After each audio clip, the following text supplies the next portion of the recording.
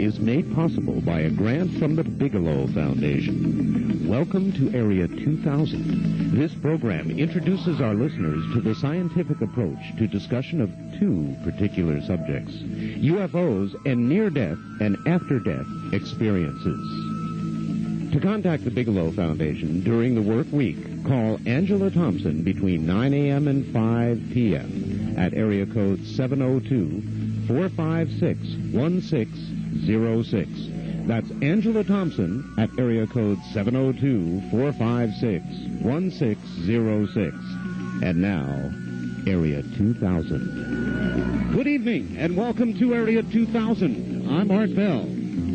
And my guest this evening, right after our report from George Knapp, is going to be Stanton Friedman, all the way from Canada, a nuclear physicist, a lecturer, and a big name in UFO circles. And we will get to Mr. Friedman in just a very few moments. First, I want to tell you Linda Howe is on her way back at this hour to Philadelphia, and so she's not going to be with us this morning. And we'll catch up with her next week. There's no way, apparently, to do it in the air, or in flight, I guess. So we'll not hear from Linda this evening. But our roving journalist, George Knapp, is here, and he'll catch us up with what happened with the lectures that went on, and the meetings that went on, what's new in the world of UFOs, and so let's do it. George, good evening. Art, good to talk to you. I'm here to tell you about the glamorous life of the UFO journalist. All right. So contrary to popular opinion, it's not just all well-aged airport hot dogs, you know. I just walked in the door minus my lost luggage. Oh, boy. After a weekend trip to Springfield, Missouri for the annual Midwest UFO Conference, which in my opinion is just about the best-run conference in this business. There's so much going on in the field of research, it's difficult to keep up with all of it. The day when UFOs merely meant elusive lights in the sky is long gone, and the phenomenon is sprouting off in several intriguing directions. Highlights from the conference include a rare appearance by Dr. Jesse Marcel Jr. Marcel's father, as you know, Art, was the military intelligence officer who discovered the wreckage of an alleged alien craft near Roswell, New Mexico in 1947.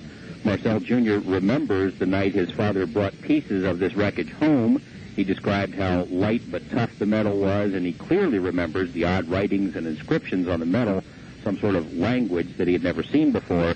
It was a very persuasive statement from an unassuming man who actually held this material in his hands, and I know that this is something your guest tonight is certainly qualified to discuss. Abduction researcher Bud Hopkins, who was a guest on this program a few weeks ago, shared some of his latest findings as well, including the case of a missing 7-month-old fetus. One day this lady is pregnant, the next day the fetus is gone, 7 months into the term. Attempts to fully document this case are underway, and Bud says he will keep us posted. I had a chance to have an extended personal conversation with Bud concerning the Linda Corteil abduction case, which occurred in New York City, has been getting a lot of attention, and which was witnessed by several people, including an important political figure. Bud's been hit with everything but the bathroom fixture by his detractors in the past couple of months, and I think the bathroom is exactly where a lot of this criticism belongs. They have been vicious, unfair, and personal attacks on him, probably, I think, because the debunkers, which Stan Friedman certainly knows intimately, realize the importance of this case. That Hopkins is confident, though, he says, when all the evidence comes out, that he will prevail. Also on the abduction topic, a panel of abductees, ably guided by the conference organizer, John Carpenter. They shared some very moving insights into their experiences. You know, it's difficult to hear these gut-wrenching stories and not be affected by them, at least on one kind of an emotional level. Some major crop formation news was unveiled this weekend. Linda Howe, who certainly sends her regrets about being unable to join us tonight, reported on some scientific tests conducted on seeds of plants found inside these crop formations in England. There are apparently clear, scientifically measurable differences in how these seeds grow in comparison with seeds found just outside the formations. They grow slower, at least that's my understanding, and they exhibit several genetic changes. We also know that significant changes in the soil have been measured there, as if the soil had been bombarded by high-energy physics, some sort of particles. That kind of evidence sort of rules out hoaxsters. Premier crop researcher Colin Andrews also had some bad news for people who think the formations are all hoaxes. Andrew says that recent formations turned up on land owned by both Prince Charles and the British Prime Minister. Because of the people that they are, their land is patrolled and is even monitored by security cameras. However, no one saw anything about the formation of these crop circles. If it is hoaxsters, they're awfully clever and awfully brave to go on land that is patrolled and is fairly secure. Andrews also reported on a first-ever type crop formation in England, a Star of David appeared in a field on the same day that Israel and the PLO signed their historic peace agreement. It's a weird coincidence. It gets really far out there, but then you have to ask yourself, could someone be trying to tell us something? I don't know. Wow. That's my comment. Wow. George, can I take you back 1 second? You were talking about New Mexico and the crash in New Mexico and the pieces. George, is there anybody who claims to have, or do you have any knowledge that anybody still has any of these pieces? Not to my knowledge. You really should put that question to Stan, because I got a feeling from my conversations with him that he may be online to try to find some people who may have picked this stuff up. Of course, the military came in and tried to scoop up all of the material, according to the witness reports.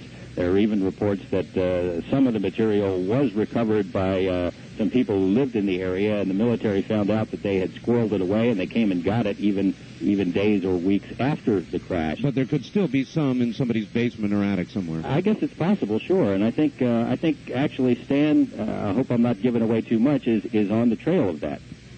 I certainly will ask. Thank you for that tip. Back to the conference, between 500 and 600 people attended this event, and they certainly went away with plenty to think about. Most surprising to me of all was that the media response. On the first day of this conference, the Springfield newspaper had a front-page story about it, and some of its speakers. All 3 local TV stations ran stories on it. Fox TV out of L.A. was also there taping interviews. They were even interested in talking to your roving reporter here. No jokes about saucer nuts or Elvis sightings or Bigfoot or any of that sort of thing, just straight stories about the material that was being presented.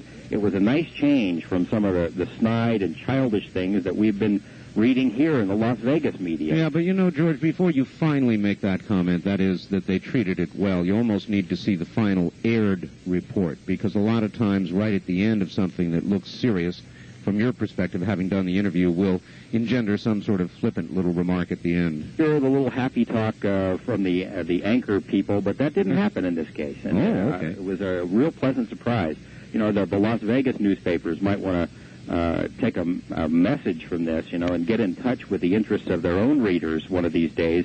This Las Vegas Library lecture series that your guest tonight is coming out here for, it's sold out in a couple of days. Linda Howe is also coming to town. There's a great deal of interest in this topic. People take it seriously on some sort of an innate sense, and you would think that the media would pay attention to what their readers and listeners are saying to them. Southwest Missouri was not only the site for this conference, it's also something of a UFO hotbed. Since the beginning of this year, there have been 70 UFO sightings reported in that area around Springfield, including 17 disc shapes. 27 of those incidents involved multiple witnesses. Abduction reports in the area have virtually exploded, and there have been a few dozen reported cattle mutilations as well. It's almost like you can say the gang's all here. I put the question to John Carpenter, why such activity is so prevalent there. He admits a lot of it has to do with awareness. In other words, when the public becomes educated to look for such things, and as he and his team have done, they find them. And in that sense, it may be that there's a lot more of this sort of activity in the hometowns of our listeners all over the West here, just waiting to be uncovered. We add this caveat, of course, just because someone sees lights in the sky doesn't mean it's an alien spaceship. 90% of all sightings are misidentifications, and just about anyone would agree with that. And just because someone says they've been abducted doesn't make it so, and not every cow that's killed is killed by someone from Alpha Centauri or the ninth dimension. People interested in these types of phenomena certainly need to keep an open mind, tempered, though, with a healthy dose of skepticism. Right. And by skepticism, I don't mean the distorted version of the word, which has come to mean basically it can't be true, therefore it isn't, no matter what evidence you have. One final comment, Art, regarding your guest last week, Dr. Michael Swords. We were certainly glad to have a man with his credentials on the show, but I can't let some of this just pass without comment. As you noted several times in last week's program, Dr. Swords is not really a researcher. He reviews the work of other researchers. Right. he said two things which directly affect the work that I've been doing, which I take strong exception to. Number one, he said, we've heard nothing out of Russia about UFOs except rumors about what their government knows, and that simply is not true. As we have mentioned before briefly on this program, we were in Russia a few months ago. We obtained several hundred pages of official government and military documents. We interviewed government, military, and scientific people who have a great deal of inside information about what Russia knew about UFOs and knows about UFOs. Solid information, not rumors. They take it very seriously, and they say we take it seriously too. Second thing is, Dr. Sword says there isn't much to this Area 51 stuff. It's all conventional aircraft, although it may be top-secret U.S. planes that people have been seeing. Right. I think that may be true now, but I think there is a lot of testimony and other evidence to suggest that this was not always the case. And we're not merely talking about the Bob Lazar testimony. There's a lot of people who have given testimony about what they've seen out there. And while it may be planes or flares or whatever now, I'm not sure that was always the case. To my knowledge, though, in the 4 years I've been working on this story, Dr. Swords has never spoken to any of the witnesses or investigators. He's never been to Area 51. He has done no investigation whatsoever. And I think it's certainly okay to have an opinion on this or anything else. But if you're going to make the kind of definitive statement that he made last week, I think the audience deserves to know whether you know what you're talking about. It was still an interesting program. I hope you invite Dr. Swords back again sometime. Your guest tonight is a really interesting man. He and I, as you may have guessed, Art, have had some very distinct disagreements about a lot of issues, but it's generally been kind of a healthy disagreement, which is the way it should be, as long as both sides are doing some honest research. Well, give me a couple of healthy directions to look then, George. Where, if I might, where are your disagreements? Lazar, basically. Lazar? Stan has had significant doubts about Lazar all the way along. He has done, I think, in fairness to him, he has done a lot more research than just about any of the other people who have who've been down on Lazar and the Area 51 story. In fact, I'm certain that he's done more. A lot of people have taken shots at this area, but have based it on nothing more than gut hunches or scuttlebutt or whatever. Stan has actually tried to do some work. We still have disagreements about the nature of his research and his findings, but as I said, I think that's really a fairly healthy thing for this kind of a field. He knows a lot about UFOs, as much as anyone in the world, I think. No one has worked harder to add credibility to the field. I look forward to hearing him tonight, and I look forward to hearing him here in Las Vegas. Good enough, George. I really appreciate it. Okay. And filling in a little bit on the other side for Linda as well, in a way. He'll be back. All right. We'll see you next week, George. Thanks. Take care. That's George Knapp, our roving reporter who just managed to rove back barely in time from the Midwest to get on the show this morning. Linda did not. She's in the air, and she'll be with us next week. And now, from Fredericton, New Brunswick, Canada, all the way to Canada, we're going to speak with Stanton T. Friedman. He is a nuclear physicist and lecturer. He received an MS degree in physics from the University of Chicago in 1956 and has had 3 distinct careers since then. For 14 years, he worked on the development of a wide variety of classified, advanced nuclear and space systems for such companies as General Electric, Westinghouse, General Motors. From 1970 to 1982, he lectured about and researched UFOs full-time. Since 1982, he has combined lecturing, industrial consulting, and various research and communications activities. Overall, he's spoken at more than 600 colleges and to many dozens of professional groups in all 50 states, 9 Canadian provinces, Germany, Finland, and England. He's appeared on hundreds of radio and TV shows across North America, to include Nightline, Sorry Josie Raphael, Unsolved Mysteries, A Closer Look, UFO Report, Sightings, Ron Reagan Jr., Canada AM, and many more. He's published more than 60 articles about UFOs and co-authored the August 1992 book, Crash at Corona, now in its 3rd printing. Here is Stanton Friedman. Mr. Friedman, good evening. It's a pleasure to be on. It's a pleasure to have you, and we do have a remarkably good connection for this great distance. Our time zones, yes. Yeah, as a matter of fact, it's a better connection than I've had with some people a time zone or 2 away, so I'm thankful. Mr. Friedman, I'm going to start out right where we left off with George. Of course, as you know, the place in which we're broadcasting is very much adjacent to yourself, Area 51, and there was a big deal with Bob Lazar. I'm sure you well know the story.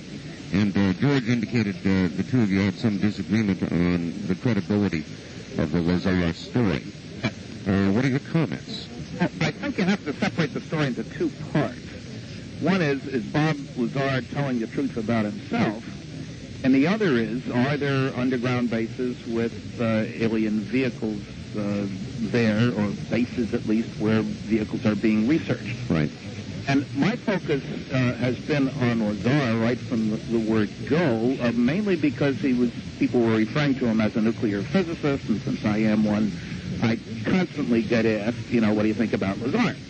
Now, I don't like to express an opinion until I have done some research, and as I had told George back 4 years ago in 1989, when I first found out about Lazar and had agreed to meet with him, although he didn't show up when I came to Las Vegas for a mutual UFO network symposium in the summer of '89.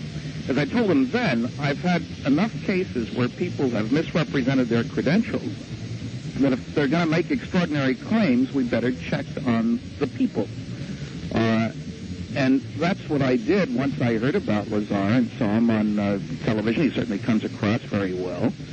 He does, and he seems, I am not a nuclear physicist, but to the layman he seems very conversant with physics.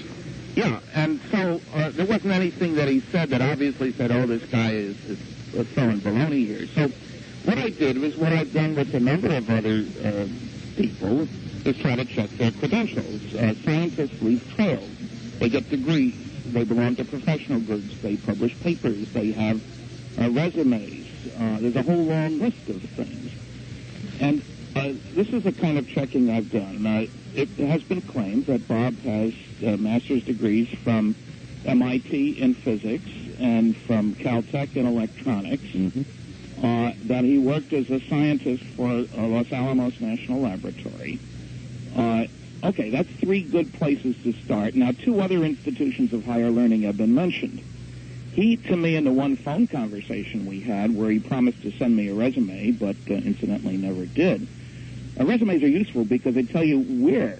Who did he work for? You can check that way. What groups does he belong to? All that thing. Anyway, he mentioned California State University, Northridge, where, ironically, I will be speaking a few days after I'm in Vegas, and also Pierce Junior College, which is a junior college out in the San Fernando Valley, just northwest of Los Angeles. Mm-hmm. And so I checked both the alumni and the registrar's office, people who keep track of your college records. Now, the alumni office would only matter if you got a degree, otherwise you're not an alumnus. But the registrar's office keeps track of everybody who ever went there at any time for any length of time. Neither one ever heard of him. Caltech, they never heard of him. In both schools, incidentally, I asked them, I said, well, do you get calls about people claiming to have attended and who never did? They said at least once a week. That's not an uncommon phenomenon. Well, the aspect of this, though, that I'd like to bring up now is that he claims that all of his records of this sort, the ones you're mentioning, somehow have been erased, along with most of the records of his work at some of the facilities he claims he was at. There's no question that the government can refuse to speak about what you did when you worked for them. But people have actually checked yearbooks from these institutions. And incidentally, I did find a record for him, but not at either one of those places or at Cal State Northridge. I found that he had indeed taken courses at Pierce Junior College. Now, the chance of winding up at MIT starting at Pierce are essentially nil, but I've gone a step farther than that. I've checked with the high school that he attended. He took one science course, chemistry. He ranked in the bottom third of his high school class. Again, you don't go to MIT with that background. When he was up at the Alien, I don't know how Las Vegans pronounce that. No, you did just right. The little alien, I think they call it. Okay. When he was up there, two significant things, and I've got a tape of his presentation, or really he was responding to questions. When he was asked what year he got his degree, he hesitated and said, well, 1982, I think. Well, nobody who's gotten a master's degree from MIT is going to hesitate about what year he got it in. Second, somebody asked him, and this is the kind of questions that I've asked of his supporters there in Vegas, not only for a resume, but I'm more than 20 years older than Bob, and I can tell you who a lot of my professors were and what my textbooks were and their classmates. He gave the name of a professor of physics from Caltech who he was sure would remember him. Well, I tracked down that professor. He never taught at Caltech. He did teach at Pierce, and Bob apparently took some courses under him. But at the same time, when he was supposedly at MIT. Now, so there's no evidence that he went to any of those places except Pierce. Now, beyond that, I checked with Los Alamos. I talked to the personnel office. I gave them two names. One, I knew of a guy who worked there. I had professional dealings with Los Alamos on the nuclear rocket program. And they found my guy. They couldn't find Bob. But as I think George would agree, the phone book listing, which is put forth as proving that he worked there, it does just the reverse. It proves he works for Kirk Mayer, which is a consulting outfit. It's sort of a job shop outfit. You work for them and you get seconded, as we say here in Canada, to the lab. It says K/M next to his name. We found two people in Los Alamos who say that he was a technician out there, and I can buy that. The newspaper article about him in the jet car, and I don't doubt that he drove a jet car. I've talked to people who verified that as well as the newspaper article. But the newspaper article said he worked out at the Clinton D. Anderson, and it's probably a longer name than this, Mason Research Facility. It's slightly different from that. I checked out there. They didn't remember him, but that's not too surprising. It's a user facility. At least for often 1,000 people a year go through there. Groups from all over the world come to use their rather special accelerator. You set up equipment, and eventually you get time on the machine. That would certainly put your name in the phone book if you were there long enough. So he doesn't belong to any professional groups, as far as we can tell, and I've checked the American Physical Society, the American Nuclear Society, and the American Association for the Advancement of Science, and there were a couple of others. But anyway, so there's no evidence at all from anybody that Bob ever attended MIT or Caltech or Cal State Northridge. The government wiping out his records, well, again, they don't go running and pick up all the yearbooks. Where are his copies of his diplomas? Where is a resume? There's just no indication that he is a scientist. What I find intriguing, Mr. Friedman, is that you, as an obviously very thorough researcher, you just documented that, and George Knapp, also a very thorough researcher, both come to separate conclusions on this. It's quite remarkable. Well, the kicker here is that it's like I'm more accustomed, I guess, to dealing with people who misrepresent themselves than George is to some extent, because I go back a dozen years at finding fraudulent people whose claims included some truth. There was a guy who claimed to be an aerospace engineer and suddenly shows up with a degree in physics. And I checked his employer. I checked the school that he supposedly got it from. And make a long story short, I found that he wasn't telling the truth. But you at least have to hold out the possibility, I suppose, that his claim would be accurate and somehow was erased, virtually erased. I don't see how they could erase him outside of the government enclave. That they would lie, that governments can keep secrets about what he might have done for them anywhere at any time, sure. Do you hold out, Mr. Friedman, that the government is covering up the UFO reality? Well, you see, there's no question about that. And in every lecture, and the one that I'll give there in Vegas on, October the 2nd at the West Charleston branch of the library, and I gather the tickets are all gone. All gone, long gone. Yeah, I will prove that there's a Cosmic Watergate. There's no, you see... All right, hold the Cosmic Watergate thought. We've got to take a quick station identification. We'll be right back. Stanton Friedman, my guest from Canada. We'll get back to it in just a moment.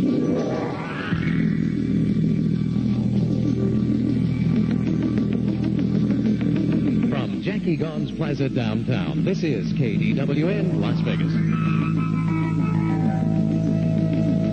Good evening from Las Vegas. I'm Art Bell. This is Area 2000. My guest is Stanton T. Friedman, author, lecturer, nuclear physicist, here all the way from, actually it's Fredericton, New Brunswick, Canada. And so now back to him. Mr. Friedman, you still there? I'm still here. Good. So you'll be here in Las Vegas lecturing then? Yes, that's at the beginning of a tour that's going to last 5 weeks, 16 talks. I hope I'm up to it. I'm not as young as I used to be for this sort of thing. Lots of colleges, management clubs, even 2 planetarium lectures, and a library conference or 2.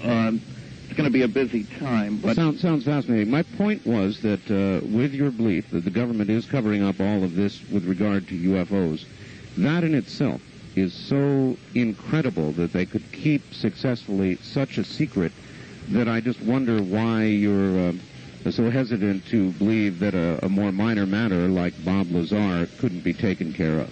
Well, the kicker is, again, I have nothing I've said means that there aren't any saucers being held at Area 51. That's not what I'm saying. What I'm saying is if Bob isn't telling the truth about himself, and you know, he's a very convincing kind of guy. He is, Comes yes. across well, but let's face it, he went into a major bankruptcy, like $300,000 that other people loaned him. That's how convincing he is. Yeah, but that too... That was back in 1986, I guess, and he talked a lot of people out of a lot of money. Every con man is sincere, comes across well. That's the stock in trade. That isn't enough. Right, but that the fact that you had a bankruptcy doesn't necessarily mean that it was through some sort of, or that it was a result of some sort of con or anything else. Let's talk a little bit about the Cosmic Watergate. What is that, first of all? So it's a neat phrase. Shows you how old I am. I actually remember Watergate. I've been to 15 different archives, various presidential libraries and the National Archives and the Library of Congress and a lot of other places where government documents are stored. I worked on classified programs for 14 years. I visited many facilities other than the ones at which I directly was employed. And so I have a pretty good handle. I wrote a lot of classified reports, as a matter of fact, on nuclear airplanes and nuclear rockets and nuclear power plants for space, and even did some looking at Soviet capabilities on what might be called intelligence work. I've got a pretty good handle on how security works. I had to help keep secrets. What I do in my lectures is prove that there is a cover-up by going through this little routine. A group of us called Citizens Against UFO Secrecy went after the CIA for their UFO information back in the late 70s. Mm-hmm. They said they didn't have any. You do too. We do not. We went to court eventually when they denied having any, and the judge asked them to do a search. And they came back with 900 pages of UFO materials. Now, it was clearly only the tip of the iceberg, and they have a long history of throw you a bone and hope you'll go away. The mind control work, for example, first release was 400 pages. John Marks, the lawyer who went after that stuff, wound up with 40,000 pages. The first release was 1% of what he eventually got. Anyway, in the 900 pages, there was nothing above secret. Now, I've seen loads of formerly top-secret material at almost all the archives, so that alone makes one suspicious. There were internal references to another 200 documents. They weren't there, which certainly makes one suspicious. But of most interest was the fact that they gave us a list of 57 UFO documents originating with other agencies and therefore releasable only by those other agencies. Mm-hmm. Army, Navy, Air Force, Defense Intelligence Agency, Department of State.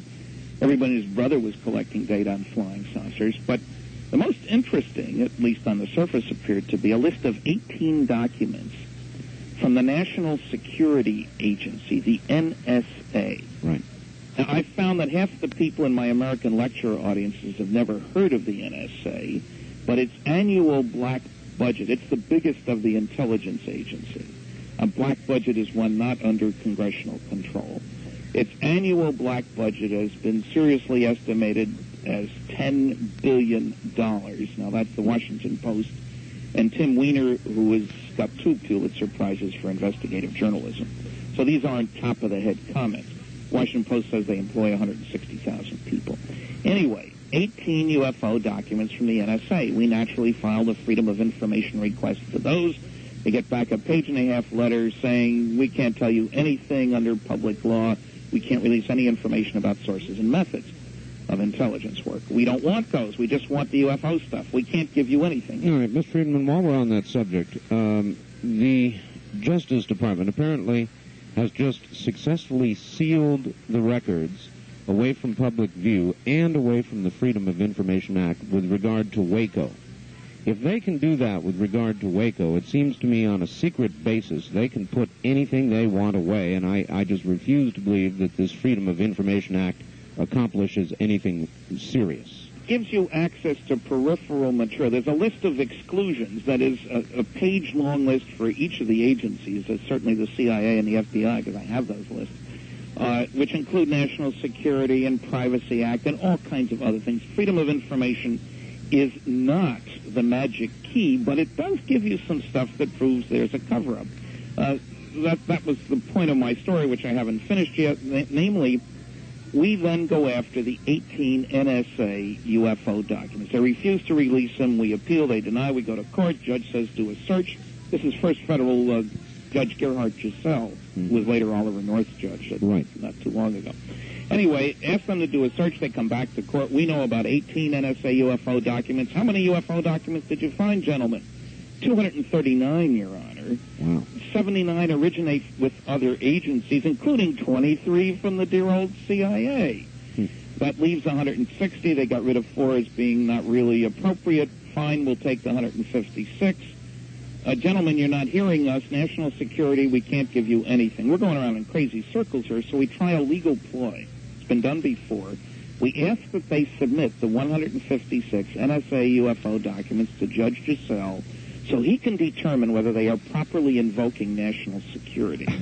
He absolutely refused to show any, not one, of those 156 NSA UFO documents to Judge Giselle. But they do provide him with a 21-page top-secret plus affidavit in chambers, in camera, as they say. Our lawyer doesn't get to see this document, justifying the withholding of the 156 NSA UFO documents. Wow. The judge was so impressed that he found in their favor they should not release the documents, saying that the public interest in disclosure is far outweighed by the potential danger to the security of the United States. That is incredible. Should this information be released? Now, did he put that on, did he put that on paper? Oh, yes. He not only put it on paper, but we even went a step farther. We appealed to the Federal Court of Appeals. 3-judge tribunal normally takes 2 months.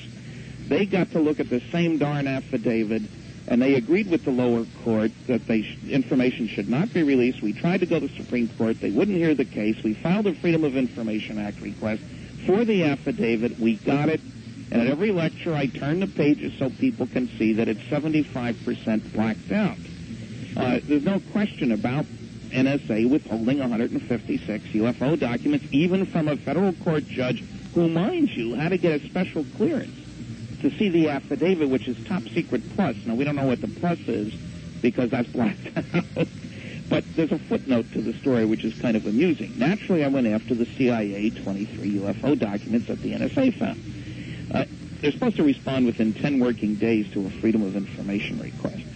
It took them 35 months to respond. I think that means they work 15 minutes a day or something. But anyway, they agreed to release the first 9. Which got me very excited until I looked at them. They were press abstracts, believe it or not, of Eastern European newspaper articles about flying saucers, which the Russians had the day they were published. Their own 14 documents on this small group that the NSA found, they refused to release. They tried to discourage me from appealing. I appealed anyway. 2 years later, total of 5 years, they agreed to release tiny portions of 3 of the 14 documents. On a couple of those pages, you can read 8 words. The security markings are blacked out. Exciting words like doc reference, date, USSR. That's it. And there are some pages, it's kind of funny, these guys got a sense of humor. It says deny in toto. They couldn't even find 8 words to release. So anybody who says that there are no agencies of the United States government withholding any information about flying saucers as noisy negative as their craft has said many times, it's simply not telling the truth. The rest they ever, except for a classified and withholding, which is the whole point. So the Freedom of Information Act, I go through all this routine so people get a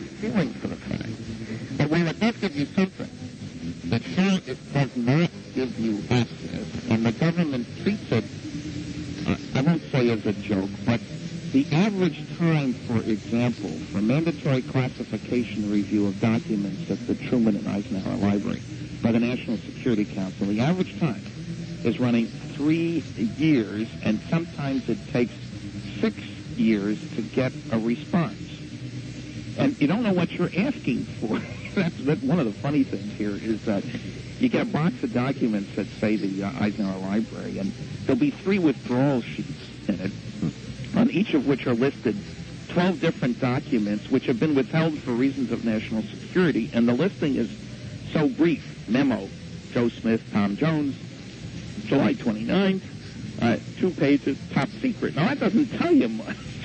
Well, it seems to me, though, you have proven something very important, and that is that there is an overriding stated national security reason enough for a judge or a couple of few judges to agree not to let this information out, and that is significant. Yeah, I think it's very significant, and I think for those people who are naive enough to think that governments can't keep secrets, that total black budget that I mentioned, and the book that I was talking about by the Pulitzer Prize-winning author is Blank Check by Tim Weiner, now working for the New York Times, I guess, in the Washington, as a Washington reporter, investigative journalist. He documents a total annual black budget of $34 billion. That's an awful lot of money every year for projects that Congress doesn't control, about half for technology and half for intelligence. The stealth fighter, for example, was developed in a black program. They built, was it 56 before they admitted the program even existed, having spent several $1 billion.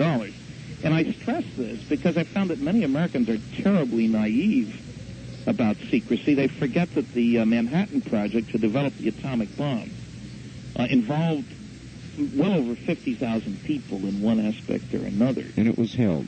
And it was held. I have talked to loads of old-timers, former military guys, and there's no question, especially from World War II era people, that secrets could be kept, that there are projects about which we will never hear. The people who tell you that there are no secrets are people who aren't familiar with how the system operates, or there's one thing that's taken advantage of, especially around Washington, ego.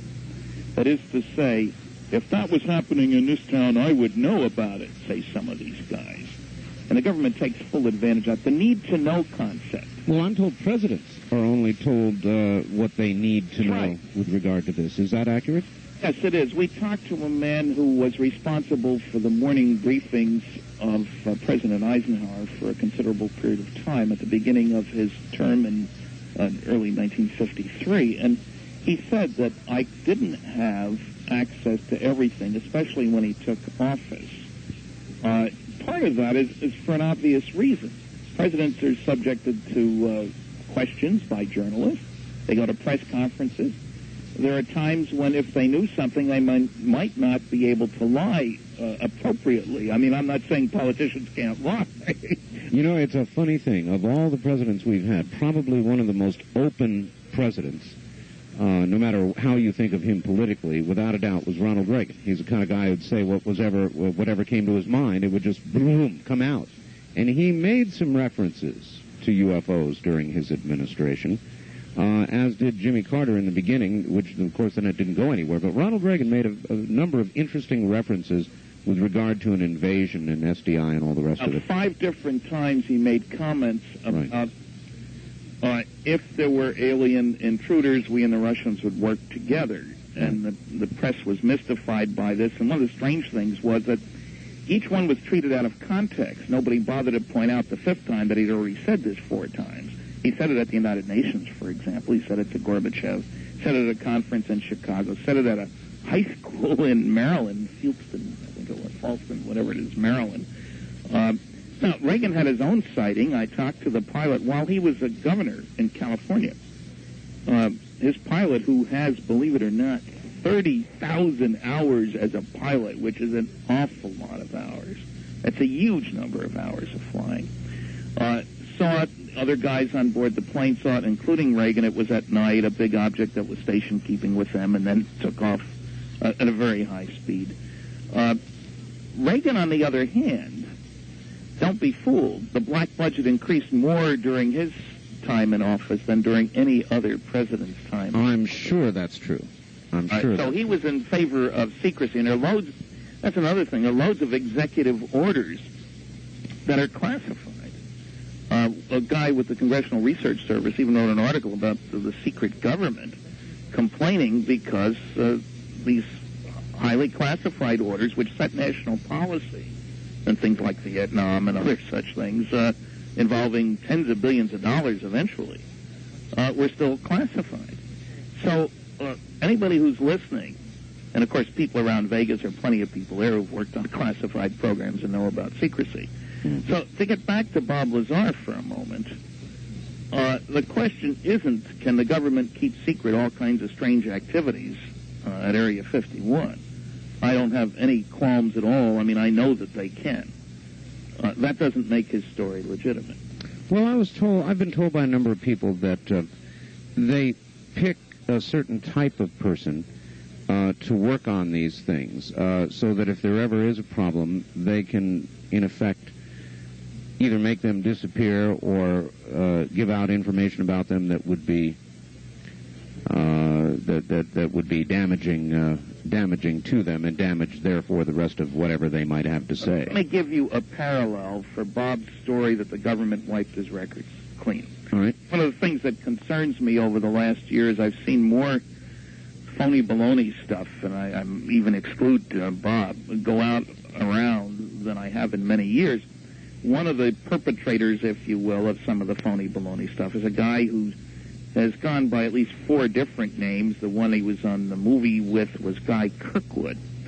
Supposedly, he's a handsome-looking, looks like a fighter pilot. He's close on to 60 now, I guess. And Guy supposedly was an Air Force captain flying jets, F-86s, chasing UFOs, taking pictures of them in the early 1950s. That was his job. And he comes across, he goes to conferences, and he's been at this since the 60s, telling this story. And he was on the Fox Network, first show of the season. George and I were both on the same show. Kirkwood was never an Air Force pilot. He admitted that in the late 60s when confronted. We got a recent letter from the Air Force. His story was total baloney. He was not a captain in the Air Force, and he wasn't a pilot in the Air Force. And he elaborated, Linda Howe was with me at the time with 8 other people, that he flew DC-8s for United, and he'd get us a copy of his DD-214 discharge paper, that is. Right. And he also would get us a copy of his Airline Pilot Association certificate. Well, okay, he couldn't provide the DD-214 because it was in a box of papers which fell off a truck when they moved. As any veteran will tell you, that's a crucial paper, and you can always get another copy. Absolutely. No. So that was a phony baloney story, but I checked a lot farther. I checked with the Airline Pilots Association.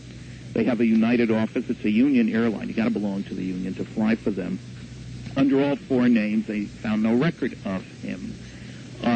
We have a tape of a show that he did in the late 60s when he was supposedly flying DC-8s for United, when he says he was only rated for single-engine aircraft. We checked his FAA license. They have different levels of medical examination if you're a commercial pilot versus just a private pilot. He didn't have the right one, where you get tested every 6 months or whatever it is instead of every year. Sure. The Air Force didn't have any people with no college background. He admitted publicly he hadn't been to college at all, who became captains. They had some warrant officer pilots. You could get by with 2 years, maybe. He said he graduated from some rather prestigious academy back east. He attended there for 3 months. And it goes on and on. But he's still taking people for rides. That is... Well, that brings up, I guess, then the whole subject of the terrible fights that are going on in the UFO. Yeah, you're right. And researchers ripping at each other and ripping at each other, and if the central goal is to flush out the real information, it seems awfully damaging. Well, I agree with you wholeheartedly, but you see, there are no qualifications to be, quote, a UFO researcher. You read 2 books, carry a briefcase, and it makes you an instant expert. That's why, at least George and my disagreement, we've had letters back and forth. I think we're both in it to find the truth. We share our information. Right. That's why I found your disagreement, again, on Bob Lazar to be so remarkable, because you're both very thorough, careful researchers. All right. Ms. Friedman, I want to ask you about the crash at Corona, briefly, if I might, because you may have heard George reference sort of a tantalizing reference to the possibility you might be on to a piece of that. What can you tell us? Well, let me back up and say I was the first to start investigating the so-called Roswell incident. My book is Crash at Corona because the town closest, and there's no place right there. People have said, well, what street do I take? Well, there's no street out in the boonies. There is a little town called Corona, like the cigar or the Toyota Corona or whatever. I started that investigation in 1978. We're always, of course, looking for pieces, for new witnesses. As a matter of fact, I got a new story today. No indication of a piece. There have been all kinds of claims made that various and sundry people do have pieces or know where they are. I am aware of one situation where there is a possibility that the guy is telling the truth. He's temporarily relocated. I know where he is, but so I haven't been unable to truly verify that, but we have made plans just in case what kind of testing would be done. And people think it's easy to determine that something is of extraterrestrial origin. That isn't necessarily true at all. I mean, my college classmate Carl Sagan, in a terrible article in Parade magazine back March 7th, talked about finding some element that doesn't occur here. Well, that's nonsense. It's how it's made. It's what its properties are that may very well be different, and our analytical skills may not be that good. So you got to plan to do a lot of different things and hope that you get lucky and find the characteristics which are outside the envelope, so to speak, of things we can make. Maybe strength at temperature, for example. Certain kinds of electrical or magnetic properties. Ms. Friedman, how likely is it that the physics of some other planet would be so different that some piece of anything that we would find would be unrecognizable in terms of the element table that we know? Well, we expect physics to be the same everywhere, but if you go back 100 years on our planet, we didn't know about radioactivity, we didn't know about the nuclear world at all, and a whole bunch of other things. We could not, if you'd given somebody, smartest people in the world, even 50 years ago, a chip from one of today's desk computers, they couldn't have analyzed what was in it. Our analytical capabilities were simply inadequate to the task. If you took a cheap Timex wristwatch back 50 years, people who used it, they'd know it was telling time and that it worked by a battery, but could they have built another one? No way. Not at that time. So the physics is going to be the same, but there will be more of it and stuff we don't know. I mean, Friedman's law, immodestly proclaimed, technological progress comes from doing things differently in an unpredictable way. The future is not an extrapolation of the past. You can know all about light bulbs. You'll never come up with a laser. It involves very different physics. Right. You didn't know. That doesn't mean that it's impossible, kind of thing. So the whole technological side. Now, one good reason for thinking that there are samples of wreckage around. When Unsolved Mysteries did their first program on crash saucers, and it's been repeated since, they had a woman on named Sappho Henderson. Her husband was a pilot based at Roswell, which was the home of the only atomic bombing group in the entire world, the 509. Something not usually mentioned by the critics, you see, that it's just a bunch of soldiers with nothing better to do. Baloney. They dropped the bombs on Hiroshima and Nagasaki and out in the Pacific. It was our front line of offense, if you will. Anyway, the guys from the 509th were handpicked, very special kind of people. And the wreckage, I started to say about Pappy Henderson, one of those people. Pappy didn't tell his wife, Sappho. He's dead when we came into the picture. That's why I'm talking about his wife.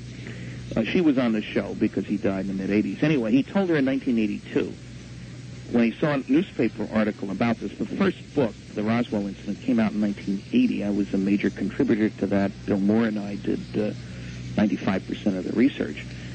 Anyway, Pappy said, after seeing this article in the paper, that he'd always wanted to tell her, but he couldn't. It was classified, but if it's in the newspaper, now we can tell her. He flew some of that wreckage to Wright Field in Ohio, and he saw the bodies. Now, I had that story. I located Sappho, because the guy who had the story wouldn't tell me where she was. 4 Unsolved Mysteries.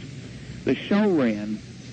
After the show ran, a friend of hers told her that a mutual friend, a dentist named Chrome Schroeder, old friend of Pappy's, not only had been told the story in the late 70s, and I talked to John, got this from him, but in 1979, and this was done on his honor as a former naval officer, never to talk about it, 1979, Pappy pulled a piece of the wreckage out of his pocket and handed it to John.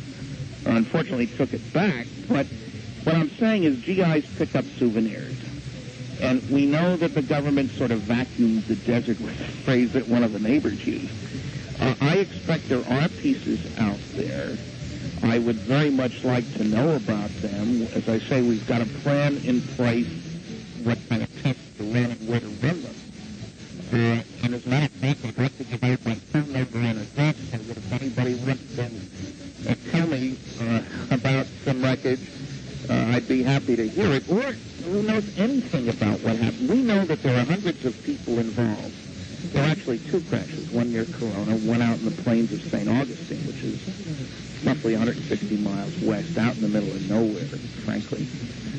If anybody wants to reach me, they can call me. And I'm not, people say, what do you give out your number for? Don't you know there are a lot of nuts out there? I don't hear from lots of nuts. I get wrong numbers occasionally, but... All right, well, at your own risk, go right ahead. It's area code 506-457-0232, and I should stress that I'm 4 hours ahead of Vegas. We're in the Atlantic time zone east of Maine, and a mailing address, and this is for 2 purposes. If you have a story for me, it's easier for Americans to write to a U.S. Post Office box. I live in Canada. I'm not hiding.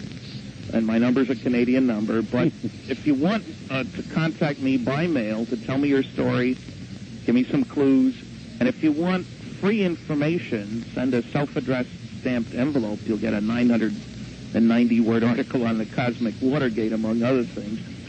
Send it to Stan Friedman, Post Office Box 958, Holton, Houlton, Maine, and that's M-E, not M-A, 04730. Self-addressed stamped envelope for free information. What was the zip code again, please? 04730. All right. But you won't find me by calling information in Holton, because I don't live in Maine. Oh, and I suppose people do that occasionally and say, look, he's hiding. Yeah, and also people have told me that they heard that the CIA chased me out of the country. I see. The FBI. All right, Stanton Friedman, stand by while we do the news here at the top of the hour, and we will come back, and perhaps you'll be willing to take some phone calls. Sure. All right, good. Stay right there. My guest is Stanton Friedman. This is Area 2000 from Las Vegas. I'm Art Bell, and there'll be more right after the 9 o'clock news.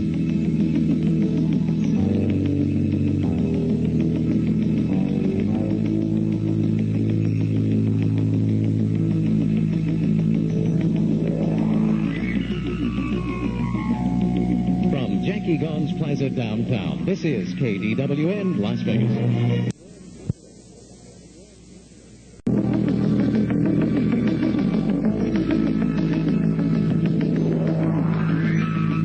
Good morning again. Good evening. Let's make it. I'm never going to get that right. This is Area 2000 from Las Vegas.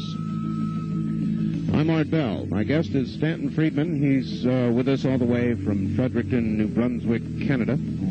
Subject UFOs, of course. And we're going to get to the telephone lines here in just a moment. If you have a question for Mr. Friedman, here are the ways to contact us. In the metropolitan area of Las Vegas, the number is 383-8255 or 8255. Toll free outside the state, 1-800-338-8255.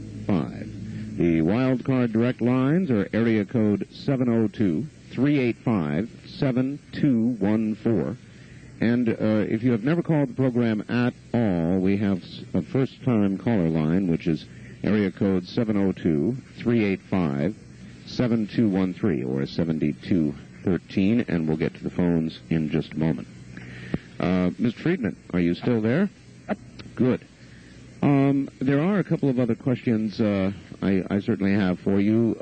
There's a lot of researchers now that are talking about the possibility of other dimensions as a source of these visits, as opposed to travel from another planet, and I wonder how you feel about those theories. Well, having worked on nuclear fusion and nuclear fission propulsion systems, and I recognize that one possible means of coming here, although I haven't the faintest idea of how to do it, is to warp space and time. Mm-hmm. It isn't necessary, though. Fusion propulsion, fusion is what goes on in the sun, is capable of getting us to the stars with a little help from some cosmic freeloading, such as we use in all our planetary probes. You know, using the gravitational field of one planet to take you over to the next one. Yeah, I don't feel you need to fall back on another dimension as the source. In other words, if somebody is coming, and I think some aliens originate, say, in a planet around either Zeta 1 or Zeta 2 reticuli, two stars in the constellation of Reticulum, we've got to go below the equator to see them. They're only 37 light years away, which is just down the street. And they're only about a 20th of a light year apart, which is like 100 times closer to each other than our star, the sun, is to the next star over. And they're a billion years older than the sun. So it's very unlikely that all of them is a star can't around. But if people are coming from there, whether they warp space and time or use a fusion or some totally unknown, which is the most likely propulsion system, it doesn't really change the fact that they're extraterrestrial origin. I think that the other dimensions is a kind of cop-out. And a lot of astronomers fall into that box or into that trap. They don't know how to get here from there. That's nothing about which they have any professional knowledge at all. So if there were such things, they'd have to go through another dimension, and I don't buy it yet. Okay. On another subject, very quickly, and then we'll get the phone lines open. The recent Mars Observer mission. Boy, there's an awful lot of rumor going on about it, and I wonder what manner of it has reached you or what you can tell us about it. Well, I got called by a Seattle radio station saying that charges had been made by Richard Hoagland and others that NASA, destroyed it to avoid showing them pictures of Mars, and I think that's hogwash.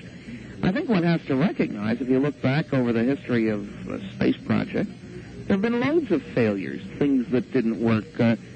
Go back to the Roswell days, loads of the 60 or so V-2 rockets that were brought over from Germany didn't work when they were fired. They fizzled. Our first attempt to put a satellite up went dead on the pad. I mean, that's putting it very kindly. So you're buying the explanation as given?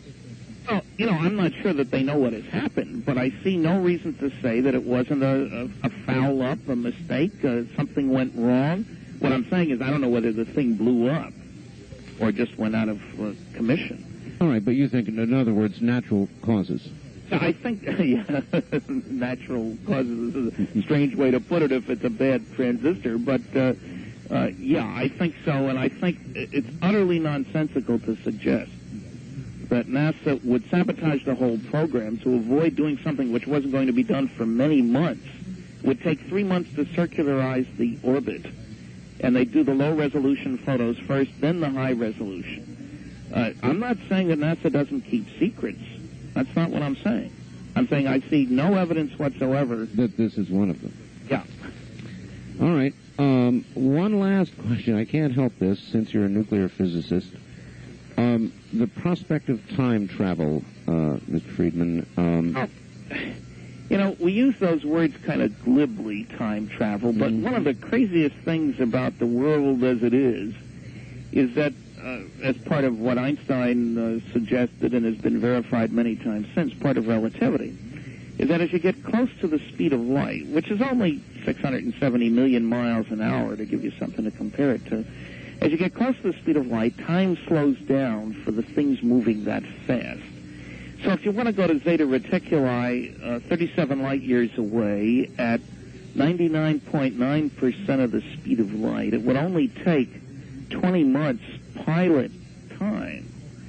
Now, if you crank up the engine and go, put her in 6th gear and go 99.99% of the speed of light, it will only take 6 months pilot time. Now, does that include acceleration and deceleration?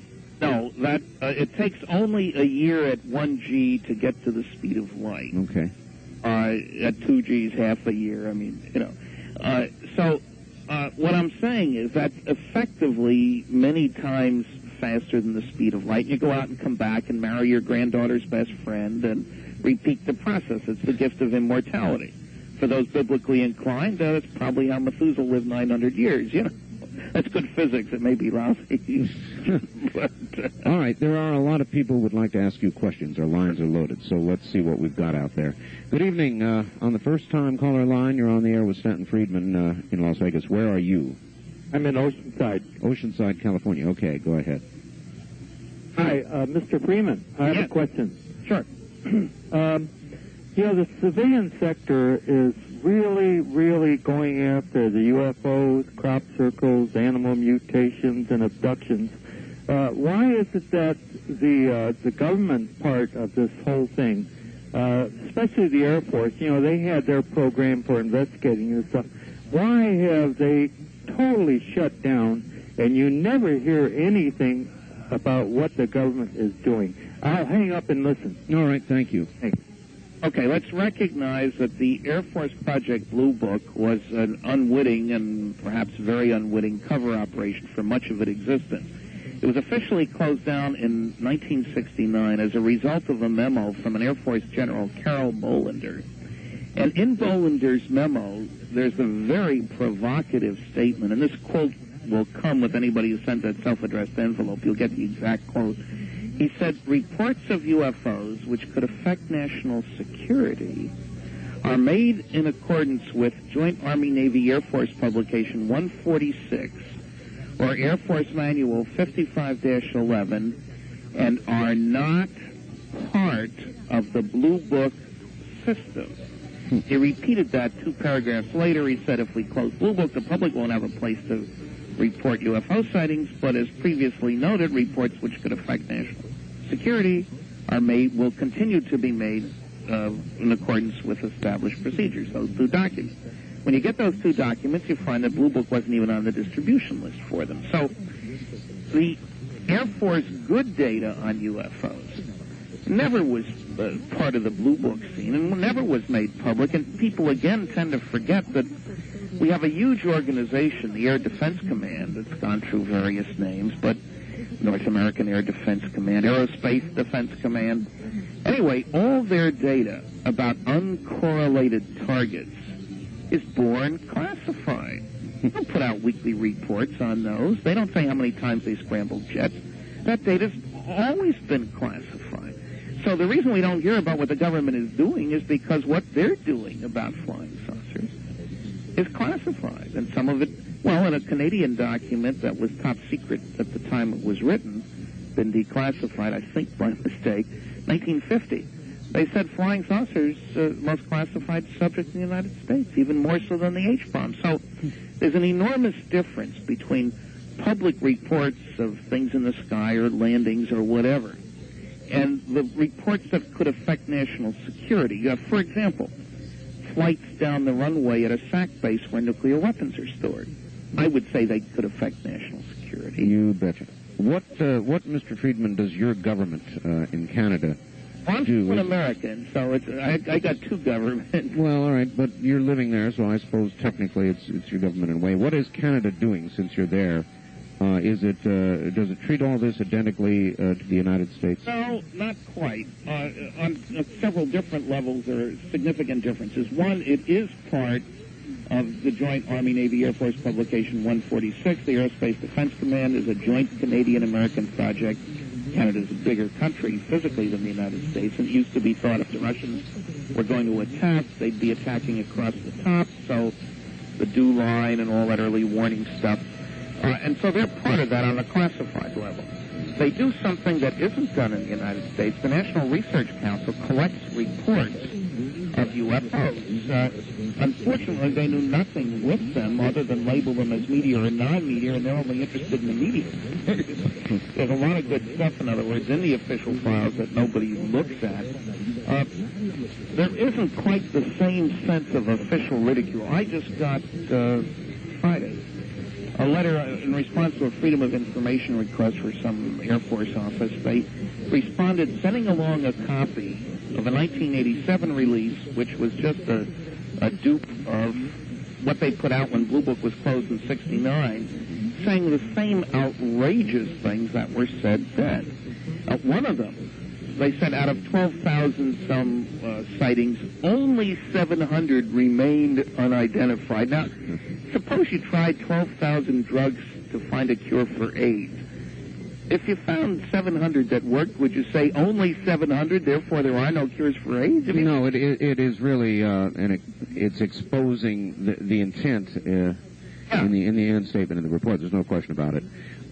Ms. Friedman, one other subject, Linda Howe, who you're very familiar with, looks very carefully at crop circles and the crop circle phenomenon as well as some other things. What do you think of this crop circle business? Any comment? It's an exciting, intriguing mystery. The question is how much of a connection there is with flying saucers. I resist putting all the mysteries in the same box and shaking them up. I don't know what's causing them. I would like to know. I think we tend to lose sight because of the beauty and majesty and frequency of the crop circle reports of the fact that there are more than 4,000 physical trace cases directly associated with flying saucers from 65 countries. These are cases where people see a saucer on or near the ground, and after it leaves, one finds the equivalent of burned circles, burned marks, swirled vegetation, etc. Nothing nearly as exotic as the crop circles. And in 24%, something over 1,000 of these cases, beings are seen. So these are really the close encounters of the second kind, not the crop circles. Mm-hmm. The crop circles are an intriguing mystery, which may indeed be produced, but I think by aliens, but they could be produced by our own intelligence services. I often think of the scenario, there are a lot of reports, and Linda has mentioned some of them, about lights, small lights circling around the crop circle formation. Yes. And I keep thinking that, gee, I'll bet the aliens sent them down to figure out, what are these idiot earthlings doing now? All right. Wildcard line 3, good evening. You're on the air with Stanton Friedman. Hello. Hello. Where are you, sir? I'm in Las Vegas. All right. I just need to turn on my radio. Turn it off, actually. Okay, it's off. All right, go ahead. My question to Mr. Friedman, has he heard of any pilots that have suffered a psychosis from testing that new technology? All right. Thank you. Okay, let's separate the question. Certainly, there are loads of pilots who have had UFO sightings. Dr. Richard Haynes, who is retired from NASA Ames Research Lab up in the San Francisco area, has collected more than 3,500 cases of pilot sightings. So there's lots of them, and some of them very good, multiple witness, long duration, electromagnetic effects, compasses swirling, the whole business. Any physical effects? Now, that's what I'm trying to think about, other than the psychological problem. I'll give you an example. A pilot told me that he had a sighting when he was flying an airplane, a helicopter rather, in Vietnam. It circled around their helicopter several times, quite spectacular, and he reported it. And then the big shot, high-ranking officer comes to him a couple days later and said, "You didn't see anything the other day, did you?" "Yes, I did. I reported. You didn't hear me." "You didn't see anything the other day, did you?" And they go back and forth, and finally he gets the picture. "You like flying?" "Yes, sir." "You didn't see anything, did you?"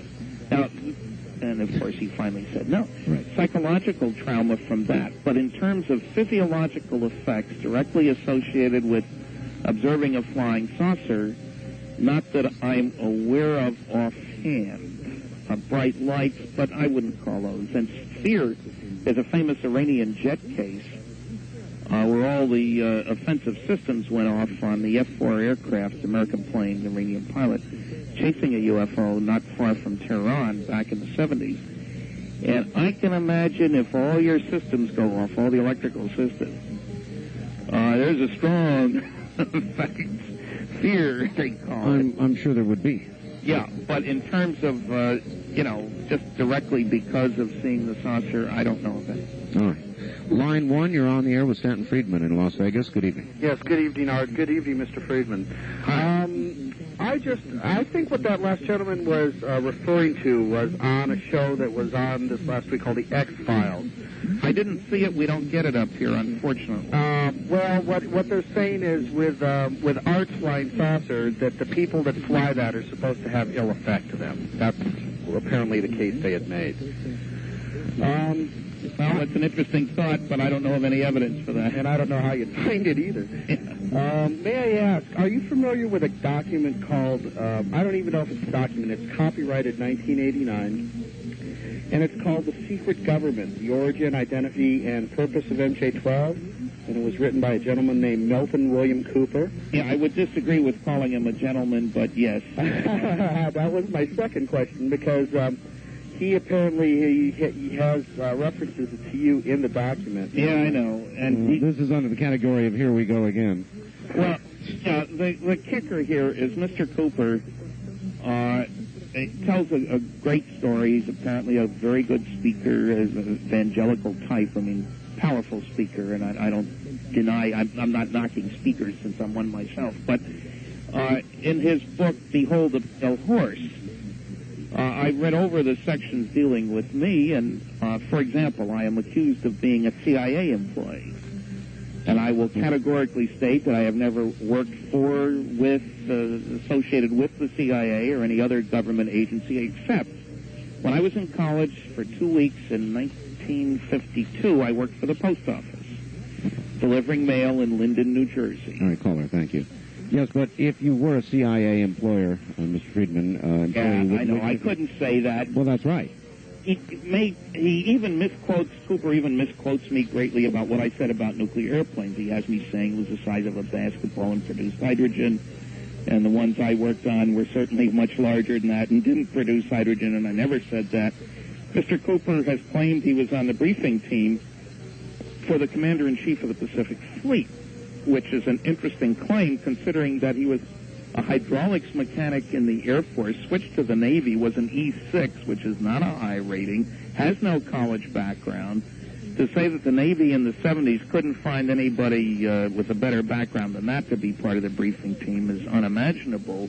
I gave him a list of names of the the think pack, or whatever it's called, commanders, except I sort of mixed them up in order, and he couldn't even pick out the name of the one who was in charge at the time he claims he was there. Mr. Friedman, if Yitzhak Rabin and Yasser Arafat can shake hands, shouldn't there come a time when all of you UFO investigators get together for the cause and try and reconcile your information and disagreement? Some kind of summit or something? Well, there ought to be some rules of the game. I agree with that. And there have been people who have disagreed. Not only George and I, but Friedman in Long Beach actually taught a course, decided an appropriate for your show, but really UFO abduction experiences were like near-death experiences or like the birth experience, really the other end of that system. And Al and I strongly disagreed about that. We never said bad words about each other. All right, while we're on the subject of George, I have him on the line, Mr. Friedman. George, you're on the line with Stan Friedman. Okay. Hi, George. George, turn your radio off. Gotcha. If you would, and go ahead. You're both on the line. Stan, some of the differences we have, Art, for the benefit of your listeners, Stan had regaled us with how much he had checked into Bob Lazar's background. What he did not tell you is that basically he had followed up research that we had already done. The fact that there were no records at MIT or Caltech or Los Alamos regarding Bob was the starting point of this mystery. I mean, I had already checked that stuff out basically when Stan got involved in it.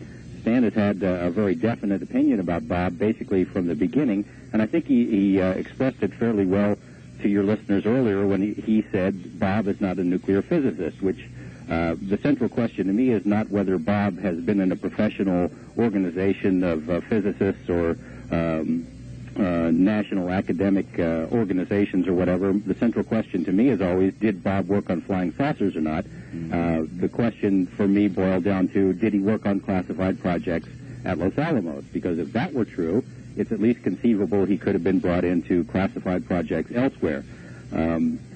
Concerning the lab, the Los Alamos National Lab, Stan, and I have it in writing from him, has said, well, Bob may have worked at the Mason facility at Los Alamos, and there are no classified projects that have ever been conducted at Mason. That is simply not true. The lab has said in writing to me that there are classified projects there.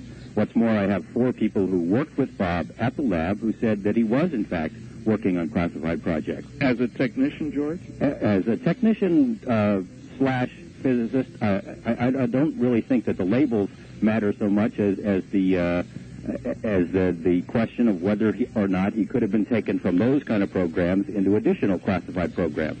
Now, if he worked there on classified projects, he had to have some sort of a security clearance. The plain and simple fact is there are no records of him having a classified security clearance anywhere. Even Stan, in writing, had said if Bob were at the lab, even working for Kirkmeyer, he would have had to have a clearance. Every government agency that I have contacted, and there have been several over the years, have denied having any records on Bob. In fact, one person that Stan has contacted himself in regard to Bob's bankruptcy, either Stan or some of the people who are working with Stan, confirmed for Stan that Bob was, in fact, working on classified projects. Now, some people showed up in Los Alamos with people that asking questions of people that Lazar knew. The questions began with this: we're looking for dirt on Bob Lazar.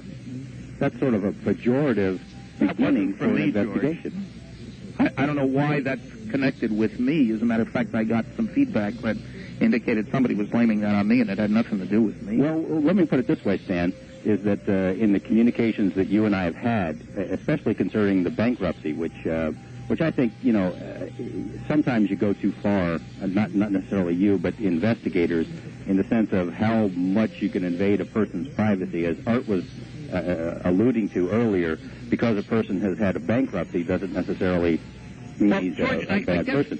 One of the people that was contacted concerning Bob's bankruptcy, one of his major creditors that were listed on the bankruptcy, was a guy who had very bad opinions about Bob and who said bad things about him. But one of the things that this same person said was, even though Bob owed him money, was that, yeah, I remember he worked on classified projects. My question is, where are Bob's records concerning that security clearance? Because the lab denies having them. All these government agencies deny having them. A second point. Let me ask something. Let me go on for just a second. Concerning his high school records, you called this high school, and I thought it was very interesting the comments that they gave to you, because if they gave them to you, they were clearly violating all kinds of privacy statutes. I called them after you did. They categorically denied giving you or anyone else the information that you have claimed to have got from them. And if they did, they broke the law. I've asked Bob to go ahead and request his high school records. Good. He has done that. All right, both of you, hold on just 1 second. We'll be right back. You're listening to Area 2000. At the moment, George Knapp and Stanton Friedman. We'll be right back.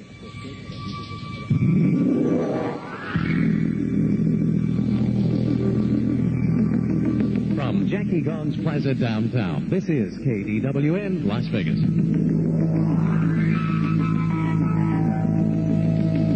Good evening, everybody. Area 2000 continuing on a Sunday evening. I'm Art Bell.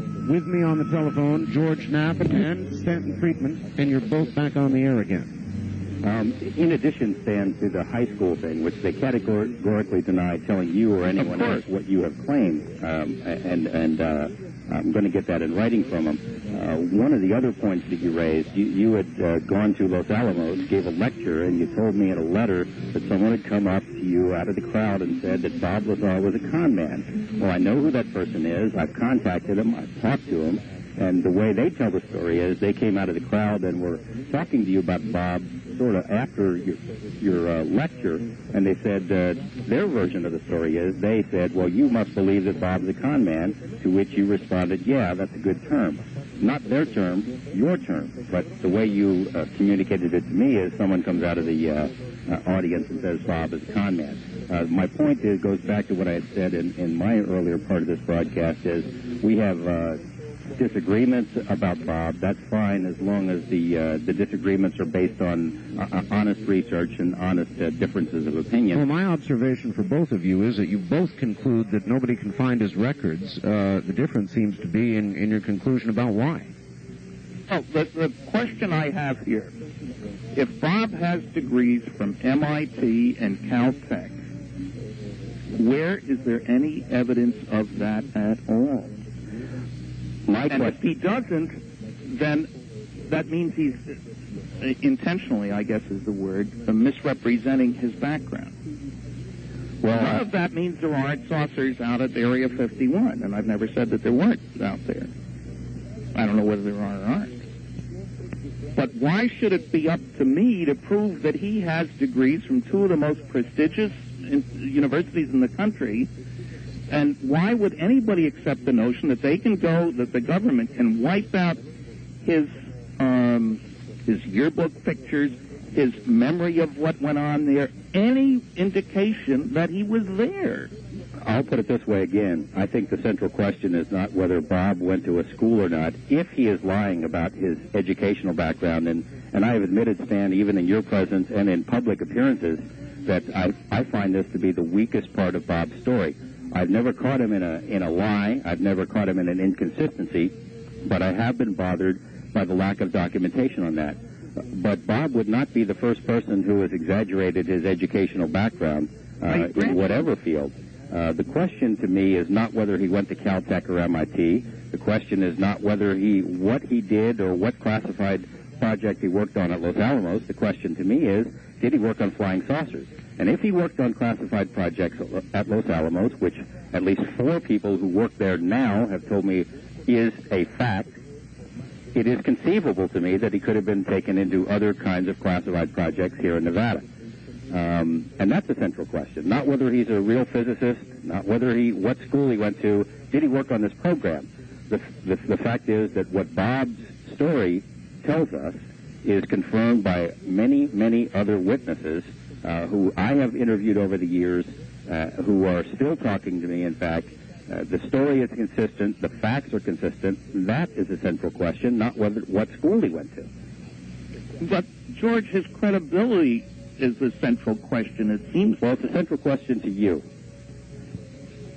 Well, it's a major part of the story simply because there have been over the years so many other people who mix truth and fiction. I know, and you should be intimately familiar with him, Stan. I will raise the name of Gerald Anderson, the primary new witness in your book, Crash at Corona, a person who you based a great deal of your book on concerning the Roswell crash, and who turns out to be basically bogus.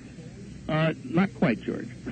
That's a long story, and I don't know whether you've seen the papers I've written about, in effect, the crash without Gerald Anderson, and it wasn't the crash at Corona. I mean, well, okay, that's the title of the book, but it's the other crash that he was concerned with. I gave you a plug there, by the way. I understood.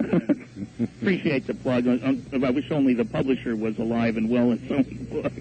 All right, well, to the both of you, I say again, wouldn't it be valuable somehow to get some of this scrapping out of the way between researchers for the sake of the whole subject? I agree, Art, as well, and Stan and I have gone around on this a little bit. We haven't talked in a little while. I think it's generally healthy. I don't think it's healthy when there is deception or not really a fair shake given in the research. Now, maybe Stan is not responsible for some of the things that I'm talking about, but I know that some of the people who are asking questions about Lazar are reporting directly to him. They've represented themselves as Bob's friends.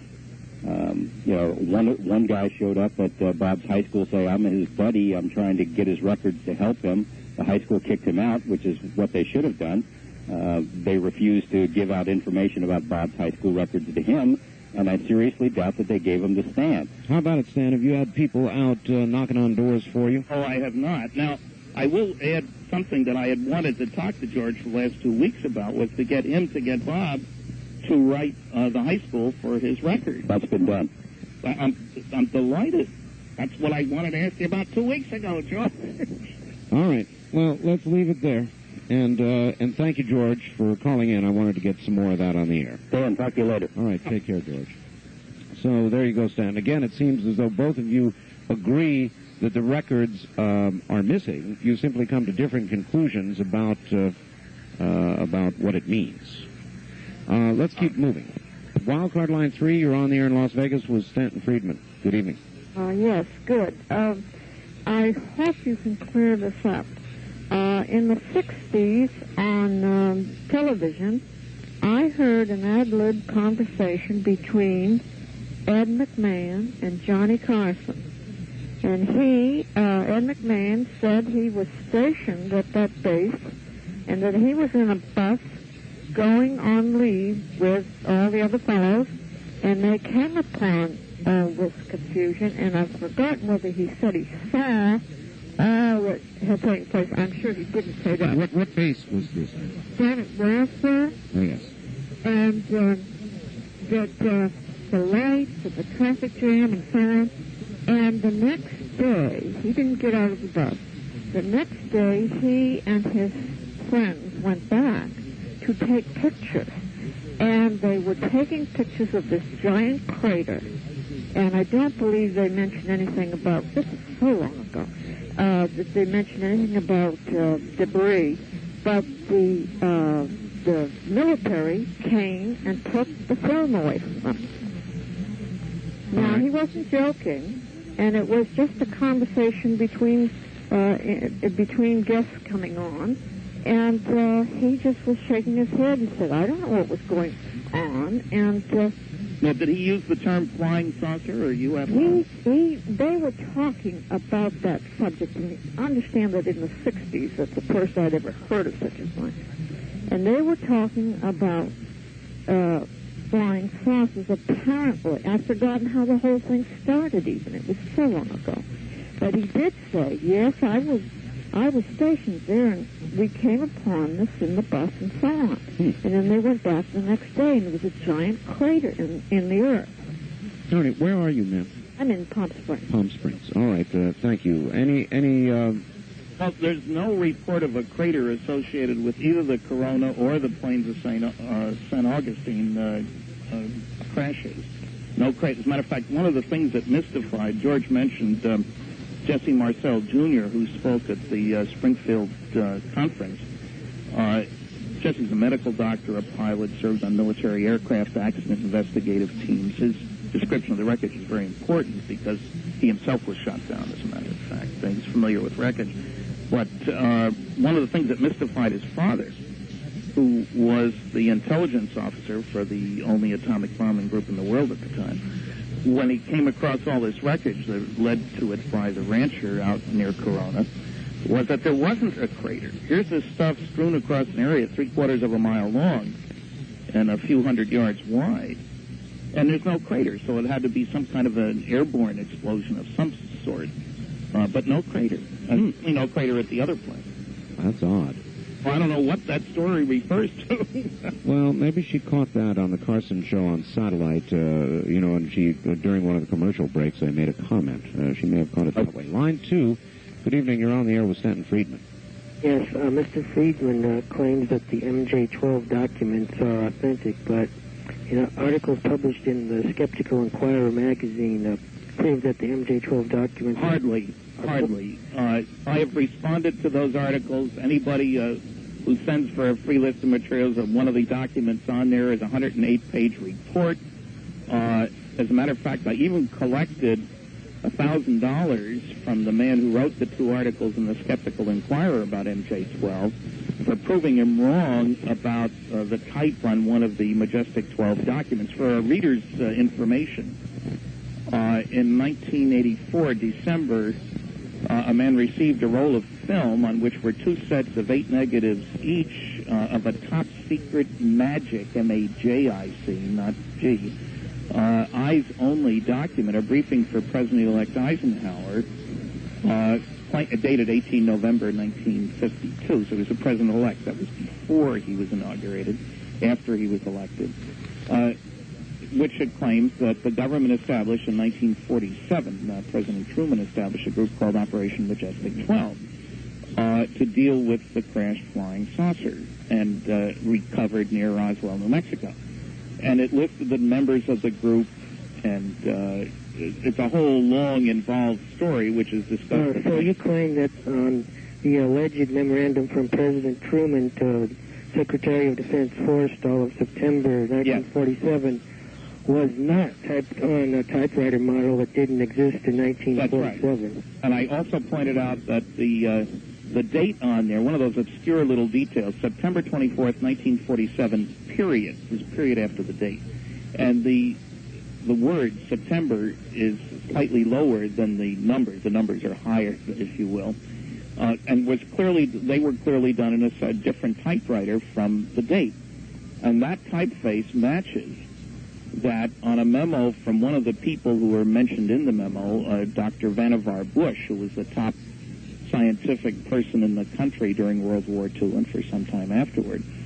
He was over the atomic bomb project, for example. Well, what about the alleged signature of Harry Truman on the 47 document that is shown to be an exact duplicate of one that's found on another one of Truman's papers, which is an impossibility because no two signatures of an individual are ever exactly the same. As a matter of fact, even that quote, which is given in the article from a book by a man named Osborne on question documents, which is listed as 1978. It was actually written before 1910 and was dealing with traced forgeries, which were a major problem before we had Xerox machines. Even the quote, 2 lines later, that book says, that you can have identical signatures. And Truman certainly wrote his name a lot. After the 48 election, which he won to some people's great surprise, he wrote thank you notes, and he wrote a letter to his sister saying that he was signing about 500 an hour. Now, nobody has established that there are no other pairs of signatures that are identical. The expert, Osborne, that you can get identical signatures, but not consecutively. So, there is no substance to those articles. They're dealt with at considerable length in several of my papers. And as I say, I got paid $1,000 for proving the skeptic wrong about the types on the third document, the Cutler-Twining memo. So it's easy to be a debunker. There are 3 basic rules. Don't bother me with the facts. My mind's made up. What the public doesn't know, I'm not going to tell them. And if you can't attack the data, attack the people. And this works extremely well in all fields. You don't need to know anything. Well, how do you explain that the dates used on the 1952 Eisenhower briefing document are written in this strange and mistaken style that William Moore used in his own correspondence? Well, the notion... We'll have to hold it there. Thank you. Go ahead and respond to that. Yeah, the date format in the briefing is indeed a little unusual. 18 November, 1952. It's the comma that bothers some people. I have found that identical format used by 2 directors of the CIA, and they're members of MJ-12, and around the same time frame. It's not that unusual a date format. All right. Let's hold it there then, Stan. We've got a first-time caller here. Where are you calling from, please? I'm calling from Berkeley. All right, well, you're on the air, and do you want an address? Is that it? Can I stay off the air? No, you're on the air, and you have no choice. If you want to ask a question, you're going to have to be on the air, or I'm going to have to disconnect. Yeah, well, I do have a couple of questions. Well, then, you're on the air. Go ahead and ask them. Hello? Yeah, go ahead, sir. You're on the air. Well, I don't know if it has anything to do with UFOs or not. You wanted an address, is the note I got. Is that correct?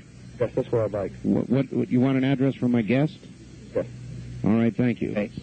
All right, go ahead, Stan. Give it out again. Okay, send a self-addressed stamped envelope for free information to Stan Friedman, Post Office Box 958, Holton, Houlton, Maine, ME 04730.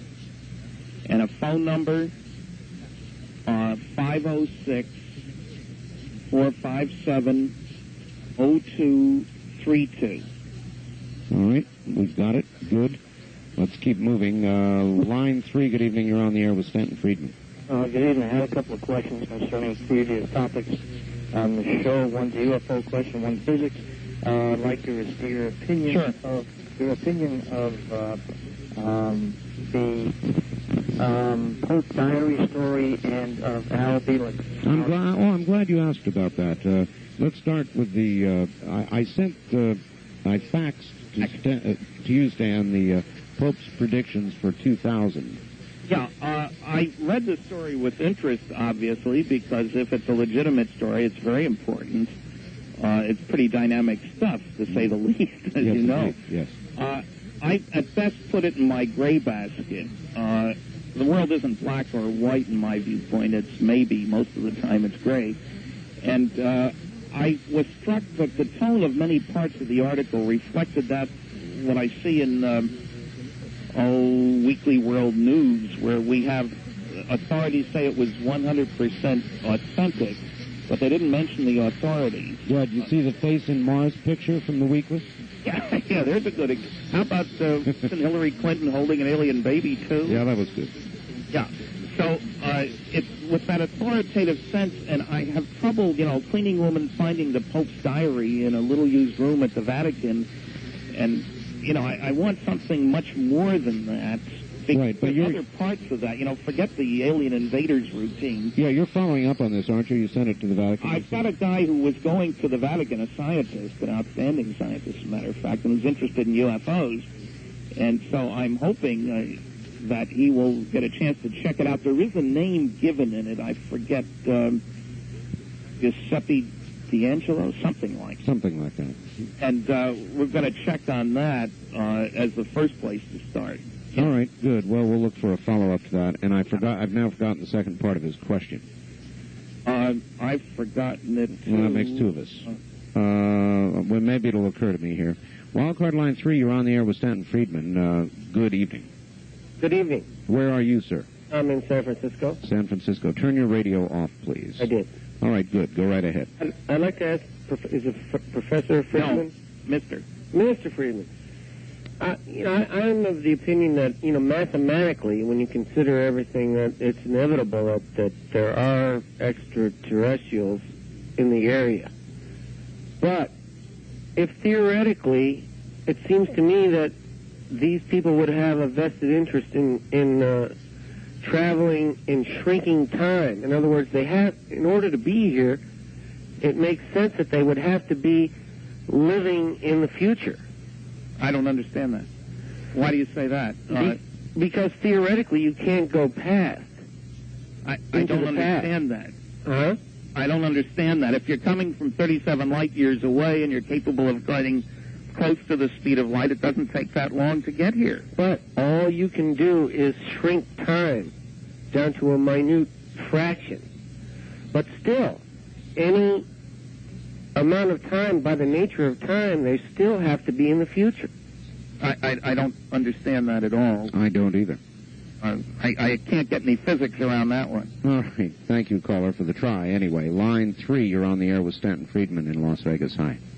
Hey, I recently, one of my friends told me really vaguely about a case called Guardian, and I was wondering if you could embellish on that some. All right, Guardian. Yeah, there's a strange situation in Ontario, Canada, where there were witnesses that came forth about a sighting, or at least a videotape came forward with all kinds of strange, what do I call it, conspirational kind of paperwork. And then a witness was found whose description of a saucer coming down visible from their farm out in a rural area matched this videotape. And the confusion is that, the tape was sent anonymously, and the guy's name used, or the person's name, I don't know if it was man or woman, was Guardian. And so Unsolved Mysteries and one of the other news magazine sort of shows showed the footage. I've talked to one of the major researchers, Dr. Bruce Maccabee, an optical physicist. And a guest on my show a couple of weeks ago. Yeah, and I consider Bruce one of the top researchers in the world, frankly, and a man of complete integrity. And he's very impressed with the footage and how difficult it would be to fake it. And I haven't heard anybody say that they were impressed with the Guardian material. So We've got this strange situation of interesting footage and lousy stories. All right, well, glad to get your comment. On the first-time caller line, you're on the air with Stanton Friedman. Good evening. Good evening. Where are you, sir? I'm calling from Palm Springs. All right, turn your radio off. Yes, I will. Just a second. Thank you. Everybody remember to do that. We have a delay system here. Right. I understand. All right. I wanted to ask him about Men in Black. Yeah. These are people who appear to those who have had UFO experiences, perhaps the day after or a few hours after. Sometimes they wear Air Force uniforms. Sometimes they simply are in black suits. And does he believe they exist, and who are they? All right. We've heard much about the Men in Black, Mr. Friedman. What do you know about them? Oh, I had a Men in Black experience. I think the notion has been way overstated by a man named John Keel, who made a big deal about Men in Black experiences. But in all my years of listening to people tell me about their sightings, and I've been interested for 35 years and lecturing for 26, so I hear a lot of stories.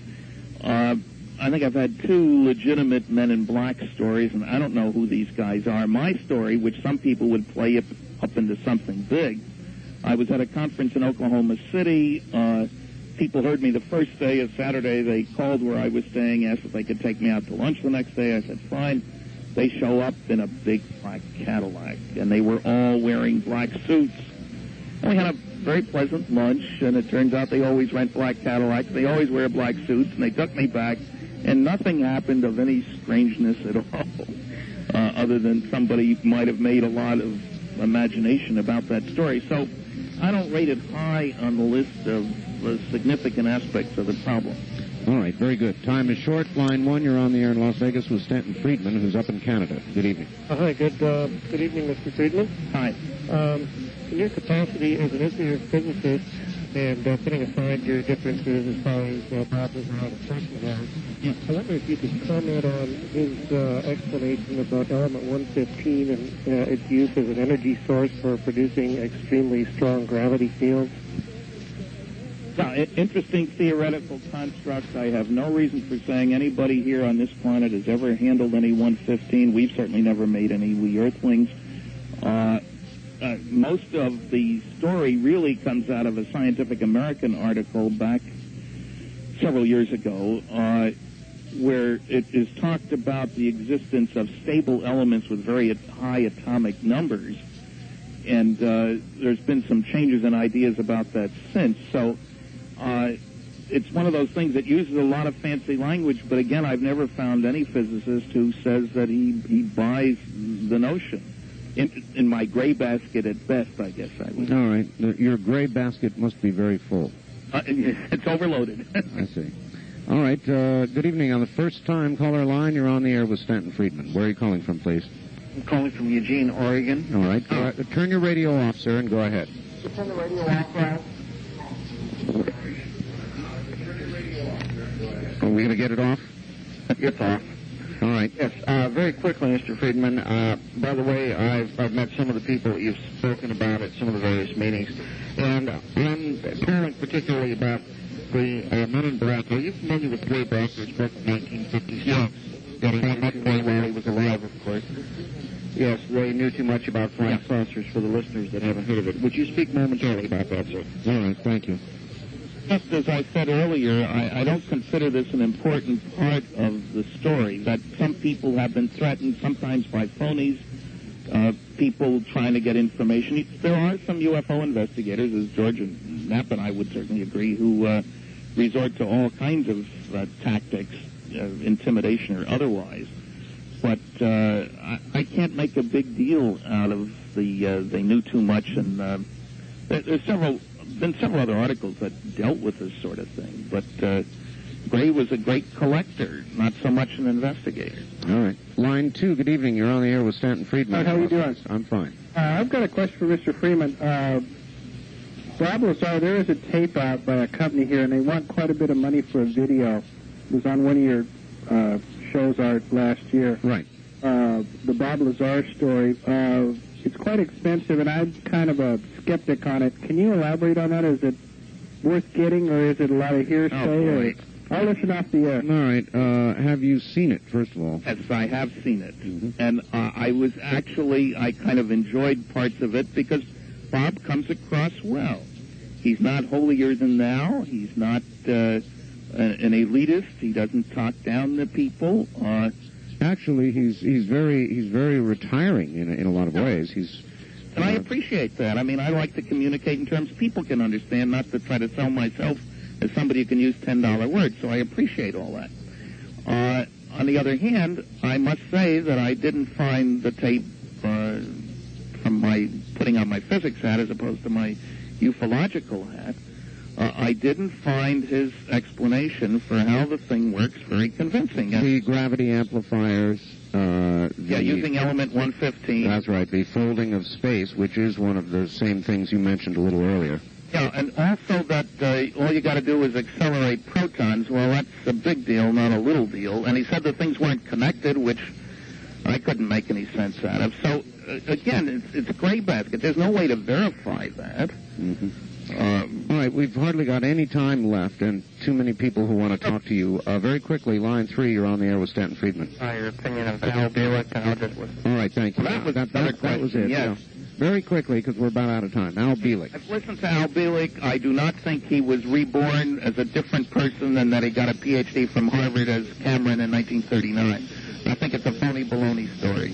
You don't buy it. Yeah, well, there's just not enough time. We could go on with this, obviously, for hours, but we can't. So I'm going to thank you as a guest, and you've been a great one. I've got to say that. It's been very controversial, and I've enjoyed it very much. My pleasure. So hopefully someday you'll come back, and we'll do it again. All right? I'm curious. Would you like the opportunity to be on the air with Bob Lazar? Sure. I agreed to meet him 4 years ago. He wasn't there. Mm-hmm. Well, maybe we can get that on. Stanton Friedman, thank you. My pleasure. Good evening, and I'm afraid, everybody, that is it. The clock is the clock. We've got to go. We'll be back once again next Sunday evening at 8 o'clock with more Area 2000. 8 to 10 o'clock right here. I'm Art Bell. Good evening. The preceding program was made possible by a grant from the Bigelow Foundation. This has been Area 2000, a program that introduces our listeners to the scientific approach for discussion of 2 particular subjects: UFOs and near-death and after-death experiences. To contact the Bigelow Foundation, please call during the week between 9 a.m. and 5 p.m., area code 702-456-1606. Ask for Angela Thompson. That's area code 702-456-1606. And be with us next Sunday evening at 8 for another edition of Area 2000.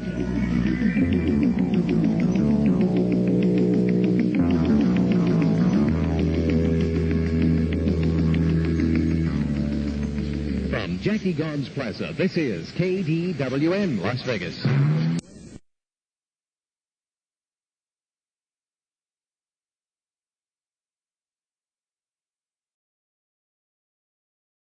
Hello. Welcome to Area 2000. This program introduces our listeners to the scientific approach to discussion of 2 particular subjects: UFOs and near-death and after-death experiences. To contact the Bigelow Foundation during the work week, call Angela Thompson between 9 a.m. and 5 p.m. at area code 702-456-1606. That's Angela Thompson at area code 702-456-1606. And now, Area 2000. Good evening, everybody. Welcome to another edition of Area 2000 from Las Vegas to the West on KDWN 720. The Talk of the West. I'm Art Bell. And it's going to be quite a program this evening. We've got, as always, George Knapp, and with the glimpses into other realities, Linda Howe in Philadelphia. And then all the way from New Jersey, I think you're going to very much enjoy Richard C. Hoagland. And so there's a lot to get to. Let us begin getting to it right away. George, good evening to you. Great to have you back again.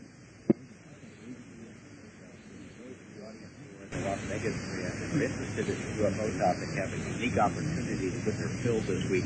About 65 minutes ago, the 1993 International UFO Congress kicked off at the Showboat Hotel here in Las Vegas.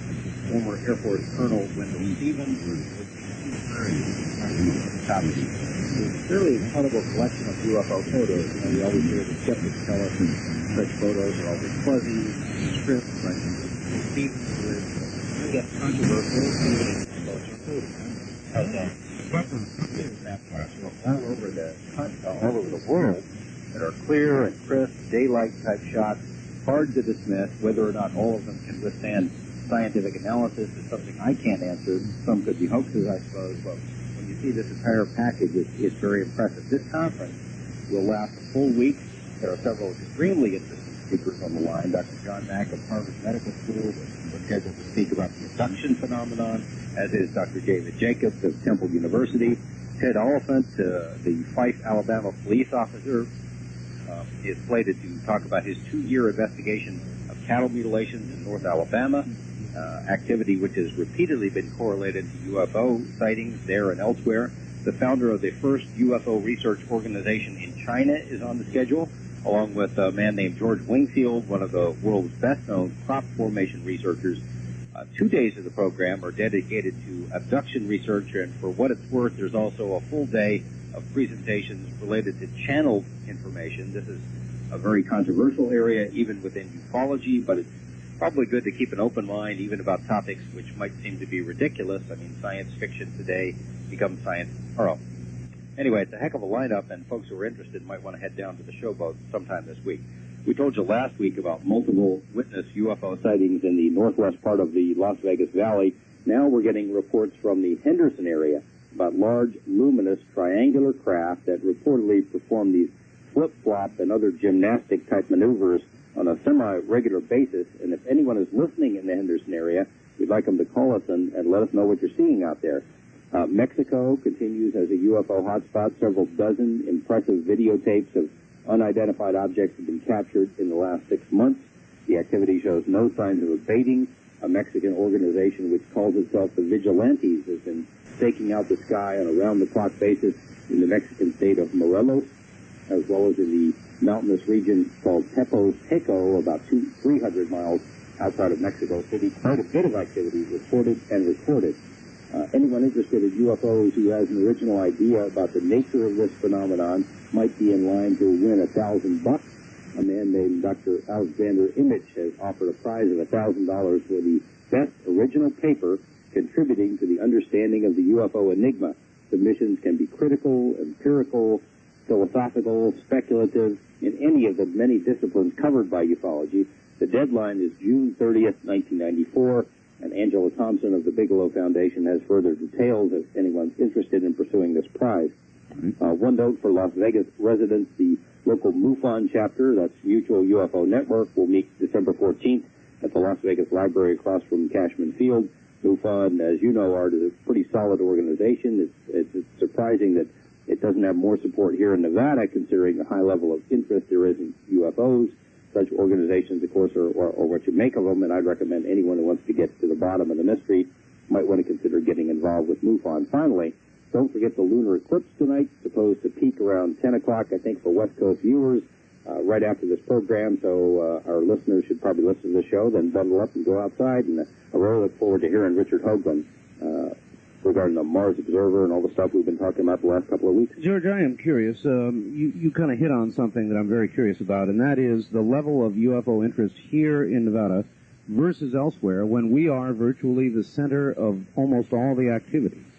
Well, we're the center of a lot of the activity. I think there's activity all over the country, but I think it has a lot to do with your program and some of the TV programs that I've been involved with here. I don't think there's a hotter area anywhere in terms of public interest in the topic. I mean, I can't go anywhere without somebody raising the subject. But when it comes to interest in MUFON or some of the other UFO organizations, it's very limited. Well, as always, wonderful to have you, George. I appreciate the update, and I hope somebody has already used the topic. Okay. Thank you.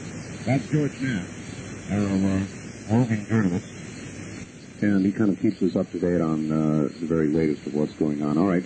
Quick switch of gears all the way to Philadelphia, Pennsylvania. Another glimpse into another reality. This is Linda Howe. Linda, good evening. Welcome to the program. Hi, Art. Hi. So when it comes to discussions about other realities outside the accepted norm, whether we're discussing the crop-circle mystery, the human abduction syndrome, unusual surface features on Mars, as Richard Hogan will discuss tonight, the worldwide animal mutilation, or other mysteries, one of the constant themes in the investigations is an apparent policy of silence and misinformation by the government concerning the public. Recently, I interviewed a beef cattle rancher who talked to me about a recent mutilation on his ranch and his thoughts about why there might be a policy of silence. Art Dyer lives in a grain farming and cattle raising region at the eastern end of South Dakota near a small town called De Smet. In October, he found 3 of his cattle dead and mutilated. The first 2 were cows, and the third was a Charolais bull about 3 years old that weighed at least 1,800 pounds. Mr. Dyer knew the bull was alive and well 2 days before he found the animal on October 24th inside a fenced pasture with both of the gates padlocked. As Mr. Dyer approached the dead bull, he could see a complete testicle lying on the ground near the body, cut right out of the scrotum flap. The other testicle was gone too, but was never found. There was no blood in any of these cuts. The penis had been removed, part of the teeth around it had been cut sharply straight across. The rectum was pulled out and the dry blood was poured. Up above, the tongue had been cut by 2 straight cut lines deep into the cow's throat, and 1 ear had been removed with a cut, and Mr. Dyer said, "So it looks like teething tears had done it," unquote, which is a cut that has been photographed and described on other mutilated animals for the past 30 years. There were no tracks around the bull, no signs of struggle, and predators would never go to the body of the bull. Mr. Dyer also found odd strips of hair missing and a small hole like a biopsy plug. He told me recently in a conversation that until he saw these animals, he had not accepted that there was any reality to the animal mutilation. But now, he changed his mind, and I'm about to have an excerpt from that conversation in which he also discusses what appears to be a policy of silence. And we will begin with his discussion of a very strange missing hair and a strange puncture wound that resembled a biopsy plug on this 1,800-pound bull. Yeah, on that bull we found there were 2 marks on his neck, about 6 inches long and about 4 or 5 inches apart. And on the one of them, the hair was just yet complete hair, gone completely. On the second one, the hair was, some of it was gone, but not like the first mark, like his neck had been clamped in something, or, you know. And then down further, then there appeared to be like a hole, or a break in the skin that went in. We didn't think it was a bullet hole because it would have had to been, you know, it was from underneath. There have been what people refer to as biopsy plugs removed from animals over the past 30 years. There have been about 1/4 of an inch wide and about 3/4 to an inch deep. Is that similar to what this was? This would look like it was maybe a little bit bigger than a lead pencil. Mm-hmm. You know, maybe it's not 1/4 inch, but maybe a 3/8 inch hole. And it appeared like it went in maybe an inch or 2. There sure wasn't anything come out on the other side or out, you know, anywhere. Like a bullet would have probably done. So it is similar to these what have been referred to as biopsy plugs. How much did that bull weigh? Well, it was a 3-year-old Charolais bull, and I estimated the weight probably around 1,800 pounds. Now, could you or any human easily walk up to, let's say, not you because you knew the bull, but could a stranger walk up to an 1,800-pound bull and easily stop it in its tracks? they might be able to walk up to it, but, you know, in the fall of the year, the birds a lot of times will kind of separate off from the females from the cows. And they're more docile in the fall of the year. And somebody could probably have walked up, within 10, 15 feet of the bull if it was laying down. But they could, without tranquilizing it or shooting it or, completely disabling it in some way, there's no way an individual could kind of big of a bull. Right. Right. It takes a lot of people to... Yeah. There was no sign of struggle whatsoever in that pasture. No. Nothing. Well, this is typical of the animal mutilations, and this is why law enforcement long ago started looking up into the sky for an answer as to what was happening to these animals, and that's why I asked those earlier questions about whether there were any helicopter activity or light activity or anything in the sky that anyone reported. Well, no, there was not. So, did you see the bull a day or so before you found it dead and mutilated? I'd seen it about 2 days before, and I had 2 bulls in that particular pasture, red bull and they were fine, everything fine. In fact, I counted my animals in that pasture about 2 days previous, or about 3 days before I found it. And there was absolutely no signs of being sick or anything like that. And this was clearly highly unusual cuts all over the place. Yeah. And if you, as a rancher, knew that there was some kind of other intelligence from somewhere else in the universe involved with these animal mutilations, what would your reaction be? Well, I guess I wouldn't. I'm kind of practical, and I don't know whether I would believe it unless I seen it. But I didn't believe there was any cattle mutilations until I seen that bull either. So I wouldn't necessarily disbelieve anything, or wouldn't be. It is kind of frightening, but I guess I wouldn't be hysteric or anything if I didn't know or did see something that was. If that were true, and there does seem to be some evidence from eyewitnesses who have seen animals with what they call non-human creatures that were either later found mutilated or disappeared, what would you think about the government's policy of silence? Well, I don't know. It would just, I guess, have to indicate to me that that either they are trying to keep a secret to keep, from mass hysteria from the people, or maybe if they tried to make contact with them or anything like that, that they haven't been able to do it, and so they're trying to keep it quiet. Do you think that's fair to us? But there's other life form that might threaten us, or, that might be helpful to us, either one. I think we should know the people get a right to know. And I thought it's permanent either way. How or other, we should be on contact with another intelligence on this planet. And that is coming from a rancher who has been in the eastern side of South Dakota, a remote area, for several decades, and has seen a lot of animals dead from disease and predator, but he has never seen anything like what happened to these 3 cows in October. Particularly impressive, Linda, was the line, I would not have believed it ever had I not seen it myself. That's right. That's right. Incredible.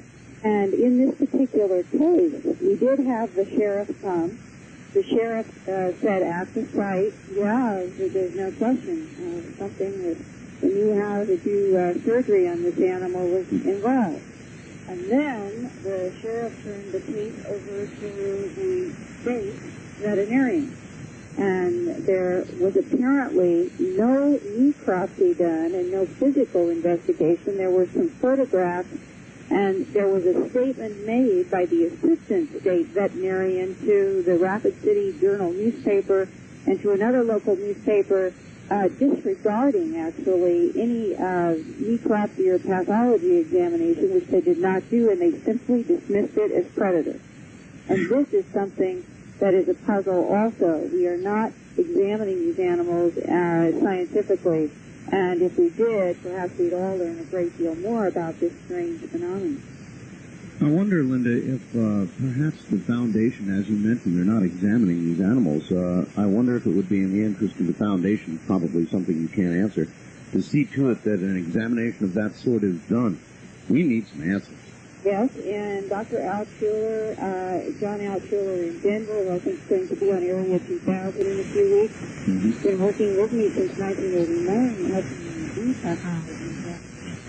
And we are trying to let sheriffs and deputies and the general ranching population know that we will do these examinations. We have not charged anyone anything for them, but we need to be contacted. So if anybody does have one of these strange animal deaths, please get in touch with me, and we will try to get some honest pathology done on the animal. All right, and toward that end, I guess you better give them a way to do that. Right. I really do look forward to letters from the listeners of Area 2000. I've been getting some very interesting feedback, and you can reach me, Linda Howe, at Post Office Box 538 in Huntingdon Valley, Pennsylvania, spelled Hunting, D as in dog, O-N, Huntingdon Valley, Pennsylvania, and the zip code is 19006. All right, wonderful. Linda, as always, it's been fascinating, and I'll look forward to hearing from you next week. Great, Art, and thanks. Thank you. That's Linda Howe from Philadelphia, Pennsylvania. And there you've got it. It's still going on. Isn't that fascinating? Absolutely fascinating, and I think she's going down the right road. I think examinations and some sort of understanding of what this is all about. It's high time. All right. Once again, we switch gears, and we've got a fascinating guest this evening, Richard C. Hoagland. Richard C. Hoagland is a former science consultant to Walter Cronkite of NBC News, Cable Network, NASA, and author of The Monuments of Mars, which is fabulously popular. At NASA's request, he has now repeatedly presented his continuing Mars findings regarding the Cydonia region of Mars to thousands of NASA engineers and scientists at the Goddard Space Flight Center and Lewis Research Center. Hoagland was also a featured speaker on his team's Cydonia investigation at the 1990 Aerospace Education Services Project. That's a conference at the Lewis Research Center designed to train and brief specialists on current NASA projects. In February 1992, he presented his team's results regarding Cydonia in an invited address to delegates and staff at the United Nations. And let's take care of that noise. There we go. Richard C. Hoagland should be a fascinating guest. As you know, the Mars Observer, as best we know, or at least with information given to the public, is still lost in space. So, all the way now to New Jersey, and Richard C. Hoagland. Good evening, Richard. Good evening, Art. Welcome to the program. Good to have you. It's nice to be there. Pardon my voice, I seem to have picked up a cold somewhere along the line. I'm sorry to hear that. I'll stay away from the phone. Okay. Richard, though I don't think we've ever connected before, I've been doing programs like this for many years, though not this specific one, and I've heard a lot about you. You've been pretty high profile. I guess the place to start with you is Mars, and in the little topic of discussion thing they sent to me, you were already prior to launch, and I guess this was written prior to the launch of the Mars Observer, you were already feeling that we weren't necessarily going to get all of the yield of information that we're going to get. You were a little bit suspicious about the Observer mission before it ever got started. Is that accurate? That is accurate, and there's really nothing mysterious because NASA, for the first 20 years, in any planetary mission it had ever sent anywhere, was planning not to show us the data, the images, that it was going to get from Mars Observer Live. Now, there has been some confusion about what we mean by live. These spacecraft are robots. They're sent out across the solar system. The first mission NASA ever sent anywhere that was successful was the Ranger 7 mission that crash-landed on the moon at about 9:15 on the morning of July 28, 1964. And I was at a small museum in Springfield, Massachusetts, at the end of a telephone line linked to the Jet Propulsion Laboratory in Pasadena, California, where about 1,000 other reporters and press people and scientists and whatever had gathered to see this mission. And what NASA arranged for the press was live television in the auditorium, so the press and the networks could pick up TV live as this spacecraft, the first sent to the moon that was successful with a state-of-the-art television system built by RCA, could basically give these images to the entire world, although at that time we didn't have satellites, so it was limited to those people in the auditorium, and then you had to, fly the tape to New York or send it by AT&T long lines or stuff like that, so it was a kind of an arduous process. But NASA, even in the very beginnings, back in the 60s, a few years after it was formed, prided itself on showing us live pictures from other planets and other planetary missions. For the first time in its entire history, Art, they had planned and had announced before the launch in September of 1992 that on Mars Observer, for some strange quixotic reason, they were going backward instead of forward. The technology has gotten so good that you basically can see this stuff on a desktop computer, all right? Right. But the NASA folks were telling us and giving us all kinds of bizarre, multi-page memos and excuses why it was going to take Dr. Michael Malin, the guy whose camera was flying on the spacecraft, up to 6 months to generate the pictures. I mean, it was absolutely asinine. And it doesn't take, a rocket scientist to see that it was basically a cover. It was basically designed to prevent the American people from seeing what we have worked so hard to try to validate, and that is the possibility of extraterrestrial ruins on Mars at a place called Cydonia. Boy, that's incredible. Richard, hold just one moment while I ID the station. We'll be right back. Richard Hoagland is my guest, and he, as you know, is the author, or should know, is the author of The Monuments of Mars. And we're going to be talking a lot about that this evening. Stay right there.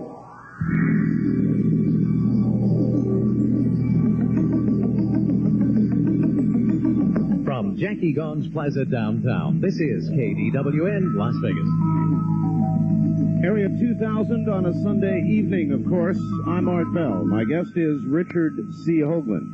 And back to it we go. Richard, how much did you know about the capability of the observer? Now, in terms of the kind of detail and photographs that it could have received, or, depending on your point of view, is receiving. I know that we've got a series of KH spy satellites that they say can resolve little tiny things on Earth. Right. Did this use that level of technology? Well, close to it. Remember, this is a civilian space agency, so we're not supposed to have access to the, the best and the brightest and the high level of black focused technology. So the camera that Nolan had built and we found on the sofa was good enough to one pixel, that is one pixel element, could resolve something the size of a coffee table on the Martian surface and a little over 230 miles above the surface in Mars orbit. Now compare that to the smallest object, the smallest pixel that the Viking images from 17 years ago could resolve, and that was half a football field. You can see that we've made a gain of between 30 and 50 times in resolution, and the photographs, which should have come back, both of the monuments of Mars and all kinds of other objects on the planet, would have been literally stunning. They would have knocked your socks off, and there would have been no doubt, absolutely zero doubt in the mind of anybody after looking at these pictures, that we were looking at artificial objects at Cydonia, which, of course, if I may be, given the editorial license here, is why NASA has hid the mission and the spacecraft from us. They did not dare to give us that kind of data, because then the fat would be in the fire. Then we'd be arguing over who built them, not where they built. All right. This has always bothered me about this theory, Richard. If such is the case, it was $1 billion mission, $1 billion spacecraft, something like that. 980 million, but who's going to quibble over, close enough. million here, 50 million? All right. If they knew that all this stuff was there, why launch in the first place? All right, that's a very good question, and let me try to give you an answer from a perspective of 30 years of being a NASA watcher and also a NASA consultant. Okay. NASA is a unique federal agency, Art. What people don't understand, and which I hope after tonight they will understand, is that NASA is the weak link in the government cover-up. Because when NASA gets into the act gets into the act. That is the Space Act. NASA was created back in 1958 by an act of Congress which mandates the widest and appropriate dissemination of all the science results. Bottom line is, there's very little in terms of data that NASA can, by law, keep secret. Now, they can keep methods, because some of their methods, infringe and lap over into the DoD, the Defense Department. So there are many missions where we don't know how data is acquired, but under law, we should know what data is acquired if it's of, strictly scientific objects or scientific inquiries. And unless you admit a priori that there are ruins on Mars, and that's why you're not going to make the pictures public, there's not a legal leg that NASA can stand on to keep the pictures secret. They have to lie. And if they lie, it means they're violating federal law, and if they violate federal law, somebody in NASA is going to go to jail if you catch them. All right, minus the evidence that the observer would have or is, again, depending on your point of view, providing, what is your best evidence, do you suppose, Richard, for the existence of these ruins, the face, all the rest of it? What is our best evidence right now? Let me finish answering your other question, and then I'll get to that. Sure. You asked, why would NASA think they could go there in secret and take pictures? Because no one had ever questioned NASA before. NASA is like, the guys with the white hats, the impervious chain mail.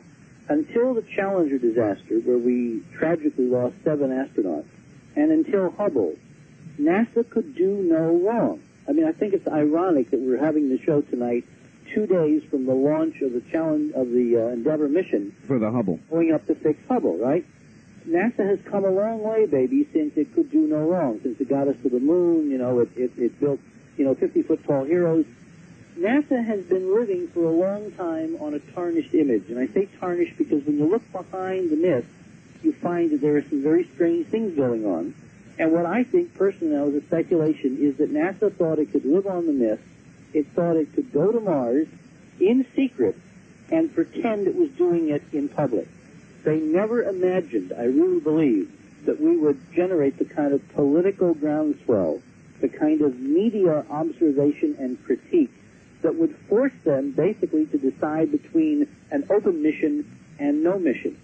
And my evidence to support that theory is that the spacecraft was lost, Mars Observer was lost. It was announced that it was lost on Sunday morning at 11 o'clock Eastern Time on August 21st, all right? Right. That was literally, as Dr. Bevan French, who was the Mars Observer Program scientist, and I were getting off ABC's Good Morning America after a coast-to-coast debate where basically French and NASA lost the debate in terms of why not take the pictures of Cydonia and why keep them secret.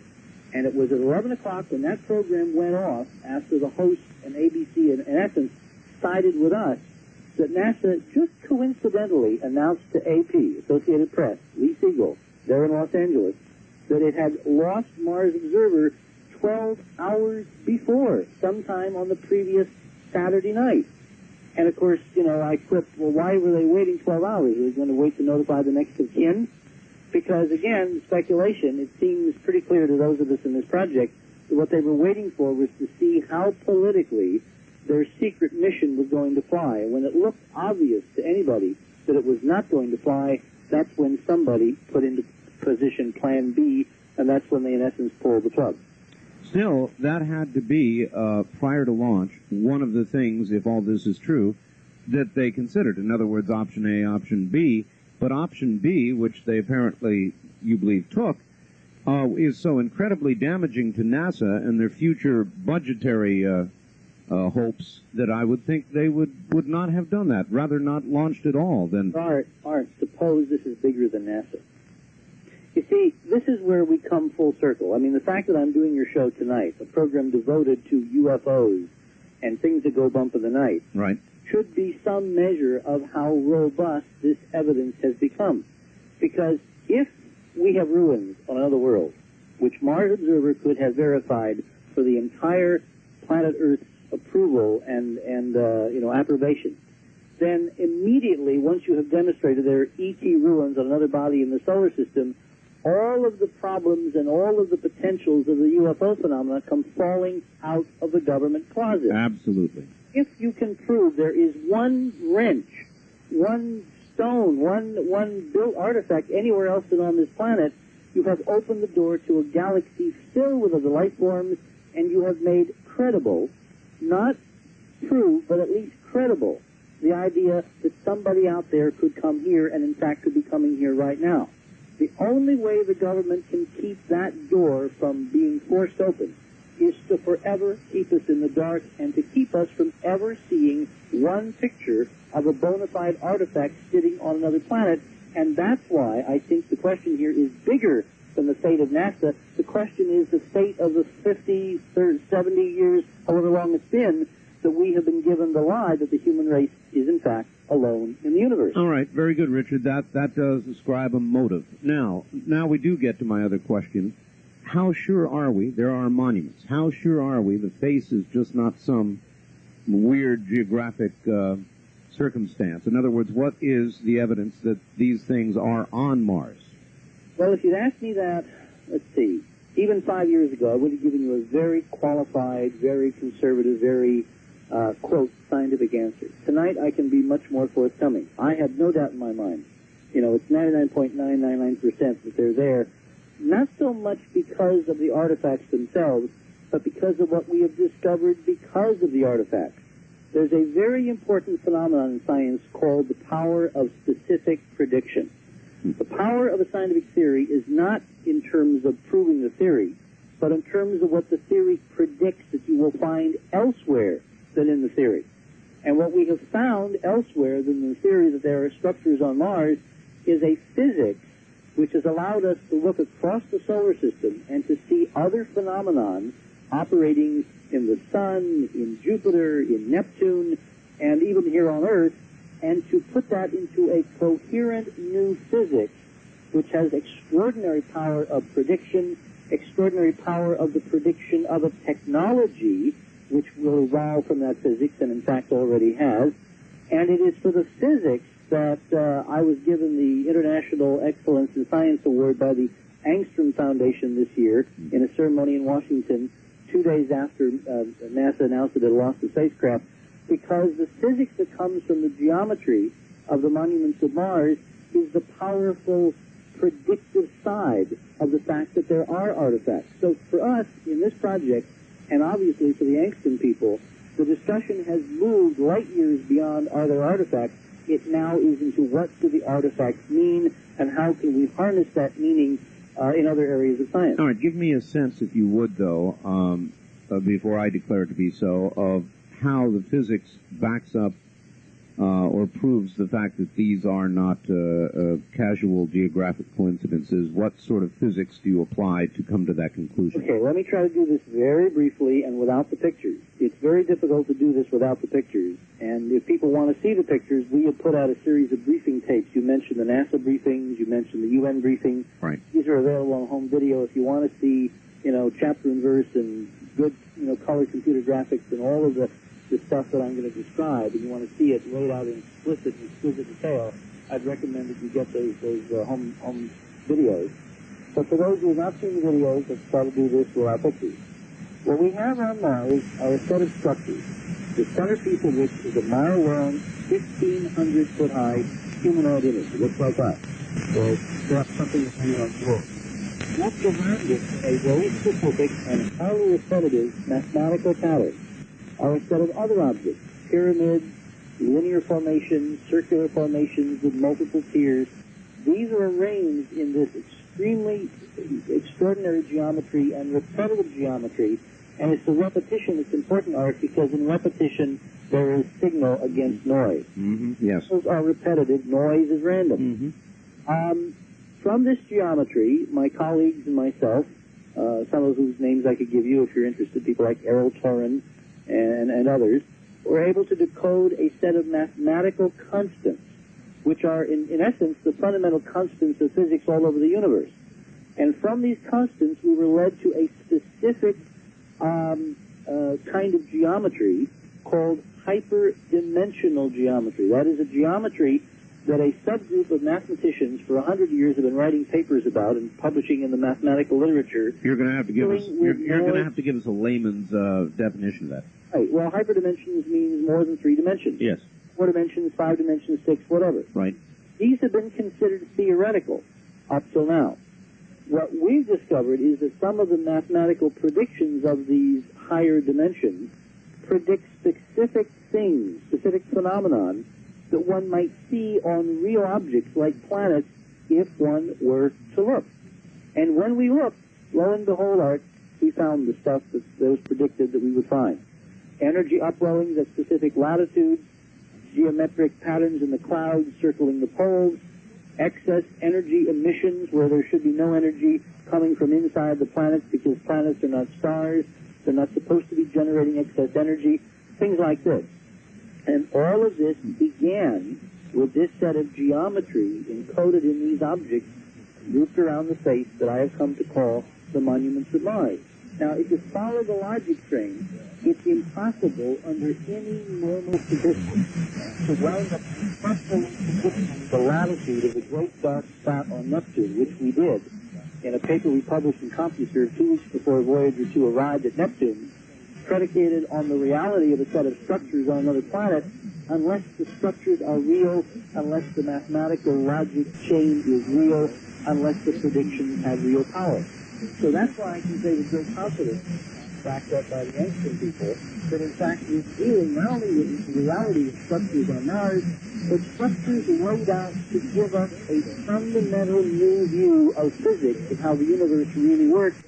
And of course, if you followed any of the discussions over SETI messages, the search for extraterrestrial intelligence over the last 30 or more years, this kind of fundamental information about how the universe functions is exactly in the forefront of what anybody from Sagan to Drake to Morrison have been saying a SETI message would contain. The only problem is they were predicting that it would come by means of radio from someplace safely many, many, many light years away, and we found this kind of fundamental information encoded in the geometric layout of a group of structures on a nearby planet known as Mars.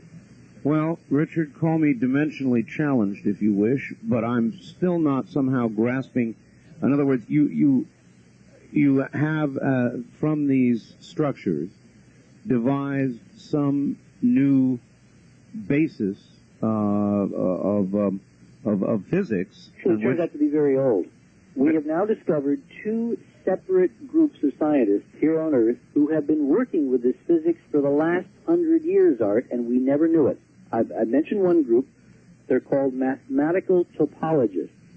A topologist is a mathematician who can look at a donut and a cup of coffee and you and me and say they're all the same. So you do not send mathematical topologists to Dunkin' Donuts to bring back donuts, all right? Yes. The other group of scientists, it turns out, who have been working or began to work with this identical higher dimensional reality base for physics were the physicists themselves. You probably have heard of a guy named James Clerk Maxwell. The name is familiar. Maxwell's equations. Yes. Without Maxwell's equations, you and I would not be having this conversation, and none of your listeners out in radio land would be listening to us tonight. Maxwell's equations describe the electromagnetic phenomenon of radio as well as light, as well as ultraviolet, infrared, X-rays, the whole spectrum whereby you and I are having this conversation for your audience this evening.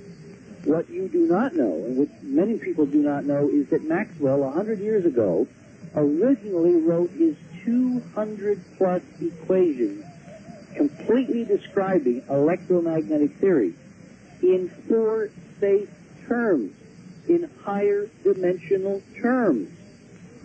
They were later simplified, I love that phrase, by a guy named Oliver Heaviside, another physicist, about 20 years later.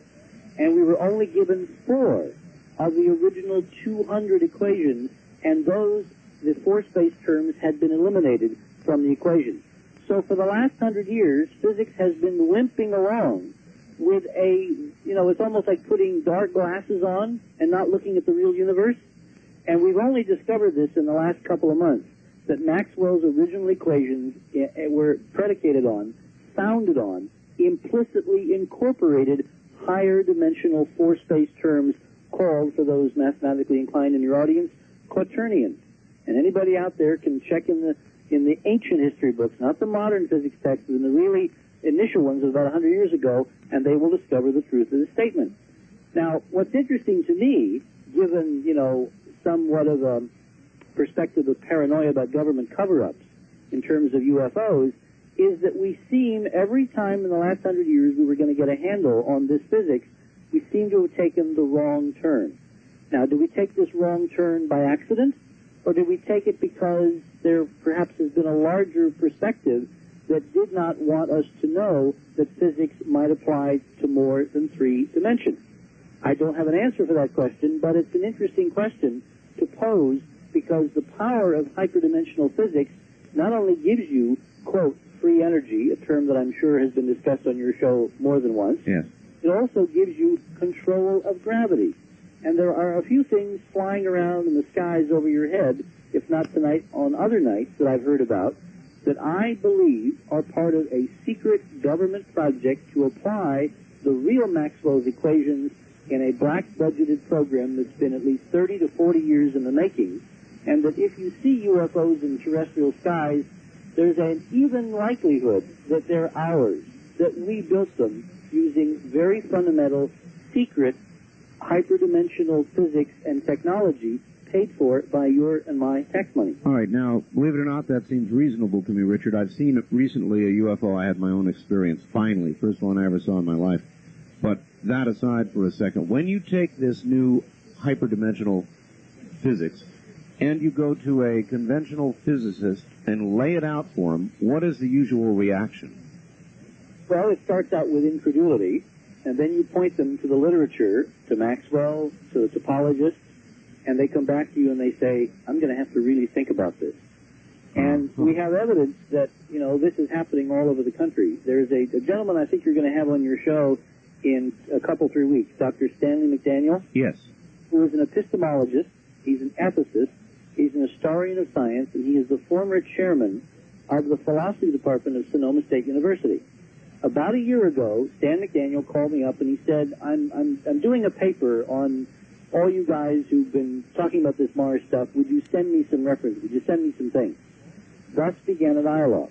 A year later, McDaniel produced about a 200-page document, now called the McDaniel Report, which not only went into chapter and verse all our investigation into the monuments of Mars, our methodologies, our measurements, our controls, the background of everybody who was involved in this project, the precision of measurement, everything you could think of that would, tend to discredit or validate our approach. But he also went into the tertiary implications, including the physics. It is McDaniel's conclusion that on the whole, those of us involved in this independent investigation have done some pretty good science, and by contrast, NASA has done no science. And most important is that there is an area of physics here that should be explored and expanded. And it was after he had reached that conclusion that independently the Angstrom Foundation awarded us the medal this year for the physics associated with the object of Cydonia. I heartily recommend to your audience the time they're going to spend with Dr. McDaniel on your show, because here is a person who has the sweep of science has the perspective of how science should be done when it works at its best, and who has basically come along as the independent peer review of all of us who've been trying to put some rigor into this very flaky field, and who has basically validated not only our methodologies, but many of our most important conclusions. Richard, very briefly, without going into all the detail that I've gone into before, I live in the Pahrump Valley, which is about 65 miles west of Las Vegas and a valley or so adjacent to Area 51. And one night not long ago, I saw a very large triangular craft that came not more than 150 feet above my stopped automobile in the dead quiet. It was a full moon, very much like tonight, without the eclipse part of it. And I could see the substance of this craft. It was dead flat black against a lighter sky, and it literally floated at a slow speed, slower than, would be able to keep it in aerodynamic flight, and utterly quiet. Since that time, I've had all kinds of people send me information on this kind of a craft and this kind of technology, but it would seem to me that the kind of physics you're talking about would be required to do something like that, because it wasn't flying, Richard, it was floating. And wouldn't it take that exact sort of technology to achieve that? Precisely. But you see, this is the important part, and this is where we can get into a wonderful discussion about, is it ours or theirs? I believe, and this, again, is a personal perspective, that an awful lot of the captured UFO, captured alien technology stories coming out of Nevada and this government are in fact deliberate misinformation to keep the New York Times from ever taking seriously loudly that this is a physics that we ourselves have mastered 100 years ago, and then very quietly suppressed. Everybody is familiar, or at least they should be familiar, with the history of Nikola Tesla. Yes. And you know what I'm going to say. Yes. Tesla wanted to harness the energy of the Earth, which is nothing more than another way of saying hyperdimensional physics, to beam, to broadcast free electric power, essentially power 2 cheap meters from located around the Earth at grid points all over the planet to be picked up by relatively inexpensive receivers on homes and cars and boats and stuff like that. Right. Industrialist J.P. Morgan was backing him in his research until he discovered what Tesla, for whom the 20th century would not exist without Nikola Tesla. Everybody thinks it's Edison and, Westinghouse and all that. It's Tesla that is making the lights, go on in your living room tonight, boys and girls. It's Tesla who gave us, 60 cycle and 120 cycle AC current. It's Tesla who built generators and motors and all kinds of inventions that basically gave us the 20th century, and whose name has been almost expunged yes. in any modern text. Such is the power of an academic establishment that is twisted or manipulated to forget those to whom it does not want to remember. Tesla, when Morgan found out what Tesla was going to do, he literally pulled the plug. And for the rest of his life, Tesla was kind of wandering around, this errant genius sitting in hotel rooms giving, back-of-the-envelope interviews to members of the New York Post, but he never, regained or attained any of the stature that he had when he had funding. He became a non-person. All right, here, let me ask this, Richard. My bottom line is that these technologies, this knowledge, we have a list of areas now where for some reason we've done the wrong thing, Art, instead of the right thing. And I'm beginning to think it's not an accident. I'm beginning to think that for the last 100 years, this planet has been on a forced evolution in a different direction than it should have taken, given that it was a level playing field. But Richard... He does not want us to have the benefits of this kind of physics and technology, or they wanted it for themselves, and that's what you're seeing flying around over top-secret areas. All right, but Richard, if that is what Tesla had, and they had this technology and have it now, why would they utilize it for nothing more than flying some of these little black-budget top-secret aircraft around and playing those sorts of games when the world could have, if what you're saying about Tesla is correct, free power, and everybody would become very rich and all the rest of it? In other words, why the motive to keep the larger applications of this down? Well, speculation. Yeah, sure. Maybe somebody doesn't want everybody to be very rich. Huh. I mean, we fought a war, and we lost a lot of people called Desert Storm to protect oil. Right? Yes, I agree with that. I agree. This physics says to me that was a waste of time and money and blood and sweat of American men and women. It was pointless. We don't need to do that anymore. And that's what's so unconscionable. This is bigger than just, keeping us from knowing they're aliens or keeping us from understanding why there are monuments on Mars. This is nothing, I believe, than the heart and soul and freedom and destiny of the human species. And unless Americans, who have some heritage of freedom, begin to ask hard questions, begin to ask who has been manipulating their realities, yes, for what reason and for how long, we do not have a future. We have a past. The future is up to other people who have been very carefully shielding us from some very important truths. And the papers and the paper trail is in the literature. There's a gentleman named T. Townsend Brown that I'm sure you've discussed on your program. Mm-hmm. A former naval admiral, now dead, back in the 20s. He and a guy named Byfield, who was a colleague of Einstein, discovered that if you charge a capacitor to a very high voltage, it exhibits a potential anti-gravity effect. Brown, which people do not know, and which I can, tell everybody tonight because this is the area that I'm most intrigued with, went on over the subsequent decades to conduct a long-term series of very fundamental physics experiments which were encoded in a set of field notes of which I have now gained access to some. In those notes, there are observations of what he termed rock electricity that are in exact correspondence to predictions of the hyperdimensional physics we have crafted from decoding the monuments of Mars. Wow. Richard, hold on a sec. We have a top-of-the-hour newscast, which means you've got a 5-minute break. I want to ask you about that capacitor charge. That's fascinating. And a couple of other things. So relax for about 5 minutes, and we'll be right back, all right? Okay. That's Richard C. Hoagland, all the way from New Jersey. Good evening, everybody. You are listening? You're listening to Area 2000. I'm Art Bell, and we'll be right back.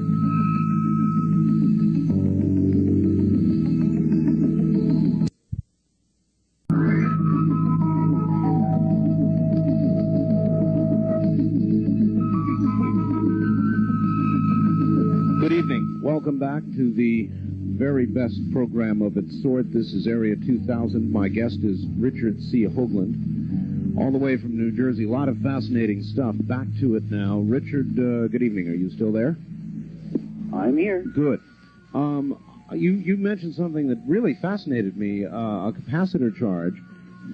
Can you tell me any of the technical details at all? How much of a charge you're talking about? What size of a capacitor? Well, these were capacitors that were built back in the 20s, and the internal design I found, because I've done some homework in this area for obvious reasons, has changed. You cannot buy capacitors currently that will exhibit these effects because they're not designed the same way. And that, of course, raises interesting questions, why not? But the old-style capacitors, the kind that Tesla was using and the kind that Brown was using, and the kind that you could easily build again today if you just knew what you were doing, when they were charged to 50,000, 100,000 volts, they exhibited what people would think was, in essence, an anti-gravity effect. They tended to move toward the positive pole. If you turn them upside down, they tend to move toward the positive pole, so they would gain weight. So it was not attitude dependent. It appeared to be some effect of charge separation. Apparently, Brown did a lot of efforts to try to get official Washington interested. He tried to get the Navy interested in funding him. He tried to get private enterprise interested.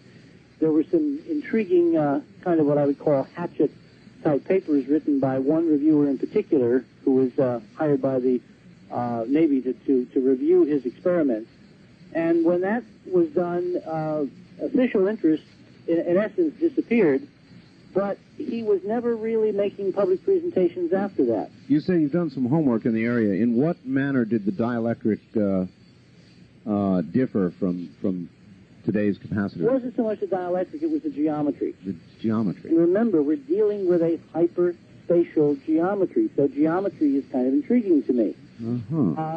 You know, the details, I mean, this is obviously not the place to get into the details, but there is going to be a whole conference at Temple University sometime next year on Barfield Brown, and I have been invited to submit a paper, given that we have a physics that seems to be applicable. And if you're really interested, off the air, I can give you the organizer, and you can talk to them directly, and perhaps get them on your show. Well, boy, I'd love to. It's fascinating. All right. Just a quick switch here. As you pointed out, we're about to launch the mission to try and fix the Hubble. It looks like a very, and I'm no expert in the area, Richard, but it looks like a very risky mission. I don't know what the chances of success are, but I have a number of questions. One, do you agree that it looks like a risky mission at a time when NASA, and I've heard a lot of commentators lately suggesting that if they screw up the Hubble fix, NASA's in big, big trouble. So how do you assess this upcoming mission? Oh, one of the curious things is that Dan Golden said a few weeks ago that the objective of the Hubble fix was not to fix Hubble, which I think is an amazing statement by the head of NASA to make. It's going to require quite a number of spacewalks. Between 5 and 7. Right. It's extremely complex. It's, in one sense, it's the kind of mission for which we have been building the NASA program for the last 30 years. I mean, ultimately, if you're going to do any work in space, if you're going to build space stations, if you're going to go to other planets, you got to be able to do this stuff. This is something you ought to be able to do. On the other hand, it's kind of strange that we should have had to do it at all, because why was a $2 billion telescope launched with a broken mirror? Right. That's a question that I still have not satisfactorily answered. And the problem for NASA's credibility is that when you begin to find that they're lying to you in one area, you begin to suspect other areas. Of course. And there's a pattern of deception around the Mars data, which is as wide as the Mississippi and as deep as the flood areas this past summer. That's not me, that's Dr. McDaniel saying that. What's amazing is that it was 36 hours after the McDaniel report was delivered by couriers to Devin French at NASA headquarters that NASA lost the spacecraft, lost Mars Observer. Now, in this report, McDaniel, again, not Hoagland, but McDaniel, was accusing NASA of about to commit one of the most egregious crimes against the ethics of science in all of scientific history by not taking the pictures of Cydonia, guaranteeing they were going to try to acquire them where the face and the pyramids are located, and then by not making them available live as they were beamed back from the spacecraft. Now, losing the spacecraft very neatly got NASA off the hook, would you not say? Oh, well, yes, I would, at a great political price, yes.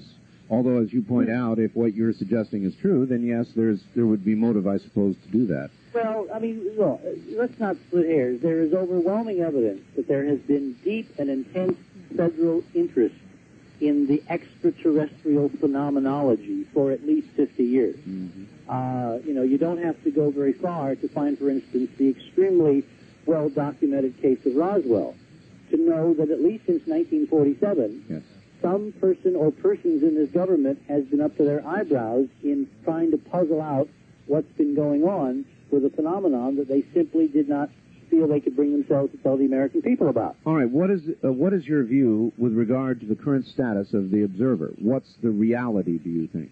Well, given the model that we proposed at our National Press Club meeting, you may or may not know this, but on August 24th, we had scheduled, that was the day that the spacecraft was supposed to go into orbit, and we had scheduled about a month before a press club briefing in Washington at the National Press Club of many of our major researchers associated with the Mars mission. That's the nonprofit research group that I head, as well as friends of the Mars mission, people who are not formally, you know, members of the research, but who are colleagues and advisors, and, you know, people like Dr. David Webb, who is a former member of the President's Space Commission under President Reagan, or people like Tom Van Flandern, who was the former head of the Celestial Mechanics branch at the U.S. Naval Observatory in Washington, D.C. I mean, these people are not flakes. They're substantive people who feel that we should at least have been given an even shot to get the photographs, and who were egregiously outraged that on the eve of going into orbit, NASA should, quote, lose the spacecraft under extremely mysterious circumstances. At that press conference, when I was asked, I said that I had to admit that the circumstances were somewhat suspicious, given that on the record NASA had refused to guarantee new images, and that in McDaniel's terms they were about to commit this outrageous violation of fundamental science ethics by not taking the pictures and not showing them to the American people. Since that statement, we have had 4 different phone calls from 4 different sources, 3 from NASA and 1 from one of the intelligence agencies, through what I call identified third parties. That means someone between me and these people who they know, who I know, but the sources do not know each other. So these are independent confirmations that, in fact, NASA has hidden the mission. It is simply, converted Mars Observer into a stealth mission, and even as we speak tonight, on November 28th, they are in the process of taking extraordinary data from that camera and relaying it back to Earth. Mars Observer is alive and well. The American people and most of NASA, and this is very important, most of NASA simply does not know. And those that do are afraid to stand up and simply call a spade, simply tell anybody what's going on, for some very obvious reasons. Now, you're saying the data is coming back now. That's what we have been told. Would there not be a way to confirm that fact? In other words, data must be transmitted and... and we're working on it. Okay. I can announce tonight that, on the 24th, I stood up there and I said, if there is a radio telescope facility or facilities that would like to assist us in putting a little honesty in the government, yes, now would be the time to come forward. Well, it's taken us several months, but we finally have had what I will term as serious nibbles. And I don't want to be any more specific because obviously if NASA people who are part of this rogue group, as I have termed it, are listening, and I'm sure somebody monitors your show. Oh, yeah.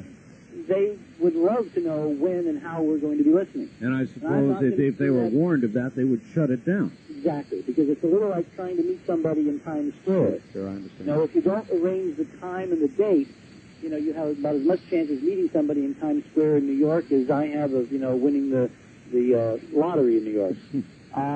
So if they knew when we were going to listen, and they knew from, more important maybe, is where we were going to listen, yes, they would then simply transmit to another receiver and another antenna on the other side of the world, and we wouldn't have a snowball's chance in where of hearing them.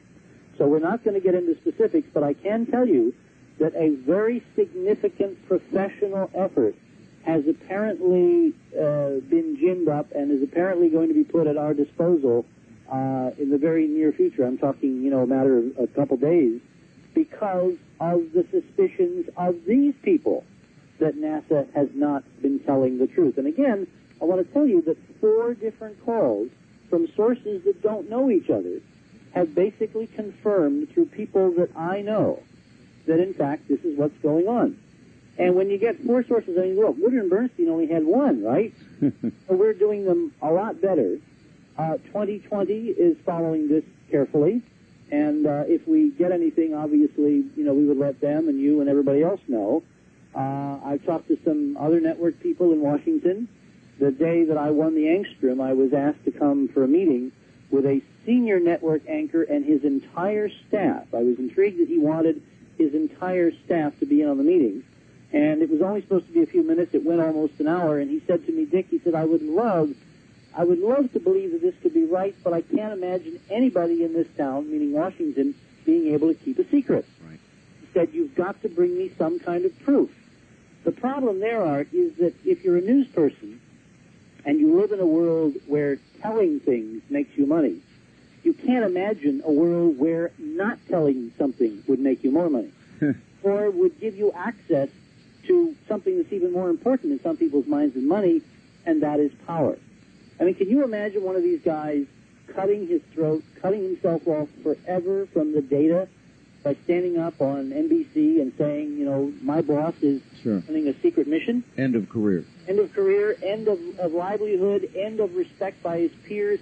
I can tell you from absolute first-person experience that when I spoke at NASA Lewis, there was some, I'll just say, irregularities that occurred around my presentation. And if we have time, I'll get into the details, but I don't want to interrupt the flow of the story by telling you them now. All I can say is I was disturbed enough to call a couple of NASA people and basically made protestations. I was going to complain all the way up to the director's office, and maybe even outside to a couple of news organizations. And I was told flatly by these NASA people, oh, for God's sake, Dick, don't do that. Let's keep it in the family. Well, I'll tell you something, Richard. It sounds a little bit like, if I were the person holding all this back, Richard, and you were running around saying the stuff you're saying, I'd find a way to get you shut up. Has anybody tried? I don't think so. I mean, I'm still here. Well, for now, but I mean, this, if there's something to what you're saying, you're a very dangerous person. Well, I think there's a lot of very dangerous people. What I see is the dam has got all kinds of cracks and is on the verge of blowing sky high. There are too many things that are falling into place. There's too much convergent information. There's too much good data now out there and good people chasing good data.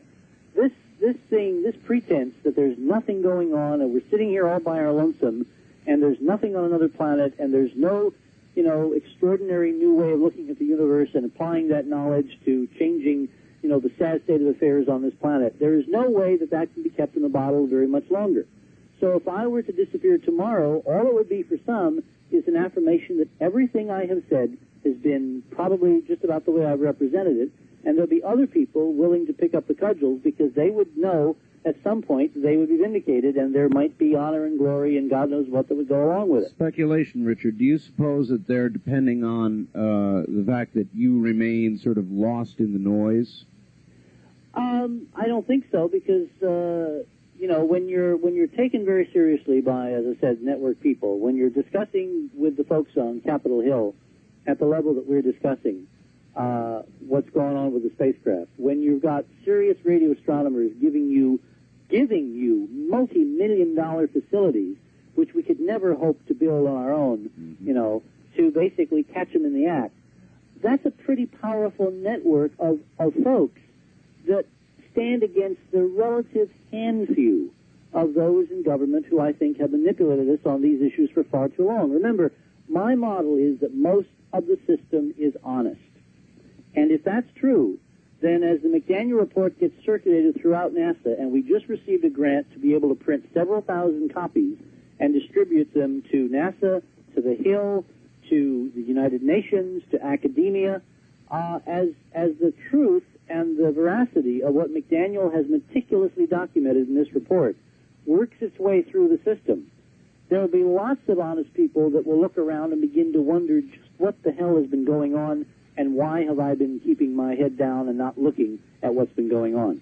So I don't think that the cover-up is going to obtain much longer, and in fact I see evidence that there's a lot of desperation in what's going on. The last thing they should have done is to hid the spacecraft. If they toughed it out, if they had simply tried to stick to their timeline and given us these dumb technical reasons that we knew were dumb but the press didn't, they may have been able to pull it off.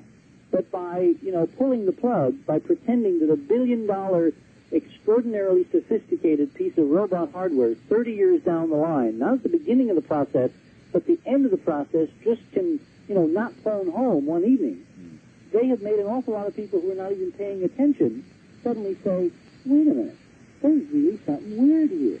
What is going on? So I don't think we're dealing with 50-foot-tall giants. I think we're dealing with a small group of very scared men, and they are men, they're not women, they're men, and they've been at this for a very long time. They've been living in a closed room. They have got very warped blinders on. They don't realize the world has fundamentally changed, and they're living in the past, and that does not make for good policy or wise or intelligent decision-making.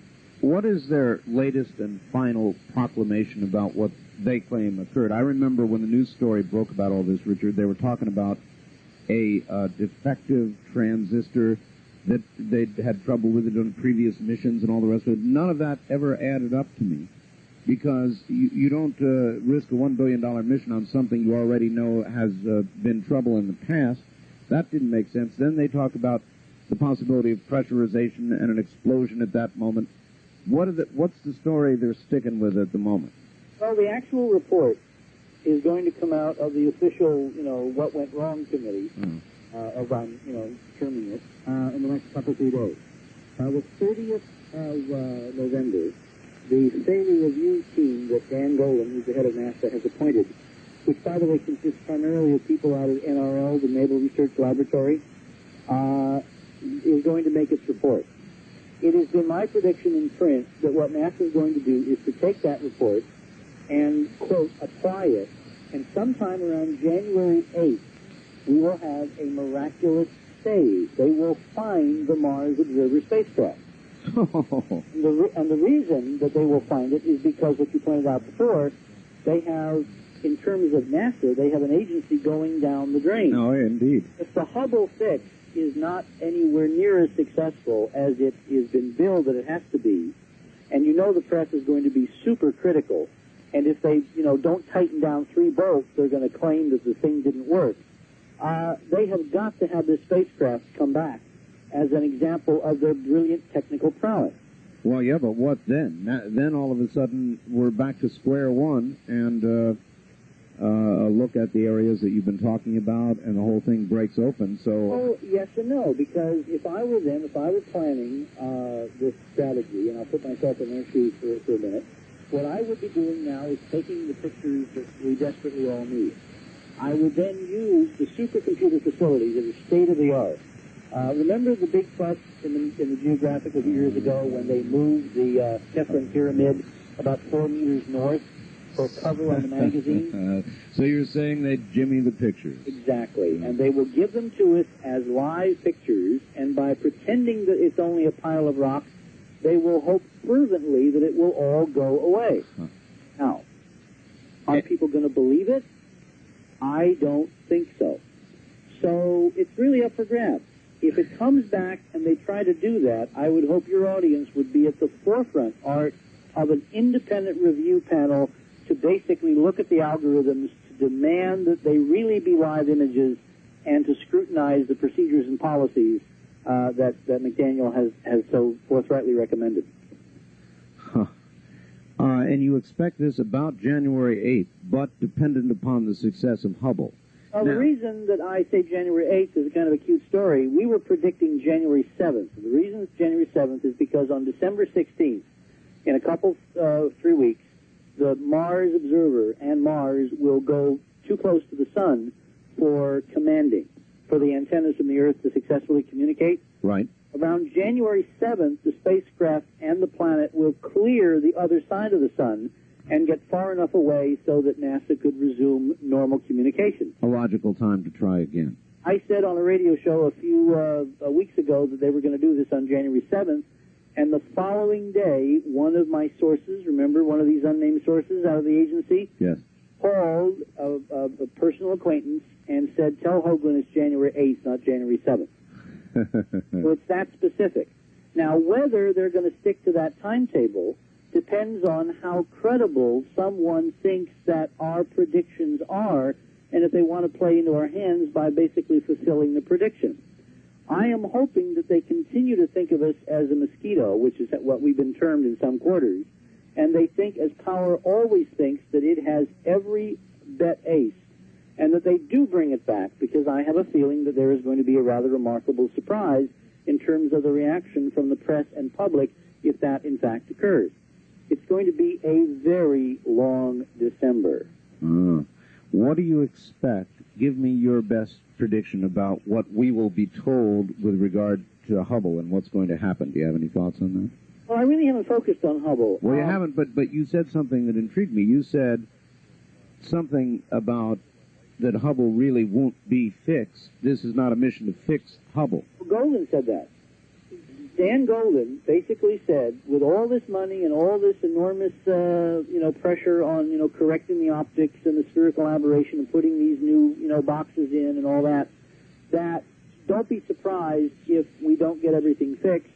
And in fact, the objective of the mission is not to fix Hubble, it's to prove that we can fix Hubble. Which is the neatest, Washington doublespeak that I've heard in a long time. That is something. If Hubble were to be fixed and lived up to the original expectations, would there be any application, Richard, do you know, for Mars? No, because, and the numbers are very clear here, you cannot see anything significant on Mars by looking at it with Hubble. Okay. The face itself is only about a pixel across. So that's under the most optimum conditions, and Mars is nowhere close to the most optimum. So, no, Hubble has not been screwed up because of Mars. However, what bothers me about the whole Hubble thing, and in the back of my mind there's this nagging suspicion that for some reason NASA needed an excuse to go back and visit Hubble a lot sooner than it otherwise would have. And it's very obvious that, you can tell a computer to basically fake any picture you want. Remember, we're living now in a world of virtual reality. Oh, yes. We're not seeing real pictures, guys. We're seeing images that come through computers of real pictures. Now, if you can have an algorithm to sharpen, which we have, you can also have an algorithm to blur. Absolutely. All right? So when you get console operators reading out data at the Goddard Space Flight Center of a spherically aberrated mirror on the ground, there's no, pardon the expression, ground truth in orbit that the mirror really has the problem. What you're looking at is the end of a very long data stream and a picture that's basically been given to you by a computer. Suppose, I'm just going to run a scenario here. Suppose somebody wanted an excuse to mount a very elaborate mission in the December of 1993 in Earth orbit that would require 5 to 7 spacewalks to do something, which under any normal NASA budget would never fly through Congress, right? Right. And suppose they decided that the neat excuse to get that mission up there to do something was to fix Hubble. Uh-huh. In other words, there's nothing wrong with Hubble in this scenario. It's the excuse there's something wrong with Hubble that gives you a reason to fly a very elaborate mission with lots of astronauts, lots of EVA, and God knows what. All right? Now, let me give you a very disturbing piece of information. And I don't know whether this has any meaning, pro or con, or yes or no. I'm just going to lay it out. And I've not discussed this before because it never really came up. And I don't like discussing things that don't have relevance, but now it does seem to have some relevance. We're all familiar with the tragic death of the president's counselor, Vincent Foster. Yes. Several months ago. Absolutely. A member of the president's staff, worked with Hillary, came up from Little Rock, good family man, religious, apparently salt of the earth. And one afternoon he walks out of the White House, and that evening he's found shot to death in a small park across the Potomac, not too far from CIA headquarters, right. Matter of fact. Correct. And no one can figure out why this man would take his own life in such a strange fashion, shooting himself in the mouth in a parked car. Right. What you don't know, and what your audience needs to know, is that 2 days before, a few miles away in Maryland, a scientist was found in another roadside rest, also shot to death in a parked car by a magnum in the mouth. Wow. And his name was Paul Southgate, and he worked for the Hubble Space Institute as an 8-year computer systems analyst. Holy mackerel. Now you put it together. Well, I'm not sure I can, but that's an incredible piece of news. Richard, hold on just 1 second while I ID the station. Wow. Wow is justified, isn't it? Richard C. Hoagland is my guest. This is Area 2000. From Jackie Gone's Plaza downtown, this is KDWN Las Vegas. Well, all right, a lot of information to get out. I am going to go ahead and open the telephone lines this evening. And I can see we're not going to have enough time to do a quarter of what we ought to do. Here are the telephone numbers in the metropolitan area of Las Vegas: 383-825-8255. Toll free outside the state, it's 1-800-338-8255. We have the wild card direct lines at area code 702-385-7214. And finally, if you have never called, first-time callers at area code 702-385-7213. Not enough time, Richard. Would you like to take some calls? Sure. All right. I'd love to do that. We don't have a lot of time, so good evening from Jackie Gone's Plaza Hotel. You're on the air with Richard Hoagland. Hello, this is Mike in San Luis Obispo. How you doing, Art? Fine, Mike. I just have a real general question for your guest, and boy, it's an incredible show tonight. Two questions. Could you describe your feelings about the patriotism of the people who are concealing information about these extraterrestrial realities? And do you think that President Clinton knows about these? And I'll take the answer on the air. All right, thank you. Of those involved in the cover-up and their patriotism. Uh-oh. Well, I managed to do that, didn't I? I managed to disconnect Richard C. Hoagland. So what we're going to have to do is get him back on the line again, and I'm going to have to figure out a way that I can do that. Let me see here. This is not going to be easy, but such things have occurred before, and it is a particularly interesting question. So let's see if we can get him back on the line. Let's see. I think we can do this.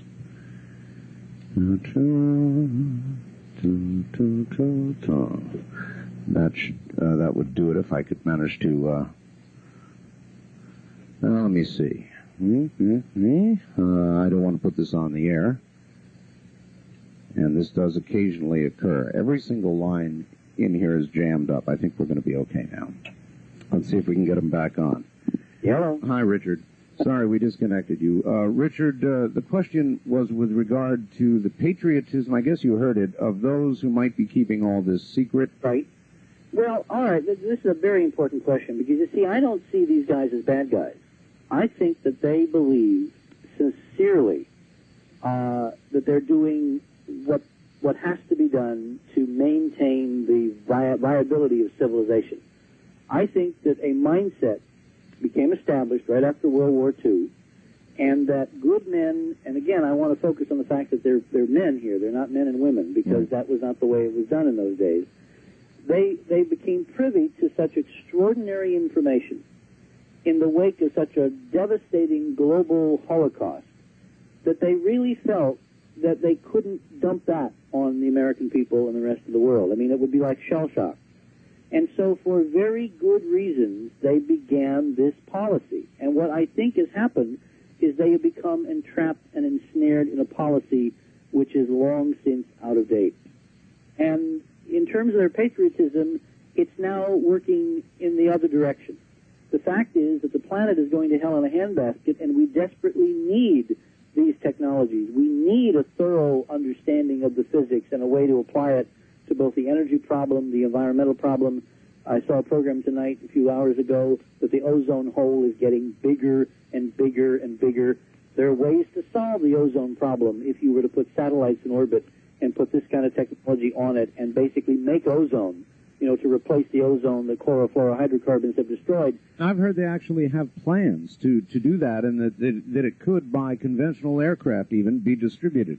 Yeah, or you could use a variation of SDI. I mean, all that hardware and billions of dollars worth of stuff that we built under SDI, for which we're not going to need it now because there is no Soviet Union. You know, you put a few high-tech chemical lasers in Earth orbit, you fire beams tangentially in the ultraviolet tuned to the specific bands where ozone is produced from oxygen. In other words, what we need is for people to come clean. And what's really necessary is for there to be a kind of an airing of new ideas. When a group of people get so insular and so protective and so wrapped up in the problem that they only talk to themselves, you know, Timothy Good talked about this as the above top secret. Right. How many people do you know that can keep a secret? There cannot be all that many people keeping the secret, and if there are very few people, and they're old people, and they're working with old ideas, no matter how good and relevant the ideas were in 1947, to pick a date, those ideas are out of date now. No matter what we're facing, let's let people in on it, because, frankly, the strength of this country was built on the idea that people are sovereign, that people have good ideas, that the people need to be served by their representatives working for them, not the other way around. Richard, is it your view that the people who have this technology and information would allow the world literally to die, or the world's energy to dry up, or the world's ozone to finally disappear, or whatever other tragedy lays ahead, without giving us this new technology? Would they let that happen, Richard? And if so, why? I think they're playing a very dicey game. I think they can manage it. But remember, Henry Kissinger thought he could manage Vietnam. Robert McNamara thought he could manage, graduated escalation. A lot of very bright people around Kennedy, who brought in the best and the brightest, as Halberstam said, right, sold us down the river, not because they were bad people, but because they were good people who didn't listen to outside ideas. We have history over and over again where a small, incestuous, ingrown group does dumb things, not because they're dumb, not because they're evil, not because they're bad, but because they simply don't have enough talent. There needs to be an infusion of new talent, new thinking, and a little democracy in this, for God's sake. Otherwise, we really are in trouble, and that's what I'm working with our project to try to bring about. All right. Wildcard line 2, good evening. You're on the air with Richard Hoagland. Hello? Hello, sir. Yes, sir. Yes, turn your radio off, please. Remember to do that, everybody. We have a delay system. All right, you're on the air. Did you want to read in that fax which was sent to you? What fax is that? One regarding Vincent Foster. No, I don't have it with me.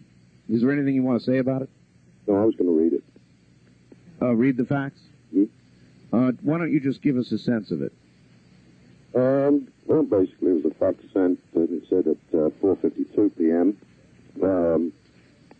At the exit to Fort Darcy, Virginia, a gray Ford Econoline van stopped a 1992 Chrysler sedan, and the driver was alone in the sedan, was removed from the vehicle at gunpoint.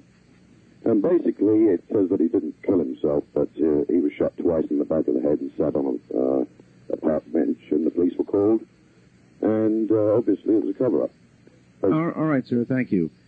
So there you go, a little backup for what you said. Let me make a comment. The reason I mentioned Paul Southgate, and something that caught my attention, is how many people do you know in a metropolitan area, Art, let's say in Las Vegas, who choose to commit suicide in that fashion? All right? And then what are the odds that two people working for the same federal government would choose to do it in the same way? Choose to do it in the same way 2 days apart. Well, without your other dimensional physics, I don't think you could calculate it. That's what gets me a little bit concerned. There may be more to this problem with Hubble than meets the eye, and who would have been in a better position to have found this out than a computer programmer who'd been with them from the beginning? Indeed. Remember, if you trip over an algorithm that says blur, and you know that algorithm is not supposed to be there, what would you do? Yeah, precisely. Good point. Wildcard line 3, good evening. You're on the air with Richard C. Hoagland.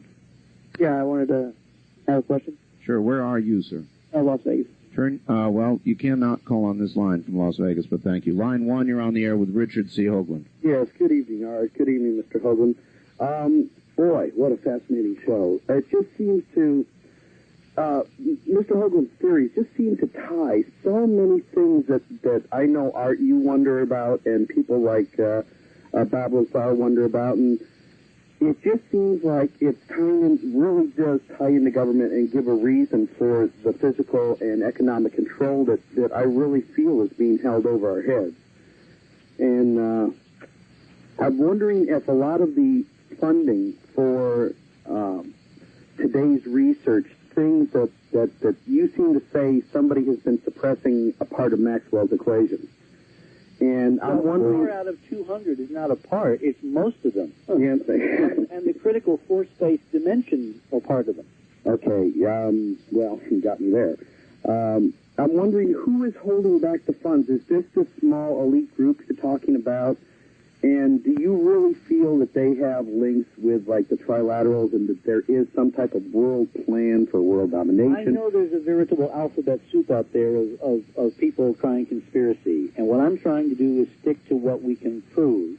And what we can prove is that 100 years ago, some very bright people began looking at a physics that if we had followed that path, if we'd not gotten ourselves trapped in relativity, if we had not dismissed the four-dimensional terms in Maxwell, if we'd taken seriously the mathematical topologists We're talking published, reviewed science, all right? We would have gone down a very different road, and we'd have starships tonight, boys and girls. You know, Las Vegas would not be the gambling center of the United States, it would be the gambling center of the galaxy, all right? We didn't do that. And my question in hindsight, now knowing there are a set of artificial structures on a planet called Mars that your space agency does not want you to see, as documented by Stan McDaniel, I asked myself, what would happen if history had been different, and when are we going to grow up and take control of our destiny and make it different? Amazing. All right, sir. Yeah, also one thing, Art, something that Linda brought up the other night, the body count around Clinton seems to go up and up. Thanks, Art. Have a good evening. Thank you. Thank you very much. It's true. I had a guest on my syndicated program the other night, Linda Thompson, who's produced a videotape called Waco, the Big Lie. And you might be interested in some of that information, Richard. There is a body count surrounding President Clinton right now with regard to those who died at Waco, his bodyguards, others who have died around the president, and the body count is getting to be very significant, and some of that information probably ought to be given to you. Let's keep moving here. Wildcard line 3, you're on the air with Richard Hoagland. Hello. Oh, yes, Richard. Yeah, Al, Art. How about Al Belix, getting into his, All right, that doesn't relate to this. Thank you very much, sir. No relationship here. Line 2, you're on the air with Richard Hoagland. Hello. Yes, Dr. Hogan. It's Mr., but thank you. Yes, a couple questions, and you can choose to answer either or both of them. First, how would you distinguish the quality of your interpretation of the NASA photographs to those observations made by, for example, Percival Lowell of the canals on Mars? And second, not totally unrelated, what would the minimum number of people in NASA be in this rogue group who would have to know about this project of turning off the observer and taking stealth photos? Okay. In other words, do you envision cables going off into another room? What about the legitimate people who would normally be working on this project? Would they have to know about the rogue group? Yeah, that's a good question. Yeah, well, they're both good questions. Let me take the first one. There's no valid comparison between what our group has done. And remember, our group consists of, world-class, people in image processing, geomorphology, and the like. And I can give you a long list of who they are, or better yet, you can get my book, or you can see the videotapes and see who they are. We're looking at data that is digital data. These are not visual impressions. Lowell did not take pictures. Lowell was looking through a telescope, he and his colleagues at Flagstaff up north in Arizona, and they were drawing, what they saw through the eyepiece.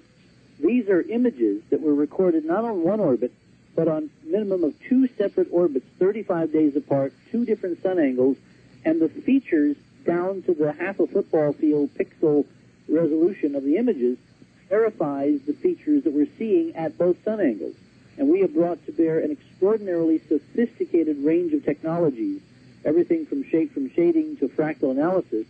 And people like Mark Carlotto, formerly at the Analytic Sciences Corporation, has published his own papers and a very good book called Martian Enigmas, where he lays out in exhaustive and redundant detail how the image processing validates what we're seeing.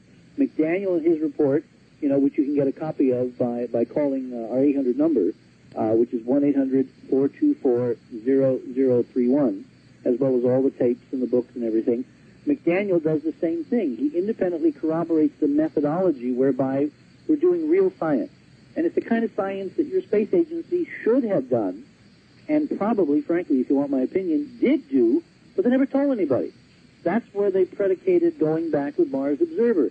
The camera, Mallon's camera, was placed on the spacecraft shortly after I brought our first results from the independent Mars investigation team through David Webb to the Reagan White House. You have to look at the trail of circumstantial evidence of who did what with whom to realize that Mars Observer was a mission that was not even designed to carry a camera, and suddenly they bolt on the best, non-military camera that money can buy, built by Mike Malin, They then set him up with an independent laboratory in a godforsaken place called San Diego, hundreds of miles from the nearest planetary scientist, and they give him an independent access without accountability to sit on these images for 6 months, which has never been done in the history of NASA before. I mean, how much do you need to know before it begins to smell a little bit like maybe somebody's not telling you the truth? On the other question, how can 5 guys in a room run this thing without the rest of NASA knowing? Because it was designed to be run by 5 guys in a room. Wouldn't the others know about that? No. What I think happened, if you want my bit-by-bit analysis, is that when the commands were uplinked on Friday evening, remember it was lost on Saturday, on Friday evening the last command loads were sent up from the ground, from JPL to the spacecraft to update it on navigation. It had everything on board in the computer it needed to know to put itself all by its lonesome in orbit around Mars. Only after that did it, quote, disappear, boys and girls.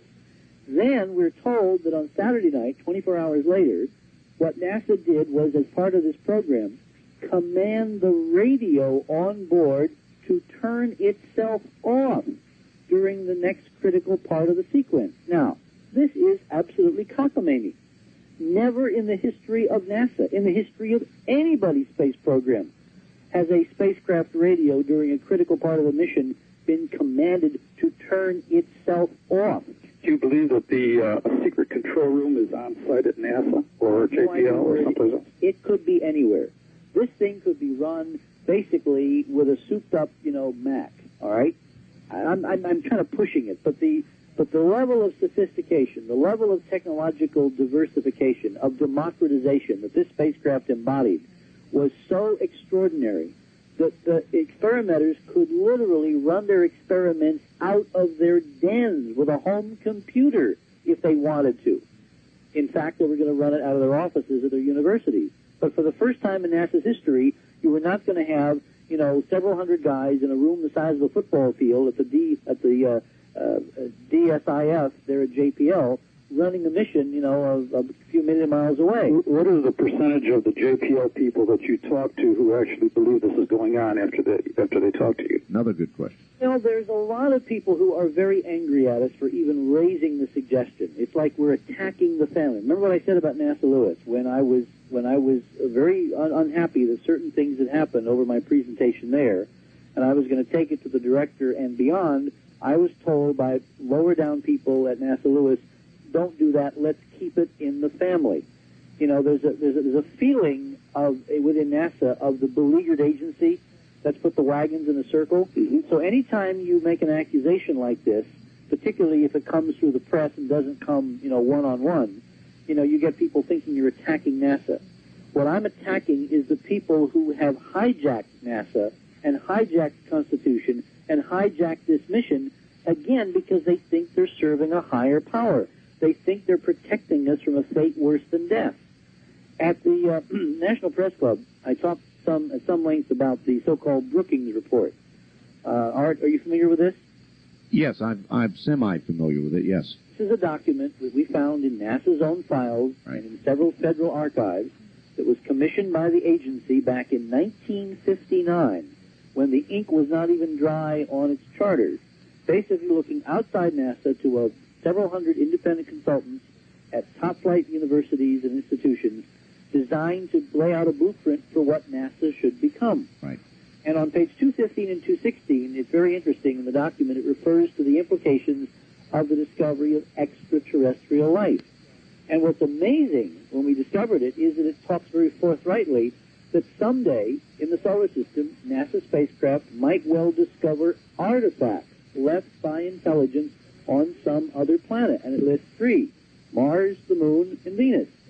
It then discusses what NASA should do about such information, and it considers the possibility that it might never tell the American people because of the potentially devastating social consequences if this information were released willy-nilly or in an irresponsible fashion. All right. Thank you, caller. That's a good call. Have you contemplated that at all, Richard, the social implications of the release of the kind of information you've been talking about? Of course. Well, I asked this of a lot of guests, Richard. Suppose you had incontrovertible proof that all of this existed, would you release it? Well, when you say all of this, remember, our team... The artifacts, Richard. Our team is... Just for now, the artifacts. If you could prove that and lay it in front of the public, absolutely, would you hesitate? Would you think about the social implications of what you were about to do, or would you just do it? We have discussed the social consequences. We brought people on board the team, like Dr. John Wilson, who was a psychologist at Cleveland State University, who was the founder of what's called PTSD. That's post-traumatic stress disorder. Right. He served in Vietnam, and he labored for 20 years to get, the Veterans Administration and other, medical authorities to understand that, war had this horrific, horrible impact on men and women who went through the Vietnam experience, and it now has a formal name. It's called PTSD. Well, when John and I met at a conference some years ago, I invited him to become one of our consultants and colleagues because he and I discussed what I call pre-traumatic stress disorders. How do we prevent the kind of stresses that this kind of information would engender in the population at large? And what he and I discussed, and many others have discussed on this project, is simply this. When the founders of the Constitution were considering the grave questions of life, liberty, and the pursuit of happiness, they didn't say life, liberty, pursuit of happiness, but.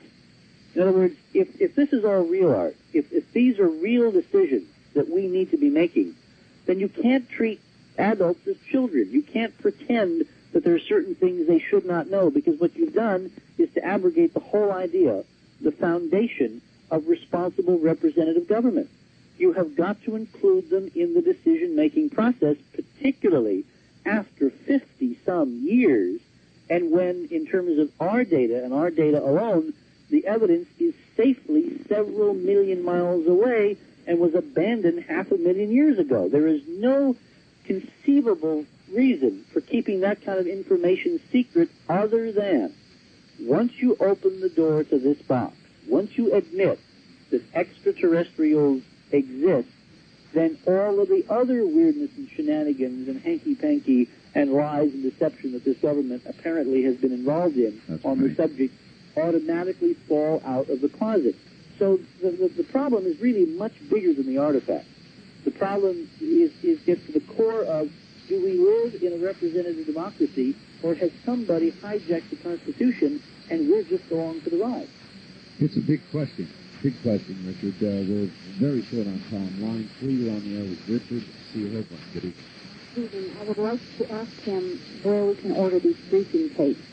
Good question. Very simple. You dial up 1-800-424-0031. Do it again, please. 1-800-424-0031. And you ask for the NASA briefing tapes. You ask for the UN briefing tapes. They're coded, by the way. They're called Hoagland's Mars, Volume 1 and Volume 2. And you want the extended version of Volume 2, because that has 24 minutes of the analysis of the STS-48 footage, the interesting shuttle footage, Art. Yes. We now know it conforms exactly to what hyperdimensional technology and vehicles should look like if NASA were ever to photograph them in Earth orbit, which NASA apparently did on that mission. You can also get the McDaniel report through that number. You can get my book, The Monuments of Mars, A City on the Edge of Forever, which was updated last year. And we're about to come out with Volume 3 because we've learned some more relating the physics to biology, which I think people are going to be very interested in. And we're in the process of producing Volume 3 now. And, that's basically the number to keep track of all of what we're doing. All right, did you get that, ma'am? Yes, I did. Thank you very much. 424-0031. All right, thank you. 1-800-424-0031. Please, everybody, take it down, or I'll be getting calls for the next week.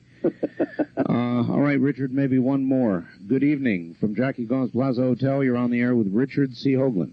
Yes. Is it true that the U.S. military has a base on the moon? All right, thank you. A lot of talk about that, Richard, the moon and what we may or may not have up there. What do you know about that? I don't think so. And I'll give you a very bottom-line answer.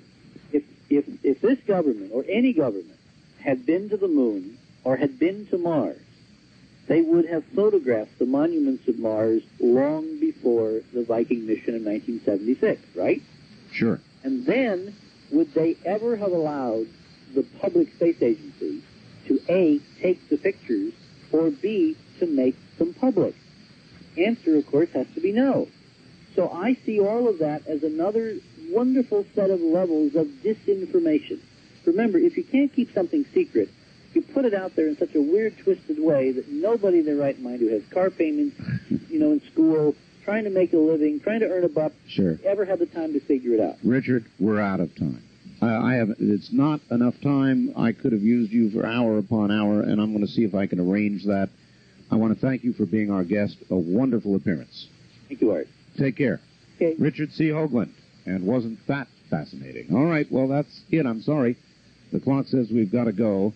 For those of you who wish to get hold of me by amateur radio, at about 1 o'clock in the morning, I generally show up on 3857 in the 75 meter band. That'll be about 1 o'clock this morning. Other than that, I'm sorry. We've got to go. Thank you, and good evening.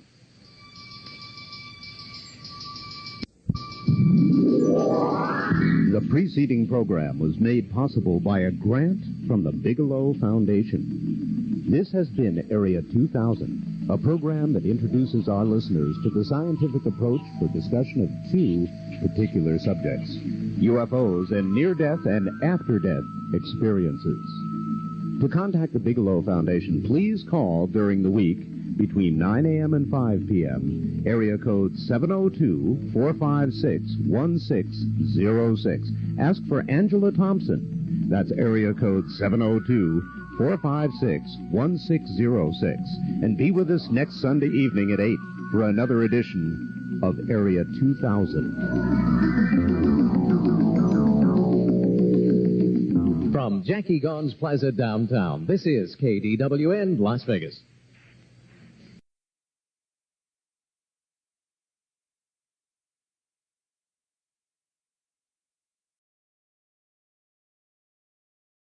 Angela Thompson between 9 a.m. and 5 p.m. at area code 702-456-1606. That's Angela Thompson at area code 702-456-1606. And now, Area 2000. Good evening, everybody. Welcome to another edition of Area 2000. Sunday, 8 o'clock is when it happens. I'm Art Bell on behalf of the Bigelow Foundation that makes this program possible. And I think you're going to find it indeed a fascinating one this morning. We've done a number of programs on Mars and on the artifacts that may or may not be on Mars.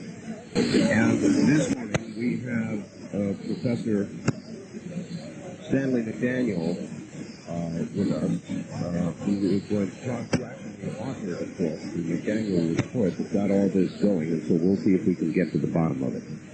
As is the case just about every program, we're going to go all the way first, though, back to Philadelphia, Pennsylvania, where we're going to get yet another glimpse into another reality, glimpses of other realities. It's her segment. Her name is Linda Howe, very popular, and so now all the way back to Philadelphia, Pennsylvania, and good evening, Linda. Hi, Art. Hi. I also will have something to contribute on the Mars story tonight. Good. But first, since our mysterious subjects on Area 2000 often involve the sky, I thought that it would be perhaps worthwhile to update listeners on some current sky events that are occurring around us right now. A phenomenon that happens only twice a year occurs again on December 21st at 3:26 p.m. At that moment, the sun will stand still in its winter solstice. The word solstice comes from Latin, which literally means sun to stand still. At the solstice, the sun stands, in a sense, in the same place as its southward motion relative to the background stars comes to a stop. After the solstice, which is only a day and a half from now, the sun's path starts shifting northward again, back toward longer and eventually warmer days. And all this is because our Earth tilts on its axis by 23.5 degrees as it orbits the sun. If that were changed to the slightest bit, we might have an always cold north and an always hot south, or some other combination. But as it is, we have a fact that is tilted in just such a way that we have the seasons and the changes that we do in life and living. For those of you who stayed up late on December 13th to 14th to see the Geminid meteor shower at its peak, there is another coming in the early morning hours of December 22, only 2 days from now. That is the Ursid meteor shower, which appears to come from the direction of the Little Dipper constellation. After the sunset, around midnight on December 22, you should be able to see 20 meteors an hour until sunup. After Christmas and New Year's, conferences begin again, and in their exploration of the unknown. The Triad Research Conference Series begins January 22nd to 23rd in Scottsdale, Arizona. Triad is focusing its conference this year at the beginning of '94 on the question, are there intelligent life forms out there? Triad says that its goal is to bring challenging fields of research to locations around the country so that professional education can reach more people in more parts of the country more frequently. For ticket information, there is a phone number to call in Springfield, Missouri. That number, if people can write this down, is area code 417-882-6847. That's for ticket information for the Triad Conference in Scottsdale, Arizona, January 22 to 23 on the question, are there intelligent life forms out there? Researcher Angela Thompson with the Bigelow Foundation also has received a report from Freeport, Texas, that a radio man aboard a Coast Guard cutter said that around 1:30 in the morning on Sunday, December 14th, he watched a large oval-shaped object moved overhead. He said the object had an orange glow and that through the binoculars he thought he could see windows. According to the report, the object rose into the sky, turned a blue color, and then disappeared. The Coast Guard radio man said that shortly afterwards, two very bright objects shot up from the ground in the direction of the object, and they also disappeared. Tonight, our guest on Area 2000 is Dr. Stanley McDaniel, Professor Emeritus and former Chairman of the Department of Philosophy at Sonoma State University in California. This year, he published an analysis of research on unusual surface features in the Cydonia region of the planet Mars and raised some serious questions about NASA's mission priorities, or lack of priorities, in the Mars Observer regarding the Cydonia region. Now, the observer appears to be lost for yet unknown reasons, but Professor McDaniel's report emphasized that the scientific analysis by several scientists of an unusual face-like feature and nearby pyramid-like features in 1976 Viking orbiter photos suggests that the features might be artificial. Artificial structures on Mars, if proven, would force a redefinition of human evolution in a larger cosmos that has other life forms. Tonight, I discussed that issue of possible artificial structures in the Martian Cydonia region with Dr. Mark Carlotto, a Ph.D. in electrical engineering from Carnegie Mellon University in 1981. He has worked in fields of image processing and satellite remote sensing for over 10 years.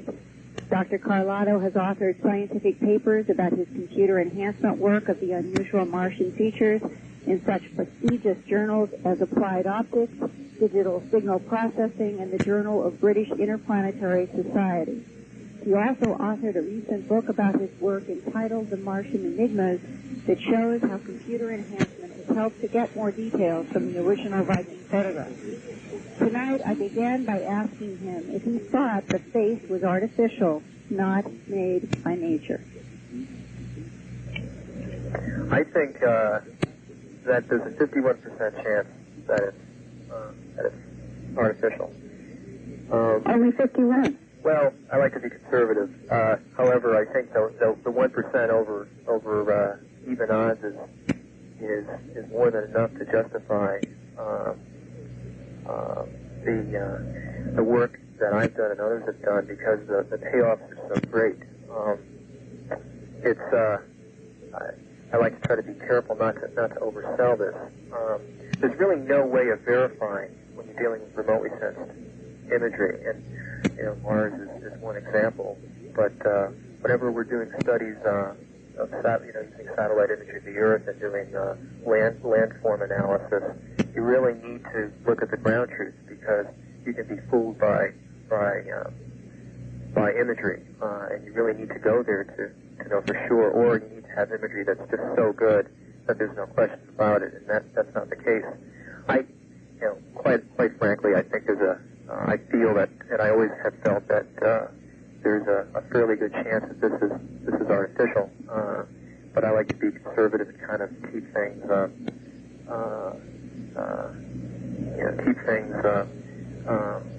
conservative in my estimates on this. What were your own personal first thoughts when you began to think, my God, this is artificial? Like I said, it was almost an intuition when I first saw the base on Mars in the newspaper article, that something about it just sort of grabbed me, and even on the caption, kind of being real artificial space staring up the surface of Mars, even though it kind of made light of it. There's something about it that just sort of grabbed me. And the more you worked with it, the more I've worked with it, the more I'm convinced there is something there, because essentially every test and experiment that I've done has indicated that it is unusual. But the one thing I did mention was the fractal analysis, and all of this work is published in peer-reviewed journals. The methodology evaluated it, and in fact, these are methodologies that have been applied to other imagery, planetary as well as terrestrial imagery. But the fractal analysis showed the face to be the least natural object for an area about the size of the state of Rhode Island. This was really all the imagery I had available at the time. What the fractal analysis does is it, if you will, it ranks the image by its degree of artificiality, and it uses fractals as a model for deciding whether something in an image is artificial or natural. Fractals have been used to model a whole range of natural phenomena. In fact, if I've seen the Star Trek II, the Genesis sequence where they create this magnificent planet, it's all done with computer graphics and fractals. Well, essentially what we're doing the fractal analysis is turning it around. Instead of using fractals to generate images, we're using fractals to analyze it. And when you do this, the face stands out like a sore thumb. as being totally anomalous. As being highly anomalous. In fact, being the most anomalous feature over this area I mentioned, slightly greater than the size of the state of Rhode Island. And then the question that remains is, if it is artificial, why did somebody build something that was a mile high and a mile and a half long, shaped like a primate head? Well, that's anybody's guess. I mean, that's a loaded question. A lot of people have speculated on terrestrial connections, and I think basically, I guess I like to take things one step at a time, at least in this sort of a conversation. Say just this, that if the face is artificial, then it's going to change all of our lives. The sort of juncture we're at right now is trying to collect some better imagery to decide whether this is in fact artificial or natural. If it's artificial, then it's going to open up a whole range of investigations. And the impact of artificial structures on Mars might, in fact, overwhelm the scientific community. Professor McDaniel pointed out in his analysis that in 1960, 33 years ago, the Brookings Institute was contracted by NASA to prepare a report called, quote, "The Implications of a Discovery of Extraterrestrial Life," unquote.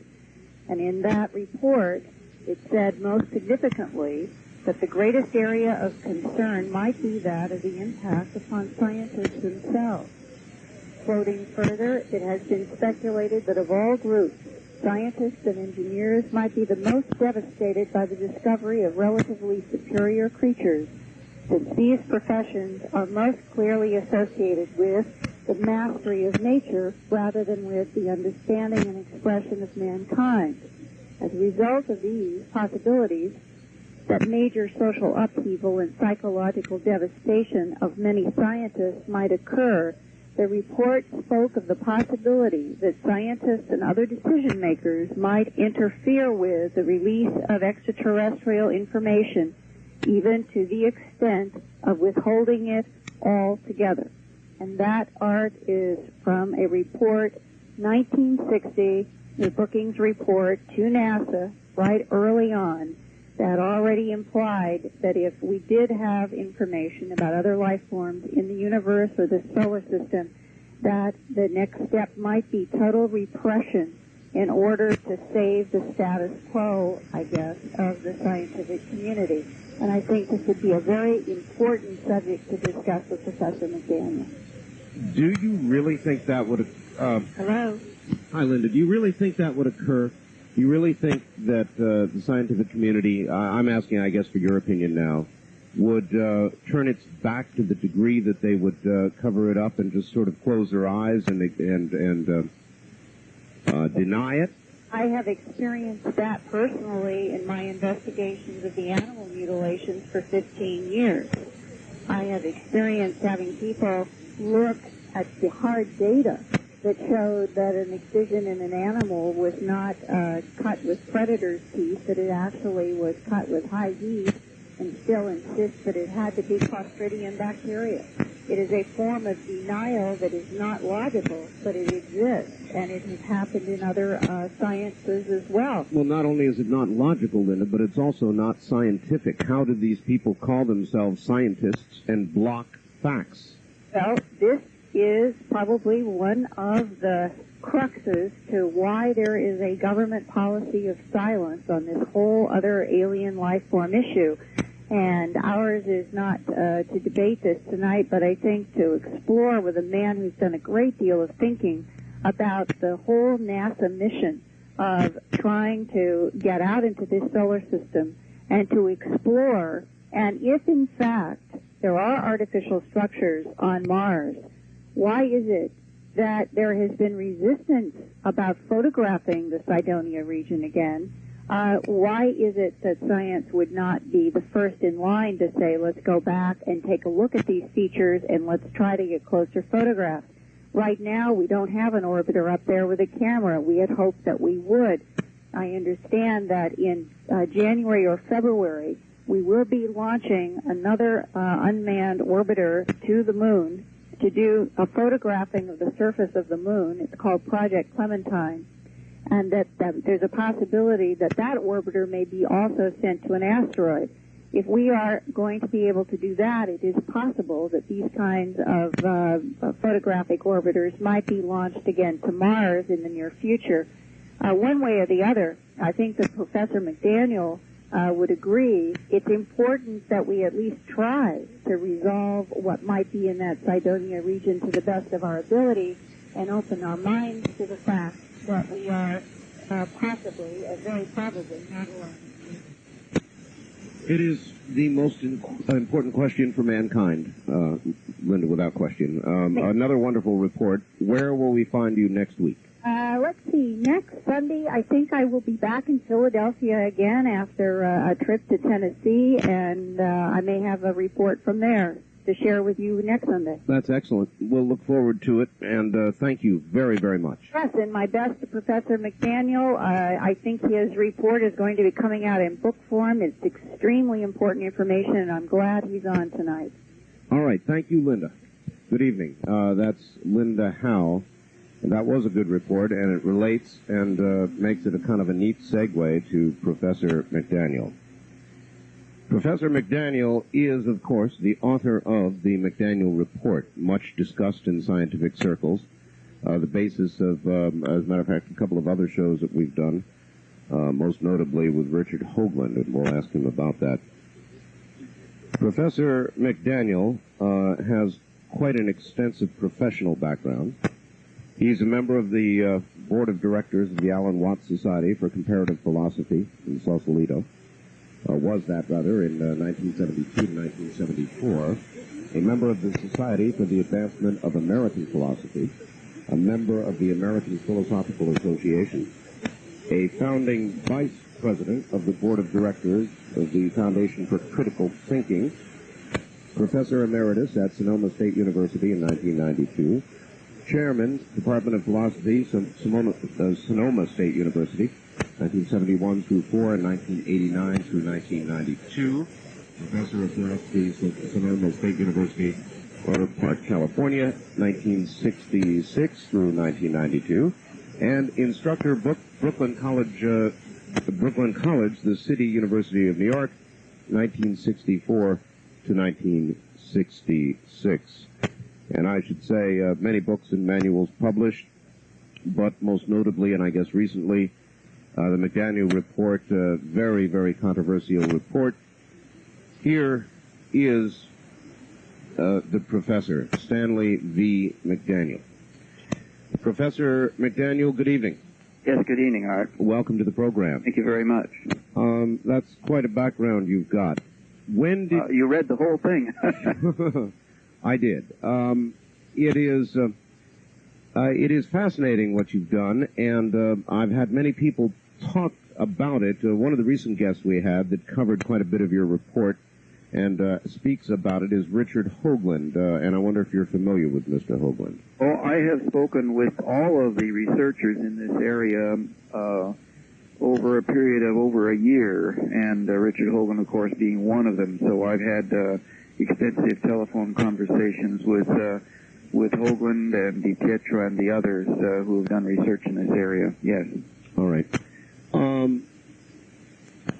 It's almost hard to know where to start, but what made you publish this report, and how did you get involved with all of this? I'd be happy to talk about that because it is rather interesting. I had seen a copy of a book by Randolpho Pozos, The Face on Mars, which was published around 1987, I believe. And this book by Pozos, who's an anthropologist, is an account, a blow-by-blow account of a computer conference that was organized by Pozos and Hoagland on the topic of the Martian phenomena, which lasted over a period around 1984-85. And I had seen that some years back, thought it was interesting, filed it away, and silence it out of my mind for a number of years. And a year ago, September, when I heard of the Mars Observer being launched, I remembered that report and began to inquire, try to find out what the spacecraft was going to photograph these objects. And I did some searching around, trying to find this out, and stumbled across a couple of documents. One was 1992 edition of Richard Hoagland's book on the monuments of Mars, which in its appendix gives an account of the apparent likelihood that the Mars Observer would not photograph the object. That upset me, and then I saw also an article by a man named Harold Toren analyzing the possible geometrical shape of one of the objects in Cydonia, what's called the D&M Pyramid, and I was tremendously impressed by the scientific care taken by Mr. Toren, who is a cartographer with the Defense Mapping Agency in Washington, D.C., and very highly qualified. And so I began to write up some topics that might be used for a radio program on this issue, and in fact I was trying to get the PBS radio people to do a program on this, and I was writing up issues that might arise. And as I got further and further into it, I began phoning the different researchers, talking with them, thinking, well, maybe this will turn into a paper of 30 or 40 pages. And as you see, and perhaps you have it there in your hands, it ended up being a book of almost 200 pages. So that was how I got into it. All right. Prior to the Viking photos, how good was our imagery, or what imagery did we even have prior to Viking? Anything? I think there were Mariner 9 images of Mars and even of that area, and I believe the resolution was around 300 meters per pixel, if I'm not mistaken. Maybe I may be not quite right about that because I didn't devote a lot of time to that. And that would have been such a poor resolution you couldn't really tell much at all. How much of an improvement was Viking? Well, then I think it's 150 feet, or around 50 meters per pixel for the Viking. So that means that each dot on the digital photo is no smaller than 50 meters across. 50 meters across. So we went from 300 to 50. I believe that was correct, yes. And just as a matter of curiosity, had the Mars observer done its job, what would the resolution have been there? It would have been around 5, I think, is what it was. In other words, it would have actually settled the question. Oh, yes, probably. Not absolutely, but it would have given such quality that a great deal more information will be obtained. Yeah. All right, Professor, let me quickly identify the station. We'll be right back to you. Surely. Professor Stanley McDaniel is my guest. This is Area 2000. From Jackie Gone's Plaza downtown, this is KDWN Las Vegas. It's a Sunday night. This is Area 2000. I'm Art Bell. Back now to Professor Stanley McDaniel, author of the McDaniel Report. Professor, are you still there? Yes, I want to correct myself. I said 5. I was thinking of a different camera at that point. No, it would have been as low as 1.4 meters per. Oh, my. Yeah. So that's very, very precise. Yes, indeed it is. With what we have right now, and with all the study you've done, how convinced, I mean, you heard the guess that Linda had. He suggested a 51% probability that the items on Mars, the structures, are artificial. What percentage would you assign? If I might, can I spend a moment on that? That was Dr. Carlotta who was speaking, with whom I've spoken a number of times. He pointed out that he tends to be conservative on this. But the guiding principle behind my report is this, and it's the one that Dr. Carlotta was also following. That is that any reasonable degree of doubt regarding whether these objects are natural or not creates a profound and compelling ethical obligation for the government and NASA to give extremely high powers to obtaining high-resolution photos of these things. And so that's what Carlotta was saying when he said if there's even a 1% favorable tilt to the data, that produces a tremendous obligation on the part of the scientists to look into it further. One would imagine that with even a 20 or 30% probability, that would be more than enough under the circumstances. That would seem to be the case. Now, my judgment is this. I have gone through, as far as I know, all the research that's ever been done on this thing, and I certainly may have missed some, but I think it's not small screen stuff. And I looked at that research from the point of view of scientific methodology as is understood in the area of philosophy of science. And I have found that the data consistently tilts in the direction of artificiality. There has not been one single test performed on the available data that does not tilt in that direction rather than tending to disprove the artificial nature of the object. So I would say that the chances are higher than 51%. As a matter of fact, if you get really deeply into the data, you begin to feel a chill on the back of your neck because it just looks like you've got to say these things have got to be artificial. But being scientists, we have to be cautious, and so I wouldn't want to give a definite percentage, but I think it's more than 51%. What about hard math in this area? And I don't want to get too technical because it's a general audience, but sure. Is there a way, Professor, to to do some math and to put probabilities and to input all this to a computer and for it to... Yes, actually, a professor of physics right now is in the process of trying to develop a statistical analysis of the data that's been developed by the other researchers, and I have hope that we'll have soon some statistical results. I would say that in Richard Hoagland's book, he made The Monuments of Mars, he also made a move in that direction. There is a small discussion of that issue there, too, and some formulas in mathematics. Yes, well, he claims to have developed some new form of physics to apply to some of the equations he used. I didn't quite understand all of it. But even with, I guess my question is, even with standard mathematical formulas, you're suggesting there is a way to approach this. Right. Actually, those are two different issues. The physics that he's working on has to do with the interpretation of the meaning, the possible meaning of the objects. And what we're talking about here is a statistical effort to show the probability that the things are artificial, which is a little different from that. All right. What have you done along that line, and what can you tell us about it? Well, there are at least two that could be brought into view. First of all, maybe I might go back to a comment made by Dr. Carlotto. He said that data taken from a distance, photographs, images from spacecraft, are not proof.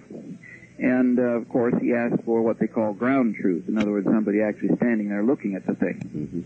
Now, that's often mistaken to mean that there's no evidence that the things may be artificial. The general public often confuses the difference, or doesn't understand the difference between proving something is true and establishing a probability that it might be true. Now, the data that comes in from the spacecraft, the Viking photos, is evidence, and analysis of the data shows that evidence tilts in the direction of the spacecraft may well be artificial. So it isn't as though if you don't have ground truth, you can never have evidence. The photographs are definitely evidence. Let me ask this. If an individual were standing there, virtually in front of the face, is it probable that individual would be able to scientifically come to some determination, or would the scale of the object perhaps, in other words, what evidence could one gather on the ground? It's a question that's often asked. It's hard to say until you're there. If the face happened to be made of some kind of stones that were placed together to form a sculpture, then of course that will be perfectly evident. If it was carved, say, in one huge piece by some means unknown and then weathered over 1,000,000 years, then you'd have to talk about probabilities, I think, because even though it may be severely weathered, there may be such detail in it, and in fact we already see detail that's quite remarkable, that there would be no way to conclude other than that it is artificial. Professor, what weather would there be on Mars? Storms, to start with. There are high winds. The dust storms are not common in the area of Cydonia, but from time to time there are planet-wide dust storms. The weathering. There has been water erosion on Mars, although I believe in the area that we're talking about, that is not likely to have been the case. There's, of course, heating and cooling that produces fractures of various sorts. Those kinds of things can produce changes. What is the atmosphere of Mars made up of?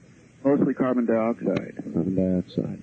And it's very, very thin, but it is enough to support winds and weather. And it would be, I presume, corrosive in nature. The wind certainly would be. Well, yes, especially dust blown by the wind, yes. There's no way to estimate the age at this point of the objects, is there? No, there is one hypothesis, which is Richard Hoagland's, and he hasn't put it forward as anything absolutely proven, but there does seem to be a sighting line from one of the objects nearby to the face, which would align with a solstice sunrise about 330 million years ago. And if that was an intentional alignment for a sighting of some sort, then that might be a possible dating. Vincent DiPietro and Gregory Molinar and Dr. John Brandenburg, who are another group of researchers, feel that that is not likely, and they believe the objects are in the order of many, many more millions of years old than that. I'm not totally familiar with all of the objects that are there. Are there any what would appear to be classic pyramids? Well, there is a group of faceted objects. Facets, in other words, they have sides that seem to be fairly regular, like pyramids. About 8 miles west of the face. Mm-hmm.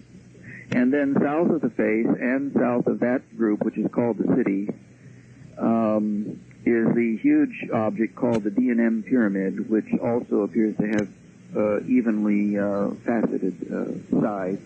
The reason I pursued that is because, of course, the pyramids in Egypt were mathematically quite precise, and I think oriented in a mathematically precise manner. Yes. Has anybody taken a look at the objects on Mars for a comparison? Yes, an architect, actually he's an architectural designer named Robert Feartech in Connecticut, has done careful analysis of these objects. He studied them for 4 years, and especially the pyramidal shapes in the area called the city. And of course, when we say the city, we don't mean there is a city there, but it's referred to in that way as a metaphor. And he came up with the conclusion that the arrangement of the objects and the regularity of the faces that are visible is very, very hard to explain other than as an architectural complex of some sort. And in my report, I do a quote from a short paper of his on this topic.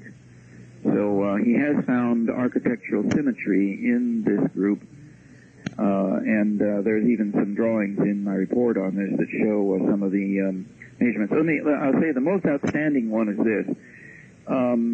In this group of objects, there's a little arrangement of what appear to be 5 little hills. They're probably around 100 feet high, and they're arranged like a cross.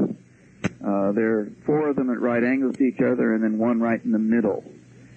And this has been called the city square. Around those objects, these large pyramidal shapes look roughly, when you look at them, they look like they're in a sort of a pentagon.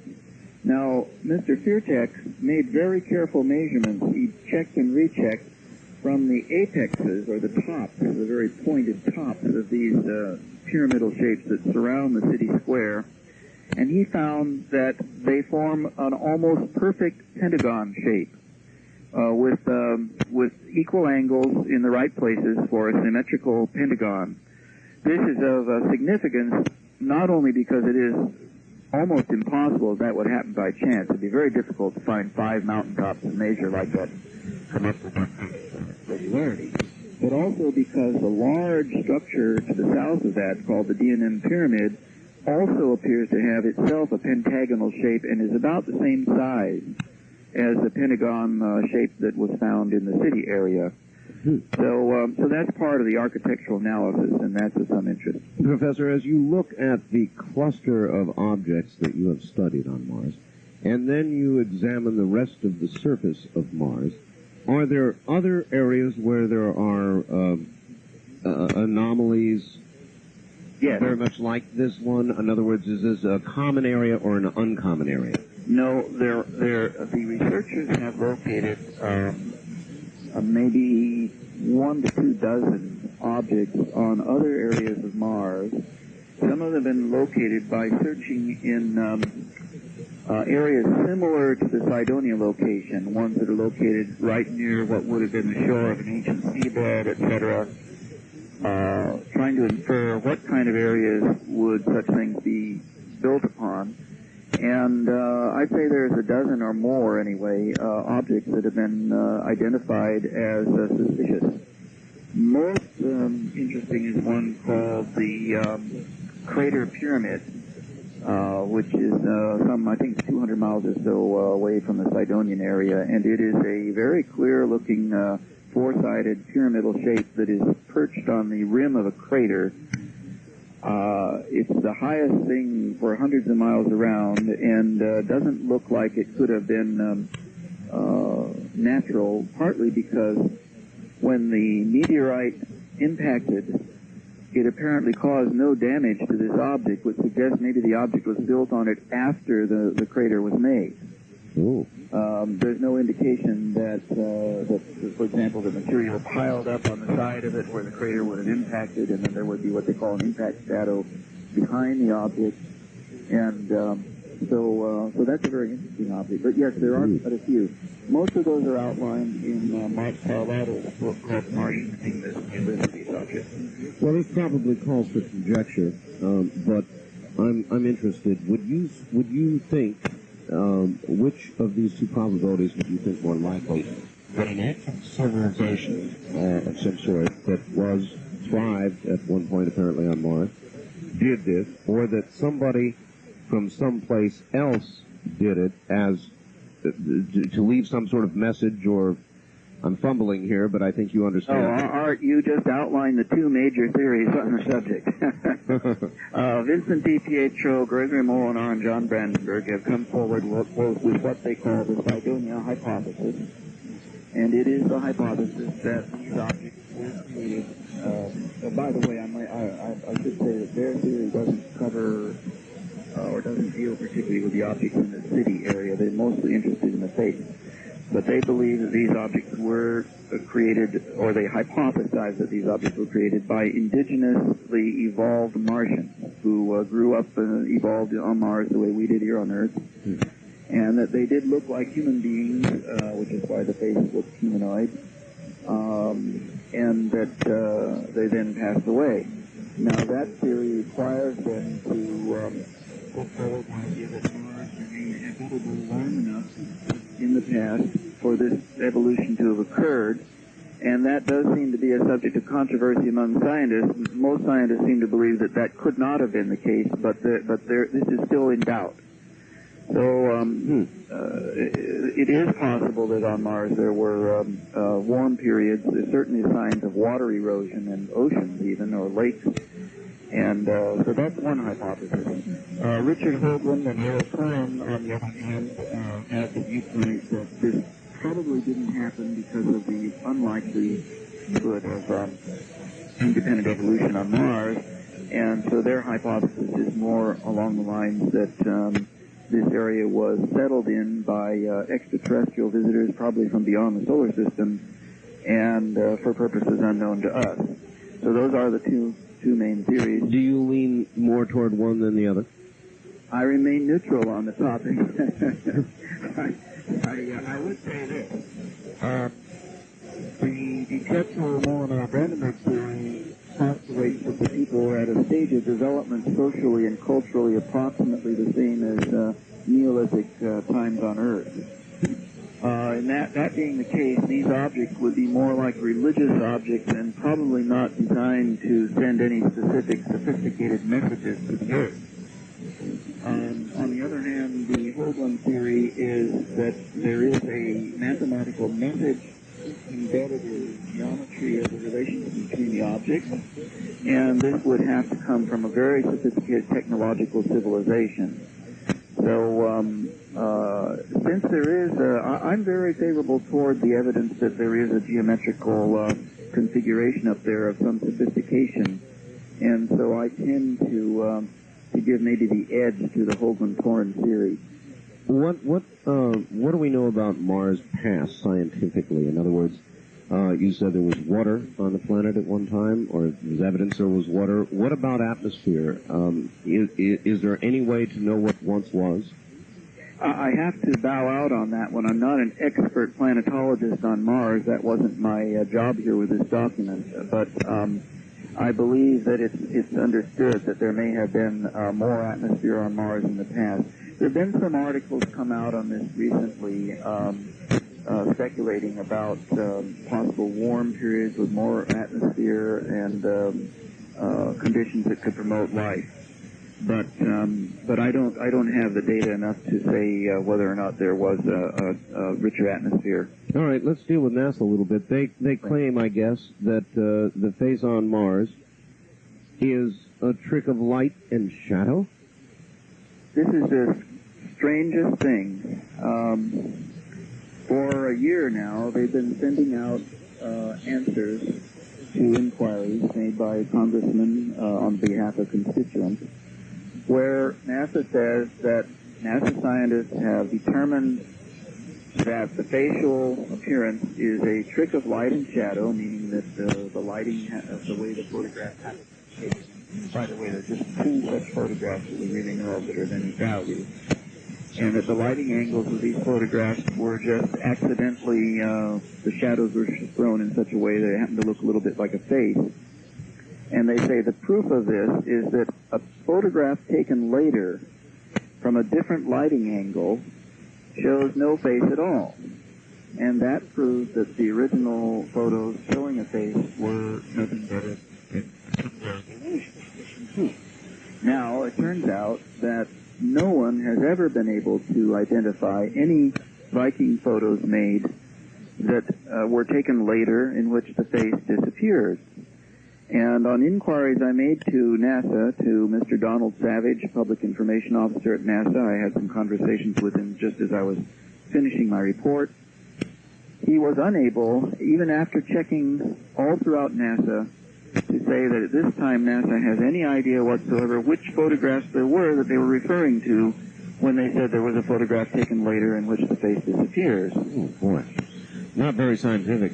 I'm afraid that they really cannot produce such a photograph, and I was shocked when, after they learned through my discussion with them that they could not identify such a photograph, they maintained and are still apparently sending to congressmen the statement that there's a photograph taken later in which the face disappears. This seems to me to be highly irresponsible. I've heard this from so many people about NASA. Highly irresponsible, they say. What in the world is going on in NASA, in your opinion? In other words, what are they doing here? They even with the Mars Observer mission, they fought tooth and nail to avoid photographing this region once again. We have to be very, very careful with what they say. They have made a number of efforts to make it sound as though they're just going to do everything just fine. And the way they do this is to say, well, we are going to photograph the region. Well, the region is millions of square kilometers. And Martian objects occupy only 900 square kilometers, the ones of interest here. And so saying they're going to photograph the region means nothing. Another thing is they will never say that they're going to give high priority to these objects. So what happens is they'll give the illusion that they are really going to do something for the public, but when you really look closely at what they're saying, it turns out to be a false promise. I have a section on this in my report called Misleading Assurances, and that is something one has to be very, very careful about. Indeed, they had a plan, did they not, to restrict access anyway to these photographs? Well, this is one of the things that causes one to wonder about what's going on. I'll if I may, take a moment to go over that. Please. In previous missions to Jupiter, for example, and so on, where they had photographs, the cameras were under the auspices of the JPL Jet Propulsion Lab, and were what they call facility instruments. That is to say, they were facilities that all the scientists involved, and as well as the public, could utilize. And as a result, there was no delay. As soon as the photographs came in and were converted into visible form, they were broadcast on television, and everyone may remember the Neptune episode a few years back where they did that, and it was very, very exciting. In the case of the Mars Observer, they changed the procedure. They farmed out the camera to a private contractor under what is called a principal investigator contract. Now, these principal investigator contracts have clauses in them that allow the investigator to retain the data for personal use, as it were, for long periods of time before releasing it to the public. This is supposed to be to pay them back for the effort and time they took to develop their experiments. Now, in the case of the Mars Observer, the time period was 6 months. if the photographs, the Mars Observer mission was 2 years long, if the photographs of the Sidonian object weren't made until late in that mission, say almost 2 years into the mission, then the public might have had to wait as long as 2 years and 6 months to even see the photographs, much less know whether they'd taken photographs of these particular objects. Now, toward the very end, when the Mars Observer was about to go into orbit, there was a lot of clamor. People were saying, we want photos. So they said, well, we're going to give you public photos. You can come to one of 3 locations in the United States, and we'll set up a kiosk. And we'll, one of them was Houston, I believe. And then you can sit there and wait and hope that we might put some photos of the Sidonian area on the screen, but you won't know whether we're going to do that anyway. This was a kind of a joke, but it was an effort to sound as though they were going to disseminate the information to the public. Another excuse they gave for not putting photos of these objects on public TV right away was that it would interfere with their programming of the other NASA broadcasts they like to put out. Somebody pointed out these are mostly reruns of old NASA missions, and to imagine that the Sidonian thing couldn't take priority over reruns of old NASA missions. Yeah, it just doesn't add up. That doesn't add up. Now, one final thing on this is very important. NASA then began putting out a document that said that they were not treating the Mars photos from the Mars Observer any differently than in any other mission. Now, what they did was this was a misleading technicality. It's based on a technicality. What they meant was that for all principal investigator contracts, those were not being treated any differently. But the big difference was that in previous missions, the camera results were not part of a principal investigator contract. So for NASA to say they weren't treating it any differently than any other missions was technically correct in a certain sense, but effectively it was radically different. And for NASA to do that struck me as not very sincere. Well, they have not seemed very sincere throughout all of this. I'm curious, with what you've done with your report and Richard Hoagland running about the nation, doing interviews and so forth, what is the NASA attitude? Let me take exception to that characterization, running about the nation. Every time, well, electronically and doing interviews. Every time anybody mentions Richard Hoagland, there's been an effort to build up an image that Richard Hoagland is somehow the bad boy. I don't know how that gets out. But I have dealt with this man for over a year, and I don't find him to be... Nor do I. I think it has to do, Professor, with his enthusiasm. He is enthusiastic, and I'll admit that. Okay, I'm sorry. I just want to take exception. I think all of the researchers are very people of high integrity. What was your question again, Art? I'm sorry.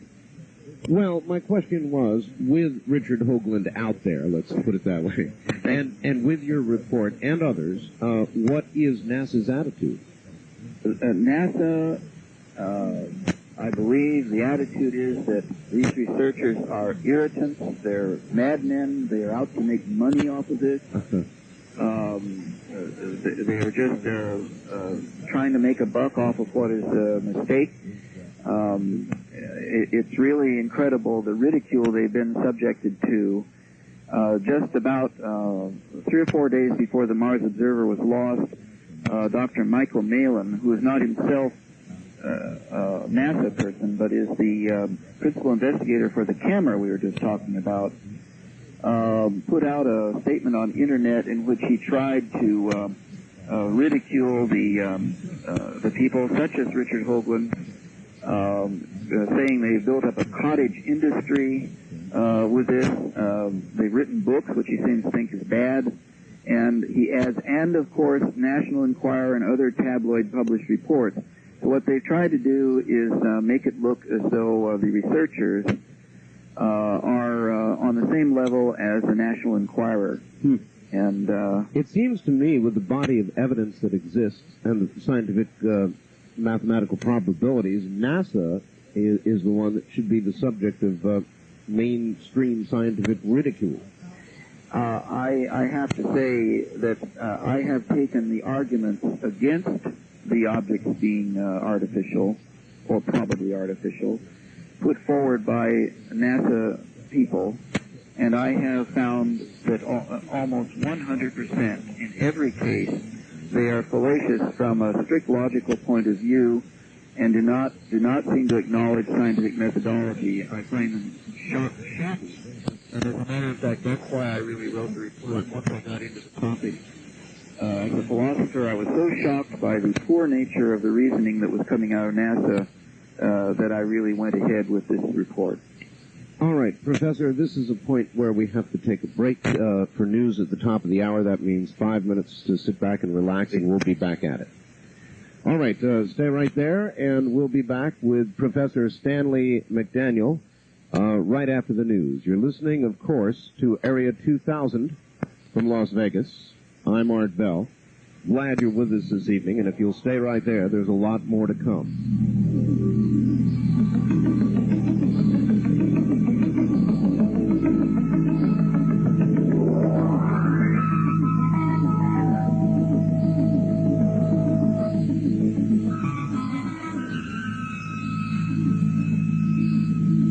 Jackie Gone's Plaza downtown. This is KDWN Las Vegas.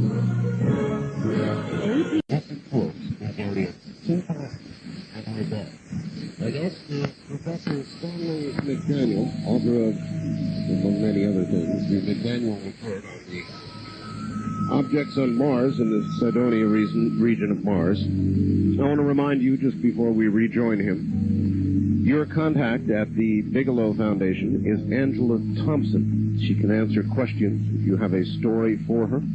If you have something that you feel deserves to be investigated, I urge you to contact her. And you can do so during the business week at area code 702-456-1606. That's area code 702-456-1606. Once again, here is Professor Stanley McDaniel. Professor, are you still there? Yes, I am. All right. Excellent. Excellent. All right. Well, we're still at NASA, I suppose, and I guess what I want to know is, first of all, why private contractors became involved at all. I mean, this is American taxpayer money that funds all of this. And so why did they get private contractors, and why did they hold on to photographs and so forth? Why not just keep the whole thing, in essence, public? Yes. I don't know the details of that, but I can say that apparently it was to save money because private contractor would develop the experiment, construct the hardware, and place that hardware on the spacecraft. And, of course, the information gathered from these various experiments, although carried out by private contractors, would eventually be made available to the American public.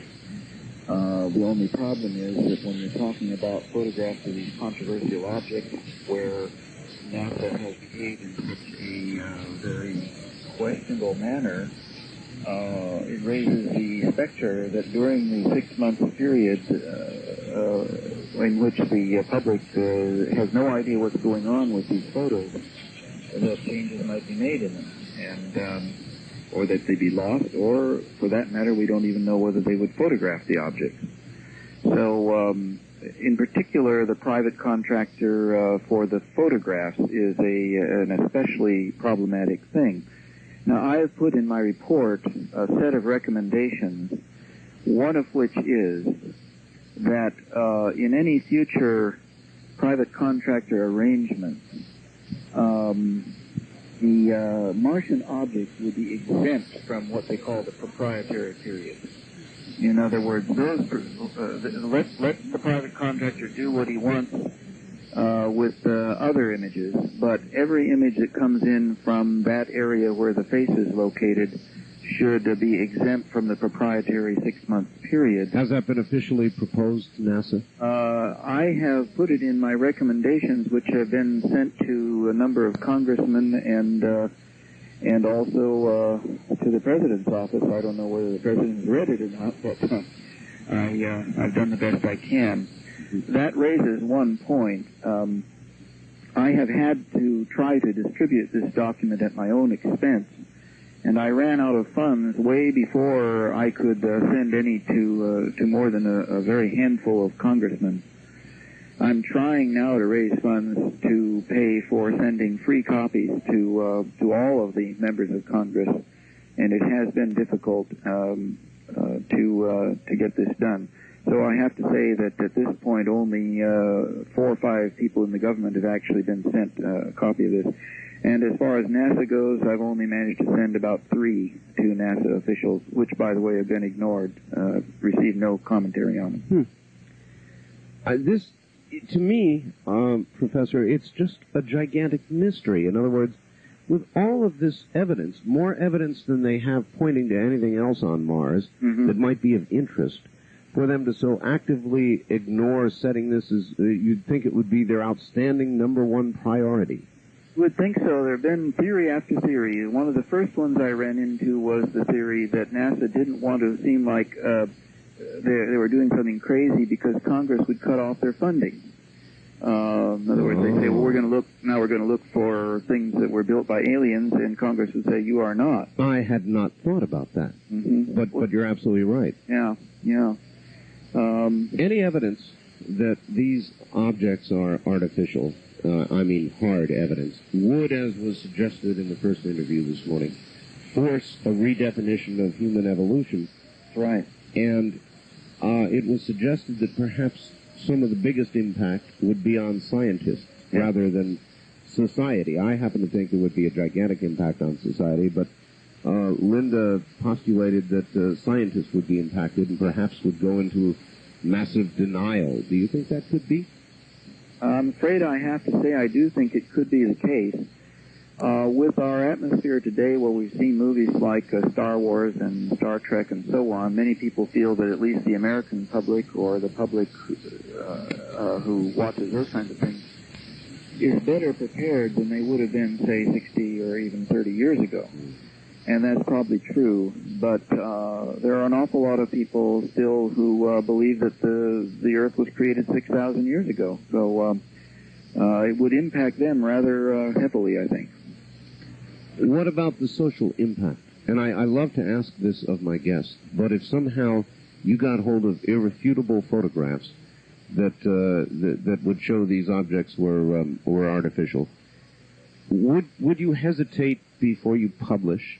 Would you hesitate at all? Would you sit down and think through the social implications? Forget your colleagues, but the social implications. Well, it's the business of science to put forward the truth, and that information would impact many scientific theories about the nature of the universe, including physics and so on, and planetary science.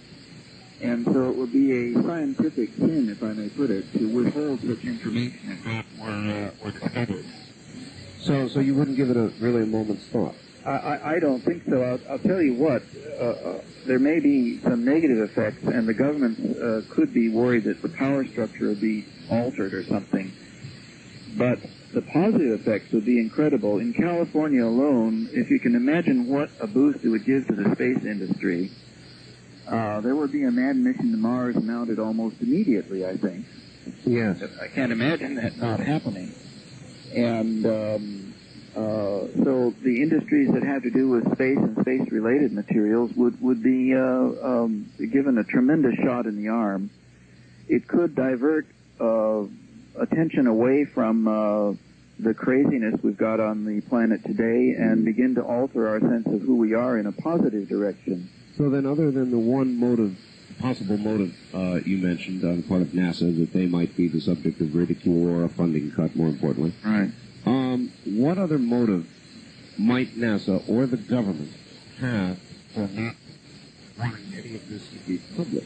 Well, as I worked on my report, I ran across different theories. I myself don't know what one to choose, but one that was suggested was, of course, the Galileo syndrome, which is the thing that happened to Galileo, namely that the establishment structure depended upon its particular view of the universe, and Galileo's discovery of the moons of Jupiter was seen as undermining that, and so they tried to phase him out, as it were, in order to hang on to their particular viewpoint. That's one. Another one, though, that's interesting is the one that I've come across in the UFO area.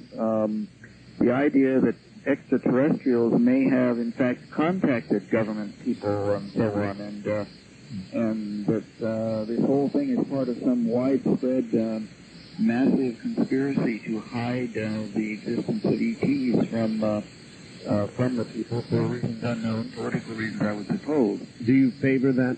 Well, I would say this. The Martian objects are concrete evidence of the possible existence of extraterrestrials, either contemporary or past.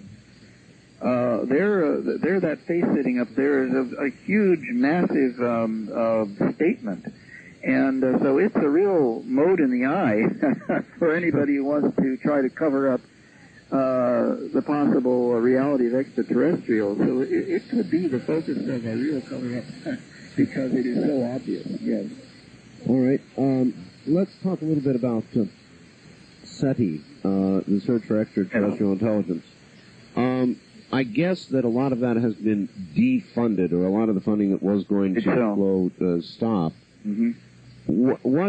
How sound was the science behind the whole project in the first place? As far as the particular radio telescope project that we identified as SETI went, I imagine the science was quite sound. But the problem with the whole SETI endeavor was that it did not include the concept of looking on other planets in the solar system. It went under the assumption that the only messages we would get from anybody would be from radio waves coming from distant stars. And as a result, the effort was directed only at receiving radio signals and not at looking at anything on the surface of other planets. Where you're really suggesting that the possible evidence is hiding, in effect, in plain sight right there on Mars. That's correct. Now, there's one other very important aspect there, and that is that the people interpreting the messages and looking for the kind of message you would get are almost all from one very limited range of science. Anthropologists, archaeologists, psychologists, sociologists, none of those people are involved as far as interpreting messages.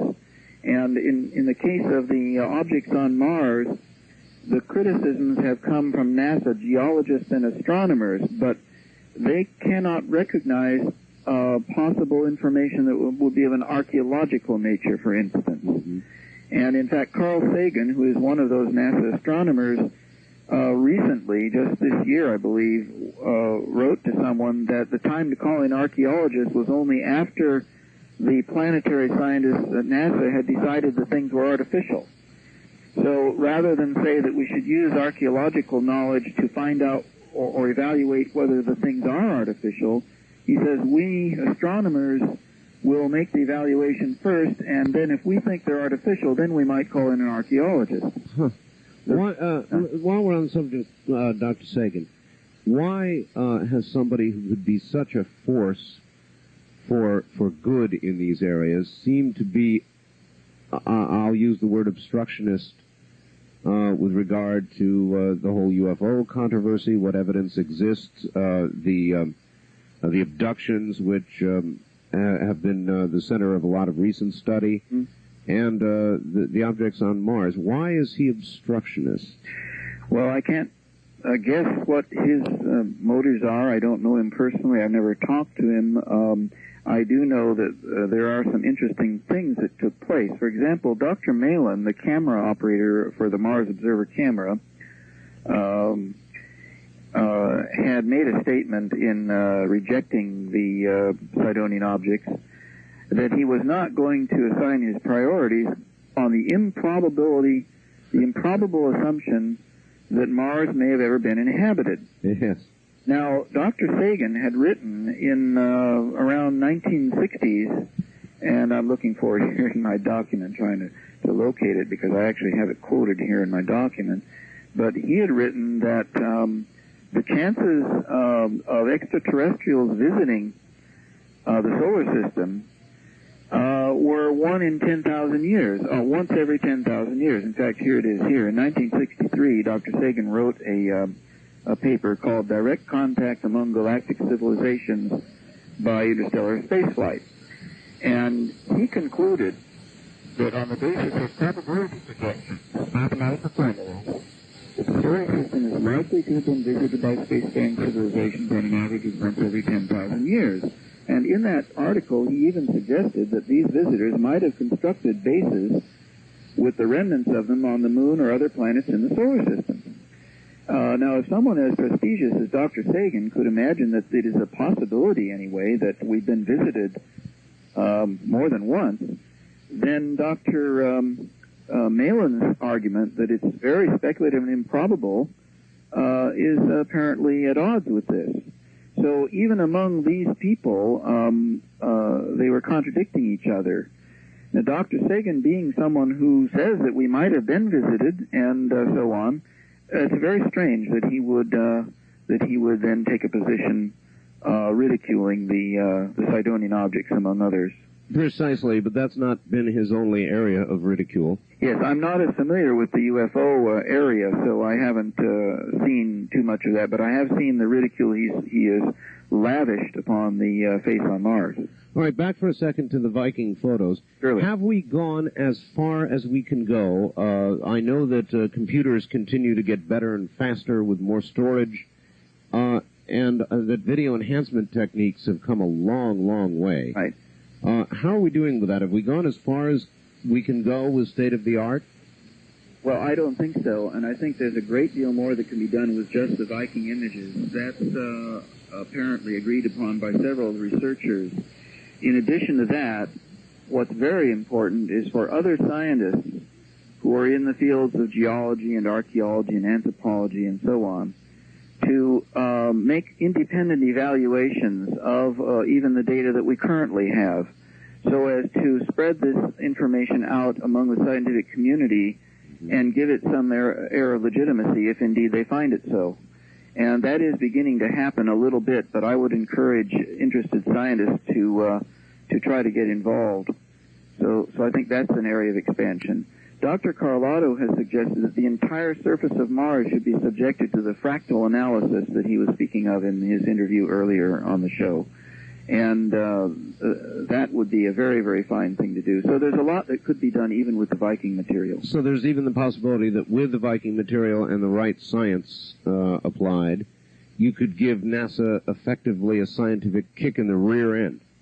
That's what I think has to be done. It was mentioned when Linda spoke of Dr. Carlotto's qualifications, she mentioned that he had had scientific articles peer-reviewed, published in prestigious journals, such as the Journal of the British Interplanetary Society. What she did not mention was that the major scientific journal of planetary science in the United States, the journal Icarus, turned down Dr. Carlotto's articles, and not for the reason that they were not scientifically sound, but for the reason that the subject was considered unsuitable. Did they offer any definition beyond that? No, I believe they just simply refused to have anything to do with any article that had to do with possible Martian artifacts. And as a result, scientists in the United States are not generally privy to, in other words, they're not aware of the nature of the research that's been done.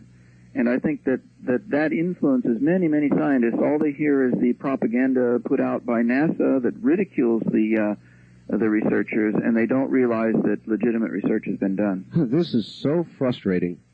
Is there? Do you find any handle in NASA at all? Are there any people in NASA at all that reach out, or is the attitude fairly similar?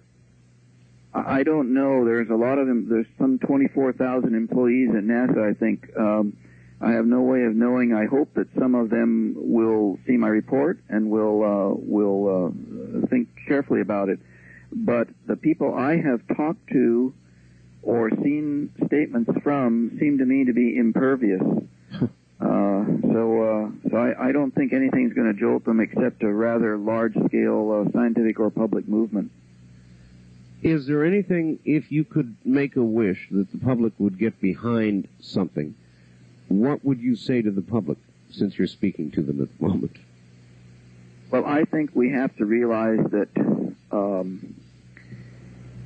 it may look as though worrying about artifacts on Mars is a minor problem in comparison to all of the social problems we have today, such as violence and gun control and so on.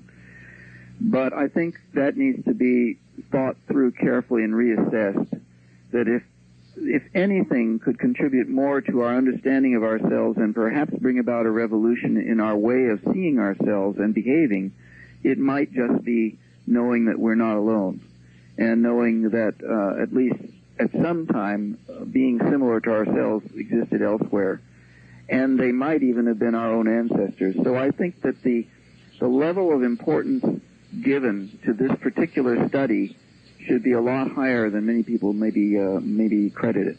Boy, I'll say. All right, the Mars observer that would have settled this, or at least told us a whole lot more. Yeah.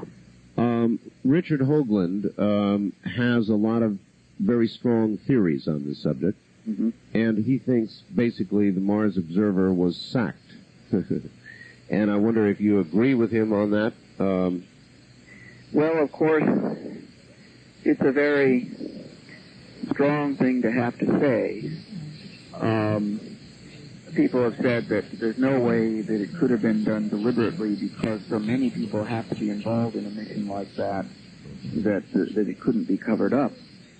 However, I'm not making a judgment on it, but I will say this. I think it's awfully strange. There are a lot of very strange things about it. One outstanding one is that the Mars observer did not cut out on us until after they had uploaded the instructions for putting it into orbit. So it went all the way up there, and it experienced that very same thing. By the way, they turned off the transmitters a couple of times before they got to Mars. And as you may know, it was turning off the transmitter that seemed to trigger the problem. When they tried to turn it back on again, they couldn't get signals back. Yes. But they had done that before on the way up, and for it to go out on us when it's about hours, literally hours away from orbit, and after the instructions that would put it into orbit had been given to it, was a very strange coincidence. In other words, it could then go into orbit and we wouldn't know it. But all right, there are a couple things I want to ask you about. One is I had heard that it was in the process of pressurizing some sort of fuel tank or something or another. Is that correct? Yes, there had to be some explosive bolts fired which create a vibration, and the reason they turned off the transmitter was to protect a vacuum tube. I see. So then there were things that were going on that potentially could have meant an explosion? Yes, it's possible, although for a long time they said they really didn't think that could have been what happened. There was another curious thing, though. Just as it was getting ready to go into this phase, what they had done was they'd initiated a power-in burn, or they were going to do. I think they actually did it. Now, what this was a way of powering the spacecraft into its initial orbit using fuel that had been saved because of their very precise initial launch, actually. And with that option, they were going to be able to start photographing Mars, to start one whole photographic cycle early. Mapping cycle, they call it. And so they were going to be able to photograph it as much as at least 20 days earlier than originally planned. And there was a time value there because there was a solar conjunction, which is a situation where the sun gets between the Earth and Mars, coming up on around December 16th. And in fact, it just started just a few days back. And that would interfere somewhat with the reception of photographs from Mars. Actually, it would interfere with them sending signals back to control the spacecraft. So getting in 20 days early would have been a great advantage, and they could start taking photographs early. Now, as that started to happen, NASA suddenly changed its scheduling and said that they weren't going to really start their mapping orbit until the originally planned time, even though the spacecraft was going to be going early. This led to the speculation that they wanted an early period to take photographs that the public wouldn't be aware of. It was a very strange occurrence, and this happened just in a few weeks prior to the actual orbital insertion. The public pressure got quite hard on NASA at that time. I was aware of letters being sent to Glenn Cunningham at JPL and so on, and the public was really making an onslaught, I think, there to try to get them to let the photographs out. And then at the peak of all that, they lost the spacecraft, or reported it lost. So there was sort of this funny business going on around there. So I think that Mr. Hoagland's viewpoint, he has said it's mere speculation, but I think that it's not entirely unreasonable. He also feels that contact will be magically reestablished with the observer in the first couple of weeks of... I didn't think that until recently. I've talked to him on the telephone just a few days ago, and he says now he thinks with the success of the Hubble mission, there may be not the same need for NASA to recover the spacecraft. Oh, just hold on one second while we once again identify the station. Surely. Stay right there, Professor. This is Area 2000 from Las Vegas.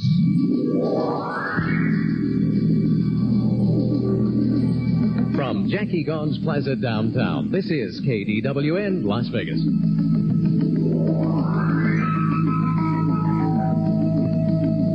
Professor, let's talk a little bit about Hubble. It was a success. Richard Hoagland felt that it would not be, and I really shouldn't say that because it's my understanding it's going to be about 6 weeks, is it not, until we know whether all that stuff they installed up there is functional? Yeah, that's true. They have to go through many tests. So, insofar as the installation went, it, I guess, is a success. Would Hubble have any application at all for looking at anything as close as Mars? I have heard that is more difficult for the Hubble. I have to beg off there in that I don't know the details. Richard Hoagland does know, and I'm sure many others do, but I don't know, except that I have heard that for some reason looking at nearby planets is less desirable for that instrument. All right, back then to the Mars Observer very quickly. By the way, I don't think it could, with all of its power, I don't think it could give us what the Mars Observer would have given us. All right. Back to the Observer for a second. Another thing I heard that puzzled me greatly was they, early on, when they had this failure, they suggested to the public, you may recall, that a transistor, which had given them problems and been reason for a previous failure, was thought to be what was wrong. And something clicked when I heard that, and I said to myself, a multi-million-dollar spacecraft or satellite, and if they've already had one failure and they knew it was one specific transistor, what are the odds they would send a billion-dollar instrument up with the same problem? I mean, that's just scientific ignorance. What happened to the Challenger? This is a terrible situation. We would assume there will be so many backups and redundancies. Of course, the thing has to. You do have to look at the weight, but yeah, that does seem very strange. Another thing that is strange is that there were apparently tests they could have performed, which they did not perform. I think they finally did, yes, they did finally try to operate the French-Russian device. There was a signal, a 1-watt signal they could get from another radio on the Mars Observer, and they tried that and were unsuccessful. There was another suggestion that they used a laser altimeter, which was a laser beam that would help the observer find its distance from the planet and aim it at the Earth and possibly pick up that signal. I believe they rejected that as too much trouble or too expensive. So it's not clear that they carried out every possible test to get it back. Do you consider it possible that they may still suddenly announce in some great surprise that, gee, they've located it or it's back on the air? If they're running it clandestinely, then it is possible. If they're not, then it might not be possible because the batteries would run down if the solar panels weren't oriented properly during, it would only take a matter of hours before the power would finally go out. So the thing wouldn't have enough power left to return to us unless it had managed to keep its solar panels in the right orientation.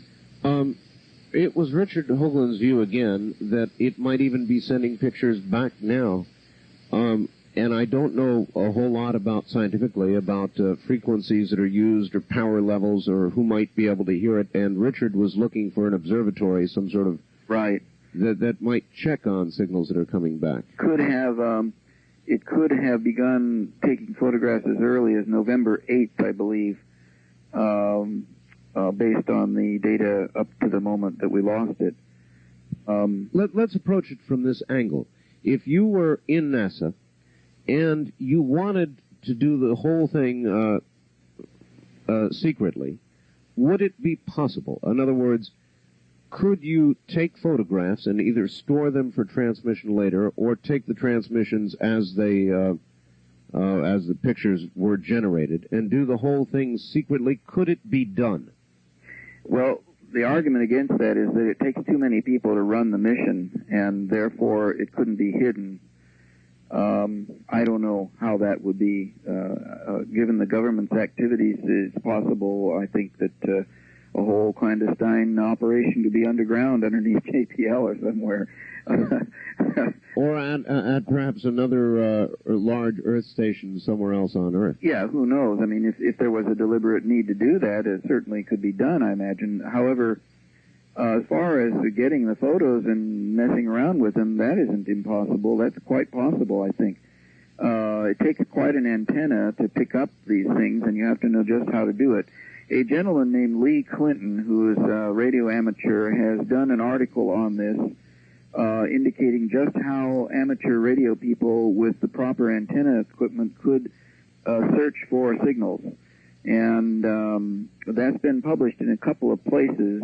Do you happen to know the frequency range? No, I don't, but he wrote this article giving that, and it is available either through Richard Hoagland, or I believe that Lee Clinton is on on CompuServe. CompuServe, all right. Yes, and his last name is Clinton, first name Lee, and one could look, I don't have his CompuServe number in front of me here, but one could look on the ID list there and maybe find out how to get in touch with him. I think that he logs on to the space forums there on CompuServe fairly regularly. Oh, yes. I happen to be an amateur radio operator, so... Well, so you could possibly understand what he was saying. All right, what is our... Assuming that Mars Observer is history, what is the next best... Project Clementine was mentioned. What's going to Mars in the future? What's the next chance? I understand that the Clementine that is being launched, I believe, in January to go to the moon could be diverted and sent to Mars instead with relatively little expense. The Clementine option was one of the ones put forward at the time when NASA was saying they were going to try to get a quick return mission, one as soon as possible. And I believe that the JPL people, for unknown reasons, refused to look at that option. My understanding now is that NASA has apparently dropped the idea of trying to get a quick return mission and is just going to go for something more elaborate, possibly around 1996. Well, I'm not a great believer in conspiracies, but it sure does look like NASA doesn't want to go to Mars. And it looks like when they were on their way to Mars, they didn't really want to be. And one can conjecture that they made a choice late not to. And I just... there's something smells fishy with this whole business, but one has to ask, and I will, Professor, if they were concerned about what was there, or public revelation of what was there, then why launch a billion-dollar spacecraft that you're going to have to end up turning off or taking away from the public as they did? In other words, it was bad PR, it was a bad move, and if you didn't want to go to Mars, then why launch? Yeah, it could be that they really wanted to find out what was there, that they have very deep suspicions themselves, even though they're not letting us know that, and that their purpose in sending it up was just to do what we want them to do, namely find out, but they weren't going to let us know. And in fact, that's one of the reasons that one might think the mission is ongoing secretly, is that now they may be finding out what they needed to know. I grant you that the idea that they're doing it on purpose and that it's still operative is considered very far out by many, and I'm not espousing it, but I want to say that in 200 pages of analysis that took me over a year to research, the thing does smell. That's the way I would put it. It's just not, it doesn't compute, as they say. Yes. Just very briefly, we do have ground, we had people walking on the moon. We've got lots of good pictures of the moon. Are there any similar objects or areas of interest on the moon? Well, it's very interesting. Dr. Sagan has argued that the face on Mars is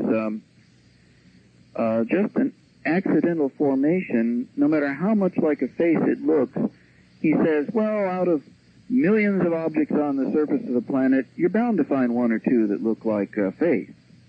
Now, the fact is that nobody's ever found anything on the moon that looks like that. And the moon is covered with the most bizarre kinds of shapes and forms. If Sagan were right about it, we'd probably find at least one or two faces scattered around in our own deserts as well as on the moon. Yes. So the fact is that nobody has seen anything like that. However, there is a literature of interest in strange occurrences or reflective phenomena that have occurred on the moon, and I think it's still an area for research. That there may be stuff there that isn't being looked at as carefully as it should be, and I think some people are presently following out that course. Just briefly, we went to the moon. We sent men to the moon. And then we kind of came to not a full stop, but nearly a full stop in terms of exploration. Would you say that a manned mission, for example, to Mars is absolutely justified based on what we know so far? Oh, absolutely. I couldn't think the future of the human race, I believe, has at least one point of reference in space in the other planets of the solar system.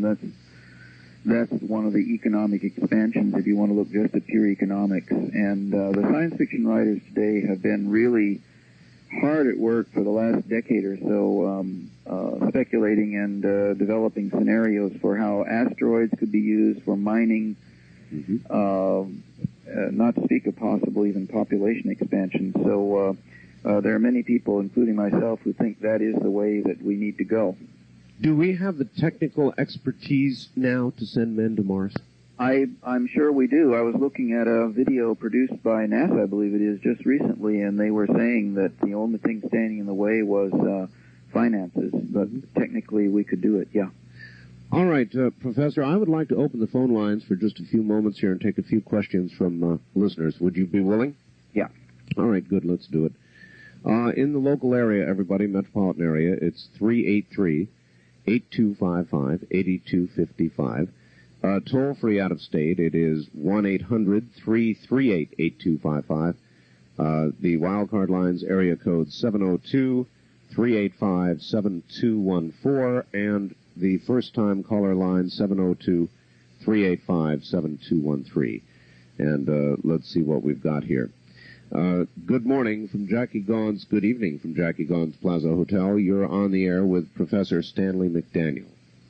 Hi, my question is, what do you hope to accomplish by writing this report? All right, that's a good question, actually. Where are you calling from?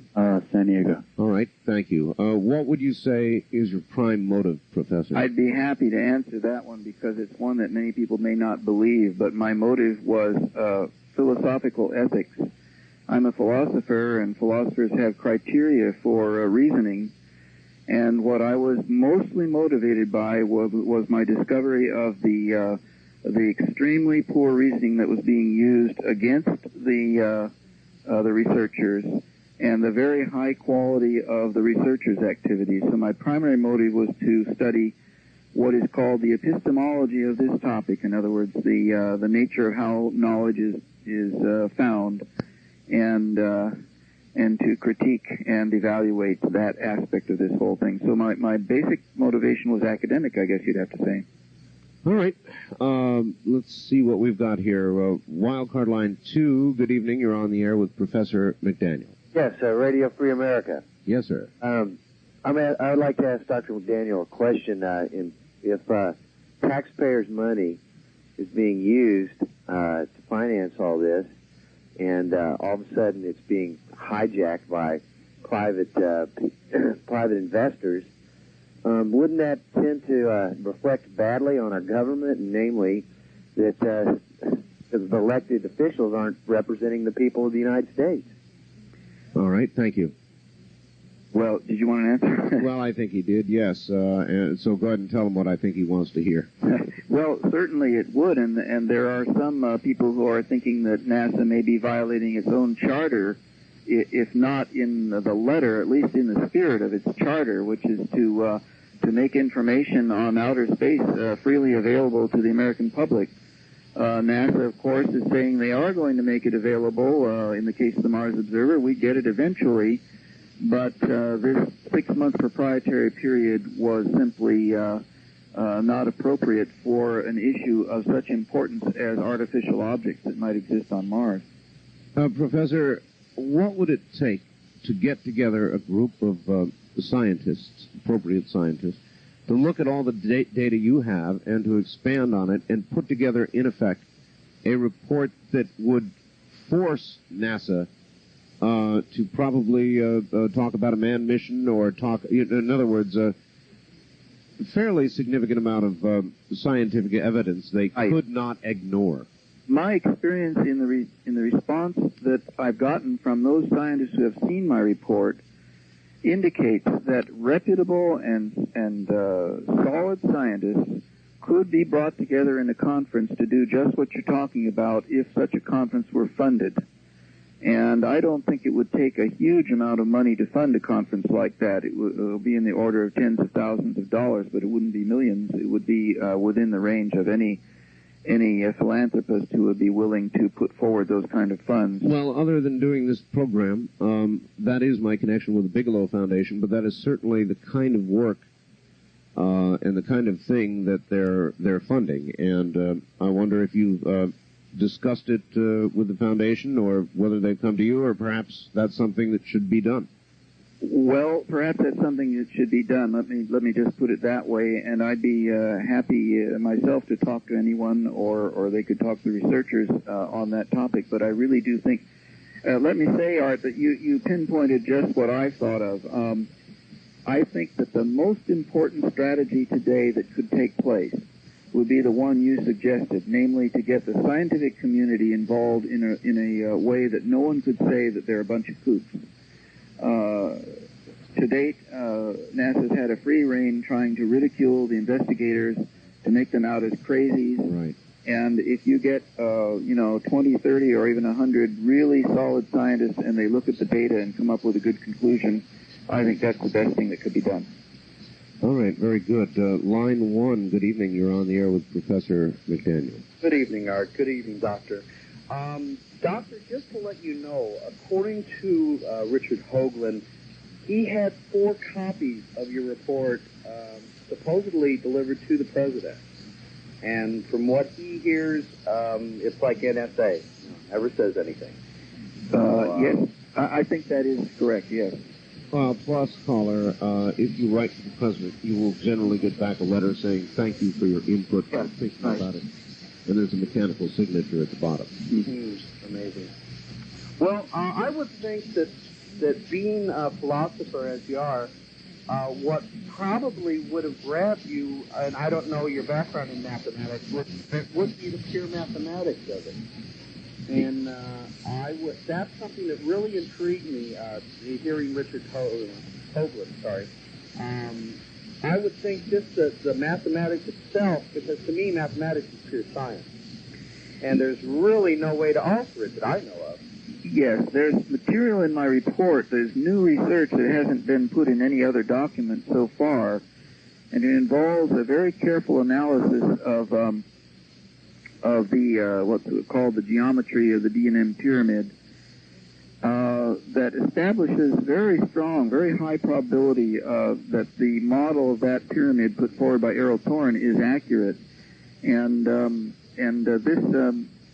this particular side of the mathematics is in my report for the first time ever. As a matter of fact, that research was done while I was writing the report, and I got it from the author of it and was able to insert it on the fly, you might say. So yes, I think you're right. We didn't get to go into that as far as we could have, Art, when we talked earlier, but there's this mathematical side, yeah. All right. Thank you, fella. And the Art, it just tells me another thing. Question everything people tell you. Yes. Thank you. Again, that seems to be the path to follow, and then to force some hands. Do you think, with good, solid scientific evidence, that the majority of the mainstream scientists would ignore it or would embrace it? And I mean with good evidence. I think the majority would be willing to embrace it if they were given a fair shot. As it stands, the balance is tilted the other way because of the ridicule. So I think if the data were really got out, for example, if a journal like Icarus would be willing to print this material. Well, you've already indicated some difficulty in getting some things on this published. That's right. There's been an information blackout, and they've tried to keep it in the realm of National Enquirer level material, and that isn't fair. So I think, as you said, a conference of that sort that you were talking about would be a good start on that. All right. The other thing I'd like to do is send as many copies as I can of this report to scientists. So that's another thing. What reaction have you had so far to what you have done, to your report? How is it received? It has not been as widely distributed. It will be published by North Atlantic Press in January, I believe it'll come out, in a regular paper format. Until then, it has been available only in a home-done spiral bound, although it's of good quality. You may have seen it there. No, not yet. I would like to. So it hasn't gone around too many. I'd say at the most we've had maybe 200 total that have gone out. All right, let me understand. In what manner is it going to be published? Is it coming out? It will be as a regular paperback in large-size format with graphs and diagrams, yes. Yeah. And that should be in mid to late January that'll be available from North Atlantic Press. In the meantime, it has come into the hands of a number of reputable scientists. I could mention, for example, Dr. Robert M. Schock, who is the Associate Professor of Science and Mathematics at Boston University, and is the man that did the very exciting work on the geological dating of the Sphinx in recent times. And how would you characterize his reaction? He believes that it is, I can quote from him, he says, "I am convinced that it is not only worthwhile, but extremely important that the investigation into the Sidonian objects be continued, utilizing the best techniques and resources available among the scientific community." And I have a similar support coming out from a number of other reputable geologists and physicists and astronomers. So those scientists who have seen it have been favorably impressed. Now, I'm sure also if it were given to certain NASA scientists that they would probably throw it in the wastebasket. I did send one of these to Dr. Bevan French at NASA headquarters, and I received absolutely no response from him whatsoever. I never got an answer back. Boy, to me this just does not add up. As I always understood science, it is the science is just hard facts, and anybody who would call themselves a scientist and would ignore evidence or ridicule evidence is very suspect. Well, it's very strange. I talked to Dr. French on the telephone prior to sending him this, and he sounded as though he was interested in the topic and didn't know all that much about it and wanted to know more. And then I sent him a 200-page detailed analysis of all of the material and with argumentation, and he doesn't, he never replies. So I don't know what's going on. All right, Professor, one more quick call, maybe a couple. On the wildcard line 2, you're on the air with... Yes, good evening, Dr. McDaniels. Your mention of the professor at a Boston University with reference to the Sphinx, is he the one that has put forth the idea that it is 10,000 years old, also not eroded by sand but by water, and that it may be the establishment of a colony pre-existing the Egyptians and even possibly alien? That is correct. All right, thank you. Yes, there was a TV special on this just recently. All right. 10,000 years old? I believe that's a minimum number that they discovered, yes. Mm-hmm. Could be older. All right. Wildcard line 3, time grows short with Professor McDaniel. Good evening. Hello? Hello. Yeah. Yes, turn your radio off, please. Turn it off? Yes, turn it off. Turn off your radio, please. Well, I can't reach it. All right, well, then we'll move on. Line 2, you're on the air with Professor Stanley McDaniel. Hello? Hello. Yeah, Art, you asked a question earlier that was really interesting. You said, why would they send $1 billion project into space knowing there was a problem with it? Were you talking about the Mars Observer? That is correct. Maybe it wasn't $1 billion project. It could have just been an empty can. If NASA is compartmentalized as it's supposed to be, there might not have been anything in there, and they could have diverted the funds somewhere else to some other technology. Well, that's a lot of conjecture. Your conjecture is as good as anybody else's. Well, it's certainly an interesting option, although I think that at launch time they discovered these contaminations in the camera area and so on and so on. So probably people did see that it had instruments in it. But it's worth considering. I mean, it could have been nothing. I think. Cutting the defense budget, they need money going somewhere else. And they say, gee, we sent it up there, it doesn't work, sorry. Mm-hmm. All right. Thank you, caller. Anything is, of course, possible, I suppose, when you don't know.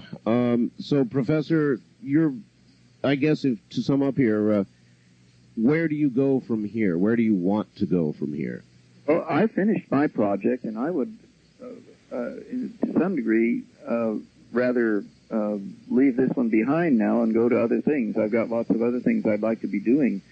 However, I'm finding that just being the author of this, I'm having to remain engaged to some degree, and I would like to support what I just told you about, namely trying to get mainstream scientists to look at this and have someone fund the conference that would allow that to happen. Certainly, with the publication of this, the widespread publication, you're likely to be right back into the thick of it again, are you not? That is hard to avoid, but to the best of my ability, I'm going to maintain a low profile. All right. Well, I'm certainly glad you decided to come on the program this morning. It's been the opportunity. Extremely informative, and you're a good interview. Thank you very much, Art. Professor, thank you. Bye-bye. Take care. That's Professor Stanley McDaniel, author of the McDaniel Report. And I hope you enjoyed all of that. I want to remind you, the Bigelow Foundation, Angela Thompson is your contact.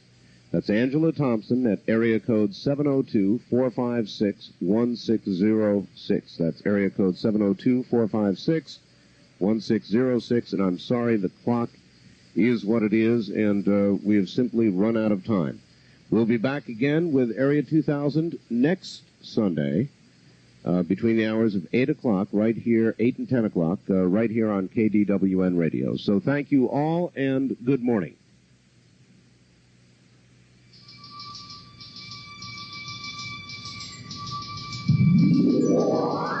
The preceding program was made possible by a grant from the Bigelow Foundation. This has been Area 2000, a program that introduces our listeners to the scientific approach for discussion of two particular subjects: UFOs and near-death and after-death experiences. To contact the Bigelow Foundation, please call during the week between 9 a.m. and 5 p.m. Area code 702-456-1606. Ask for Angela Thompson. That's area code 702-456-1606. And be with us next Sunday evening at 8 for another edition of Area 2000.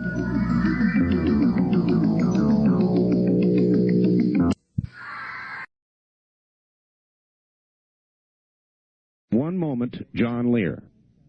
Before I get to John, and we have in radio the luxury of a lot of time, John is on the line and able to hear what I'm saying right now.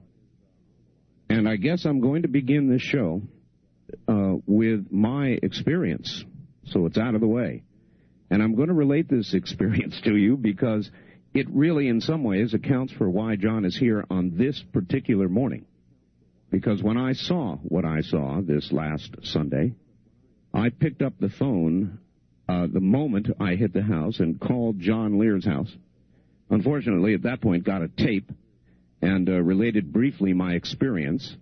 And John called me the next day, and it was like a confession or something. I had to get hold of John.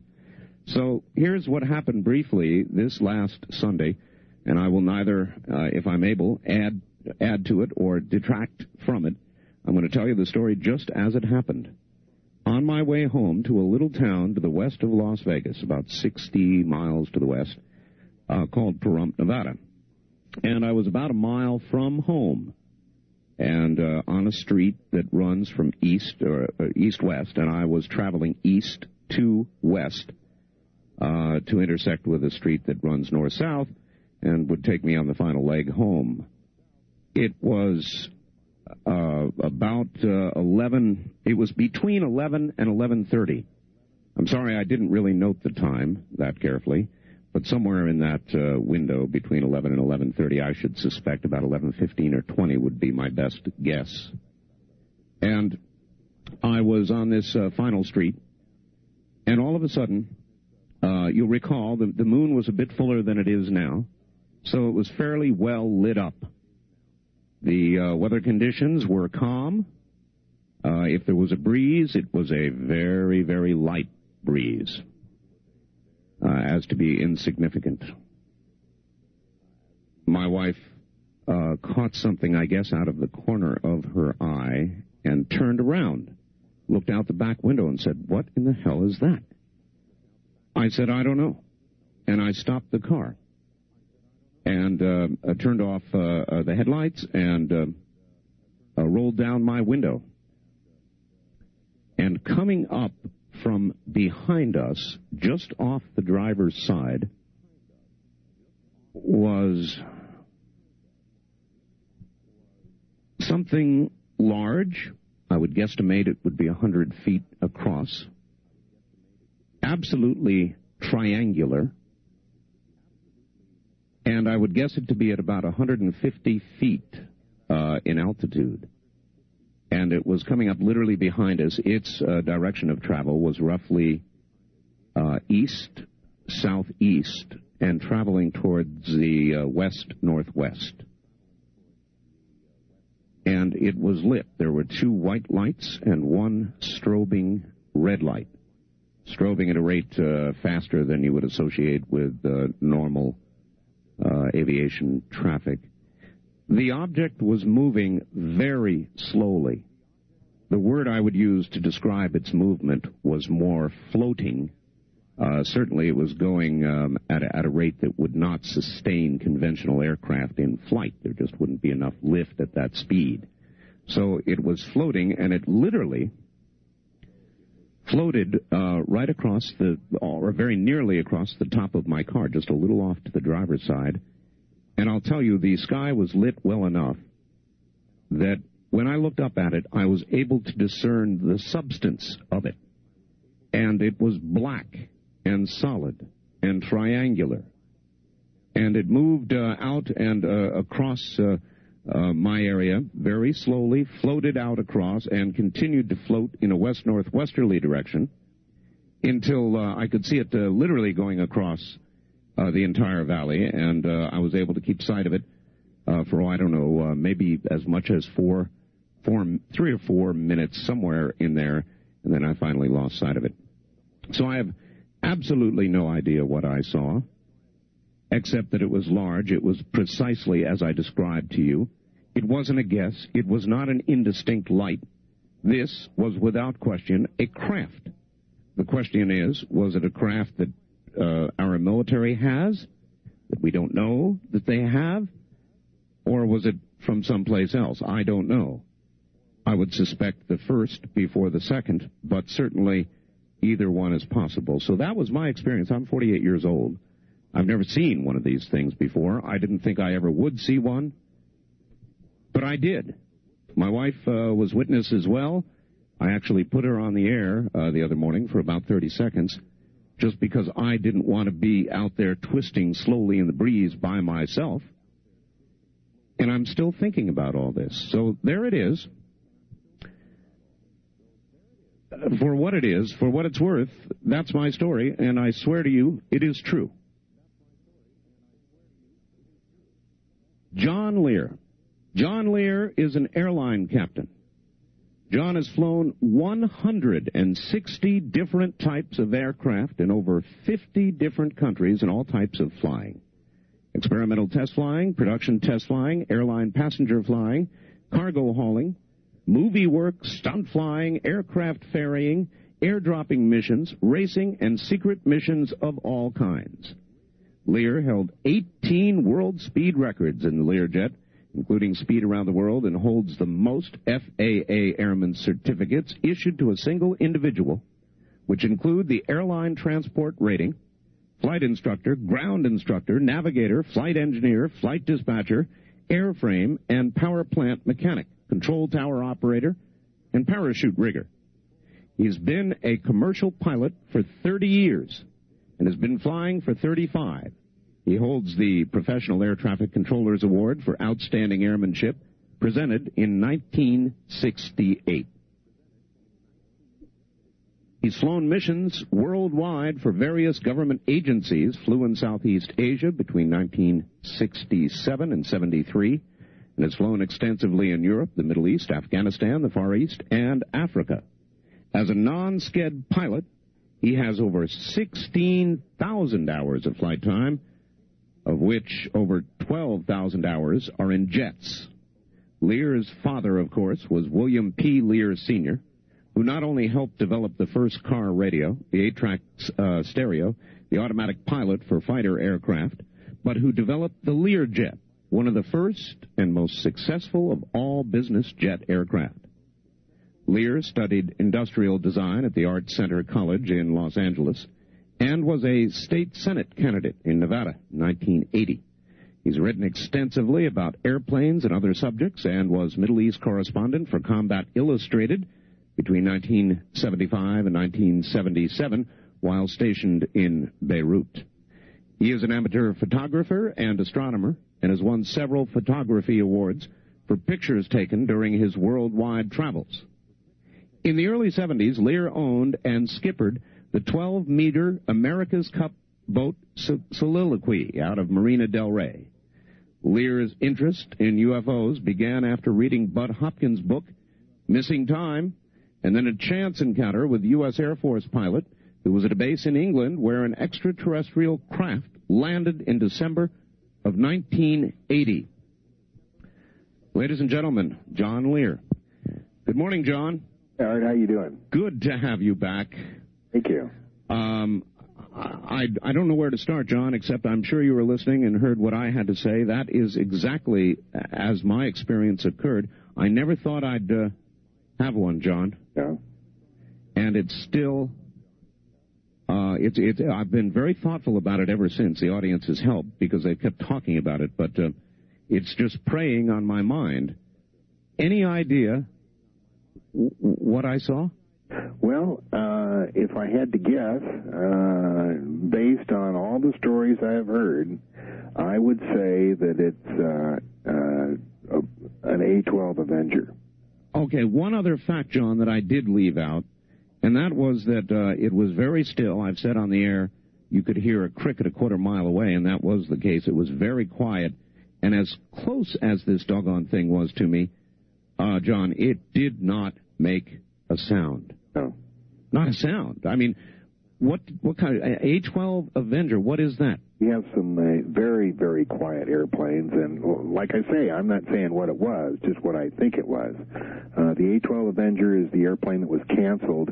It was the Navy fighter bomber that was canceled, about a year ago by the Pentagon because of cost overruns. It was being built by General Dynamics and McDonnell Douglas.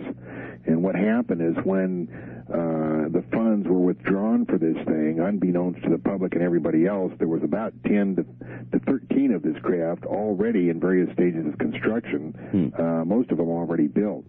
So when they withdrew the funds to this craft, they asked Lockheed to get it in the air, and they took these, it was about 10 to 13 airplanes, and worked on them. What they had to do is, these were Navy airplanes ostensibly for a carrier, and they had to, one of the overweight mechanisms was the wing folding mechanism, and there's some other things in it, and put engines in them and started flying it. And they're extremely, extremely quiet. And they're the ones that are flying around. Now, one of the reasons why I say this is because if it had been anything strange, like something extraterrestrial, it's possible that it would have canceled or put out your headlights or your engine or something like that, which is usually the way. Also, there wouldn't have been the white lights on it, possibly the red light, but I don't know if anybody has seen a saucer with a flashing red light, no matter what. Okay, one other aspect it had, John, was it was flying too slow to be sustained in flight aerodynamically, as I understand it. I mean, it was floating. Yeah, now that's the one thing, because the conventional craft do need lift, and although the Delta planform does create quite a bit of lift, it does need a little bit of speed. So since I wasn't there and I don't know, I didn't see it, I'm not sure what it was, but it sure sounds like these A-12 Avengers.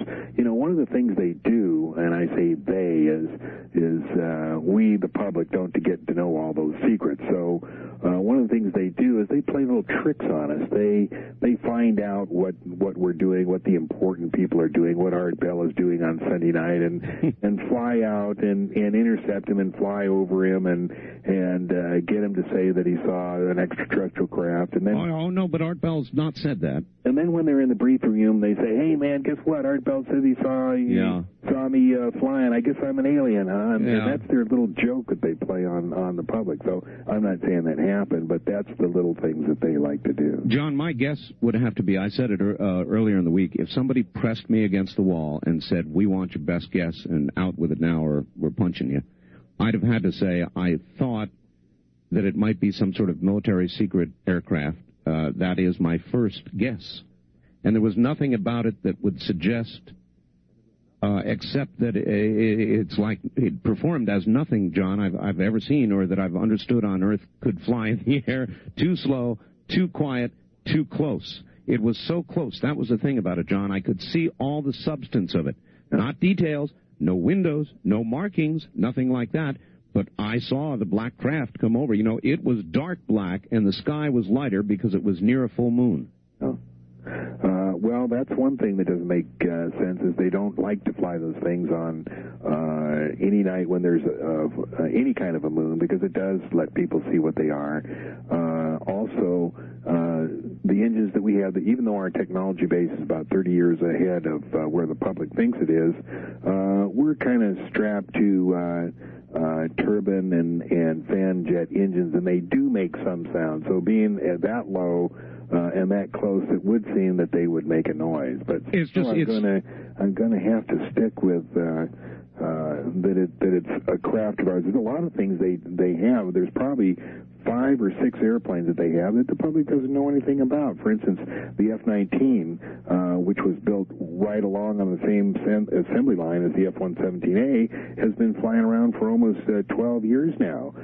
It's a Navy fighter with a Delta Wing planform, very, very strange-looking aircraft, and the public doesn't know anything about that. Frankly, John, I had not heard that many reports of triangular UFOs. I thought mine was unique, and I came on the air and reported it, and all of a sudden people started sending me newspaper articles and reports of triangular objects sighted up in the state of Washington, and on and on and on. My fax machine lit up.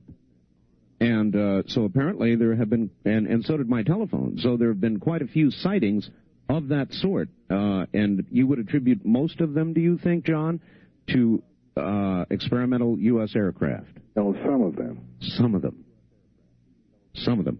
Are there any substantial reports that you know of, John, of alien craft or craft that appeared to be alien that were triangular?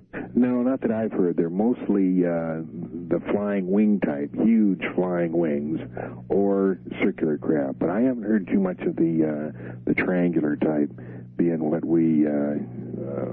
we think of as extraterrestrial. All right, there was a program on Fox last night that I fortunately know that you saw because I called you. And as a matter of fact, my boss called me and said, hey, it's on. I switched over and I caught it. And the whole cast of characters was there. Linda Howe, she's on my Sunday Area 2000 show. George Knapp, same deal. Stanton Friedman, I noticed. Bob Lazar. There was a picture there of S-12 that was attributed to you. So the whole cast of characters, Bud Hopkins, and on and on and on, all of them were on. It was an excellent show. What did you think of it? I thought it was very interesting. It's about 2 or 3 years old, and I remember when Sightings did that program. It was one of their first ones. They did do the interview with Bob Lazar, which was very interesting, and of course George Knapp and Linda Howe were on there. George, when I first went on George Knapp's program on the record in 1987, I clearly remember him very, very skeptical. Geez, John, this is kind of hard to believe, extraterrestrial craft at the test site. And after a couple of years, he went, got pretty involved in the research and then did those very well done Best Evidence programs that he did, UFOs Best Evidence. And now he's out on the road. He does almost every UFO lecture on the lecture beat that there is. Right. And he doesn't. It seems as though he remembers, himself initiating the investigation into UFOs, but he doesn't remember that that I was on his program and I originally started. Not that I care one way or the other, but it would be nice for him to say once in a while, John Lear was the one that originally piqued my interest and did the initial investigation on them. Oh, John, I would say you are the great-granddaddy of researchers in the UFO field. Well, there was a lot of people before me, but as far as George Knapp is concerned, it would be nice for once in a while for him to say, John Lear was the guy. Well, what he may feel is, he was a mainline sort of journalist, and he may feel that he was one of the first mainline journalists to really turn his head to this whole affair, and that may be fair to say. Yeah, that's right. The other thing that I found significant that he said was that he investigated the mob, here in Las Vegas for years and years and years, and the fear associated with investigating the mob, according to him, was almost nothing compared to the fear generated by the investigation of this UFO phenomenon.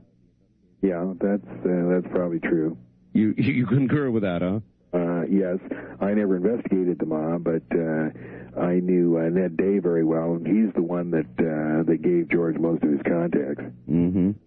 Oh, I'm sure that would be so. But nevertheless, that's quite a statement to make, that the fear associated with this ultimately is even bigger than the fear associated with investigating the mob. John, we're going to take a break here at the bottom of the hour, and we'll come back and get into all of this a little deeper. Stay right where you are. Great, okay. You're listening to Coast AM from Las Vegas. My guest is John Lear, subject UFOs. More in a moment.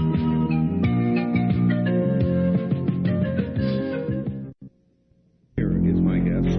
Standard warning, if this kind of program disturbs you, by all means, take a hike. Turn your radio off and come back another day. And this does disturb and upset some people. It's a very sensitive topic. It's about UFOs, unidentified flying objects, or as some people call them, identified flying objects, and I think John is one of those. I just had an interesting call. John, I just had a call off the air from a source that I trust who said, Art, Area 22, and I don't have any idea what that is, and the old area S4, or the area up, right up around S4, or above S4, is now occupied by the Navy. Well, it was always occupied by the Navy. As a matter of fact, that's where Lazar's checks came from, was Department of Naval Intelligence. As a matter of fact, the Navy has always been ahead of all of these projects. They've just used the U.S. Air Force as the whipping boy. When the Air Force recovered the saucers, the first ones in 1947, in fact, Admiral Hillenkotter was appointed head of MJ-12, and the Navy took control of the whole program and always have been in charge of this program.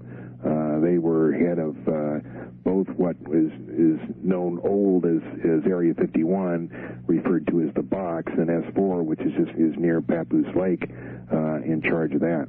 All right. John, we have many new affiliate radio stations here on the network since you've last been on. So a lot of people really don't know a whole lot about you one way or the other. I read your bio at the beginning, but they don't know a whole lot about you, and there is quite a story. So briefly, John, I'll tell you, as I saw this thing, when I saw this thing last Sunday, I had a full day to think about whether I really wanted to come on the air and talk about it or not, and I went back and forth arguing with myself during that period, trying to decide whether I would publicly admit this. And I'm still not fully certain I did the right thing, because I've taken some heat because of it, John. So then this is what I'm relating to your decision, working for a commercial airline company, coming out publicly with all of this UFO business. You might give my audience a little history about what happened when you did that. Well, I got interested in UFOs, so to speak. I kind of had a little bit of interest because my dad was used to talk about it quite a bit. But I wasn't all that interested until 1985 when I ran into a friend who I knew in Laos. I flew over in Southeast Asia for about 6 or 7 years. This guy was one of the guys that flew in one of the covert programs over there called the Steve Canyon program. He was a Raven, for those of you who know who Ravens were. Anyway, many years later, he came to Nellis Air Force Base, transferring into the Guard, the Air Force Guard. And he gave me a call, came up to the house, and we were talking about one thing and another, and I asked him where all he'd been based. And one of the places he mentioned was Bentwaters. And Bentwaters is a United States Air Force base in England, about 70 miles northwest of London. And most pilots have heard about a saucer that supposedly landed in December of 1980. And when he said Bentwaters, I said, oh, that's supposedly where that saucer landed. And he said, no, John, not supposedly, it did. He said, I didn't see it because I was confined to quarters, but I talked to the guys who did. And if you ever run into them, just ask them about it. And he gave me their names. One was General Gordon Williams, one was Major Ted Conrad, and another was Lieutenant Colonel Chuck Halt. And although I didn't run into those guys, I ran into other people who had been there and had seen the saucer and the three aliens get out and walk up to General Gordon Williams. Well, anyway, this set me on a investigation. I thought I knew a lot about secret and covert programs, and it's been, one of my big interests is figuring out what's really going on. And so I, checked around for about 2 years, writing letters and talking to people, and came up with the astounding revelation that yes, it was true. There were UFOs. That our government was dealing with extraterrestrials, unbeknownst to almost 100% of the public, and that it was real and going on. And for my efforts, there were several very nasty articles that were printed about me. I was called into the company that I worked for then. I was a senior captain with a major charter company located in the Midwest. And they called me in one day, and they said, hey, is it true that you believe in flying saucers? I said, well, yeah, as a matter of fact, yes. And they said, why? And I gave them briefly what I just told you, and they said, well, we can't have any captains that, that believe in that flying for us.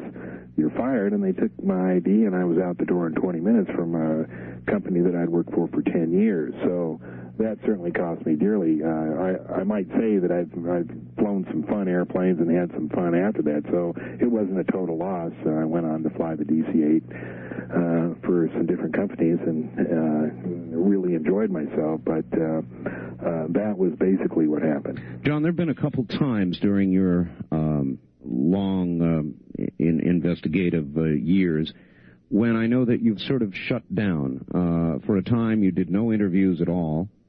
And I think perhaps you did one during that period with me. Other than that, you shut down completely. And I wonder if that was a result of this kind of pressure, or you just felt you had gone as far as you could go, or got discouraged over the whole thing, or what led to that sort of shutdown for a while? Well, what leads to that shutdown is it's so overwhelming, the truth of it all, the hugeness of it, the reality of it, when it hits you that it's all so real, sometimes you can't handle it. Like there have been several people that I've talked to at the test site that have worked up there, and there's very, very few of them that are in to the extent where they know about the government's dealing with the extraterrestrials. They'll quit the program and they'll say, I don't want anything more to do with it. I don't want to hear about it. I don't want to see anything. I want to retire and live out my life in peace. It just becomes so overwhelming what's going on. And that's essentially what happened to me. And yet you've come back. Yeah, I come back because I get phone, you're out of it for 2 or 3 months or 3 or 4 months, and then you kind of wonder what's going on. You make a call and you hear about some neat new thing that's going on. And it pulls you right back into it. Back into the deal, All right, I want to deal briefly with the cover-up aspect of it. Everybody thinks there is a cover-up. If indeed all this is going on, there has to be a cover-up. Timothy Good wrote above top secret. The implication of it, and they covered it on the UFO report on Fox last night, a couple of presidents, people in high places have tried to get this out, but even presidents, according to this report last night, have been denied, and actually requests denied. Whoever knows about all this is keeping it very, very close indeed if a president of the United States can't pry it loose. Well, first of all, the President of the United States does not have a very high security clearance. He's an elected official, and the people who run this have a tremendous disdain for both elected and appointed officials. Those people aren't in office long enough, first of all, to be vetted to get a security clearance, and most of them are not so they don't get it. So one of the misconceptions that people have is they think that top secret is a big clearance. They'll say, well, I know so-and-so, Colonel so-and-so in the Air Force, and he had a top secret clearance, and he didn't know anything about UFOs. Well, I'll tell you something about clearances. Top secret is the absolute lowest you can get.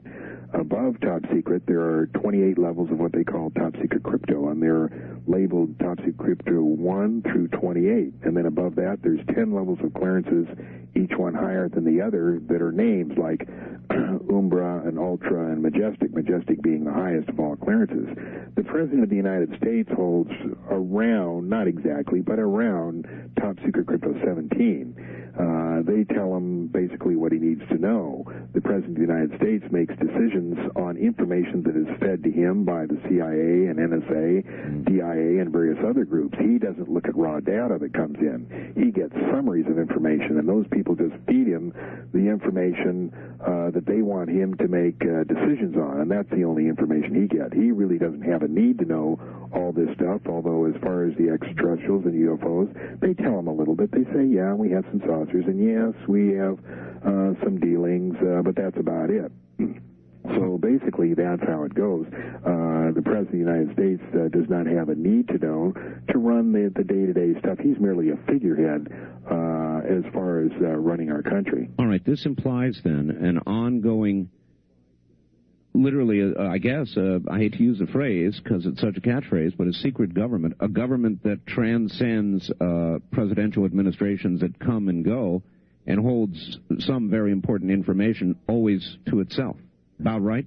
Certainly, and that was set up by President Truman in 1947. It was called the MJ-12. He initially appointed the 12 persons that were part of that secret government. They were various intelligence, military, and scientific personnel to basically study the recovered saucer and the implications of it. And then when Eisenhower was elected in 1952, he felt that the secret was so important that he gave the essentially the teeth to MJ-12 to actually make the major decisions of the country based on what they had found out.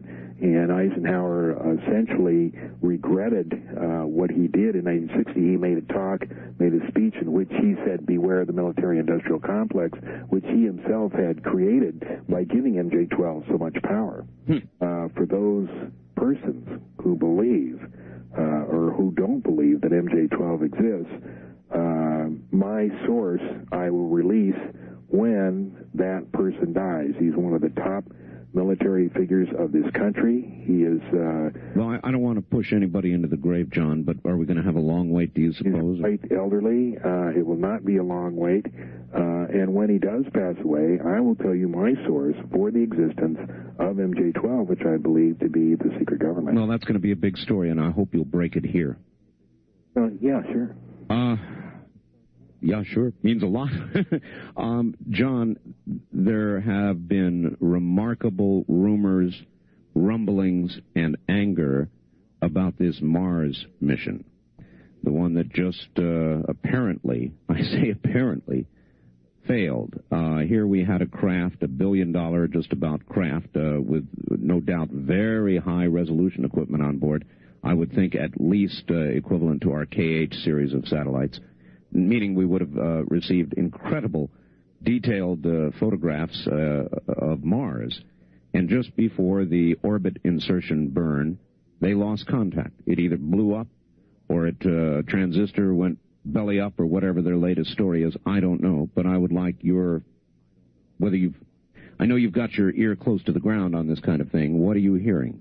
Oh, it was the same thing as the Hubble telescope failure. Neither event ever occurred. The Hubble telescope was looking at things which were, in effect, none of the public's business, so they just said that it failed.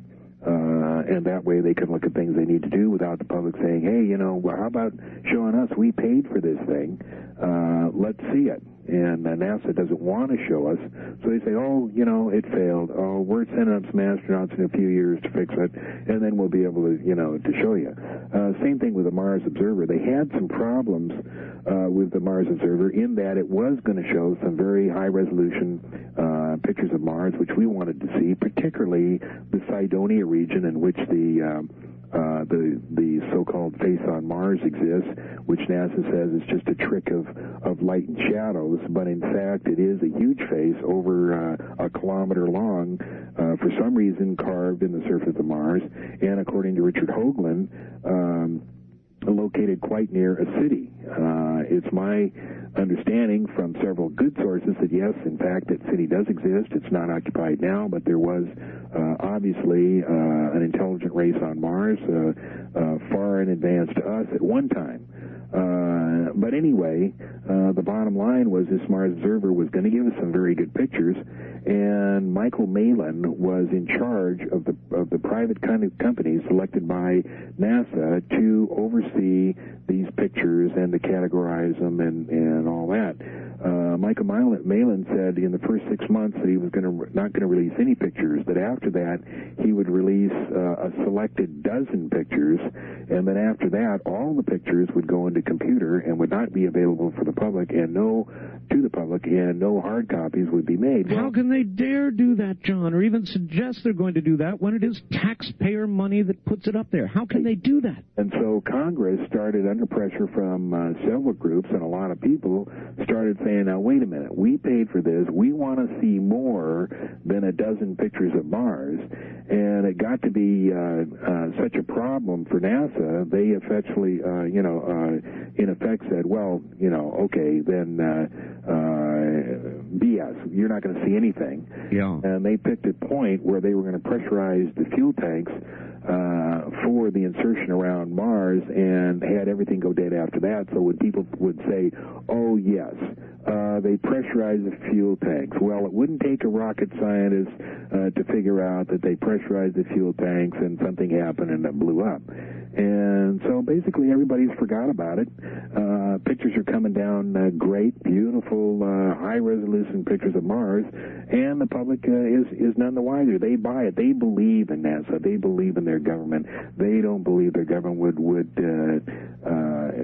be above this kind of subterfuge. John, there was a day when I was one of those people, and it wasn't very long ago, and I have been disappointed again and again with the FBI, with BATF, and so my cynical quotient, as I like to call it, has risen and risen and risen to the point where I almost don't believe anything they say anymore. Well, I have a good friend that we all know, I won't mention his name, who's been very skeptical of some of my claims, like when the Hubble blew up, this guy said, well, you know, those accidents do happen, and then when we lost the Titan IVs, well, these things do happen, and we lost another KH-11. Well, you know, there are accidents, and I was back in the East Coast doing something, and I called in, and I said, hey, what's going on? He says, have you listened to CNN?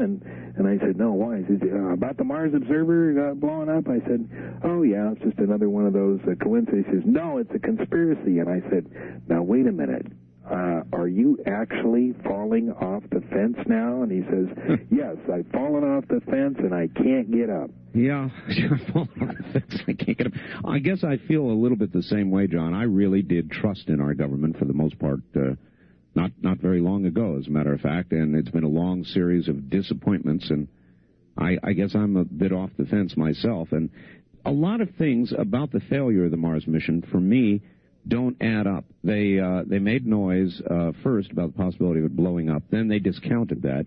Latest theory is we had a bad batch of transistors. Now, they claim this accounted also for the weather satellite. By the way, lost on the same day, and one earlier mission. That doesn't add up. It just doesn't add up, John. If they had lost a previous craft because of one of these transistors, they'd have tested the hell out of them, run them up to 200 or 300 times their rated value, been very sure. In other words, it was a problem point to look at. And then on top of all that, there's a redundant system.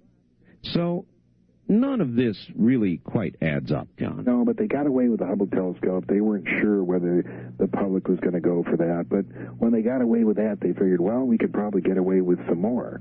And basically, anything that's up there that is going to give information, they just say, well, it doesn't work. And essentially, the public buys it because there's nothing they can do about it. Well, yeah, space is not a precise science, and accidents will happen, covers a lot of ground. And the way that they do it is most of that information, or all that information, is downlinked to an area near Fresno, and it goes through 4 or 5 different stations before it ever gets to JPL or Houston. So your claim is they're receiving nice, high-resolution pictures of Mars right this minute? No question about it. But the people at JPL and Houston honestly believe that they're not getting information because they are not part of the subterfuge, and they cannot be part of the subterfuge so that they can give completely honest information as far as they know. The guys that you see on TV, they don't know what's going on, and the reason is because they have to give totally believable stories to the public. All right, John, hold that thought. We'll be right back with John Lear right after this. This is an encore presentation of Coast to Coast AM with Art Bell from the Kingdom of Nye. And now back to the best of Art Bell. 17,000 hours. Yeah. In 17,000 hours, one would think if they're up there, you would have been one of the guys who would have seen one of them. Well, let me tell you about flying. You're not sitting there looking out the window. You're looking at your instruments, particularly when you're flying jet aircraft. Now, at night, when it's more likely you're going to see something, you can't see outside because you've got the glow of the instruments inside, and you have to put your face up to get rid of all the cockpit reflections to do it. And it's something that doesn't happen. So then, unless it was close and bright, you probably wouldn't see it. No, you really wouldn't. And the only time that I ever saw anything And it's still interesting these days when I think about this incident. It never occurred to me. I was in a Learjet. It was in the afternoon. I was descending from over Palm Springs. I was on a flight from Wichita to Los Angeles. I was descending through about 18,000. Let's see, how high would I have been? No, John.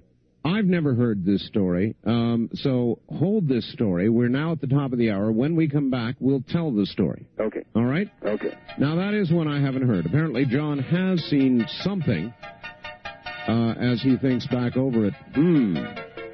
We'll get to that right after the news at the top of the hour. Cheerio, everybody. Friday night turning into Saturday morning. This is CBC.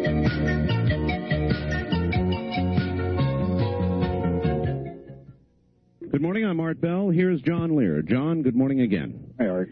John, if you would please, again, because we have a lot of new listeners, give us the basic medium-length Bob Lazar story 1A. Well, in the summer of 1988, I had given a few lectures at the Clark County Spring Mountain Library, and I got a call from a real estate appraiser asking for copies of my tapes and stuff I had written, and I had mentioned that I was out of it, that I'd taken a lot of abuse over this, and he said, well, if you ever if you ever decide to make copies of stuff, give me a call. I'm an appraiser, and at that time I needed appraisal for my house, so we struck a deal where, I'd give him the tapes for the appraisal. Well, he came up with a friend of his who he introduced as a scientist, Bob Lazar, who formerly worked for Los Alamos National Laboratories. And we got to talking, and this scientist thought that both me and the appraiser were nuts because we believed in flying saucers. And he said there was no possible way that this could be true because he had worked at Los Alamos on some very, very highly classified projects, and that if such a thing was going on, that he would have known or heard about it. Well, over the past, or over the next 3 or 4 months, we got together and we gave this guy, the scientist, enough information that made him question whether or not it might be true. And enough information was given to him that he decided to find out whether it was true or not. And because of his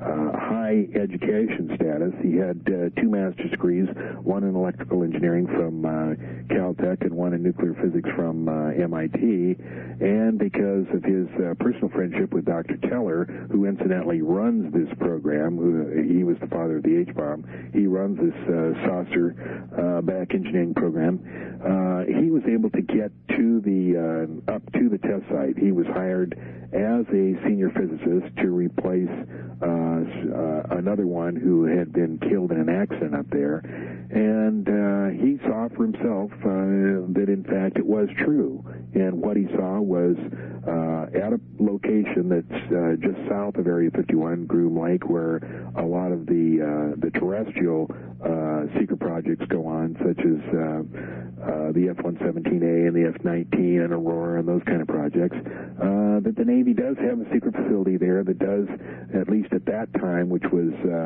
December of 1988 through March of 1989, 9 extraterrestrial craft, of which he was allowed access to one of them,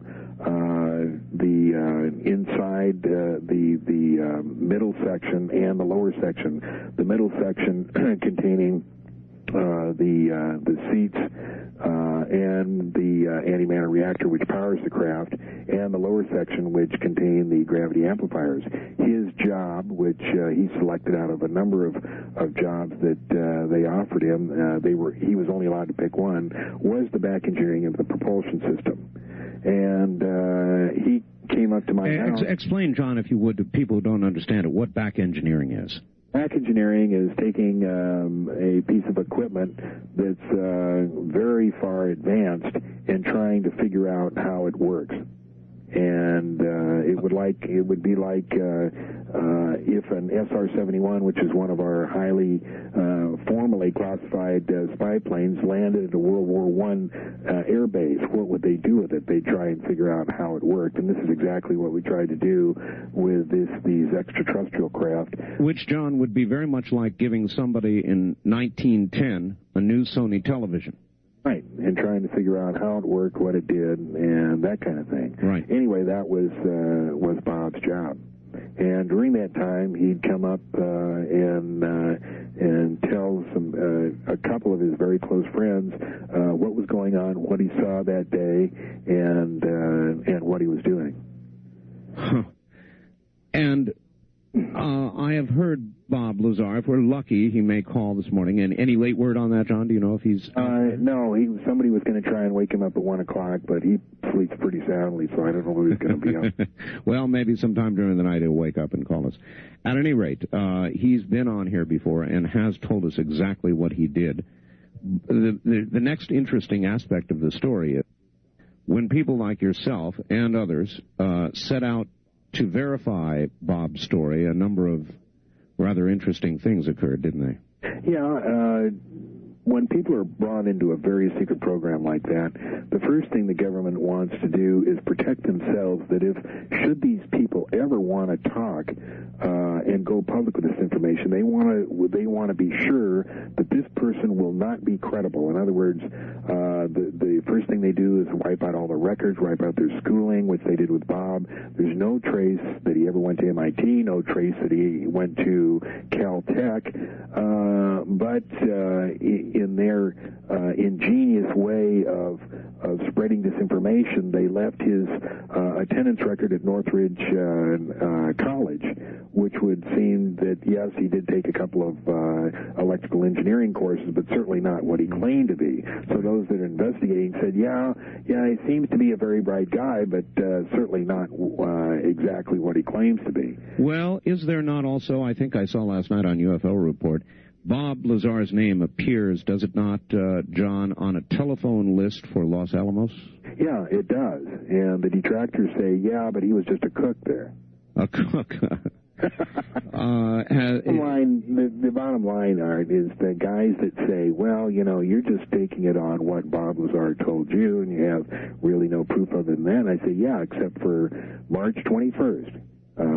Bob, I was over at his house, and he said, hey, they're going to fly one of the extraterrestrial craft tomorrow night. Do you want to go see it? And I said, sure. So how do we do that? And he said, well, I know a place where we can drive, still be on legal land, BLM land, and we can watch it come out of Groom Lake. And so me and Bob and Gene drove up there in my motorhome, and we pulled into a place. I said, when do they fly? And he said, just at sunset.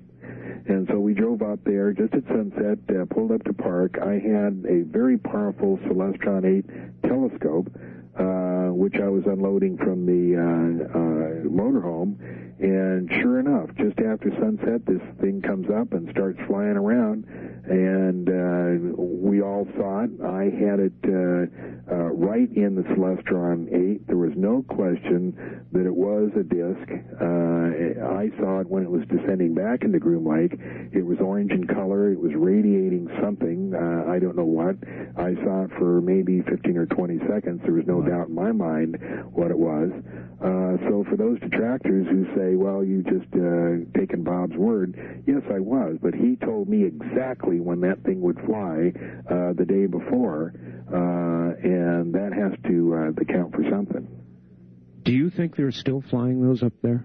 No, I think 2 years ago they moved everything north. There's a secret strip on the border of Idaho and northern Nevada. They moved it out of there because there were just too many people watching what was going on. Yeah, they were having bus tours up there for a while. Yeah, and they've relocated just on the border up near Jackpot and relocated many of the personnel up there in Twin Falls, and they drive down to the area to do their work. John, again, Linda Howe is every Sunday on my Sunday show, Area 2000. One of the things that she just recently did was went to England, where they've been having a rash of two things. One, crop circles, and two, cattle mutilations. And the more I look into this cattle mutilation thing, the more I want to understand about it. These are surgical cuts, John. They have evidence that these kinds of cuts were made before we even had the sort of technology that it would take to do them.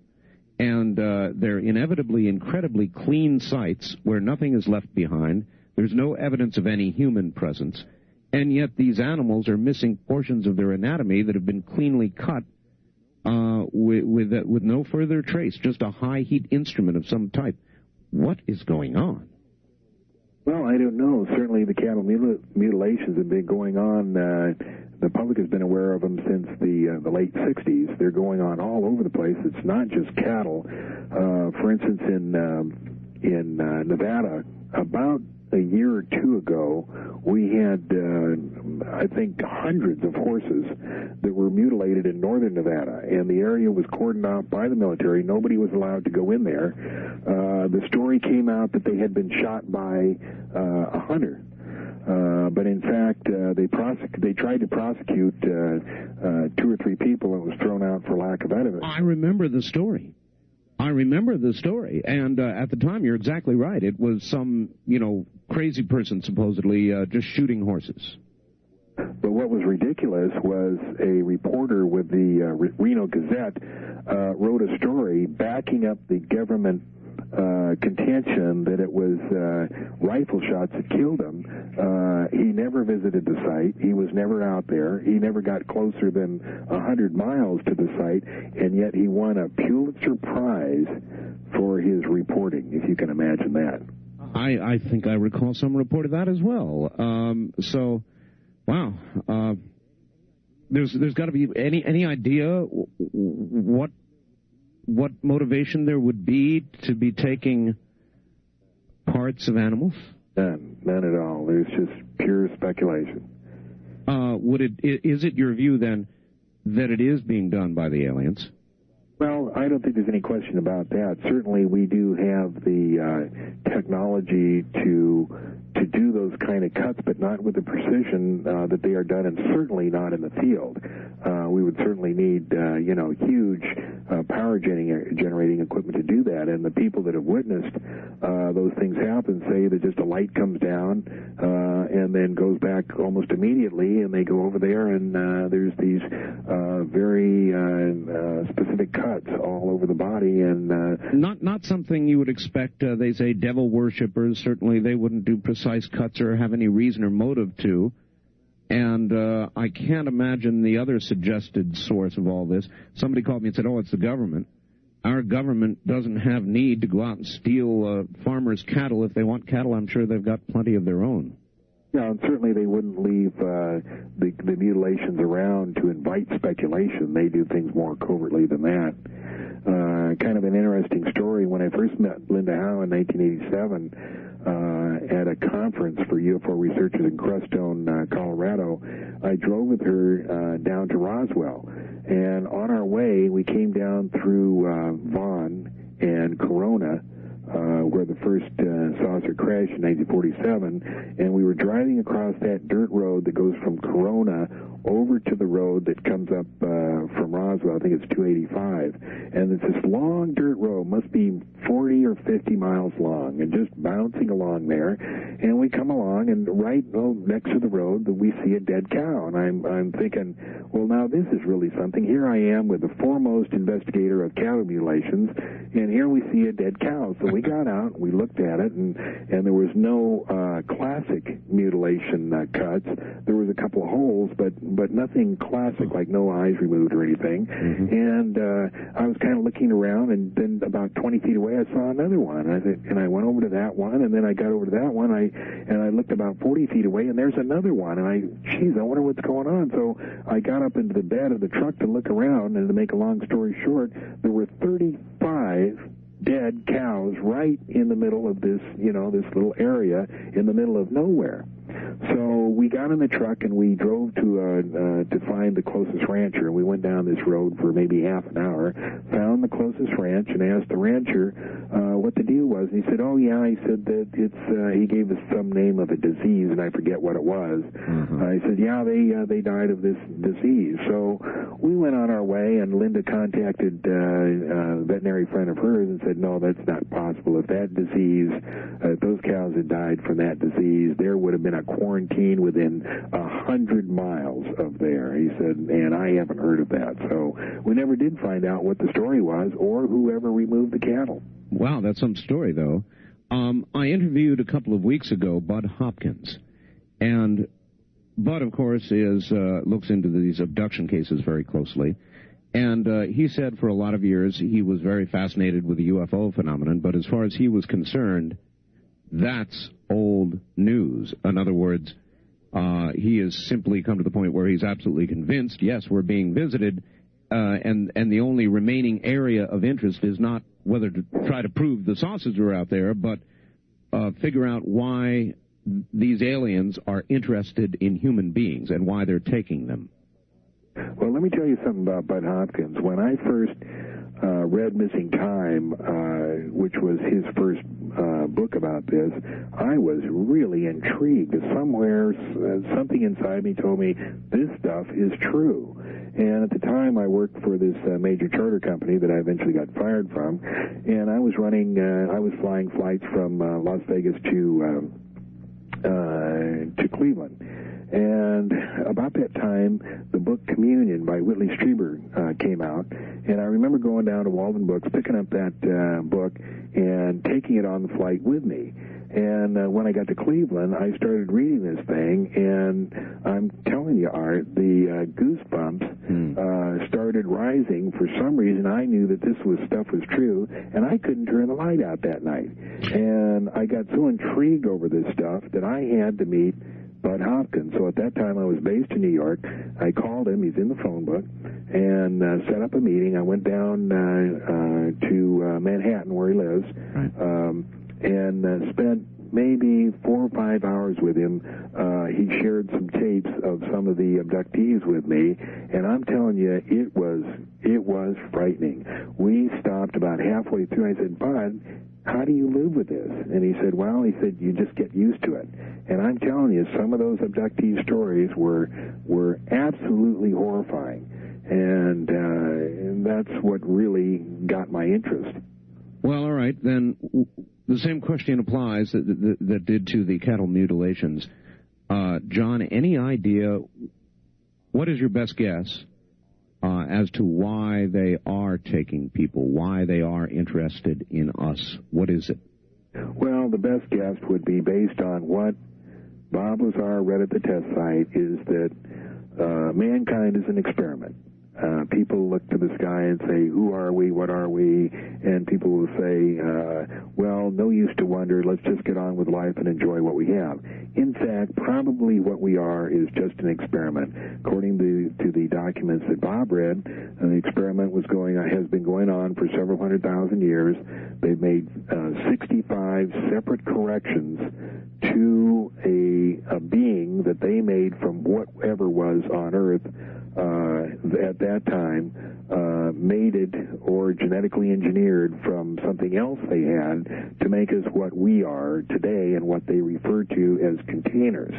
Now, what we contain wasn't specified. You could say it's blood, enzymes, hormones, that kind of thing, but also there's fairly good evidence that the experiment involves the soul, and that they can experiment with the soul, they can remove it, they can put it in, they can save it, whatever they want. And that's my best guess. Well, those are the soul, but what end the experiment is, I don't know. All right, these are the kinds of things that start to get my palms sweaty and remind me to warn the audience again, if they get upset, turn it off, just go away. Last night on UFO Report, and I really found that program enlightening, John, and I've never seen this before, at one point they showed on camera quite a clear shot of an implant that was removed from a man's body. You saw that, didn't you? What was that, John. It was, I forget what they said that it was made of. Trace metals, I remember that, and the main makeup was what? Silica. Sand. Silica. And it was kind of, what did you make of that? Well, who knows? Maybe it's tracking equipment, very sophisticated tracking equipment. Maybe it's something that was infinitely more complex, but once it's taken out and viewed, it dissolves into silica. I certainly don't know. There have been implants that have been taken out of the brain or fallen out of the nose, other implants that look a little bit different. They're about the size of a BB. They're between 2 and 3 millimeters in diameter, and they have little wires sticking out from them. And they actually can be sneezed out of the nose, can't they? Apparently that's happened on several occasions. I've got to admit something to you, John. I have, since I started doing the Area 2000 show, I've been interviewing some of the biggest people in this field, without question. And as I've interviewed you over the years, an awful lot of what they have had to say sets off big-time alarm bells in my head. A lot of what you said originally, John, I too thought you were maybe a little cracked. But as I've talked to these big people, John, it's echo after echo after echo of things that you've told me over the years, and it's all beginning to kind of come together, and it's a very discomforting feeling for me, because I'm beginning to sort of lean toward the side of, maybe all this is true. Yeah, very well could be. It doesn't take a rocket scientist to figure out some of this stuff. Well, the evidence does mount up. There's no question about it, and you've been out first with an awful lot of it. So much so that a lot of what I hear on this weekly show now these are things, John, that you told me literally years ago. And years ago, they sounded bizarre, strange, hard to believe, and all of that. Today, they're beginning to seem very real to me. John, we're headed to the bottom of the hour for our break here. We'll come back in just a moment. Stay right where you are. Okay. This is Coast to Coast AM from Las Vegas. My guest is John Lear, and we will get to the telephone shortly. Stay right there.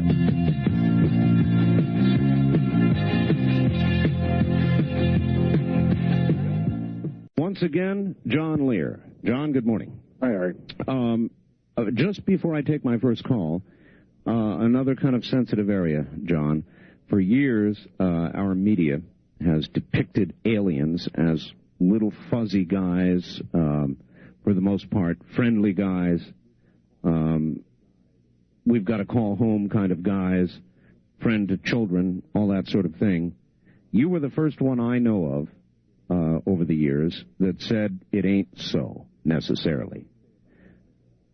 What would you say about that now? Well, the only thing I can tell you about that is I have some really good contacts, not many, but very good contacts within the test site who are involved in this program. And I can tell you that none of them have anything positive to say about the extraterrestrial question. There's none of them. They talk about it in terms of black and ugly, in terms of dark and heavy, but nothing positive. So, if you were to advise the average citizen, boom, boom, boom, boom, craft lands, door opens, whatever it is comes out, would you, A, go up and shake hands and say, as a member of the human race, welcome to Earth, or would you run like hell? Well, my original advice was run like hell, but like Whitley Strieber said when he saw what I wrote, he said, where? Run where? Run where, exactly right. John, let's take a couple of calls, intersperse all this with some telephone calls. Here we go. Good morning on our east of the Rockies line. You're on the air. Where are you calling from, please? Edmonton, Alberta, CJCA country. Edmonton, Alberta. Yes, sir. Okay, I've been very interested in this for many years because of the performance capability of some of these things seems to have been captured on film and reported by very credible eyewitnesses. It defies almost any explanation to apply terms like anti-gravity or antimatter conversion to these things because we know about those things. How these things move, we don't know. But the question I would have is, Are there any actual government dealings with these aliens? And if so, why would they need to send $1 billion to Mars? And they could just maybe have our ET friends send us photographs.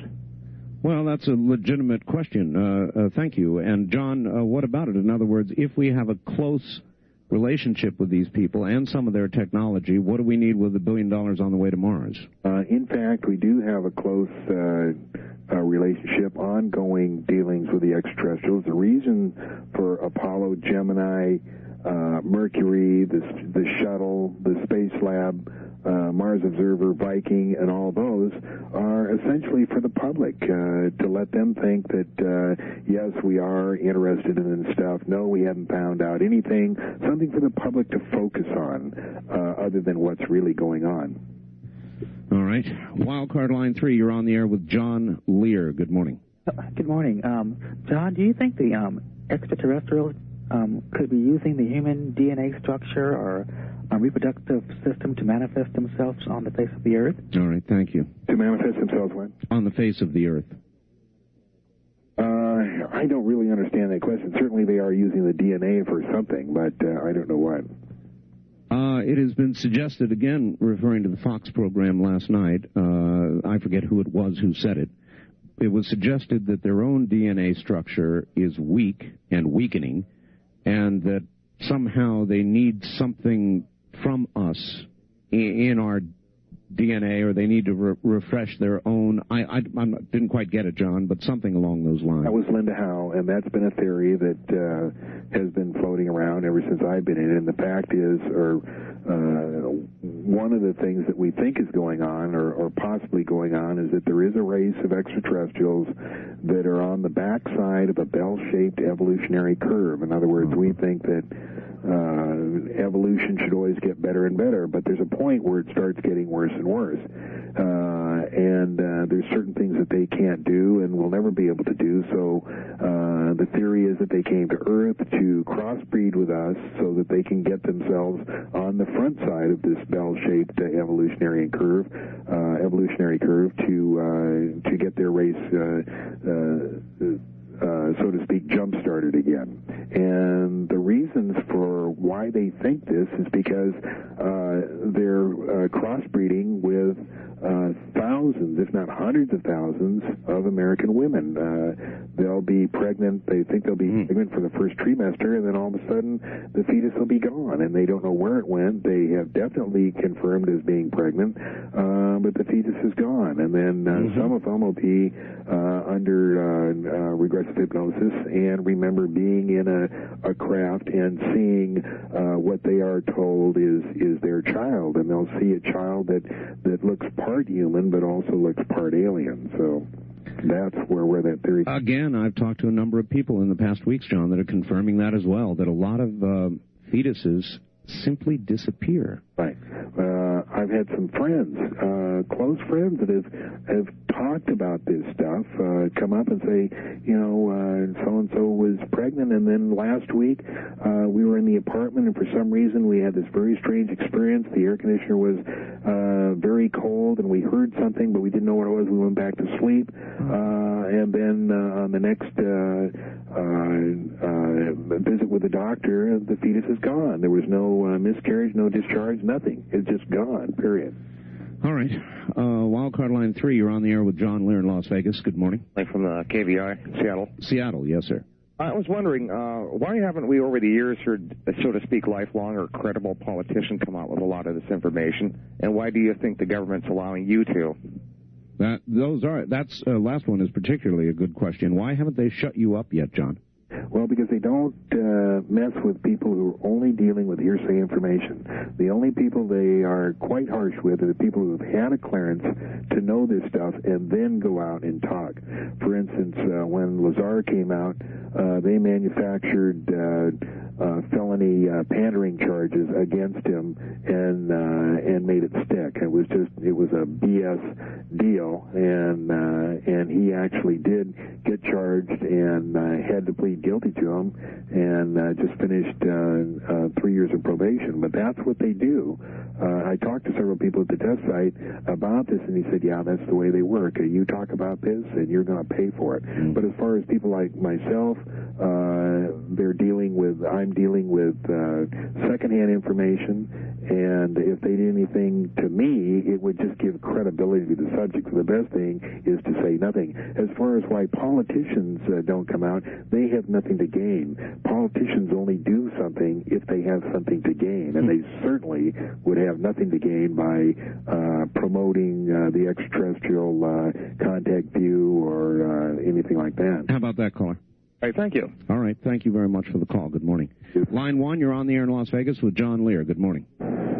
Yes, 2 quick questions. The first being arguments against these visitors would be that we have a press that uncovered Watergate, uncovered a lot of things that were done undercover, and I'd like to know that, given all the years that this has been going on, why hasn't the press been able to uncover it? That's A, and B, how is it possible that given even if these craft were able to fly at the speed of light, given the vast amount of space between the stars and the hundreds of years that it would take to get to the planet Earth, how would they know, A, that man exists on this particular planet when man is basically new to this planet? All right, thank you. Let's take them one at a time. The question about the press was first, John. Well, first of all, the United States press is more ignorant than the average individual. The gentleman caller cites Watergate. If he knew anything about Watergate, as a matter of fact, I use this example for people who say, well, why didn't the press, they uncovered Watergate? And I say, really? What do you think they uncovered? And they said, well, there was these 2 reporters for the Washington Post that did it. And I said, who were the reporters? And they say, well, Bob Woodward and Carl Bernstein. Right. And I say, well, do you know what their backgrounds were? Well, they were just a couple of college kids. And I say, would you be surprised if I told you that Bob Woodward spent 6 years in naval intelligence working directly for Alexander Haig? And, well, I didn't know that. Well, that's what I'd have to say, John. I didn't know that. You're just telling me that. Alexander Haig was Deep Throat, and he's the one that torpedoed Nixon. And although Nixon did have some shortcomings, he was an effective president in many ways on that thing because he wouldn't go along whatever it was, and I don't know what it was, but certainly that was nothing that the press uncovered. They were fed that information, and they were fed it by Haig to Woodward, who worked for naval intelligence. So the press has literally uncovered nothing. We could take example of the newspapers we have locally, the Las Vegas Sun and the Review Journal. We have some of the most ignorant reporters working for them who have absolutely uncovered nothing. Yeah, it's true. I think that a lot of press in this country has become very lazy indeed, and depends on wire service reports.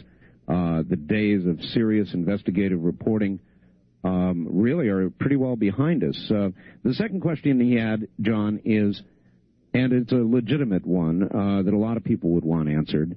We think we're limited by the speed of light, and we can't even really approach that right now as far as I know.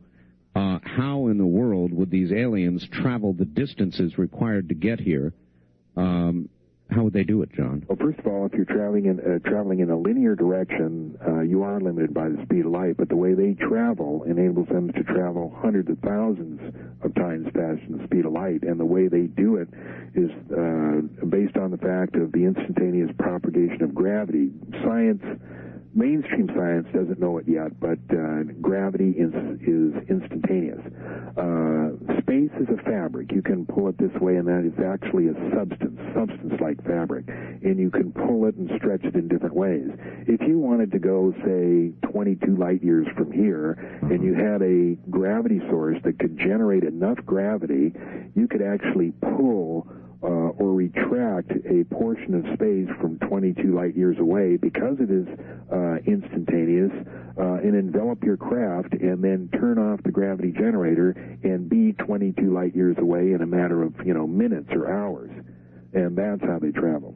So it is the folding. Is that a good analogy, the folding of space? And then you folding, yes, that could be a good analogy, but it actually you attract or pull space towards you, envelop your craft, and then you unite or coalesce with the space that's 22 light years away. All right, then as I understand the time thing, that would mean that you have only aged the real amount of time that it took you to make this hop, but to those on the other end of the hop, they would have, am I correct, John? They would have aged, been long dead, I suppose. No, this is instantaneous travel. And instantaneous, I mean within hours. What you're talking about is traveling in a linear direction. All right, and then in that case, you would have to be in some sort of subconscious. So the guy goes out into space, and he's only gone 30 years, and people back on Earth, have. All right, so then it would be instant to all parties concerned. The way that they do it now, yes. Or the way that the extraterrestrials do it. Fascinating. Wildcard line 3, you're on the air in Las Vegas with John Lear. Good morning. Hello? Hello. I thought that... Turn your radio off, sir. Oh, okay. Yes. How far behind are we here? We're about 7 seconds behind, enough to confuse you terribly if you listen to it, so turn it off. Sorry about that. I'm calling from Phoenix, KTAR. Yes, sir. The thing I want to say is I don't think that our government has close relations with aliens at all.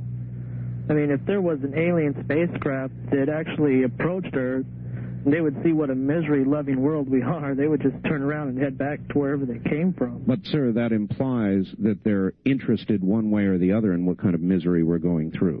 Yeah, I mean, I'm sure they might be interested in it, but I don't think they're going to make any kind of contact with us in our lifetime purposely. Well, I would ask you this. Do you care very much what kind of a life a cow has, or do you just eat hamburgers?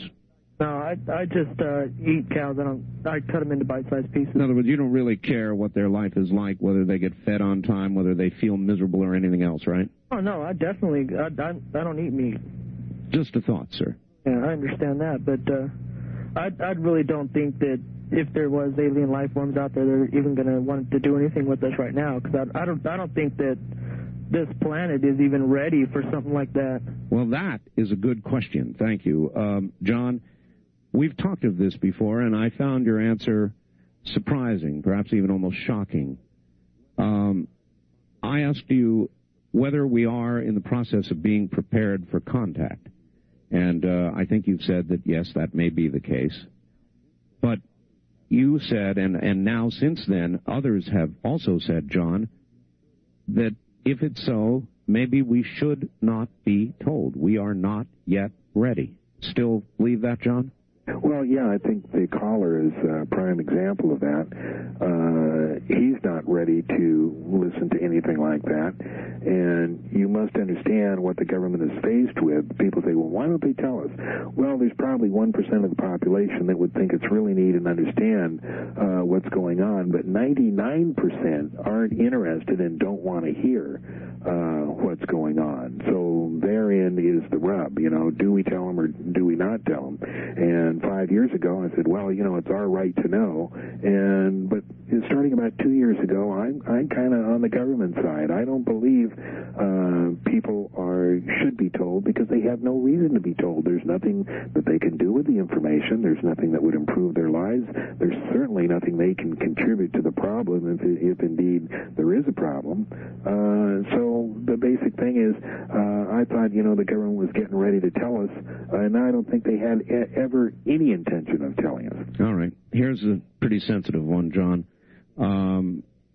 I know that you've worked for the CIA, or at least worked in operations that the CIA had a hand in. Is that fair?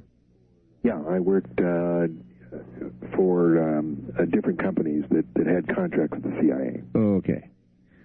Once that kind of information is known, over the years, John, because of your prominence in this field, there have been a lot of people who have said, not a lot, some have said that you are part of the disinformation campaign, and you still, right now, are working for the CIA.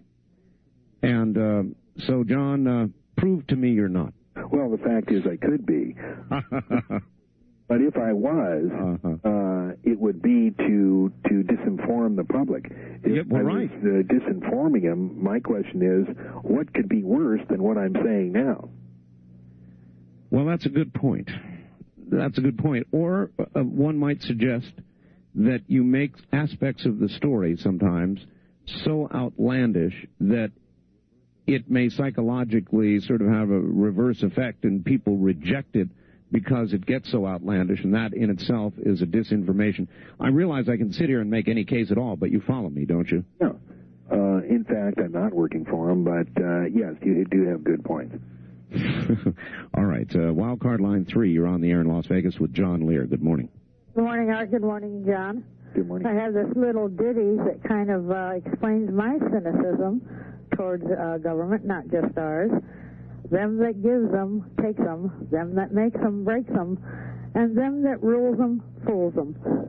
And I think this century that's exactly what our government certainly has turned into, the named and the unnamed rulers of our country that you've been talking about through what President Eisenhower did. My special interest is in time travel. And the speed of light, of course, is 186,000 miles a second.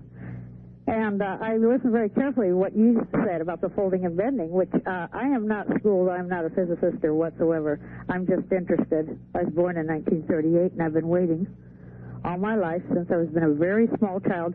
Don't ask me why, I don't know, for them to come get me. I don't know how else to put it. Okay. No, I've never had any type of UFO experience or anything like that. All right, let's ask John about time. John, it's one of my favorite subjects, too, maybe my favorite of all. I would like to know, as well as would everybody else, we all know that you and Bob Lazar are building a time machine, right? No, that's absolutely false. I don't know how that rumor got started. And I think it may have been on your show. I alluded to the fact that it could be built. Well, right. And then I think we had Bob Lazar on at the time, and he denied it. And I said, well, John, or Bob, if you were building a time machine, would you tell us now? He said, no.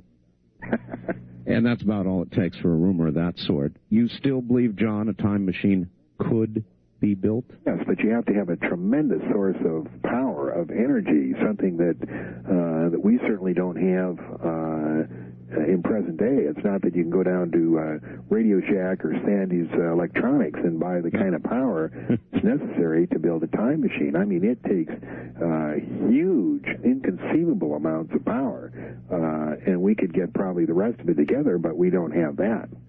Well, I had Al Bielek on the program, and you'll recall he was involved with the Philadelphia experiment, or claims that he was, and that was the military, and they did have a huge amount of power. Does that Philadelphia experiment and what's been written about it seem like it could have been to you, John? Well, let me tell you something interesting about Al.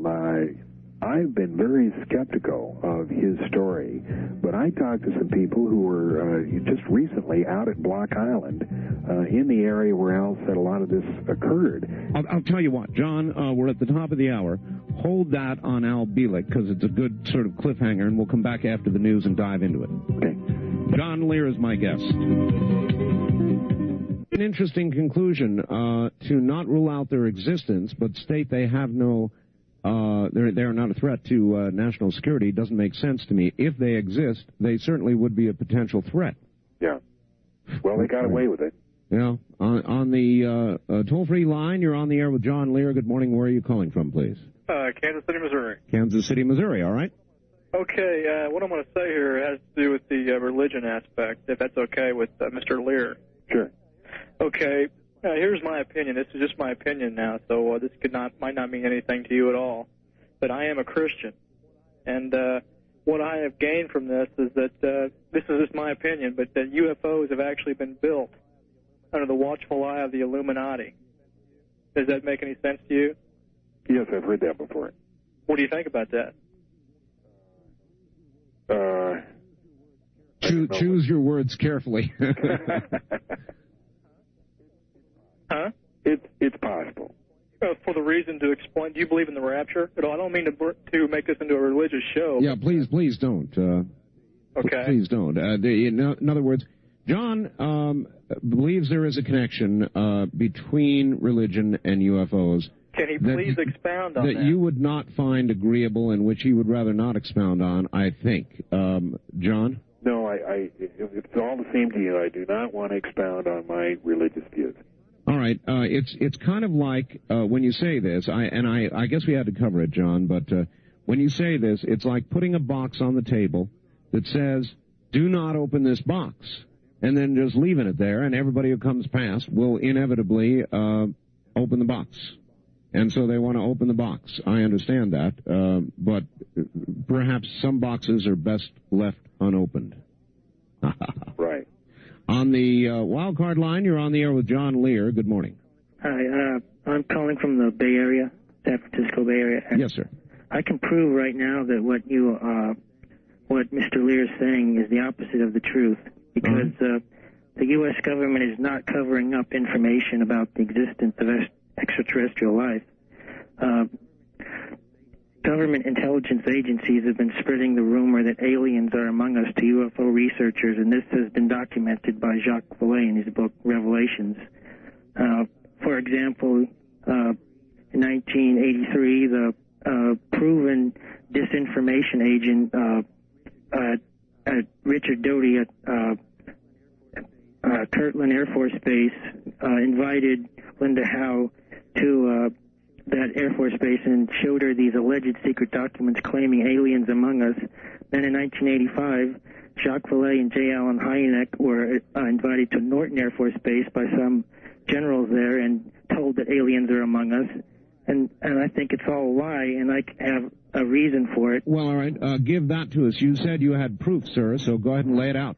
The proof is what I just told you, and if just get Jacques Vallée's book, Revelations. That proves that the government isn't hiding it.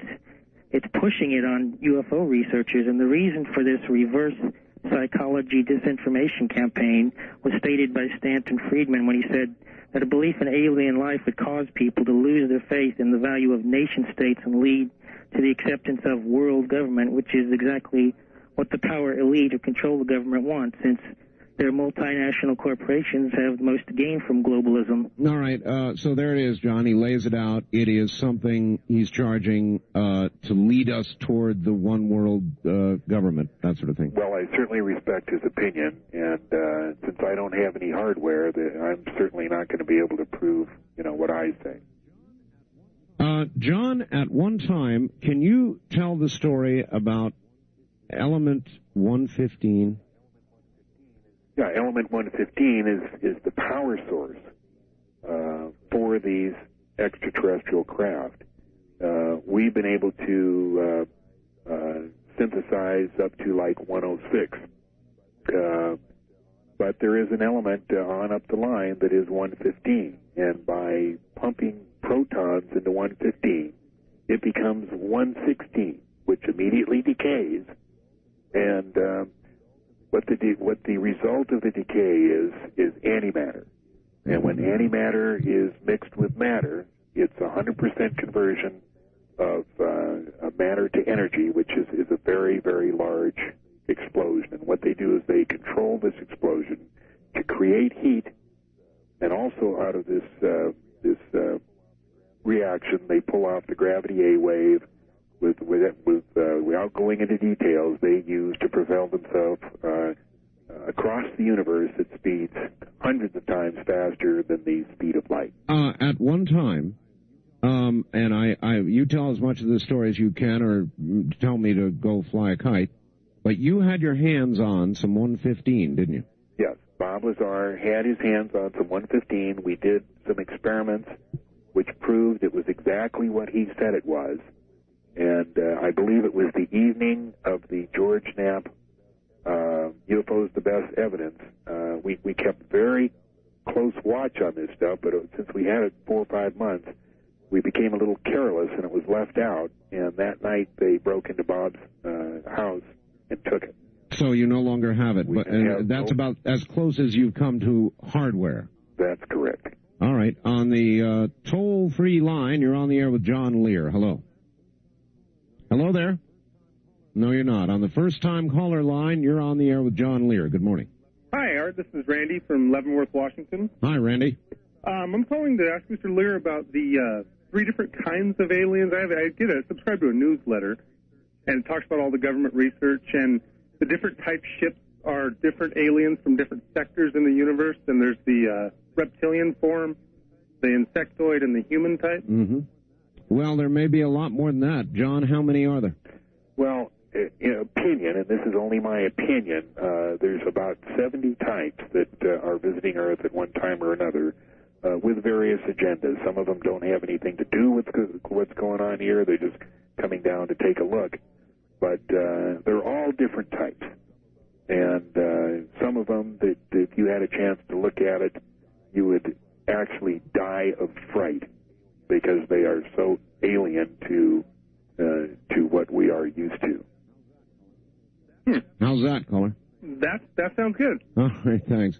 You would die of fright. Are they able to appear to us in a form different than that which would cause us to die of fright? Apparently, some of them can do that, but according to some of the abduction stories, they hide themselves.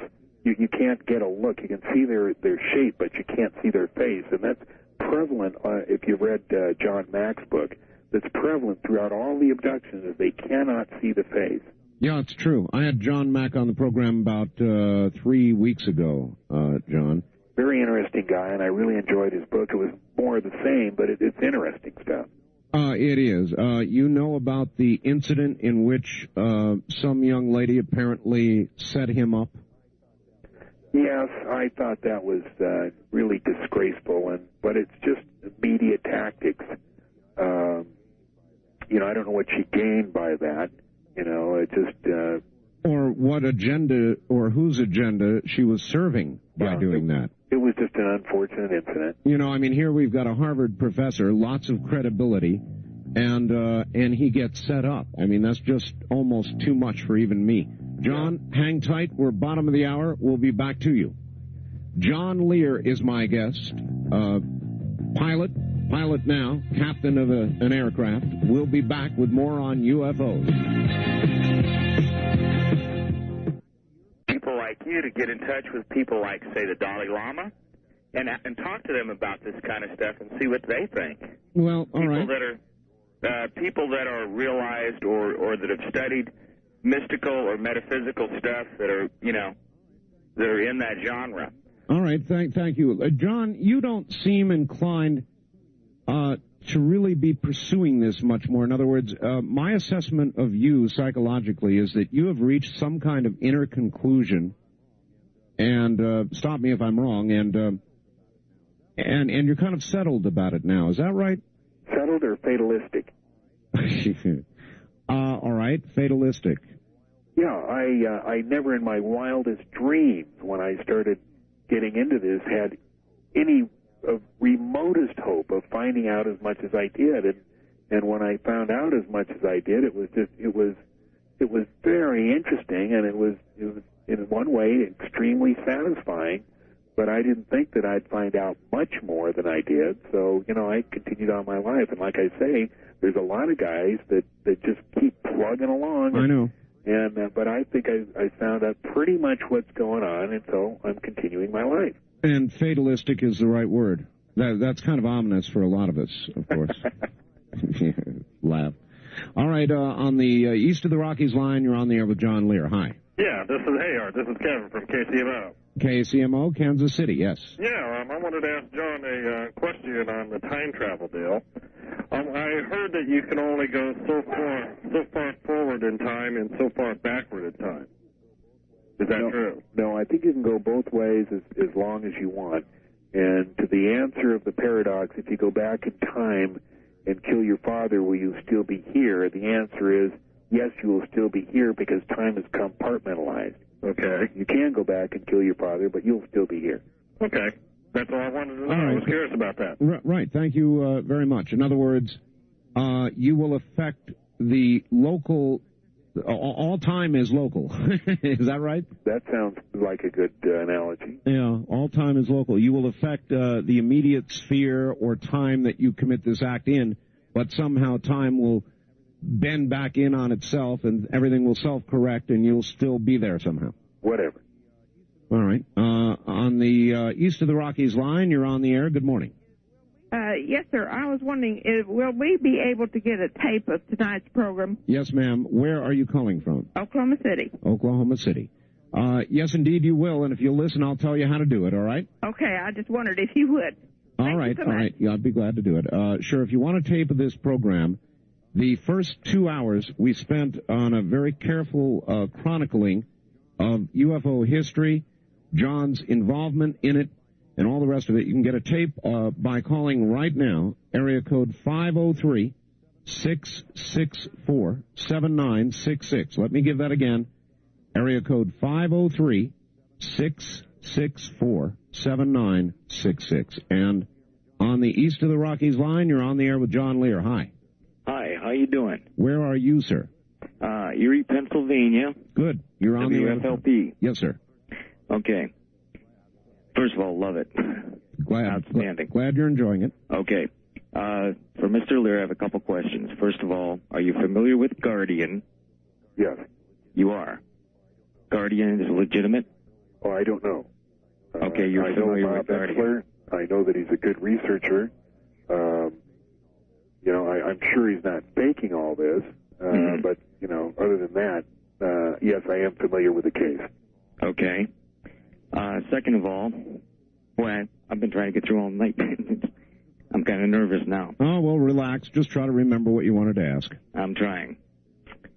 Second of all, without getting very in-depth at all about religion, because I know that's a touchy subject, but do these civilizations, alleged civilizations, do they purport to be religious the way we All right, that's a reasonable question, sir. John, do these beings themselves have a religious faith that we are aware of? Well, in answer to your question, let me tell you what Whitley Strieber said about that when he was abducted, and he's absolutely horrendously terrified, and he's screaming and he's saying, oh God, help me, God, please help me. And the little Greys are looking down, and they very coolly they said, why do you call for your God? There's only us up here. That will certainly serve as an answer, no question about it. On the wild card line, you're on the air with John Lear. Good morning. Good morning, Art. This is Jim in St. Louis. St. Louis, yes, sir. Mr. Lear, I want to thank you on behalf of everyone listening for coming on the show. Thoroughly entertaining. Well, thank you. You seem to be hitting everything right on. For people that call up, they've read a book, or they're real religious, they obviously haven't been following some of the stuff covered on the show. The cover-up, the military involvement, politics, everything. You seem to be right on. I respect the fact that you don't want to go into the religion aspect, because I've read a little bit, I think, of what you've outlined there in a couple of different books. But again, the astronauts, the whole thing of keeping quiet, people can't understand why aren't they talking about this, and that this stuff really is happening. I'm getting announcements on our station here in KSD that say, this is warning, this is not the views of this station. It is shocking. It's very shocking. A lot of this is, except my religious beliefs are simply, I believe above all else, above anything else, that there is the God, the creator of all things. And why can these things that be happening? God takes care of other elements of nature in accordance with a plan. Why can this not be somewhat along an overall plan. In the plan, in other words, yeah. Yeah. Yeah, okay. All right, sir. Hold on. Listen to the answer. Go ahead, John. What's the question? Well, the question was, really, he walked around it 6 ways from Sunday, but he's asking, why can't there be the God we all know, and not we all know, but many of us think is there, who's in control and who's just... Well, let me tell you I'm not properly asking. In other words, why do God and UFOs and the aliens have to be mutually exclusive? They don't, but let me tell you a story that Bob Lazar told me once. We're talking about the universe and the ramifications of it all, and he's telling me about the theory that the universe expands until it can't go any further, and then it starts contracting. Mm-hmm. And time reverses, and everything comes down to its original size, less than an atom size, and then starts spreading out the other direction, whereas things only exist that travel faster than speed of light. And so we came to the conclusion, now, whoever made that, that's God. Whoever made that, that's God. Okay, well, I hope that serves as an answer to his question. You're on the air, Coast to Coast AM with John Lear. Where are you calling from, please? Calling from Youngstown, Ohio. Youngstown, yes, sir. I have a copy of a videotape by Bob Lazar. I was wondering if Mr. Lear was familiar with it. Oh, he sure is. And I was wondering if he could give us some comments about the other 2 areas of S4 that Mr. Lazar talks about the physics of time travel and the charged particle beams. All right, we've only got about a minute, John. Can you do it? I'm not sure what areas he's talking about. Yes, that they had both of those things there. Once, I told you the stories where the hangar door was open. He walked into the craft to do some work, and he was in there about 2 hours. And when he came out, it was exactly the same time as before he went in. And when he asked what the explanation was, they said because the saucer's time shifted. All right. We'll have to hold it there.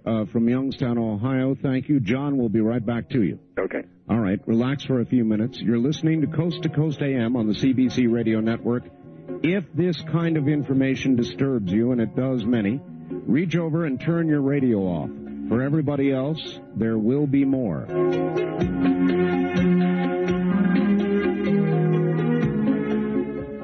People, not phony, baloney type people.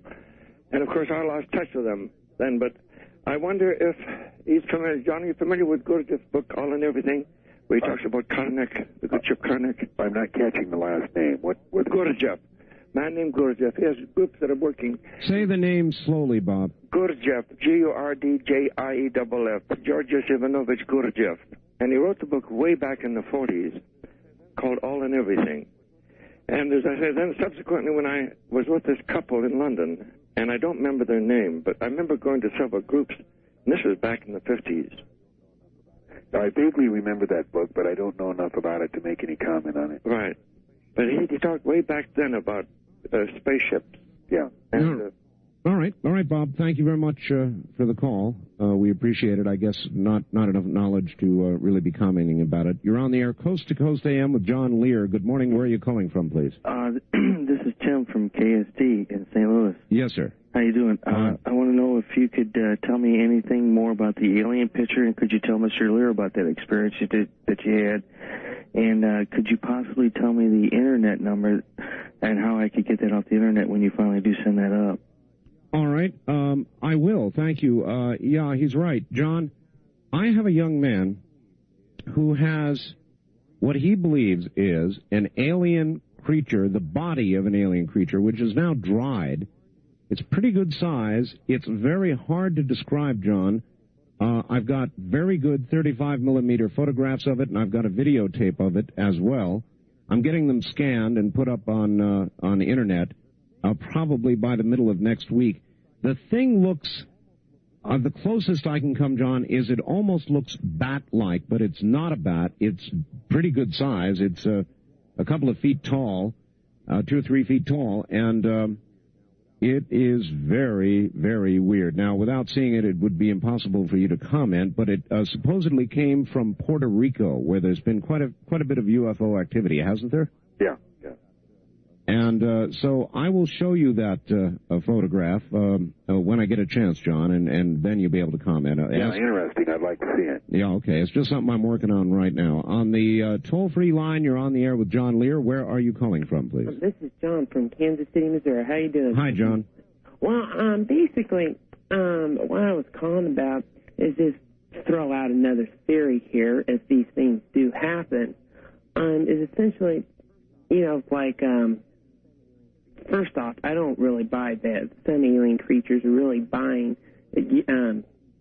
using people as food, because the simple fact would be easier to kidnap a group of people and then breed them as cattle. Would it not? Well, what about... Aren't we being bred as cattle? Who knows? Maybe we are.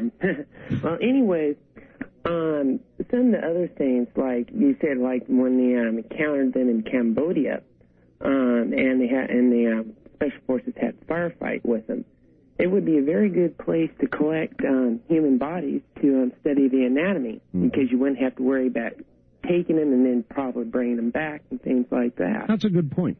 Yeah. And truthfully, why are they so interested in this place? I mean, truthfully, we're in the neck of the woods, so to speak, in our galaxy, and what is so interesting for it? All right. Why us is the question, John. Why what? Why us? Why are they interested in us? I could almost answer that. I mean, when you look at the Earth, it's a hustle and bustle of activity and growth and beings and intelligence, and it's a contrast to everything around it, right? Yeah, well, my opinion is it's not that they came here looking down and say, oh, yeah, that's a neat place, let's go down and visit. I think they created the whole thing, and that's their interest.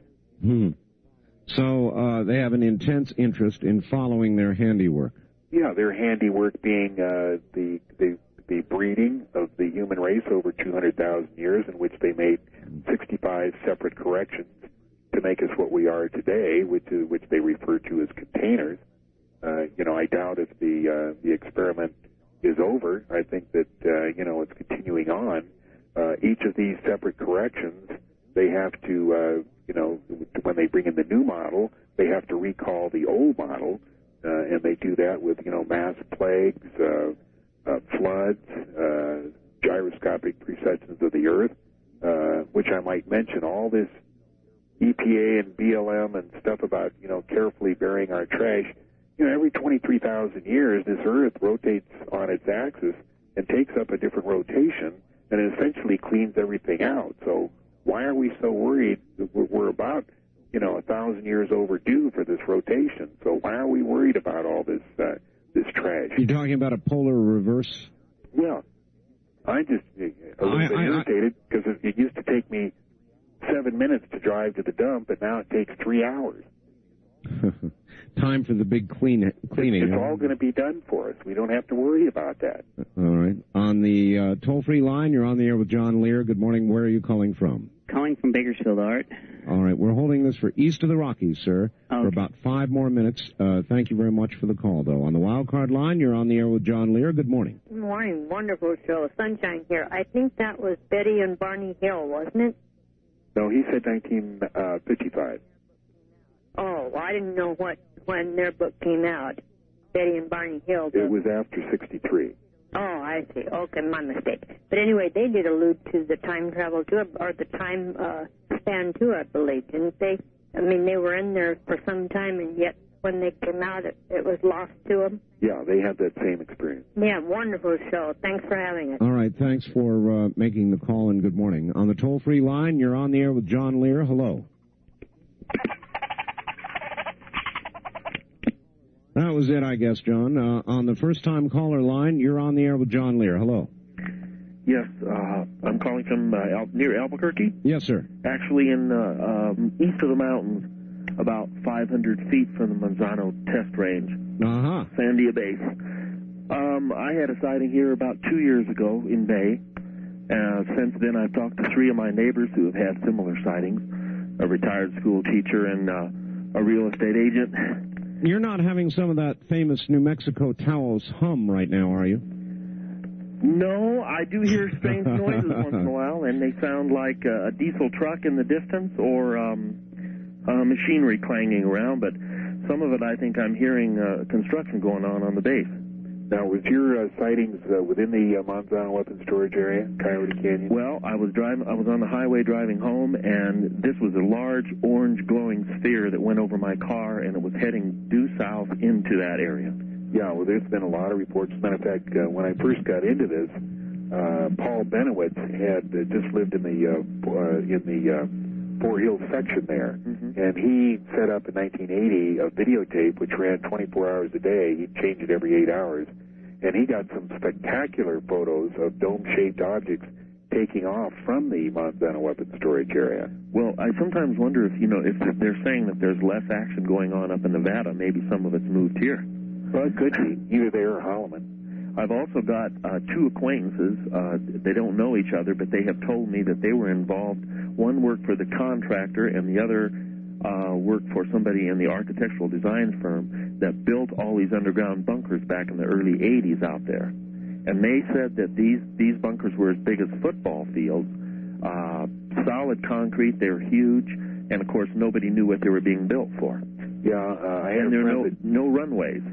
Yeah, I had a friend that went in one of those things, and he says that there was nothing in there, but he said it was absolutely enormous. Yeah. And but there was nothing in there at the time he went in. Well, all right, caller, thanks. Well, can I ask one more question? Yeah, very quickly. Yeah. Do you think that anything will come of this Roswell investigation? All right, and yes, Representative Schiff, of course, is off and running on the investigation, as you know, John. Yeah. Do you think anything will come of it? No, zero. Zero? Zero. Why do you think that? Well, because it's a cover-up. They're not going to let some congressman go in there and find out what's going on. Yeah, I suppose at the levels all this moves, a congressperson is not much.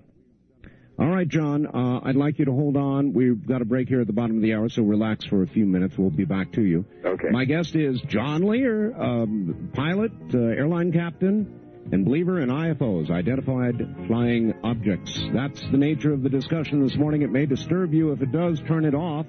If you want a copy of the entire program, you can call beginning right now, area code 503-664-7966. We'll ever know. Which certainly can be done, and very easily if you have the technology, but I'll have to disagree with you on time travel. You can certainly go forward in time, and you can come back.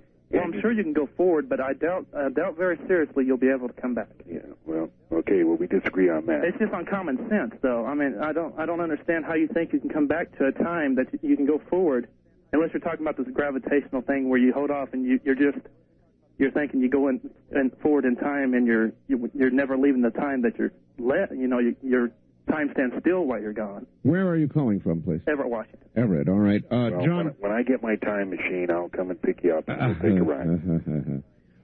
Do you think, John, in your life that you will do that? No. You do not? No. Why is that such a quick no? I mean, if you had a chance, an opportunity, with Bob Lazar and others and lots of funding, would you endeavor to do it? No, I think, well, with lots of funding. No, there's very complex machinery. I don't think it can be done. I'm 52. I'm going to retire here at 60, and I hope to have, maybe a couple of years of tending my lawn, but certainly there's nothing I want to go back and see or go forward. It's an interesting concept. It certainly can be done. All right. On the toll-free line, you're on the air with John Lear. Good morning. Morning, Art. Cliff in Glendale, Arizona, KFYI. Yes, sir. I was wondering if John might have privileged information that might give us a clue to our future. Have we been told anything that might tell us where we're headed? No, I will tell you this, that in my brief career as a ufologist, I've made several predictions, 2 or 3 of them, and they've all turned out false. So I may be a good researcher, but I'm a terrible prophet. Okay. Thanks, all right, John. Thank you. Thank you very much from Arizona and, of course, KFYI. On the wild card line, you're on the air with John Lear. Hi. Hi. Yes, sir. Hi, John? Yeah. Oh, this is fantastic. John, I'm an old fighter pilot from Korea, and we used to fly the old F-86s. Yeah, my favorite one, D's. Well, okay. They were Pratt Whitney, and we do the Rolls-Royce engine. Yeah. And the only time I ever got involved with your company was when I bought my own jet, and it was a Lear jet. Anyway, we had a flame out at about 35,000 feet one time coming over Kansas City. No, I think it was Cincinnati. And they came, my pilot came back, and we got up there, and we said we had to break it down to 25,000 feet. And we kicked her up again, and she flew like a real trooper. Yeah, interesting. Oh, interesting as hell, yeah. Anyway, the reason I wanted to call and get my... I'm calling from San Diego, the home of the tailhook maniacs. Right. Yeah. We're all a bunch of cowboys out here. But some of us are really curious about things. And you know about Thorne? Rip Thorne? No, which one is that? Well, he's a physicist, a cosmologist out here. And we were wondering about what the heck is going on. We built we're involved in the accelerator up there at Stanford. Yeah. Yeah, and we took a whack at things, and my God, I got a million things to tell you. Well, you're right in the middle of the action down there in San Diego, because that's where the Navy has a lot of their operations, and I could tell you some real weird stories about stuff that goes on down there, but you are right in the center of operations. I doubt if you could ever penetrate it, but if you could, you'd see a lot of real interesting stuff. Well, here's what we got. We're looking at times 10 to the minus 33rd, and we're looking at, instead of black holes, we're looking at wormholes. Yeah. And this is a concept that Thorne has been preaching for about 10 years, and of course, I think he's a wacko. And it's a viable concept, a wormhole, and you know that we got a black hole in our vicinity. Supposedly every galaxy has its own black hole, and as far as wormholes, I don't think that's how it works, but go ahead. Well, it has to do with the space-time continuum, and listen to Thorne. Of course, Thorne's an old buddy of mine, and at first it's inconceivable. If you look at the space-time continuum, it is a viable concept. Yeah, I think that what he's trying to do is figure out how they can get from place to place without violating the speed of light, and because they don't have access to the real information of how it works, they invent stuff like wormholes. But the way it works is called the instantaneous propagation of gravity. Science doesn't know it yet, but gravity is instantaneous, and there's two forms of it, A and B. And basically, to travel hundreds of times faster than the speed of light, what you do is generate a very powerful beam of gravity and pull space towards you. Space is actually a fabric. It can be pulled this way and that. We think of it as a nothing. We think it is something that has just one hydrogen atom per square meter. John, in a sense, then, you're not really traveling through the space to get from A to B. No. You are jumping across an area. Correct. You are pulling space towards you and coalescing or uniting with space that's maybe hundreds of light years away. But that's why they invent wormholes, because they know that it can be done. They're just trying to figure out a way that it can be done. I think I know the concept of a black hole. What's the difference between a black hole and a wormhole, John? Well, a black hole is just a very intense a collapsed star, which is not letting any light. It is so dense that it doesn't let light go through it. Wormhole is a completely different thing. Wormhole is what they're speculating is how to get from point A to point B very fast without violating the principle of the speed of light.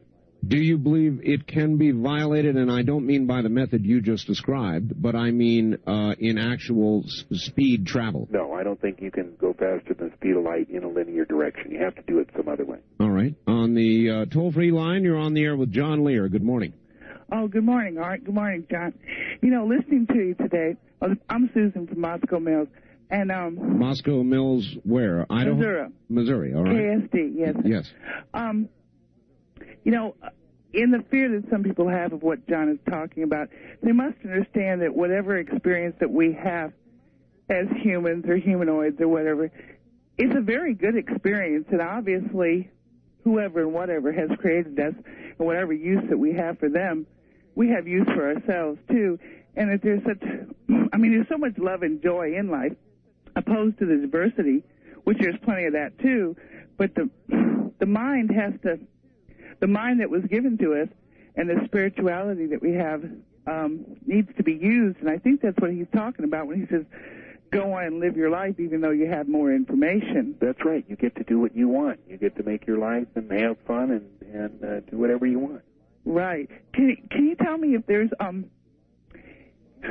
in the other dimensions of what you're talking about in the 70 or so groups, do they show any sign of their own spirituality? I'm not talking about religion here at all, but of a separate spirituality or more intense spirituality or just different or? No, I don't have an answer to that. Mm-hmm. Okay, well, thanks a lot. Thank you very much for the call, and it'll have to be fast, but we'll do one more here. On the wild card line, you're on the air. Hello. Oh, hello. I was wondering if Mr. Lear has ever read people such as Charles Fort and H.P. Lovecraft and people like that. I'm sorry, what's the name? Charles Fort. Charles Fort and Lovecraft? Yeah. No. Oh, well, Charles Fort? Charles Fort, yeah. Yeah, I've read a lot of his stuff. Yeah, that's what I meant.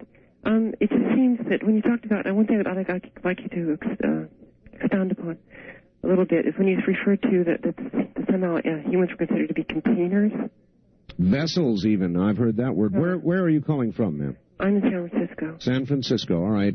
John, you've said it before. Vessels, containers for the soul? Well, we're speculating for the soul. It wasn't described in the documents that Bob read exactly what we were containers of. We could be containers of hormones, enzymes, or whatever. My own speculation is that we are containers of soul.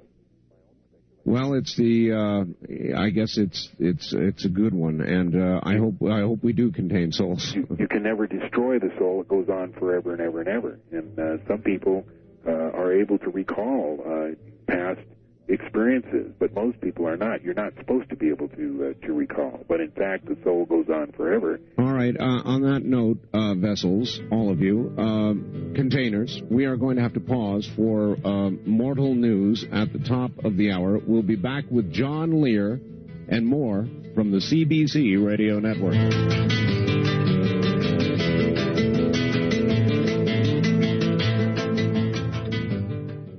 Thank you. That's an interesting comment. I hope it's not, too. Wildcard line, you're on the air with John Lear. Good morning. Yeah, I'd like to ask John Lear a question, but I really doubt that he can do anything but deny it. John, how long have you been involved in the occult? Never, as far as I know. You're saying that most of the information in the books that you read are not occult books? No. No, because I read a book about 10 years ago called The Cosmic Trigger, Final Secrets of the Illuminatus, and how they were going to duplicate the second coming of Christ with the alien deal, that people would believe that they were going to be saved by aliens.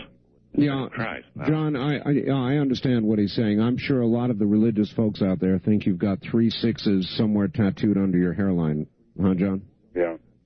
Under that gray hair. Yeah, I see. John, what about Air America? You did, can you talk about that at all? Sure. I worked for CASI, which was Continental Air Services, Inc., a wholly owned subsidiary of Continental Airlines.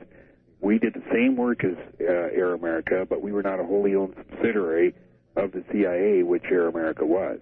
We did all the same stuff, but no, I did not work for Air America. I worked for CASI. And those that are familiar with the operations in Southeast Asia will know exactly what I'm talking about. I'm not going to. I was going to bring some up, but I'm not going to. Go ahead. What is it? Iran-Contra. Yeah?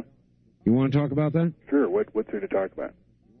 You you transported or were about to transport some material to Iran, yes? Arms and ammunition from Israel to Iran, right? Uh-huh. So you ran some of the early weapons that Israel cut loose on our word, is that correct? Yeah, we didn't. I never made a flight. Like I say, the first airplane in got shot down. The Mossad, who was running the operation, didn't want to send the 707s in, which I was flying. So they canceled the operation. Later, I think it was like 6 or 8 months later, they ran it with another airline that was out of, somewhere like NASA or someplace like that, and ran it from the Persian Gulf, like Dubai or one of those countries, directly into Iran, so they didn't have to go around another country like we did, Turkey. We had to go through Turkish airspace, and the deal was that we would drop every other load, or give Turkey every other load that went in permission for flying over their airspace. All right. Just thought I'd get that out. On the toll-free line, you're on the air with John Lear. Where are you calling from, please? Seattle. Seattle. All right. Yeah, I'd like to ask him a little more about that security that the government has that doesn't allow the president to know very much. Yeah. What was that called again? Well, I just described how security works. The lowest clearance is top secret, and then there's 38 levels above that. But the President of the United States only has like a number 17 level. There's not enough time to clear him, nor is there any reason to clear him. What sort of, is this some sort of government agency that this security, you had mentioned some name. MJ-12? MJ-12 was created by President Truman, and it more or less got out of hand in 1952 when President Eisenhower came in. Being a military man, he gave more teeth and more power to MJ-12, and it got out of control. They ran the whole operation. People who think we have a democracy, even a republic, are badly mistaken. We don't. But we hear it enough that we have a free country. The bigger the lie, the more people believe it. But in fact, it's not true. MJ-12 runs the whole thing. Okay, one last thing, Art. Could you give the number, or not the number, the address to your network? I'll take it off the address to the network. What do you mean? Yes, sir.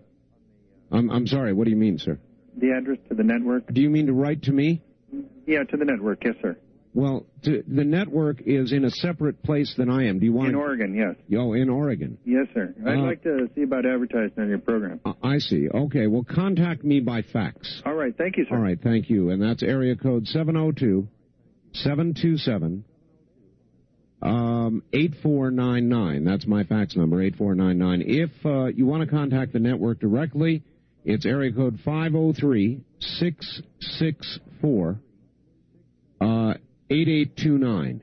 8829. And if you want a tape of this program, as long as I'm going nuts with numbers here, it's area code 503-664-7966. John, we're in the number mode. Why don't you give the address for the Lazar tape? Okay, the Lazar tape is Tridot Corporation. That's T-R-I-D-O-T Corporation, and it's 1324 Southeastern. And it's Las Vegas, Nevada, 89104. Don't look for the number because it's not in the book. It's $29.95 plus $3 in shipping and handling for the Lazar tape, where he describes his experiences with the back engineering on the Sajid. All right, good. On the toll-free line, you're on the air. Good morning. Hi, Vancouver, Canada calling. Art, great show. Hello, John. I don't really know too much about UFOs, so this might be a real basic question, but can you tell me about navigation of these craft and what they would be built of? What kind of compounds or? It's my understanding that the material that they're made out of is more or less a grown material. They've been able to compact the atoms to such a tight state that it's almost indestructible. We've seen that many times where a saucer will crash into sand and be at a 45-degree angle impact, but there's little or no damage at all. As far as the navigation, I don't know how that works. I just know how the propulsion works. Okay, well, best of luck. All right, thank you. John, you remember, first of all, did you happen to catch the movie Roswell on Showtime? Sure, it was the producer was a friend of mine. Oh, Oh, what was your assessment of the movie? Was it good? Yeah, it was pretty good. Each time they make a movie, they get a little closer and a little closer to the truth. I didn't like the way that they portrayed the alien as, some poor lady, reaching out. And it didn't look all that realistic, but, it was better than this stuff before. Well, in that movie and in descriptions of Roswell, there is a number of witnesses, John, who say that a piece of material from one of those craft was held, and they showed it in Roswell, and you could crumple it up, and it would spring right back out again. Right. Is that similar to the material that you described a little while ago? As the construction? Yes, sir. Some of it. Yeah, you can imagine, I suppose, various parts of it. Yeah, they're all different. Uh-huh. All right, very good. Let's go here. On the wild card line, you're on the air with John Lear. Good morning. Yeah, this is Greg from Nikiski, Alaska. Nikiski, Alaska. Yes, sir. Right. Anyways, I missed the first couple hours because KUNI doesn't play those until after you're over. I see. So this may have already been answered, but I got 3 short questions for John. Number 1, are you a member of the Trilateral Commission? No. How about the Council on Foreign Relations? No. How about a member of the Masons? Of what? The Masons. The Masons? I no, but what is it? Oh, the Masonic Lodge? Oh, Masonic? No, but I can tell you that I have certainly been accused of that. Okay. How about the CIA, John? Let's cover them all. KGB. NSA. No, I'm just a poor old airline pilot. All right. Okay. Okay, caller? Okay, thanks. Thank you. Nikiski, Alaska. Well, that covers most of the alphabet agencies anyway. On the toll-free line, you're on the air with John Lear. Not a lot of time. Hi. Good morning, Art. Good morning, John. Morning. About a couple, 2-3 months ago, my wife and I were looking at a telescope. We had a really good view. And in the outer layer of the moon, there was like a blue half moon. But there also looked to be sort of like a craft that was, my wife and I don't want to talk to too many people about it, because we don't want to be accused of being nuts and all that kind of stuff. But is that really possible, or do you think maybe that was more like a reflection of maybe the sun or, of the picture we've got?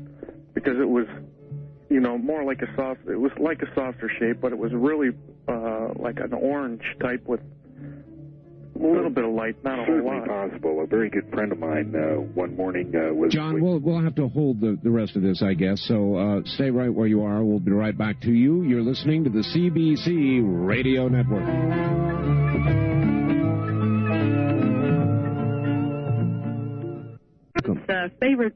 Famous 200-inch Hale telescope. Dr. Hale, it's interesting, he never saw his telescope become a reality, but he was led by an invisible dwarf who apparently inspired him, told him where to build it, and that sort of thing. I have 2 questions. First of all, what does your guest think of George Adamski, who was also a local fellow here? He was apparently the father of the UFO culture. And also, does he have any information on a hypersonic vehicle called Aurora, which is apparently a top-secret thing coming out of a base in northern Scotland? We have a lot of sonic booms here on Wednesdays and Thursdays, and we've been hearing that this is coming from this Aurora vehicle, which does something strange over the San Diego area. All right, hold it there. Let's get a response. John? First of all, George Adamski reported everything exactly as it happened. He was reported to be a hoaxer, but no, all that stuff happened to him. The photos were analyzed by friends of mine who had very good analyzing equipment, and it was true. There was one picture of him looking outside of a saucer, and that was true. Hale had a very interesting background. There was an alien that talked to that guy and led him in some of his research endeavors, and he has a very, very interesting history. The Aurora is a Mach 15 airplane operating out of somewhere in the United States, but also goes into Machrihanish, which is in northern Scotland. I see. And, yeah, that is one of our 6 top secret airplanes. How high does that fly, do you know? 285,000 feet. Wow. Okay. All right, thank you. And at Mach 15? Yeah. Whew. People say Mach 7 or 8, but it's not. It's Mach 15. Mach 15, wow. Toll-free line, you're on the air with John Lear. Hello. Hey, this is Dana in Eugene. Hi, Dana, KPNW Country. Yeah, when I lived in Redmond, Washington, I was over to friends of a friend's house, and there was a Army intelligence guy who his dad worked with for a lot of years. And this guy sent him, like, just a thousands of page document. He was supposedly on the run from the government because they were trying to hunt him down. And he sent, like, 6 of these papers out. And one of the things he said was that Roswell, and he was giving, I mean, case file numbers, everything, anything you could possibly want on it. I just barely saw the document. But we just sat around and talked about it one night. He said at Roswell, they recovered the bodies. One of them was alive. His name was something like Emu or Enu or something like that. They had like 2 separate brains, one on the left side, one on the right side. That's correct. They ate human flesh. Oh, please. I didn't know that, but yeah, go ahead. And just, you know, he went into the whole cover-up, but I mean, he detailed everything from, you know, different fighter pilots, their names, their vehicle identification number, everything, you know, just hundreds of documents on that. Well, it'd be great to get those documents, wouldn't it? Oh, I wish I knew the guy. I mean, that was the only time I ever talked to the guy. I moved like a week after that. Huh. All right, thank you. John, a brain on the left and a brain on the right? Yeah, it was called bifurcated brain system. They were completely independent and separated by a ridge bone. Now, why that was, I don't know, but I remember reading the autopsy report on it.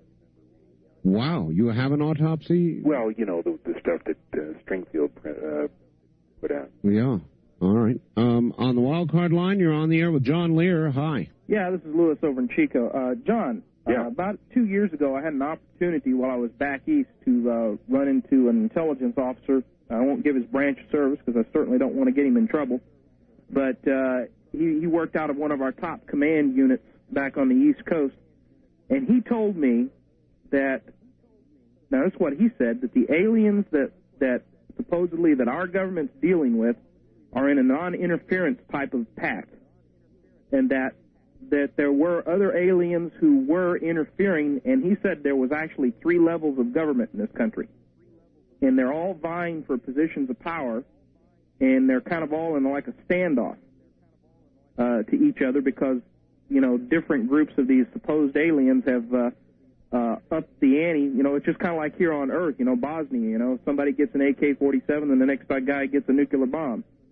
Yeah, I agree with that, and I think your friend was right.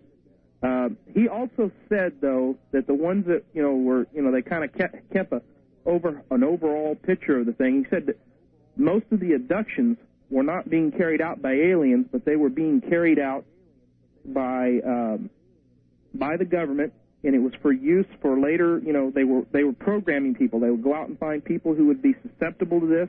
He said they had special editions of films that were very subliminal, and they would get like a control who would make friends with certain individuals, and they would go over to the guy's house, you know, and show him a special copy of E.T., except the guy's not knowing he's watching a special copy of E.T., and it would program these people up to a point where they would either give them a hypnotic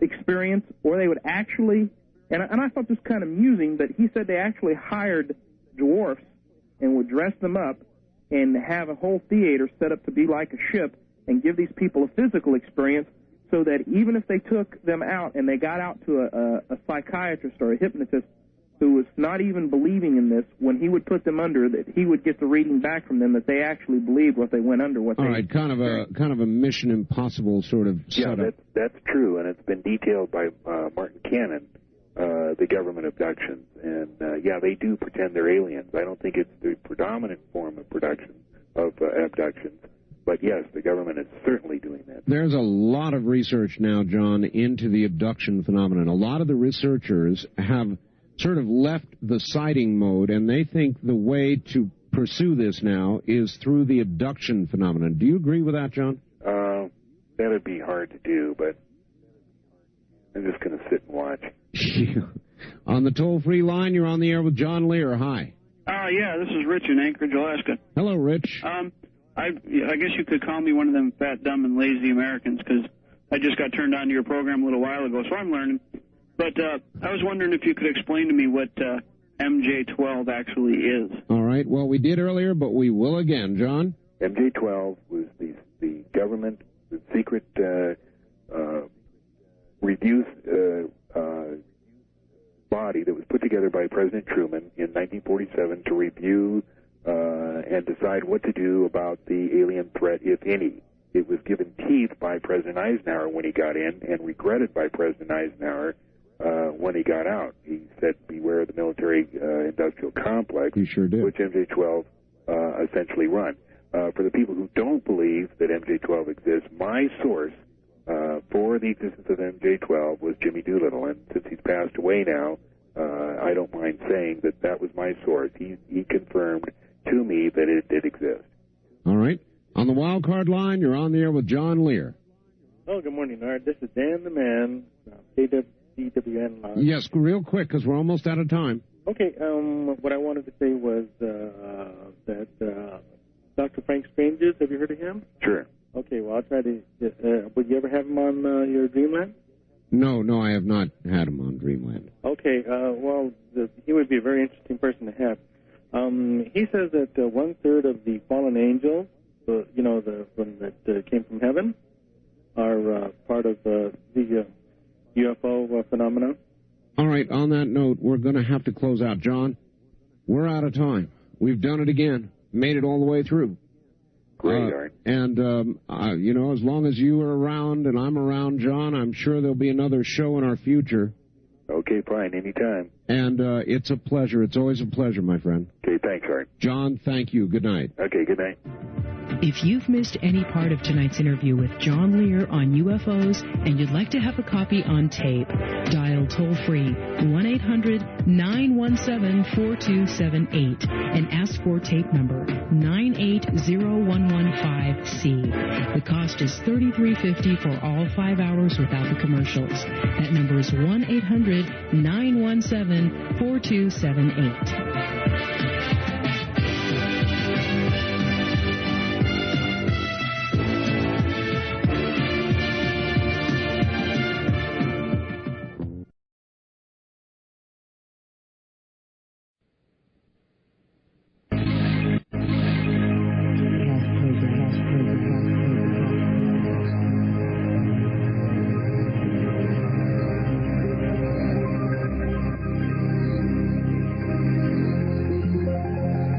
Welcome to Dreamland, a program dedicated to an examination of areas in the human experience not easily nor neatly put in a box.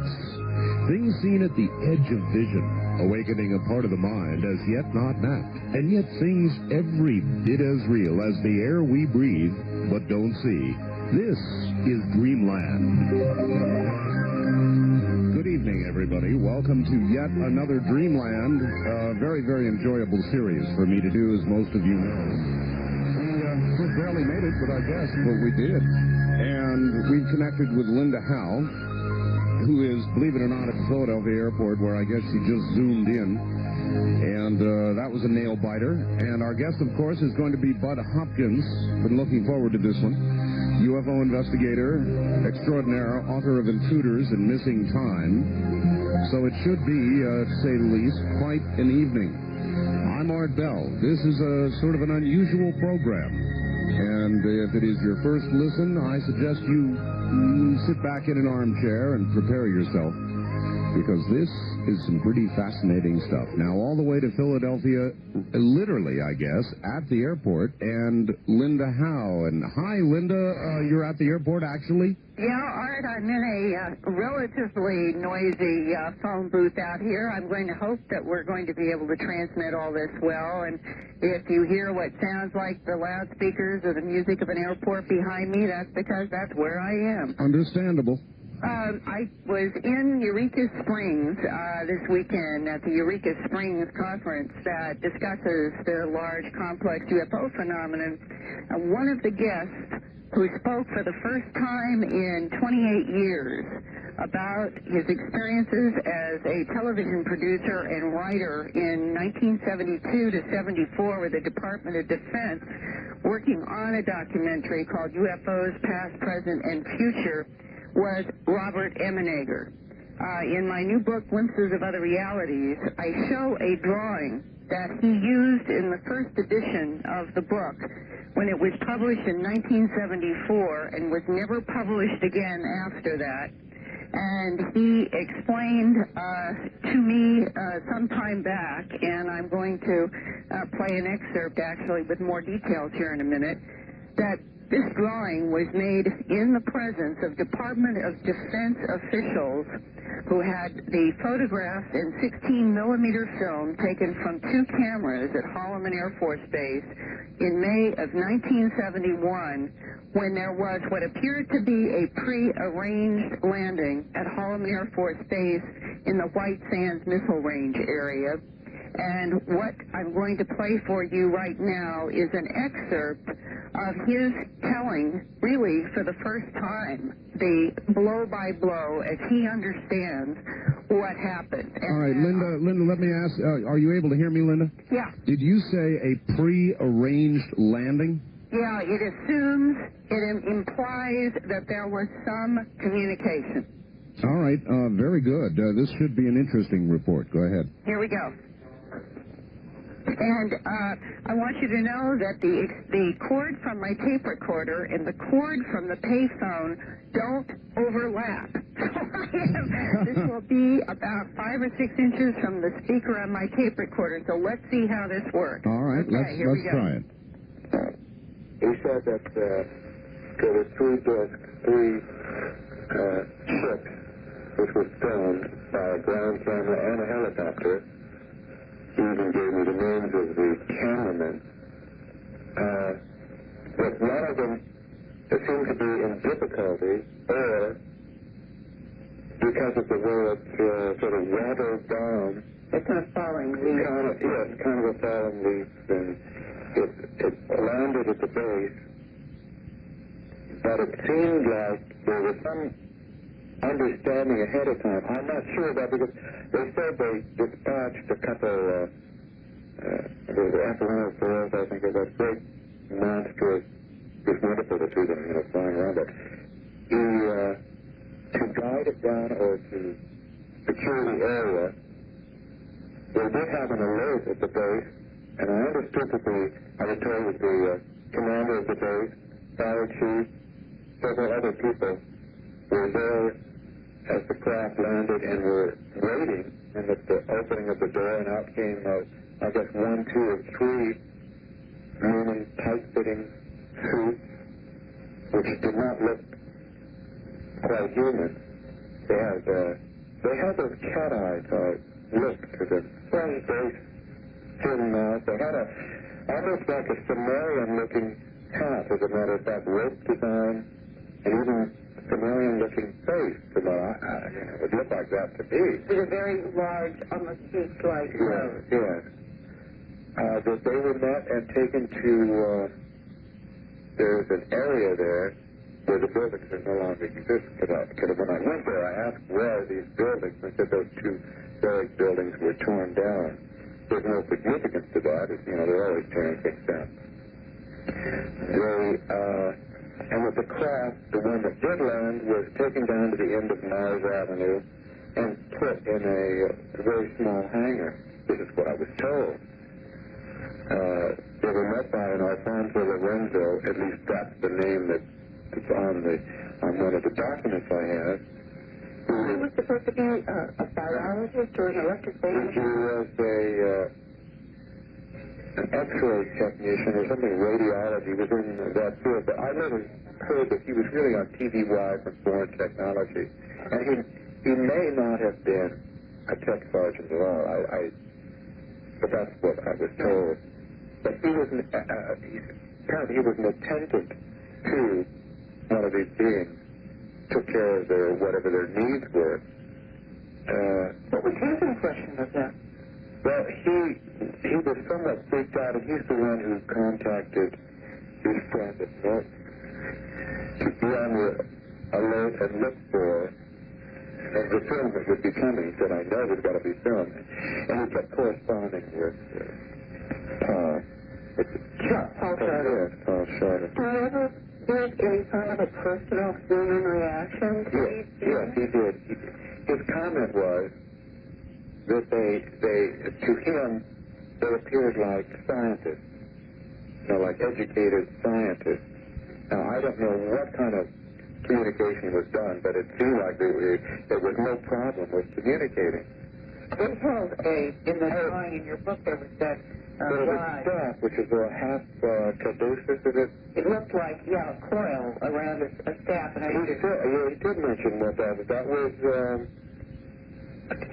communication sort of ability to also, I imagine, to paralyze or to do whatever. It was like their leadership role. And it's very interesting that we have, all through our military history, we've had the short baton as a symbol of leadership and power. And I kept wondering, I wonder if this is something that we, in our ancient past, have copied, like little humans that we are. All right, I want to double check. Is this coming through at all clearly? Well, not very, Linda. That's what I'm concerned about, and it's such an important interview. I understand. That maybe what I ought to do is just give you a quick summary on this, and then next week do it again in the finer audio abilities I have in my office. All right, let's do that, Linda. Give me a summary, because it sounded fascinating. What was the essence of the report? This is the very first time that Bob Emenegger has described the beings in any detail and using the terms Sumerian. He said this was the context within which they were described, the same kind of pleated headdress that rose over a bulging head. He said the eyes did have vertical pupils. He referred to them as cat eyes. They were holding a rod in the left hand, which is in the drawing, that had a coil roping around it, that he said our people understood to be both a communicator and something that they could use as a paralyzer if they were threatened in some way. All right, this is fascinating, Linda, but I'm a little bit lost. Exactly where and when did this occur? This was May 1971 in a portion of Holloman Air Force Base. 3 discs, this is the part apparently you could not hear easily, came down at this particular air base. They were met by a party of us. There were 3 beings. One of those is the Alfonso Lorenzo name that he was referencing, who was in some scientific capacity there, who was saying that his impression of these beings was that they were scientists. And he was describing that in this meeting of these beings that, for all intents and purposes, seemed to be like the so-called old ancient Sumerian gods, at least in what we have in replicas of stone statues. They and their craft was transported for reasons that he said had something to do with a repair, but he was not sure if that was a cover story and there was some other reason, but that this was put on some kind of a truck covered with a tent and transported to a building at the end of a street that was called Mars Avenue. This happened in May of 1971, according to Emenegger. They were filming at Holloman and filming the documentary in which they described this event then as a hypothetical sequence, because that's what the Department of Defense told them to do. And that film was first broadcast in the United States in 1974, about 3 years after the event. For those who have seen that documentary at conferences or maybe on television in late night, it was one of the last projects that Rod Serling did as a narrator. And in it, it is this sequence at Holloman that he is now describing in detail for the first time. All right, what I'm curious about, Linda, documentary they describe as hypothetical. Yes, Linda, what I'm curious about is why is he just telling this story now? Because he feels that he can. Because he feels that people are ready for it, do you think? Or because something else has changed? In other words, you say he feels he can. He feels people will accept it, or that it's time, or what? Well, he does not, apparently, because he said he had checked with some of his still contacts in Washington about speaking at the conference and making these descriptions, and no one said that he could not. So this is, in a way, it is a step forward beyond the documentary 20 years ago. It's gone from hypothetical to the description of a reality. All right. Well, there is yet another reality, and while we're on the subject, Linda, I know your book is out. Why don't you tell everybody how to contact you or get a copy of the book? Well, thanks, Art. Glimpses of Other Realities. You can get information about ordering from Linda Howe Productions, Post Office Box 538 in Huntingdon Valley, Pennsylvania, and the zip code is 19006. I'll repeat that one more time. Post Office Box 538 in Huntingdon, Hunting, D as in dog, O-N, Huntingdon Valley, Pennsylvania. And the zip code is 19006. And next week, I will redo this so that you can hear his interview clearly. And I'm sorry I got trapped late on an airplane in an airport. Oh, no, that's quite all right, Linda. And if it had been any closer, I suppose you'd have been calling from in flight. I would have had to. All right, wonderful. Thank you. Well, thanks, and my best to Bud Hopkins. All right, take care, Linda. Take care, Art. That's Linda Howe, literally at the airport. And sometimes that's the way things work out. I thought she had perhaps spaced out on the time change that, of course, we all went through, the 1-hour time change. Well, on a summer afternoon in 1964, Bud Hopkins and two others watched a small, round, metallic craft maneuver in the sky over Cape Cod. This daylight sighting marked the beginning of his interest in UFO phenomena. But his first nationally known investigation did not take place until 1975. Well, I understand that. You need a while to think about an experience. Then a UFO apparently landed less than a mile from Manhattan, was observed from various vantage points by a number of witnesses. Bud Hopkins' carefully researched account of this incident appeared in the Village Voice Cosmopolitan magazine and elsewhere, and was covered extensively by television and radio. Bud is an accomplished author, probably the nation's premier UFO investigator, and he has appeared just about on everybody's important television show. And I'm sure that you know him, so he doesn't really need a great introduction beyond all of that. Let's go to Bud Hopkins. Bud, good evening. Good evening, Art. Are you able to hear me okay? I certainly can. I hope you can hear me. Just fine. Clear as can be. Bud, first of all, welcome back. We had you on Area 2000. Now the program is syndicated, and we're sure glad to have you back again. Listen, what did happen? I speculated there a little bit.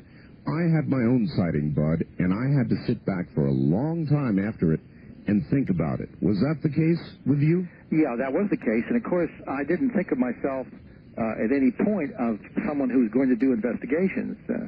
I was making my art and exhibiting, and that was my life. And it wasn't until this friend of mine reported an object landing near his car and little guys getting out, little figures and so forth, in a quite dramatic way, that I just simply thought, I've got to look into this. And so I think I was sort of pulled into this business by circumstance rather than by choice. But I think you're right about sitting back and thinking it over. You see, no one can overestimate, really, the resistance all of us have to what this really implies. This is the biggest change, the biggest event in all of human history. It is, if it's going on. And the evidence is there, and it is so absolutely shocking that people who have the experiences are sometimes even more hesitant to accept their reality than the people who are just reading about them on the outside, because it is so shocking. Sure. As you got down line from your experience a year or so, Bud, did you find that you began to question the experience yourself in your own mind, or did you find it became more clear to you?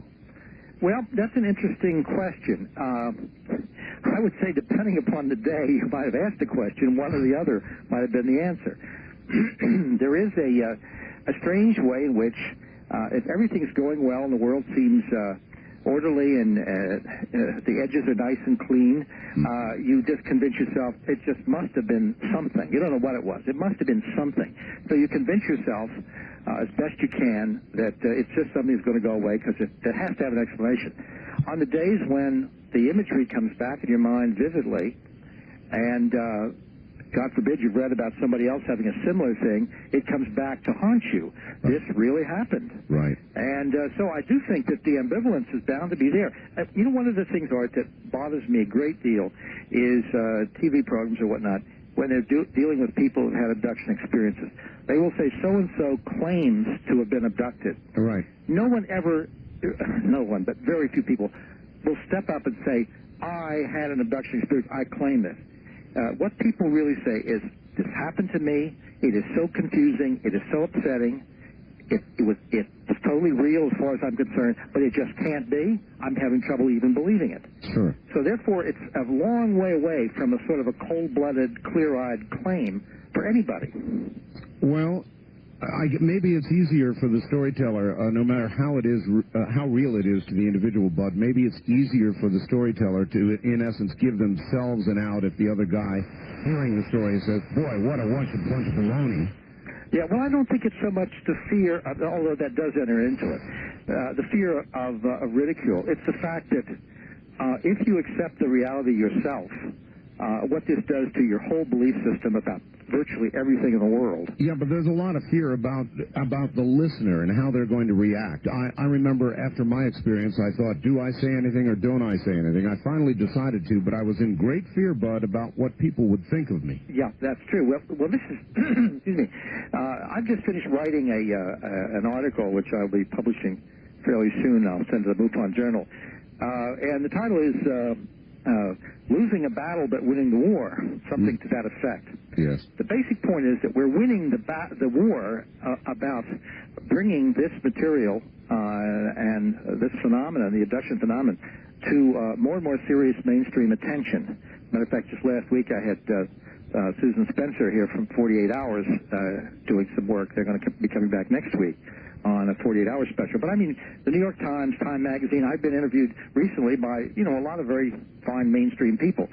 We are winning the war for simply the idea that this has got to be taken seriously. Whatever idea about it you want to have, whether you think it's some completely strange, new, modern psychological aberration or whatever, or whether you feel that these events are real, still more and more people are coming to the conclusion you can't just sit on the sidelines without looking into it. But the battle we're losing is the fact that a particularly virulent group of what I call true believers are people who believe that this cannot possibly be true. In other words, they have a very narrow belief system. These people like to think of themselves as debunkers or skeptics or whatever, but there's a very narrow group of them who have set about almost single-handedly to make a climate exist, to bring about a climate of opinion that makes it almost impossible for serious people with a lot of risk to come forward and talk about their experiences. Sure. That battle we're really losing. I've worked now with maybe 450 people, something like that, one-on-one, who have had abduction experiences. And one of them was a NASA scientist. I was just approached the other day by my seventh psychiatrist who's had his own experiences, police officers, military, and so forth. Actually, a person I'm going to be working with shortly, her father was up for an Academy Award recently, a major category. These are people from all walks of life who now, of course, if they did come forward, it'd be extremely important for the credibility of the whole issue. Right, but I was going to ask, what happens to a NASA scientist who claims or claims publicly that he was abducted? Well, might be looking for a new job. I don't know. It's hard to say, but I would say to any NASA scientist in a situation like that, don't go public, because the climate that's been established of ridicule by these virulent reputation trashers, really, is such that they are trying to create a climate in which nobody can come forward and talk about this objectively in terms of personal experience without enormous risk. And to show you the level of the risk, I've received 2 letters, 2 different people, women, who had explored their experiences and now we're in the divorce court, and their husbands were trying to get custody of the children on the grounds that the wives were crazy because they believed they'd had these experiences. So you can imagine, if you were a neurosurgeon, or if you were a police lieutenant, would you ever come forward and talk about that under the present climate of ridicule? No, I don't think so. So I advise people not to. It's really amazing that this many do, and if you get a chance to talk to them first, you say, no, don't do it. I actually do.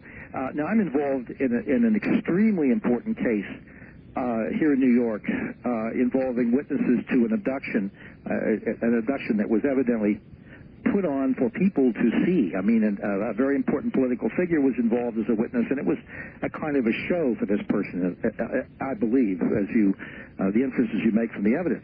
And there are numerous witnesses, including a new witness that I had just recently uncovered. But the point is, I have given the advice to these people not to come forward because the skeptics are ready to savage anybody who reports this kind of experience. Well, I was about ready to ask you for some names, but obviously that's not going to happen, is it? Yeah, can't do it. Can't do it. And that's a big problem. That's a battle which we really are losing. How big a person are we talking about, Bud? Well, we're talking about, it's hard to say. Let's find an analogy. Let's say the importance of the level of, let's say, a former Secretary of Defense of the United States, a former Prime Minister of Great Britain, something of that level. Oh, that's we're talking very, very high. Yeah, that's. But the point is. All right, Bud. Listen, the point is we're at the bottom of the hour right now. So let's take a quick break, and we'll be right back. My guest is Bud Hopkins, and this is already fascinating stuff. You're listening to Dreamland on a Sunday night from the CBC Radio Network.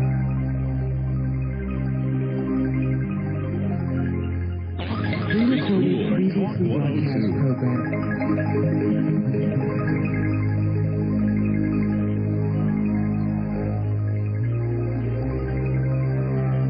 This is a pre-recorded previously broadcast program.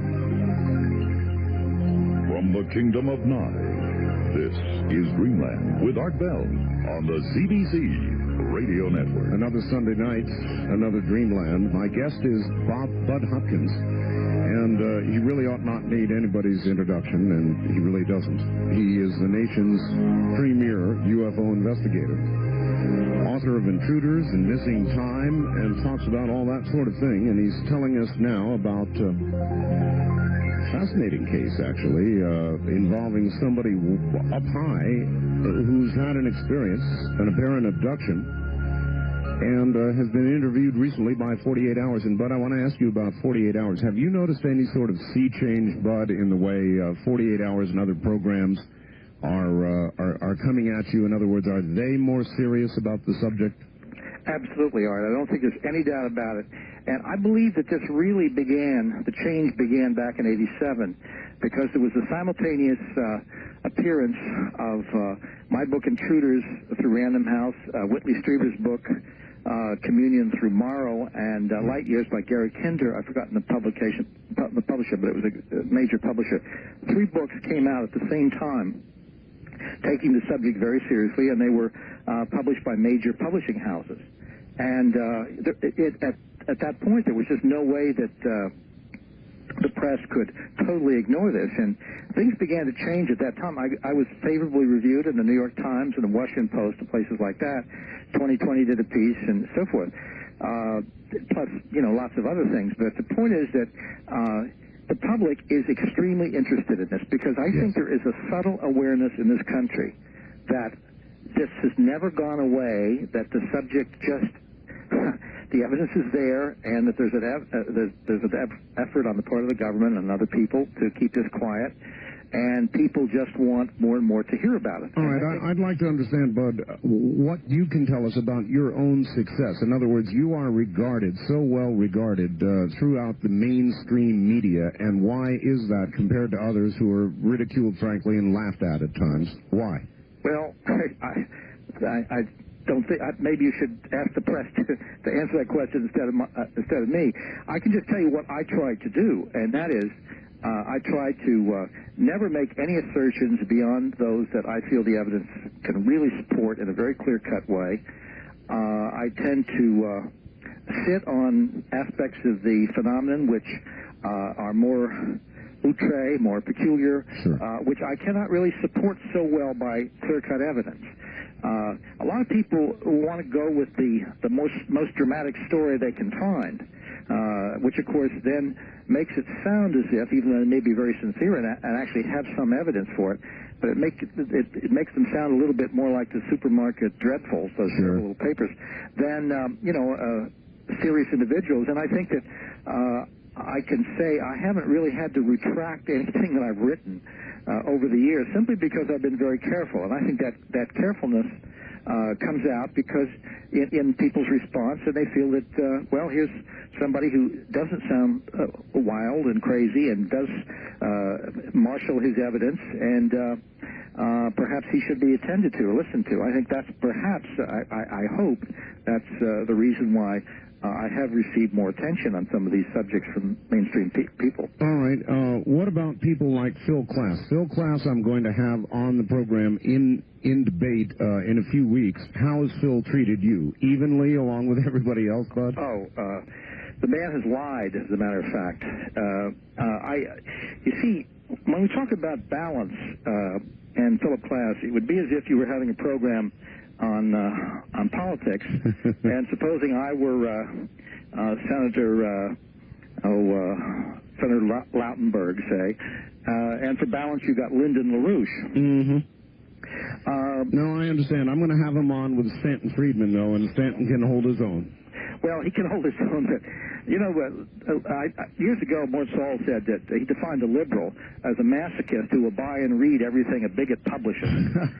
And I've always thought of Philip Klass as essentially a bigot. There's no sense of his having an open mind on any of these issues. And just to show you what's the typical situation, why I can say these very harsh things, and I don't say harsh things about many people, but as an example, he wrote a book attacking me at great length and attacking a number of abductees, Charles Hickson, Betty Hill, Kathy Davis, many, many different people. Sure. Attacking the entire phenomenon, and had never interviewed or spoken to a single solitary person that he wrote the book about. All right, let's look at motivation for a moment. There are those who say he works for the government, he's part of the disinformation campaign, or do you think it's just a personal thing with him?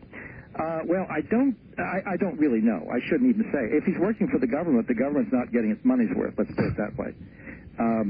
I don't know what his problem is. I think he adores the publicity. But at any rate, I'd just like to make one point very clear, just as an example of the way he operates. He started attacking abductees, and he doesn't do this in any kind of even attempt at a gentle way of saying, well, maybe these people are misguided or something. He implies everyone is a liar and a crook. This is his basic. Recently in the Times, he said, he was quoted as saying, these people aren't crazy, meaning there isn't a mental problem. Right. They're just little nobodies. This is the only way they can get on the Oprah Winfrey Show, which I think is, of course, a wonderful piece of self-description on his part. I'll ask him about that. But at any rate, I mean, that's not the voice of a scientist. That's the voice of a mad fanatic. And let's always remember that Santayana defined a fanatic as someone who, when he loses sight of his goal, redoubles his efforts. Yes. And but this is the point I'd like to make. He started attacking abductees a long time ago, saying if they really had these experiences, they would report them to the FBI. Which is kind of funny. If you're Charles Hickson and you're in Pascagoula, Mississippi in the middle of the night, how do you find the FBI? Absolutely. You go to the local police. But at any rate, he said the reason they don't report to the FBI is because there's a federal law against falsely reporting a kidnapping, which would imply that they're aware of that law and therefore since they've made up the whole story, they're afraid to report it. Right. Well, of course, to report it to the police, there's a state law always against falsely reporting a kidnapping, too. It's the same thing. It doesn't make any difference. You don't have to bring in the FBI. But years ago, under the Freedom of Information Act, we got an internal FBI memo describing an abduction reported to it in 1967. And copies of that were sent to class, of course. Meanwhile, when I did the Oprah Winfrey Show with him one time, the only time and I will never do it again, the only time I ever appeared with him, I handed him a copy of my letter to the FBI reporting all of the cases that I had been working on and demanding an investigation. Oh, really? How do you react to that? Well, he was, of course, his immediate thing was to counterattack and say, well, you should have done it earlier, you know. And, of course, it was an exercise in futility because the letter I got back from the FBI was exactly what I expected. You know, dear Mr. Hopkins, the FBI does not look into such cases. Please report it to MUFON, etc. At any rate, the basic point is that as recently as 2 weeks ago or 3 weeks ago, something like that, someone was interviewing him, and he went into his FBI routine again and said, maybe because of the law against it, maybe that's why, to this day, no one has ever reported a UFO abduction to the FBI. Now, that is an outright lie, which he knows it to be a lie. I don't know what's eating the man. He certainly seems to be an unhappy human being. But I wish you well with your experience. I think I've talked as much as I want to about this man. Yeah, that's fine. My next question would be a really broad one, Bud. What is it, in your view, which is and has been for years now been seen in our skies? What are all these things? How many of them would you say are legitimate, possible extraterrestrial visitors of some sort? Right. Well, the first point is as to what they are. I mean, obviously, none of us know what they are in any kind of absolute way. We know what they aren't. Yeah, the word alien defines something in terms of what it isn't. You know, when I'm in Mexico City, I'm an alien. It doesn't say anything about me. The basic point is they're not from Nebraska or wherever. I mean, they are an alien phenomenon. Therefore, what we can say about their origin and their nature is always speculative. And I always quote, to show the impossibility of getting at it correctly, Scott Rogo once made the remark that he didn't, I think he must have regretted this. He was a good man and died far too young, but he did make this little slip, and he said he didn't believe that UFO occupants were extraterrestrial because they were not doing what extraterrestrials would do. Oh, and how does he know what... Well, that's just the problem. Yeah. So when people get into arguments about, I think they're interdimensionals, and somebody says they're time travelers or they're whatever, I just sort of slink away from the argument. We know that they're not human. What do we know about them? We know that they obviously exhibit intelligence. They have a humanoid appearance. They have obviously a technology which is thousands of years ahead of ours. They seem deeply interested in us. They are deeply foreign to us in their sense of not really understanding human emotions. We know many, many, many things about how they behave, but as to what the bottom line is, what their goal is ultimately, what they're going to be doing a year from now, 20 years, 100 years from now, we have no way of knowing. And you are okay, but you are nevertheless convinced that they are in one of those categories, whether it's interdimensional or it's extragalactic or whatever it is. They're physically real at least some of the time. Now, they seem to be able to dematerialize, virtually disappear, and so forth and so on. Whether you want to invent a term called interdimensional, or whether we want to just say it's an advanced technology, you can flip a coin. It doesn't really make any difference to me. But the point is that they represent a non-human intelligence from elsewhere, which is of enormous advancement over us technologically and so on. All right, we are a commercial operation, so we're going to do a little of that right now, Bud. Relax for a second. We'll be right back to you. Okay. All right, my guest is Bud Hopkins, and if you've been listening, you well understand what the subject matter is. We'll be right back with more of it. We're going to take some calls tonight. Yes, we are. Very interested in that. Yes, well, they're coming up in the next hour, Bud. Good. Absolutely. Are these friendly beings, or are they... what are they? In other words, we see one of these things, what would you advise a person? Walk up and offer your hand, or run like hell? Well, the truth of the matter is you're probably not going to have any choice one way or the other in this. They seem to be able to control the situation as they need to. Now, the basic point about this, which is extremely, I think, central to understand, is that all of our science fiction films and the simple stories and so forth have always dealt with visitors from outside, extraterrestrials or whatever, as one of two types. Either they're going to come as conquerors, body snatchers, etc., or they're going to come as saviors to clean up the environment and close up the hole in the ozone layer, etc. They're either going to be, in other words, gods or devils. Yes. And neither one of those descriptions fits what we're getting. What we're getting is, we might call a third world, a third force. They seem to have their own agenda. Their own agenda does not involve any kind of causing of deliberate pain or deliberate hardship or taking over the world or anything of that sort at this point, because they've been here for a long time, and I have abduction cases that go back to 1929. They could have done an awful lot of mischief had they wanted to in the meantime. And, of course, in all of that time, there is absolutely no sign they've done anything to help us out either.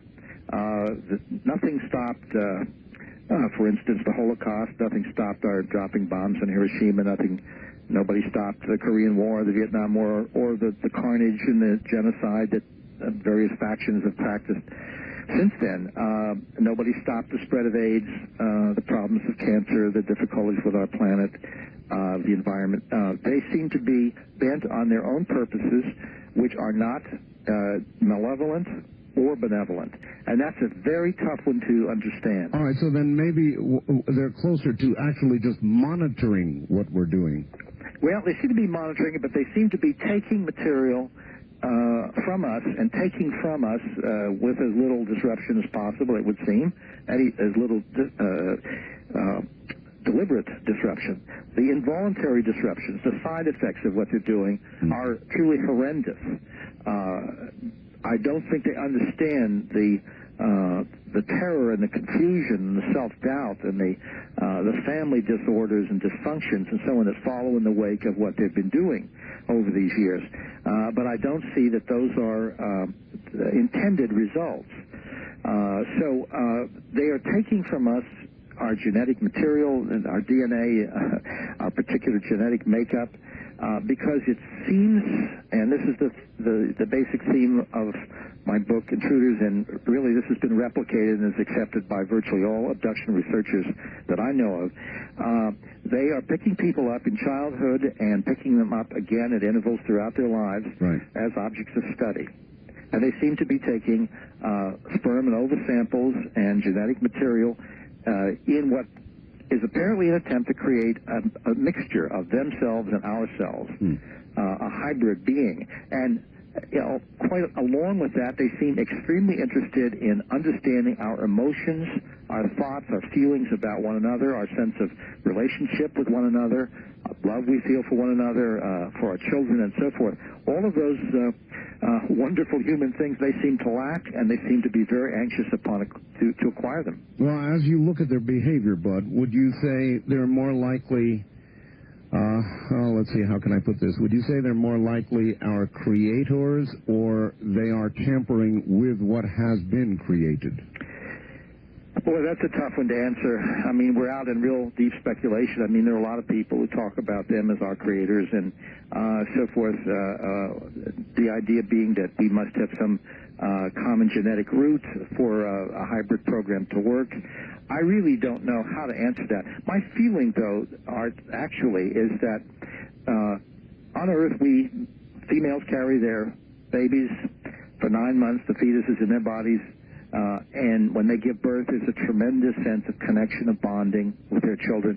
If you imagine some kind of developed species which no longer reproduces by that method, which no longer has females that go through the discomfort and warmth and everything else of carrying a child inside the body and giving it nurturance and so forth, if they have evolved past that and they somehow need that, they feel that perhaps they've reached some kind of evolutionary dead end. And there are reports that would suggest that, though we can't, again, we're in speculation. Okay, again, that it is they have reached the dead end. Yes, exactly. They rather than us. I think they're envious of us, to tell you the truth.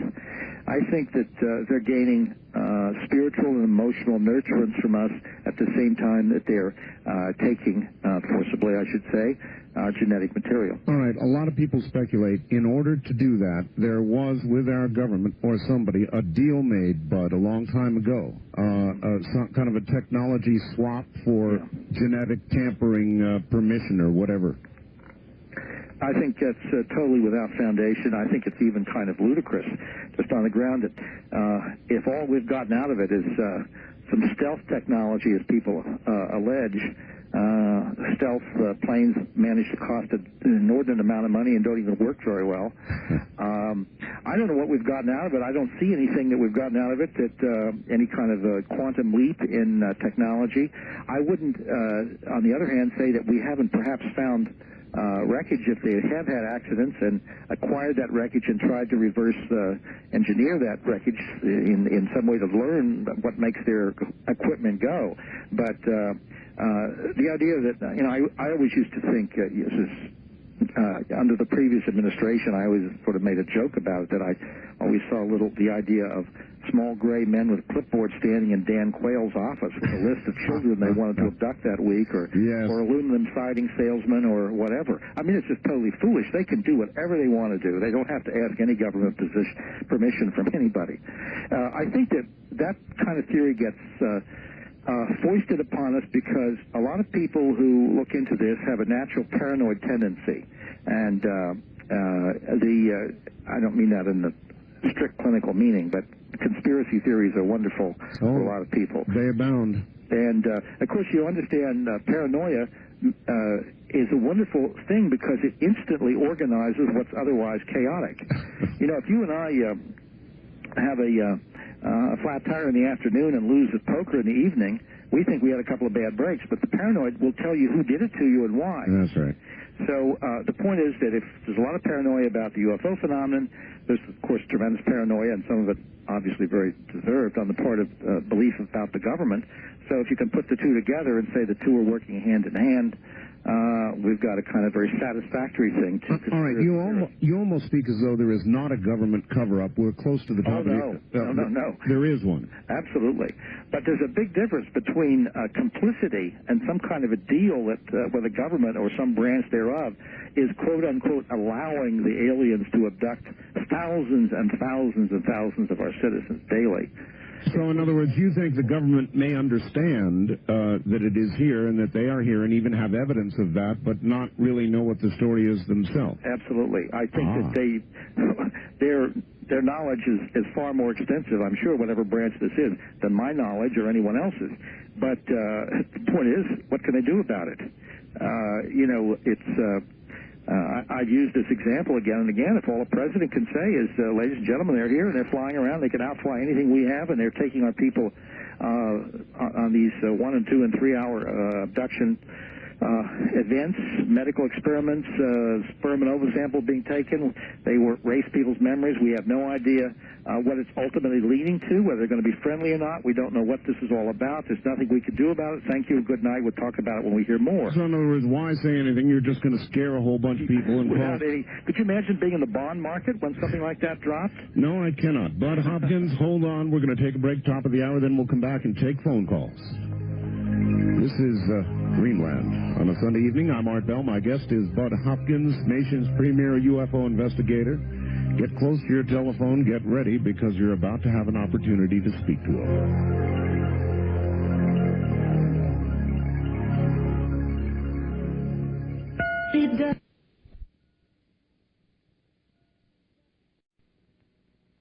800-618-8255. 1-800-618-8255. First-time callers, area code 702-727-1222. Or the wildcard line at 702-727-1295. This is the CBC Radio Network. And we own the night or evening, whatever day part it happens to be. My guest is Bud Hopkins. And as the man just told you, those are the telephone numbers. The telephone lines are now open.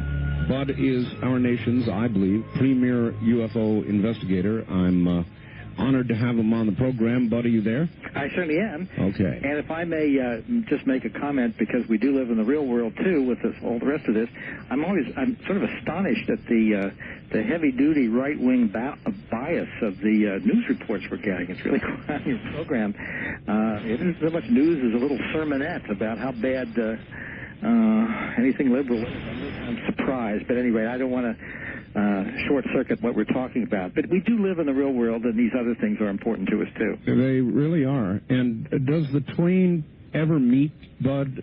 Oh, yeah. It does. Yeah, absolutely. Well, the twain meets in the sense that these experiences, and we're again dealing with the whole abduction phenomenon, these experiences have such powerful effects on people's lives that there is no way that your day-to-day existence is not affected very subtly by what's happened to you. Now, just to give you a quick example, if these experiences have happened in childhood, and that's where they seem to always start, first is abducted as a little child, and you're 5 years old, and you wake up and you can't move, you're totally paralyzed, and you feel there's some strange figure that's come out of the closet or whatever with his huge black eyes, and you feel yourself floating or whatever, and you don't remember all of the experience. You come back with a cut on your leg that wasn't there. Maybe you're upside down in your bed, or maybe your pajamas are no longer on, they're on the floor or something, and all the signs of physical problems.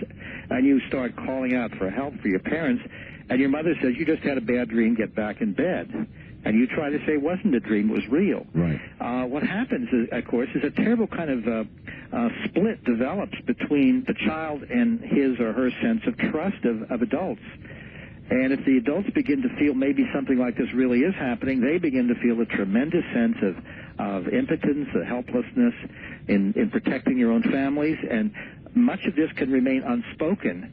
And it does not help anybody in your day-to-day existence, whether you're talking about your first-grade teacher or your friends at school. You're afraid to let them know that these strange things are happening to you, which you think, am I crazy? Is this me? What is this? Sure. All right, but one other thing. You brought up politics, so one question, then we'll go to the phones, and that is, this administration, they've revealed an awful lot about the nuclear testing and a bunch of other baloney that's going on. What kind of hopes do you have that they're going to release information or what they know about UFOs? Well, my hopes are slender, sad to say. I mean, we have been hearing day after year after year after year this is the year and they're going to come clean and so on and so forth. I honestly don't see how they can do that without really terrifying the country.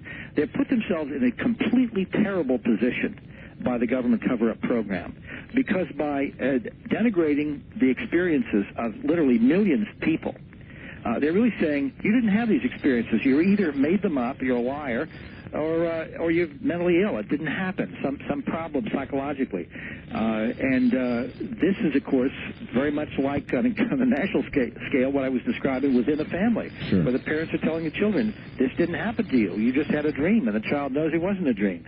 The people who've had these experiences know that the government is lying to them, and of course it means that they have no place to go for help, although we're trying to supply that as best we can with our limited resources. Numbers of researchers and mental health professionals are turning around to this, but to help people as best they can.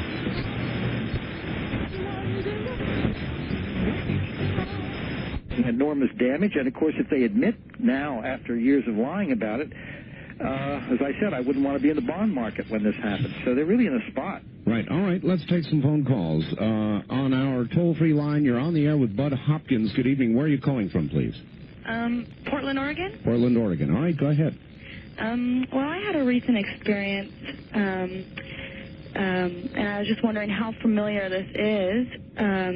Not too long ago, I had just gone to bed with my fiance, and it was quite late. It was about midnight, and I felt as though something had entered my room, and I opened my eyes, or tried to open my eyes, and my vision started to just kind of blur, and then my hearing went out, and I was completely paralyzed.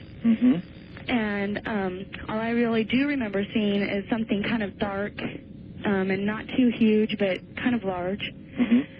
And then I remember trying to yell or scream for my fiance, and I remember being able to do is kind of mumble and groan a little bit. And then not too long after that, he was shaking me, as if he was trying to wake me up. And then after that had happened, I still couldn't move or hear or anything. And then there was like this loud wind in my ears. And then I was able to get up and scream and tell him to turn on the lights. And that's basically all I remember, except for that the next morning I woke up and had a bruise across my shoulder that hadn't been there before. No. Well, this is something that should definitely be looked into, and we have some people in Portland. You're very fortunate to be in the city where there's a very sensitive investigator whose name I don't want to give over the air here. This is what I would suggest you do. If you write to me, this is the address for anyone who wants to describe an experience. Just write to me, care of IF, just the initials IF. It stands actually for Intruders Foundation, but just say IF. Okay. Box 30233. Okay. And that's New York, New York. And the zip is 10011. Okay. Now, if you write to me, and we will put you in touch with a very skilled and helpful and very, very warm person, an investigator in the Portland area who has had these experiences herself. And she has a support group and people who can be of help. But your experience should very definitely be looked into. All right. Well, I have another question. Does this usually happen because not too long before that I had kind of a sighting. I'm not too sure exactly what I'd seen, but it was definitely something not usual or out of, kind of... All right. Listen on the radio for us, please, ma'am. Is that typical sighting and experience? It's not necessarily. Many people have these experiences without remembering a sighting or without having had a recent sighting. According to the Roper survey, it would suggest that perhaps more people have had abduction experiences than have had UFO sightings. We used to think of the abduction as a kind of a bizarre, very minor aspect of the whole phenomenon, but now I think it's, of course, the central purpose, and UFOs are, as it were, the getaway car. And as I pointed out, we spent originally, before we accepted the idea of abductions, we spent many years trying to get the license plate number on the getaway car without having figured out what the crime was. Right. So UFO sightings are not necessary for someone to have had these experiences. All right. On the wild card line, you're on the air with Bud Hopkins. Good evening. Where are you calling from, please? Good evening. This is Fritz from Los Angeles. Los Angeles, yes. Okay, Fritz, go ahead. Now to a very serious, sensitive subject about the alien. Way back in 1965, I learned about two alien federations on a cosmic doorstep. Now, the kind ones with a democratic, utopian, free will belief, and the not-so-kind ones with a socialistic, I'm your leader, you will follow me system. What I want to say is that for hundreds of years there has been a great conflict over who will connect with this solar system. Now, my question to Bud is, have you heard in your research run into this conflict about the two alien races out there who want to see this take over the Earth sooner or later? All right, thanks, Fritz. Well, we've got the left and the right in this country. It's kind of a question about extragalactic politics. I would say that what's been described here is essentially, with all due respect to Fritz, it sounds to me like the kind of projection that we get from people who want to put this in the duality of gods and devils, gods and demons, and so forth, that I was talking about earlier before. I haven't seen in the 18 years I've been doing this kind of research, I haven't seen any sign that we have different groups doing specifically different things. Now, we have different physical types described from time to time, but they very often are seen in the same ship doing the same kind of work with human beings that I've been describing. Do you think that they are in contact with each other, aware of each other, or are we being simultaneously contacted or sporadically contacted by many different groups and different origins? Very hard question to answer, Art. What I said, though, essentially is, as an example, in one California case, the woman reported small gray figures with huge heads and black eyes, and a tall figure that was more insect-like with huge eyes. People have made associations with the praying mantis look and so forth. and other in that same ship was a relatively speaking normal human being. But they were all cooperating in these genetic experiments as I've been describing. So it would seem that we don't have different groups doing different things. I suspect that although we have no idea where the place of origin of these figures are or whatnot, there doesn't seem to be a different groups doing different projects. Kind of a consortium then. Yeah, it would seem to be. All right. On the first-time caller line, you're on the air with Bud Hopkins. Good evening. Well, good evening. I can't believe I got through. You have. Where are you calling from? This is Bill in Albuquerque. Yes, Bill. And I wanted to ask Mr. Hopkins if he's the one that wrote Missing Time. I read that book, and I forgot it completely. Is he with the alien? You mean you had a missing memory about a book, right? Yeah, about your book. About your book. No, my question is brief. I want to know if you think that we have experimental aircraft that flies as fast as the speed of light. All right. All right, Mr. Bell's guess. I would doubt that very seriously. I'm not a scientist, but I would doubt very seriously if we have anything that remotely approaches the speed of light. I think that there are undoubtedly aircraft under, in the planning stages, advanced aircraft of one sort or another, and also there is evidence that has come up actually in Nevada and so forth, that would suggest that perhaps there's been some reverse engineering of crashed UFOs, right, which would suggest attempt to try to get something to work. But the idea that we've got anything that can go near the speed of light, that if somebody had that, NASA would be out of business and somebody would be making zillions of dollars at it and so on. So, what about modes of travel, Bud? I've heard a lot of people talk about the bending of time and space and a leap across that bend. Have you heard a lot about that? There are lots of theories of that sort, and we really don't know what to make of it. I mean, I don't. As I say, leave that kind of speculation to other people. I'd rather stay with the data and away from heavy speculation. It's fun to do, but we know that this is going on in the lives of many, many millions of people, actually. How they get here, how they travel, where they're coming from. I mean, the idea, for instance, that they are necessarily locked into a planetary system somewhere is not necessarily true. I mean, it's highly possible, since we have had up in space a Skylab at one point, and space stations are going to be built by us within not too long a period, orbiting Skylabs, and one could imagine that an environment could have been constructed, and it could be movable through space, and so they might not be tied down to a planet. Who knows? All right, good. Well, I think that's why you're so highly regarded. You don't, on a moment's notice or a second's notice, leap into the unknown. We don't. Yes, that's know. Good. All right, good evening. On the toll-free line, you're on the air with Bud Hopkins. Where are you calling from, please? Lawrence Laboratories, Livermore, California. Very good. Well, I'd like to contribute by helping Bud Hopkins and your audience understand the nature and the origin of UFOs. All right, sir. Are you on a speakerphone? And if you are, could you pick up the telephone? Well, I can't do that because I'm in an unsecured area, and I don't want my fellow workers to know tonight. That's just fine, then. Go ahead. We'll put up with it. Just before Einstein passed away in the 50s, he was working on the time continuum theory and trying to explain it. UFOs are simply our descendant scientists from the future who are visiting us from all points in the future and studying mankind without interference. And on what basis do you conclude that?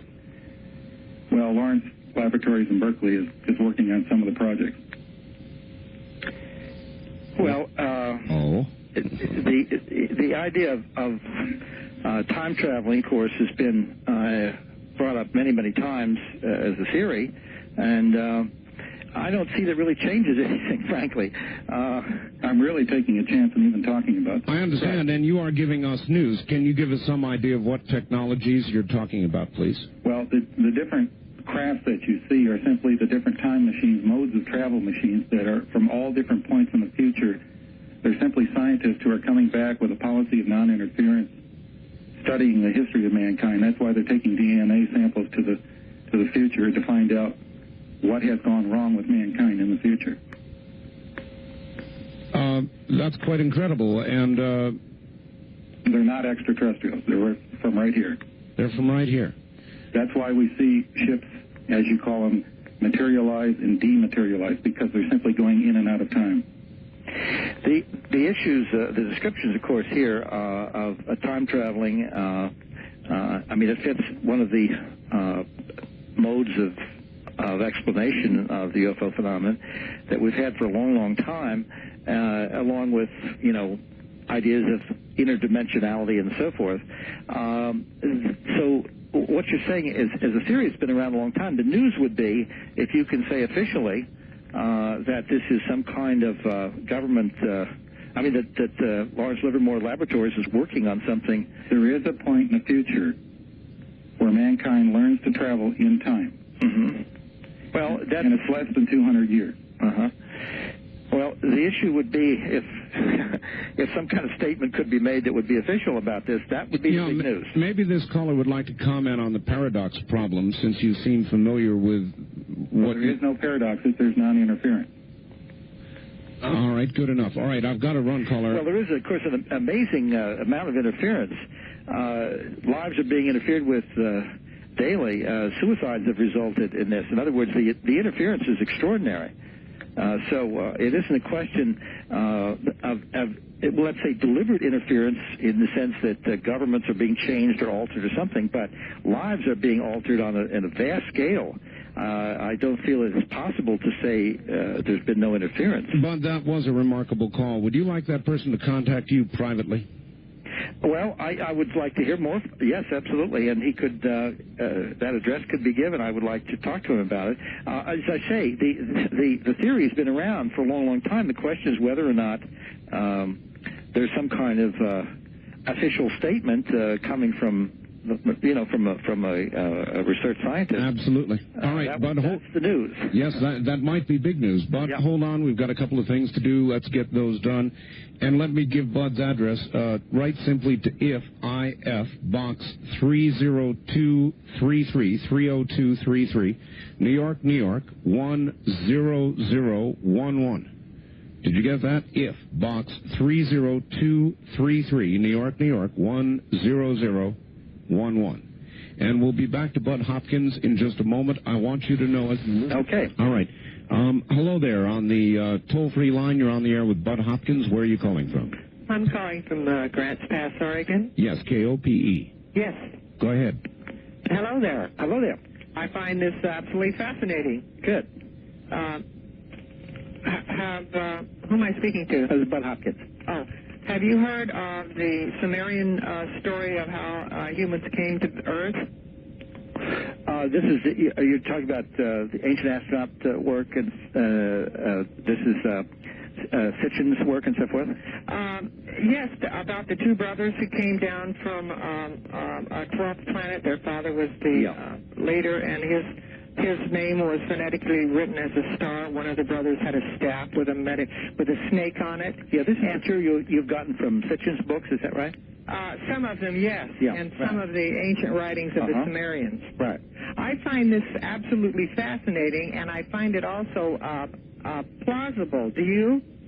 Since they took the fertilized egg of a human being here on Earth and reimplanted it in the egg of the female astronaut, it seems to me so modern in its concept.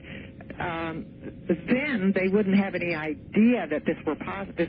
Right. All right, thank you. We're way short on time. It's almost mythology. Essentially, I just hesitate to ever speculate on ancient astronaut issues.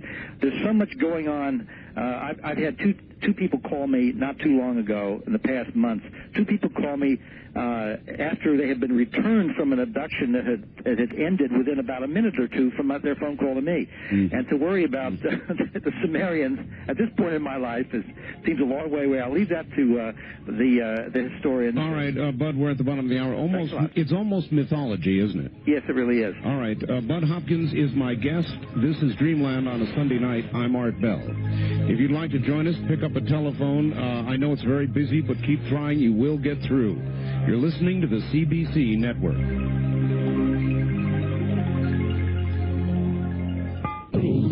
This is a pre-recorded, previously broadcast program.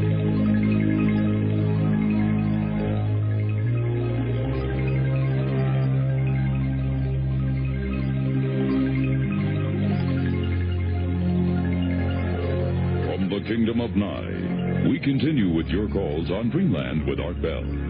Call Art now toll-free at 1-800-618-8255. 1-800-618-TALK. First-time callers, area code 702-727-1222. 702-727-1222. Or the wildcard line at area code 702-727-1295. 727-1295 in the 702 area code. Now again, here's Art Bell. And Bud Hopkins. Good evening, everybody. An unusual opportunity for you to talk to what I think most of us consider to be our nation's premier UFO investigator, Bud Hopkins. Bud, are you still there? I certainly am. I'd like to make a comment here.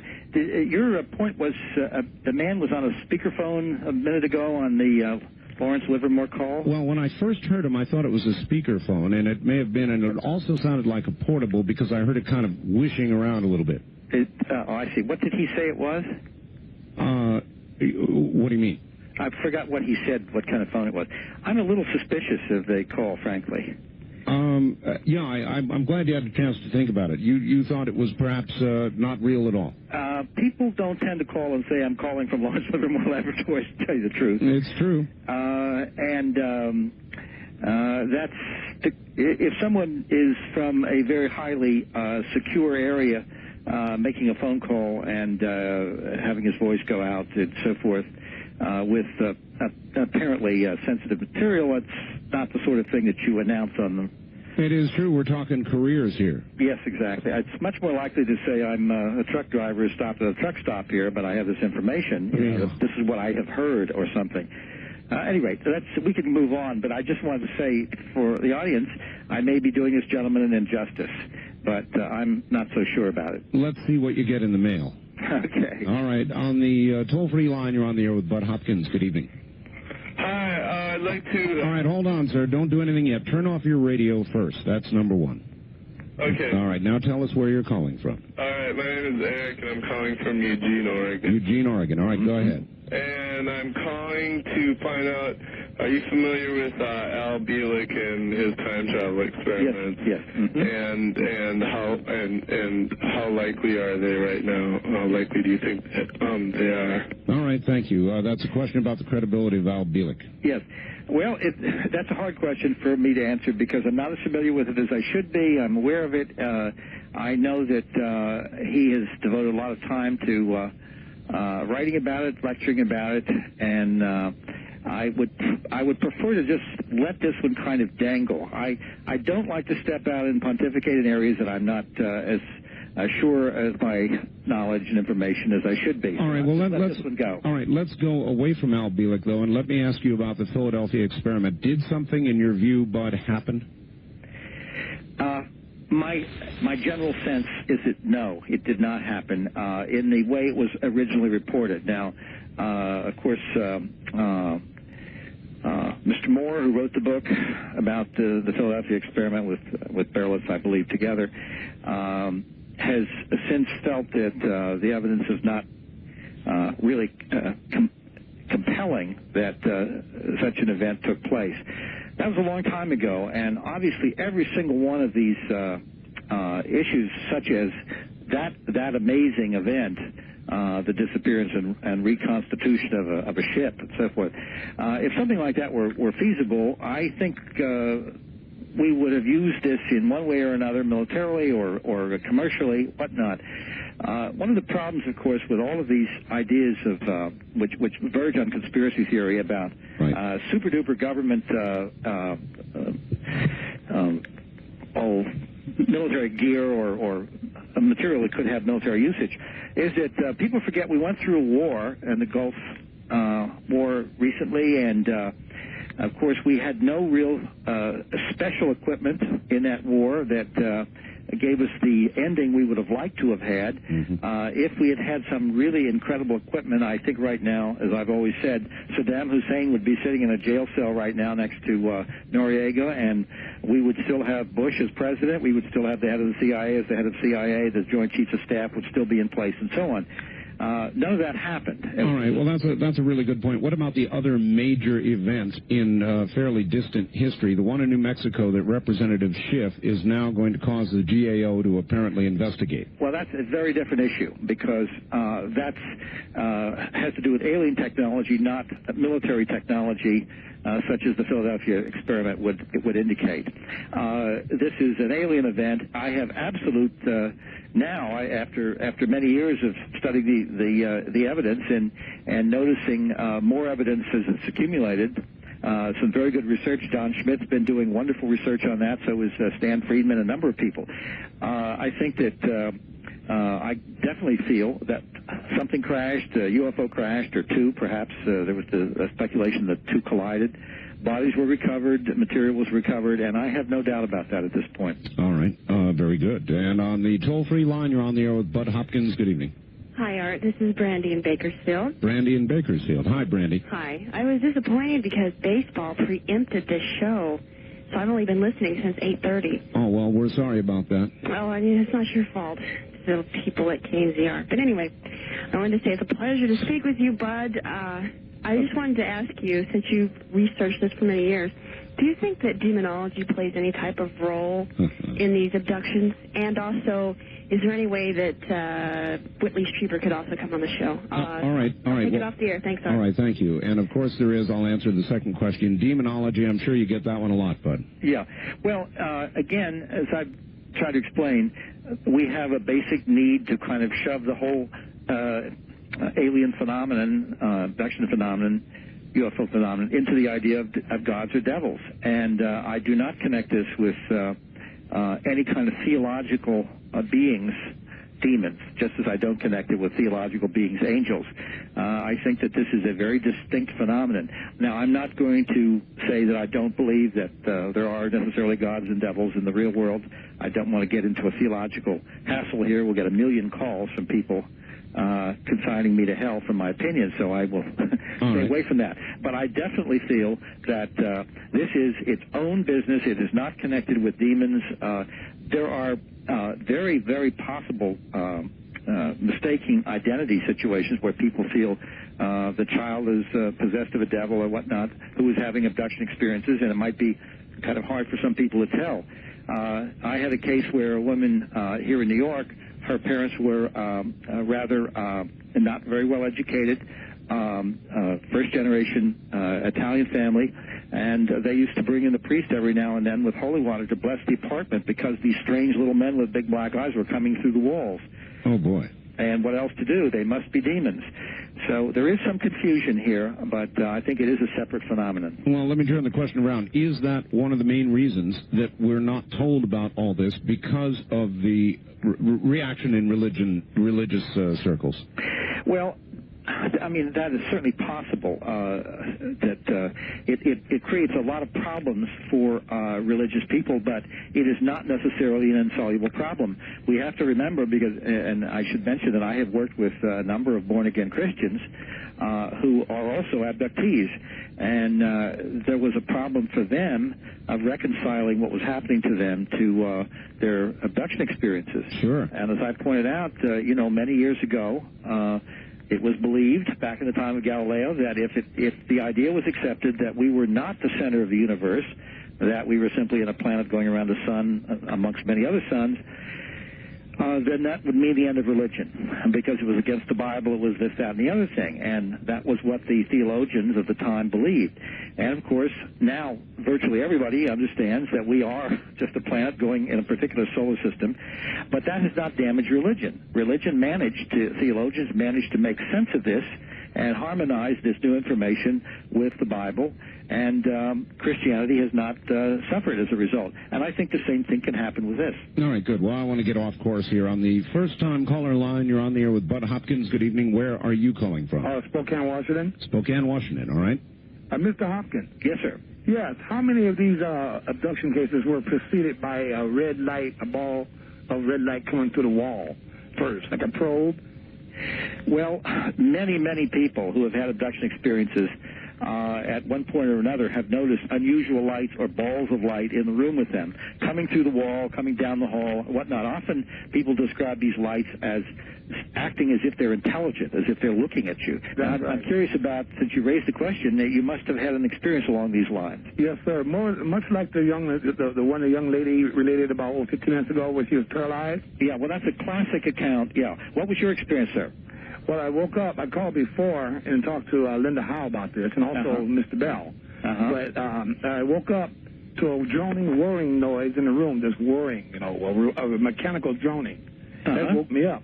And I looked up and he had a gigantic crucifix on the wall, and the ball of light came out the crucifix, and it just pulsated there, about the size of a baseball. And then it tracked the ceiling, went over the ceiling, went down her side of the room, and I tried to wake her up. And my girlfriend's really light sleeper. I said, wake up, please wake up, look at this.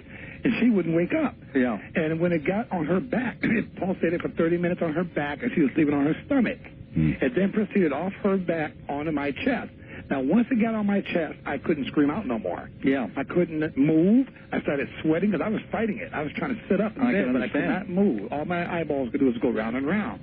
Next thing I passed out or went to sleep. I woke up about an hour and a half later, and the ball of light was leaving my chest, going off my body to the floor, back on the crucifix, where it just pulsated for about a minute. And it just went into the crucifix and out the wall. And it took me about a half an hour to recover before I could get up. Now, but I was going to ask you, have you ever had anybody, do a study?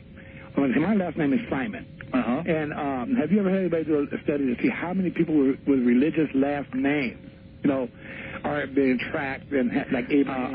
I honestly, Mr. Simon, I don't think there's any reason to think that any particular person is being singled out for this because of their religious beliefs or last name or anything of that sort. I mean, this is a worldwide phenomenon. We're getting this in areas where there are no Christians to speak of. For instance, these things are occurring in China, in the Orient, in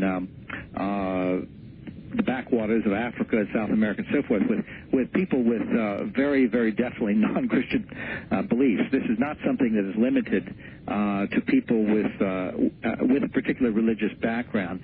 I think that's a coincidence in your case, sir, but what you described, though, certainly seems like something that should be looked into. So, again, if you'd like to write, I can put you in touch with somebody perhaps near you. Boy, the MO is beginning to sound familiar now, isn't it? Absolutely. Well, Art, let me tell you that when we did the Roper survey, one of the questions we asked was, have you ever, and these were not beliefs, these were, have you had these experiences?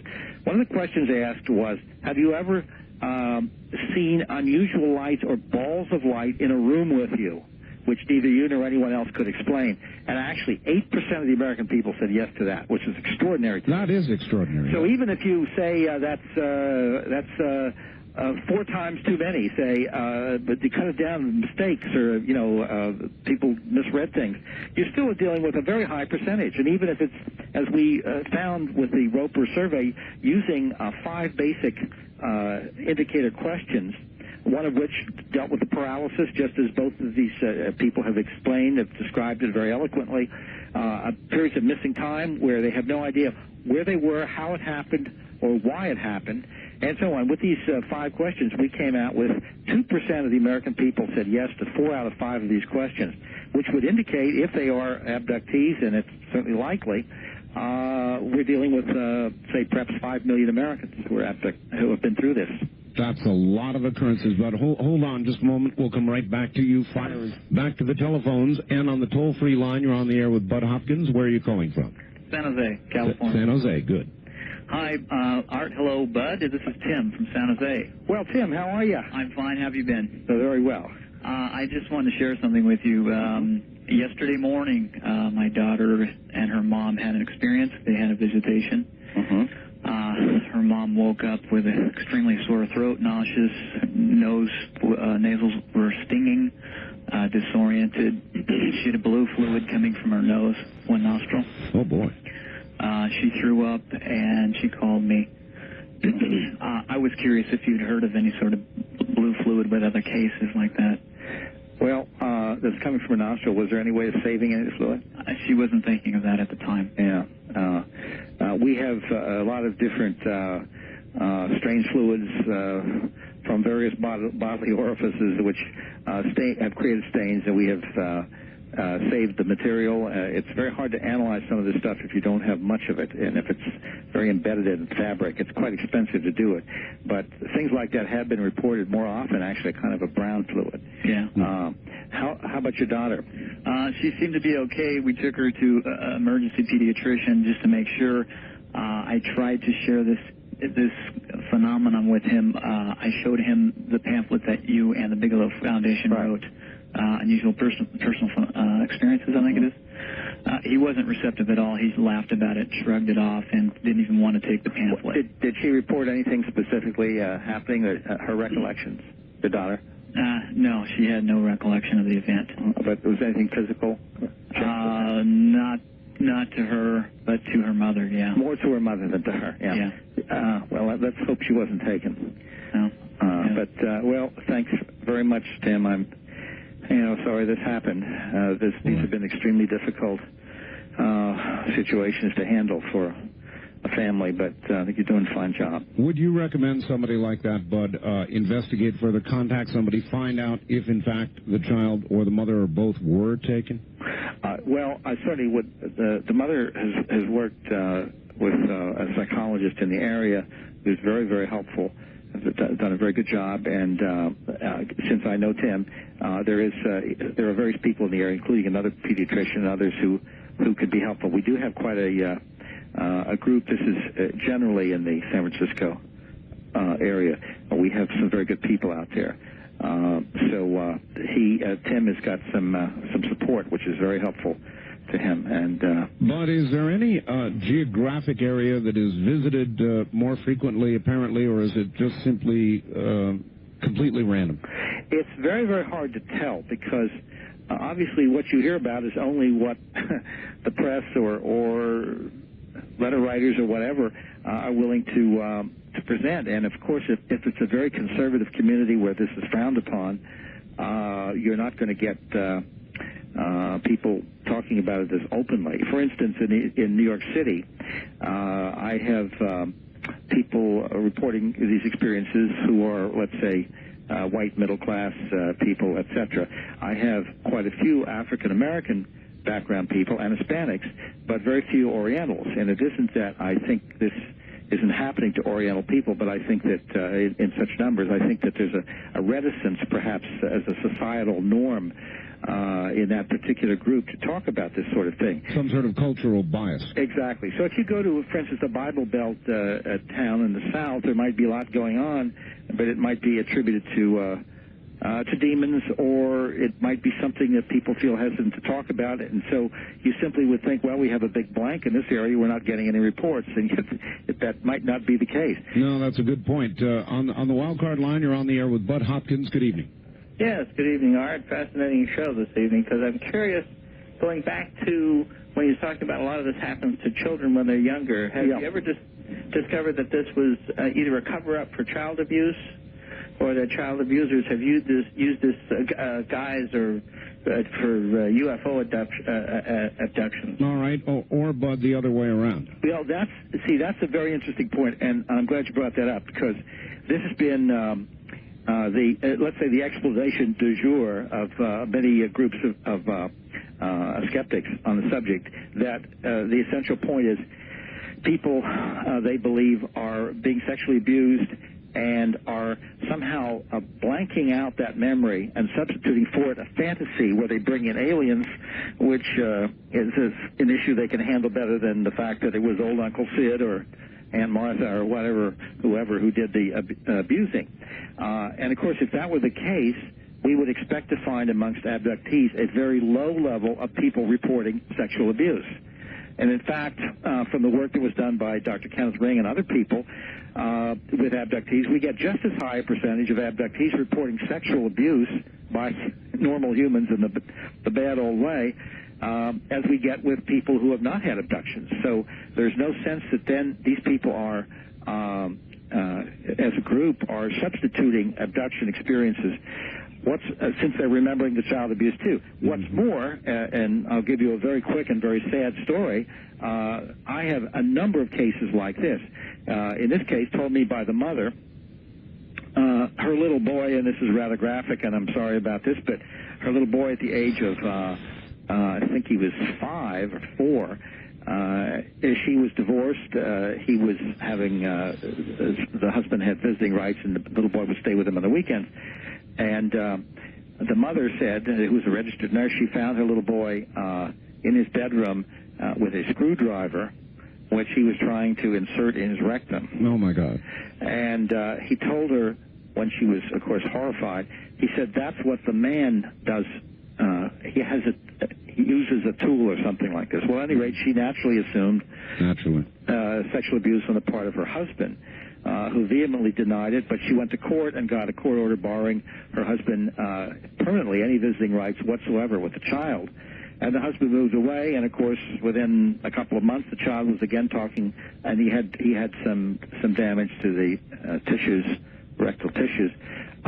He said the men had come in again, and they had big black eyes, and they were he was frightened, and they had used some instrument there, and plus a whole other range of things he was describing. I wonder how many times Uncle Sid is in jail because of an abduction. Well, I can assure you that it must have happened, because I have many cases where, a number of cases, one in which a woman had thought that she had been raped by her father at the age of 12. And that she had harbored these feelings all her life, never accused him. He never really changed his behavior. But the description of the rape scene, which I can't even go into, it's very, very odd. There's nothing about it that sounds like a rape, but her father was present. And as we explored the experience, it seems that it was an abduction of the two of them. And at one point, he was in the ship without clothes, as she was in the ship without clothes, and things are being done to the two of them. So it was interpreted as a rape. But I can assure you that just even the questioning from what she remembered consciously had nothing about it that suggested violence. She remembered that she was lying down, that she was unable to move, that she had no clothes on whatsoever. There was no sense of any violence or struggle. She felt that something was inserted into her body. There was no sense of another figure, of another body in relation to hers, etc. That her father was standing off to one side, unmoving. Nevertheless, Bud, it isn't really a defense you'd use anyway, is it? It wasn't me, it was the grace. No, it wouldn't hold any water, and I really do feel... Now, see, there may be some cases. I would not ever say that there aren't any cases where what the gentleman suggested might not have happened, where somebody could have invented some sort of story. Lord knows the mind is very fertile when it comes to trying to cover up trauma and rationalize. It is. It reaches out and tries to explain. Bud, we're at the top of the hour, so relax for about 5 minutes. We'll do one more hour. Okay. Bud Hopkins is my guest. Fascinating night. We'll be back with more in about 5.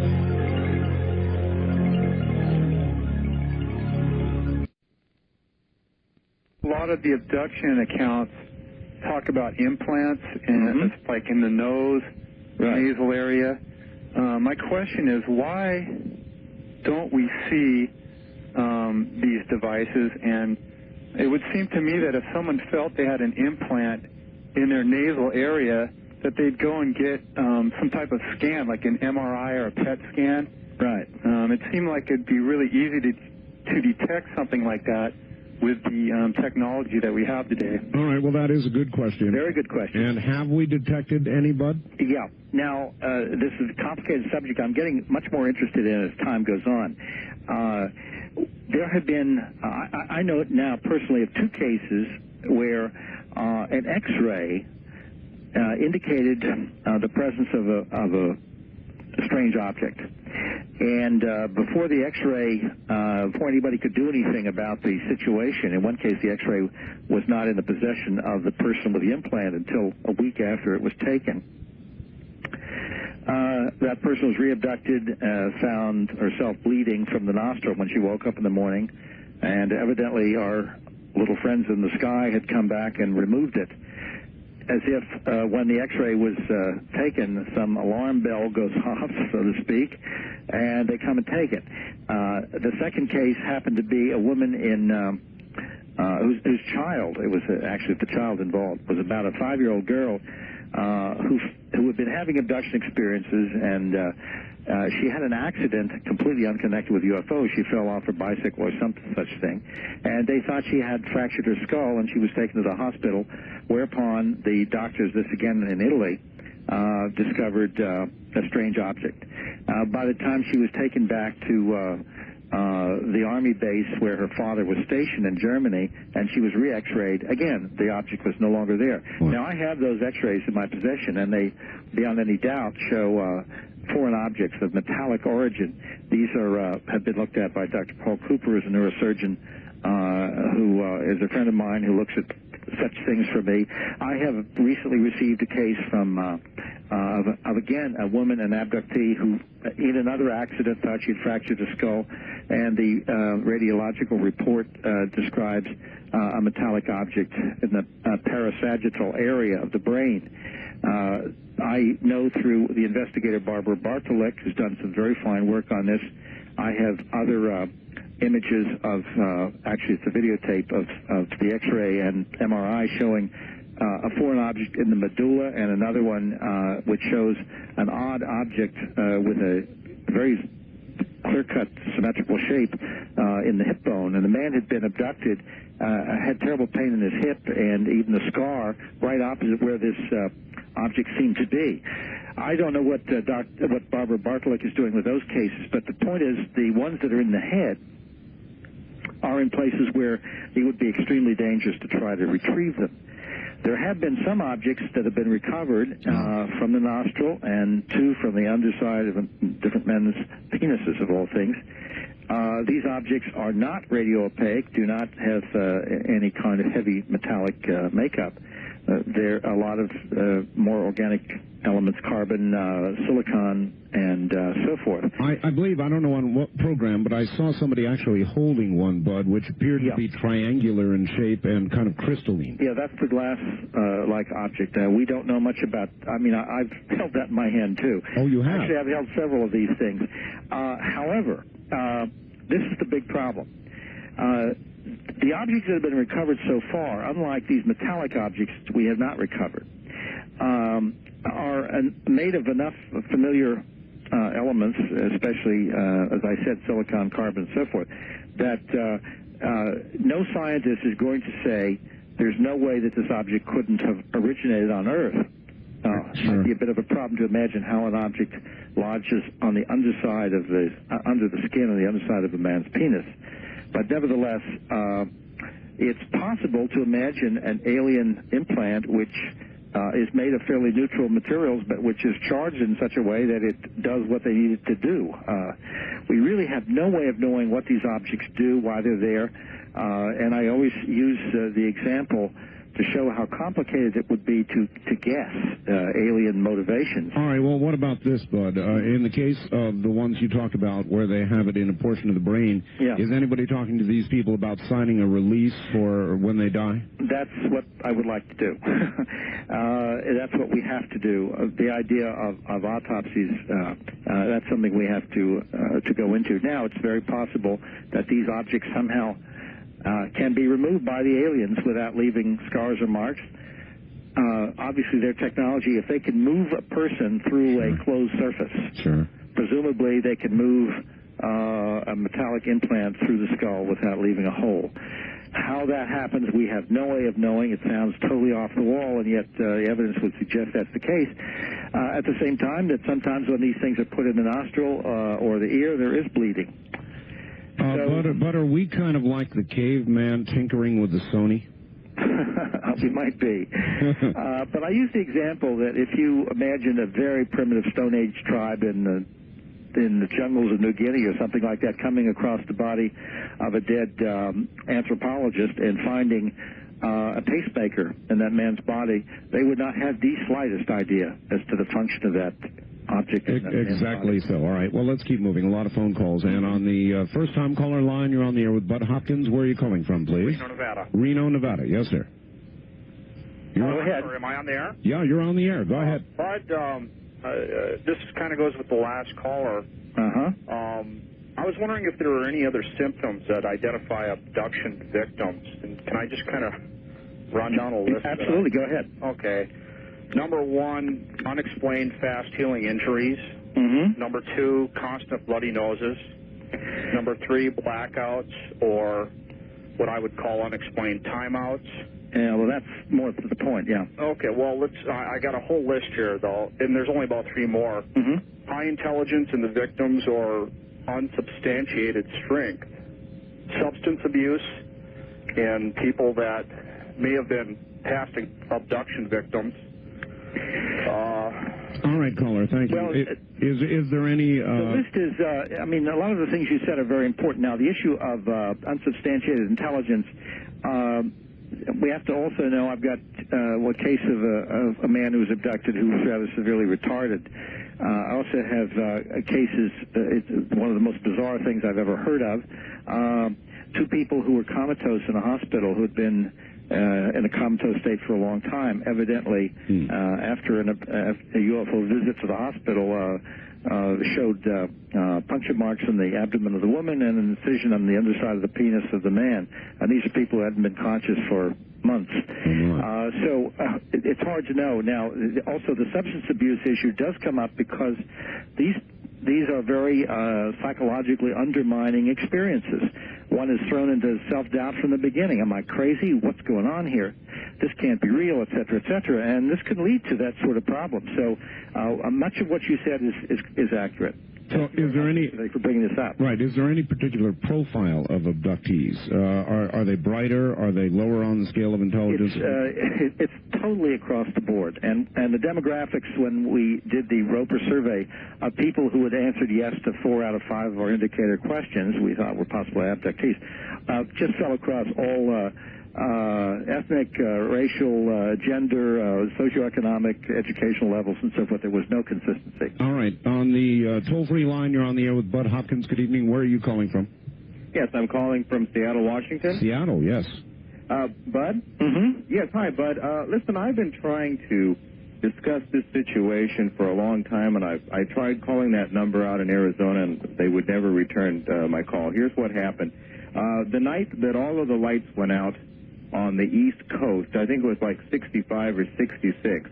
Well, that afternoon, while I was with my my mother, we were driving in West Covina, California, and I would say I saw flying saucer. This thing was about, I'd say it was between 7,000 and 8,000 feet.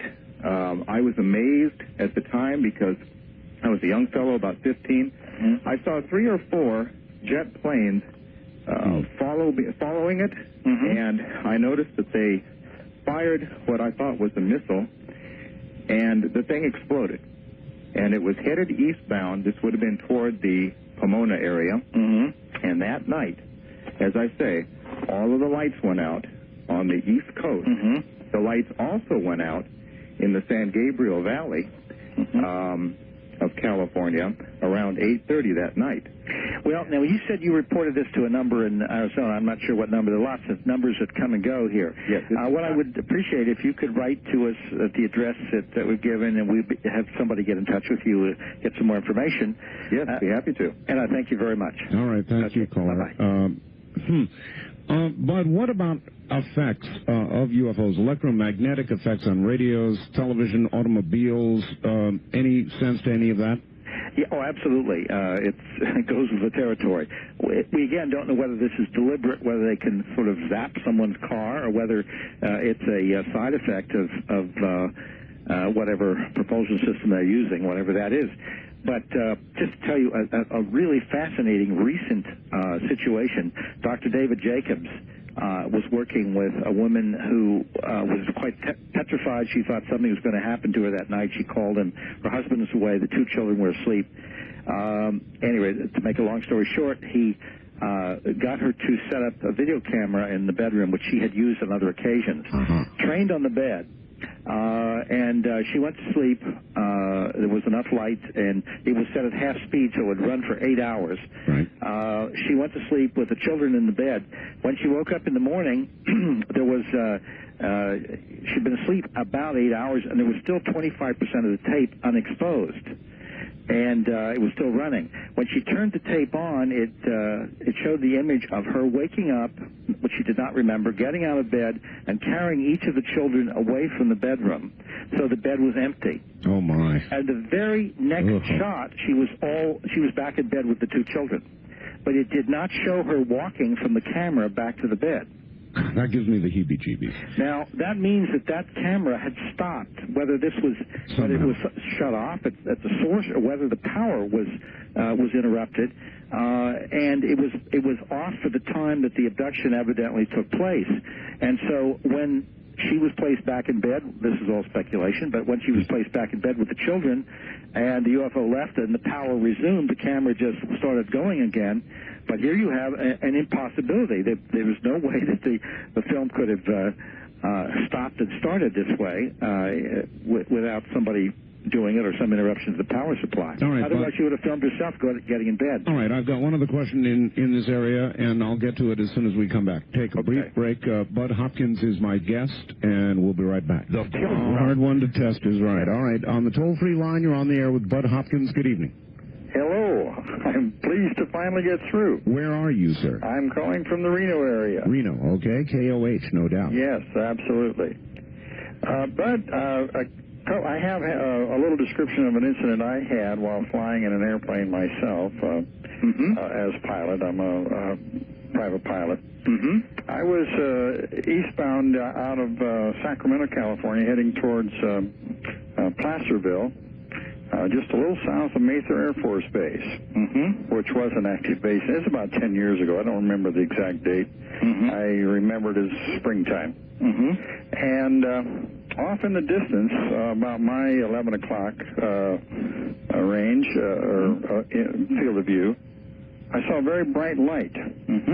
My first interpretation was it was probably a B-52 out there with his landing light on approach to Mather. So I just studied it, watched it, and kept a note of it because he was out there in the direction I was flying. And all of a sudden, this light proceeded north at an extremely high rate of speed. And I mean extremely. It went almost out of sight within, say, 2 seconds. That's fast. And the funny part about it, if that was an aircraft of any type, a vehicle that navigates through the air and had a headlight on the front of it or a landing light on the front of it, if he turned away from me, the light would disappear. Exactly, yeah. And this light did not. It grew dim as it proceeded into the distance. And I just kind of logged that myself in my own mind to say, well, I wonder if I'm going to see something like that ever again, which I never did. And I have heard of similar reports, but that's the only one I ever had. Well, that's a good one, and I'd appreciate it if you wrote in so we could get some of the data down, and there are people who collect these reports. Incidentally, I don't want to unduly alarm you, but I have dealt with 3 different pilots, private pilots, who had UFO sightings and who had, while they were flying, and actually 2 of them were daytime, 1 at night, and they had missing time experiences in the air. They were in the air longer than they had fuel for. Happily, that's not happened to me yet. All right. I know. That's why I said I didn't want to alarm you. You just got to look at one. The one you saw was just going by, but I mean, literally, this seems to have happened within the time period of that experience, or sometime later. No, while they were in the air. All right, and I want to interject here, if I might. Caller question. You remember Close Encounters of the Third Kind, that magic moment where the controller said, "Do you want to report a UFO?" Yes. Did you? I didn't see that movie. Did you? But you reminded me. I asked approach control if they saw something on the radar that proceeded north at a high rate of speed, and they reported negative. And I have another question for you, Bud. Sure. Very quickly.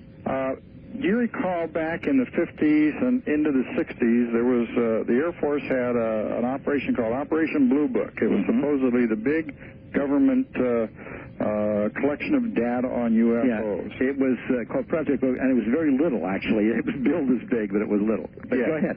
Well, was that ever declassified? Have you ever had access to the information? Oh, yeah, the material was declassified, but what's happened is that some other reports that we have found out about or got were declassified separately. Material was released about some very good sightings. We found out they were not in Project Blue Book. Really? And so the suggestion was that the really best cases were not put there. So it's a very ambiguous story. It's complicated. Yes, I have a little anecdotal information on that. Very quickly, okay, I have a friend who was in Germany in the Air Force subsequent to that, who was highly classified. I mean, he was working in highly classified projects. Ran across an officer who was in that Operation Blue Book. Asked, say, hey, what about this? You know, we're down here in the vault. Tell me about it. He says, I do not want to discuss it, and that is the end of that. All right, well, that has to be the end of that, too. Thank you very much, caller. And, Bud, we're going to have to take a break here at the bottom of the hour. Do you have any quick comments on what he said? No, we'll be when we come back. All right, very good. We'll do that indeed at that time. You're listening to the CBC Radio Network. Want to remind everybody, for copies of this program, you can call at any time, 24 hours a day, area code 503-664-7966. 503-664-7966. So I had to make it. Where are you? I'm in Gig Harbor. Gig Harbor, Washington, all right? Yeah, KBI. Yes, go right ahead. A very weird time loss, and I think the whole town experienced the same thing, Art. The whole town? Well, tell us about it. Okay, I was leaving. I live on the Olympic Peninsula, Gig Harbor. I was going to my summer home up by Canada at Twin Lakes in Colville. And in a town called Ephrata, which is across the Columbia River, I hit a stoplight, and I was stopped there. I was the first car in line.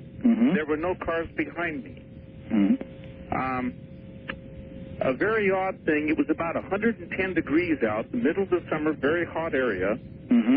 Someone in a full jumpsuit, kind of a bright orange jumpsuit, was crossing the road. And, I mean, the whole thing was very unusual. Basically, I had what I felt was a time lapse, a blank out. When I came back to, there were about 30 cars behind me. No one was honking any horns. Everyone seemed to witness the same thing.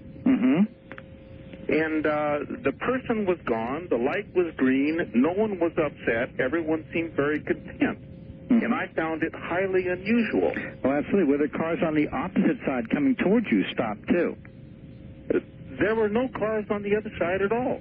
But 30 on your side, which is... Yeah, it was like a city block backed up behind me. But and nothing coming towards you. Pardon? And nothing coming towards you. That's very odd. Yeah, exactly. Now, tell me about the man in the orange jumpsuit. How did he move, and did he look normal and so forth? What did you... He was walking apparently like a normal human being. And I'm telling you, I've never seen anything like this. I have no explanation for what happened. Well, I would like to hear from you about that, sir. If you could write to me at the address that I'm sure Art will give again, I would like to follow up on this because we have cases like this which involve quite a few cars. These experiences, many people in a cliche way think that this is just something that happens to one person at a time, but I have cases which involve conceivably hundreds of people at once. And certainly in abduction cases where I've investigated and where the same experience happened to everybody, 7 people at once and so forth. But your situation, I think, should be looked into. Do you have any idea of how much time elapsed? See, that's the whole thing is I'm really not certain because well, things like this happen out of the blue. Yeah. Did you ever dream about this afterwards? No, I really didn't. I told my wife about it. I told people about it, and everybody kind of said, well, you know, you probably just kind of heat exhaustion or something like that. But well, you send me a letter and with your name, address, and maybe I can give you a phone call back because it's something I'd like to follow up. All right, good. Thank you very much. Please do that, caller. And, Bud, there are a lot of plane crashes, not a lot, but a significant number, and, of course, car crashes. And I guess I want to ask, could some of them be the result of some sort of time loss and improper recovery? Well, things like that could happen. I obviously the after effects of these experiences are unfortunate enough just in psychologically that I hate to suggest even more possible problems to people. Yeah. But things have happened. I did look into an automobile accident once that seems to actually a couple of them that seem to have had causes related to this where it would seem nothing was done deliberately, but in one case it seems the car was stopped and the people were switched off or taken, and then the car was started up before the people were fully conscious and an accident occurred. Oh, boy. All right, on the first-time caller line, you're on the air with Bud Hopkins. Good evening. Good evening. Turn off your radio, please. You bet. Right now. All right, and tell us where you're calling from. Good evening. Hello. Yes, hello. Tell us where you're calling from, sir. Sacramento, but they won't publish or they won't broadcast your stations. I got 780 in San Francisco. That's very clear. All right. Two questions. Question to Bud Hopkins. I wrote him a letter a couple of years ago about a crash of a UFO in Jacksonville under the Naval Air Station, 1964. Mm-hmm. And he had so many letters coming in that he sent me a foreign letter back. And I tried to give him as many details as I could. Mm-hmm. They found 3 bodies in this about, this craft was about 25 feet diameter. The people were about 36 inches high. That's about it. Mm-hmm. Were you involved in this personally, or is it? No, I was stopped on the highway. They had all kinds of police, fire, everybody, the Navy, and I went to the Naval Base next day. I was interviewing the people there, and. Now, are you certain you wrote to me rather than to some other organization? Yeah, but I wrote to you. You did? Okay. Well, I wrote to Stan Friedman, too. Yeah, but I'll have to look into it in my files. I just would you ever send me a postcard with your name and address and explain it so I can then look up your letter? Yeah. Okay. All right, do that, caller. Send him. Thank you very much, and I'm sorry. I hope that I, didn't just drop this one. Okay. Thank you very much, sir. Is it hard to handle the amount of mail that you get, Bud? Oh, it's extraordinary, and I'm still getting. I figure, even though the books have been out for quite a while, Intruders Missing Time, I'm still getting probably 2 new cases, potential cases a day. Oh, brother. And some of these people are calling in tears and terrified, and.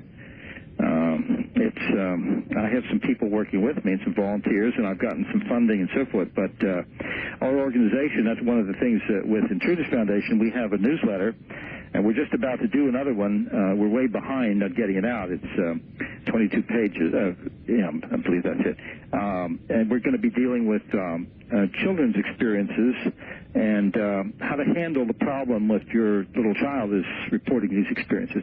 But at any rate, if people subscribe, it's $25 a year and join IF, and that entitles you to 4 of the newsletters, plus special reports from time to time, and the knowledge that you're helping to support a referral service, which is national. All right. And I presume they could get that through the same address. Is that correct? Yes, exactly. That same address. All right. If they ask for information, we'll send them material. All right. And that address is IF, Box 30233, New York, New York, zip code 10011. That's IF, Box 30233. New York, New York, 10011. Do I have it correct? That's correct, yes. All right, good. On the toll-free line, you're on the air with Bud Hopkins. Good evening. Yes, this is Brian from Seattle. Yes, Brian. And this is going to sound crazy, but of course everything you're talking about, someone who's not really, well. Anyway, thanks, Brian. Yeah. I haven't been listening for about 10 minutes, so I don't know what you've been talking about, but about the abductions and the implants? Yes. Okay. Now... And, of course, when you enter into these discussions, you have levels of credibility and proof that really work along a mathematical scale. Like, the more you can really prove, the less you really find out. So I would, as a preliminary statement, you might want to listen more to the uncredible or the, people you might be able to really discredit their information because they smoke and they drink and that kind of thing. Anyway, I have this thing in my nose. And it's like, I always wondered what it was, and I've got these things in my ears, too. Mm-hmm. But they're really small, and they seem organic, and I didn't know what it was, maybe like some kind of a calcium deposit or something. But I don't know. And, for me, it's not a scary thing, because that's kind of me, in a way. Well, have you had them, how do you know they're there? Well, I can feel them. Yeah. I mean, just very slightly, but I know they're there. I mean, see, here's the thing. You're talking about credibility. I mean, like, you're saying I'm going to have them checked out and all this kind of stuff. And here's the very thing you were saying about, well, gee, now that the X-ray showed it up, then they came and took it back. Or Caller, do you have any reason to believe they're not calcium deposits? Well, no.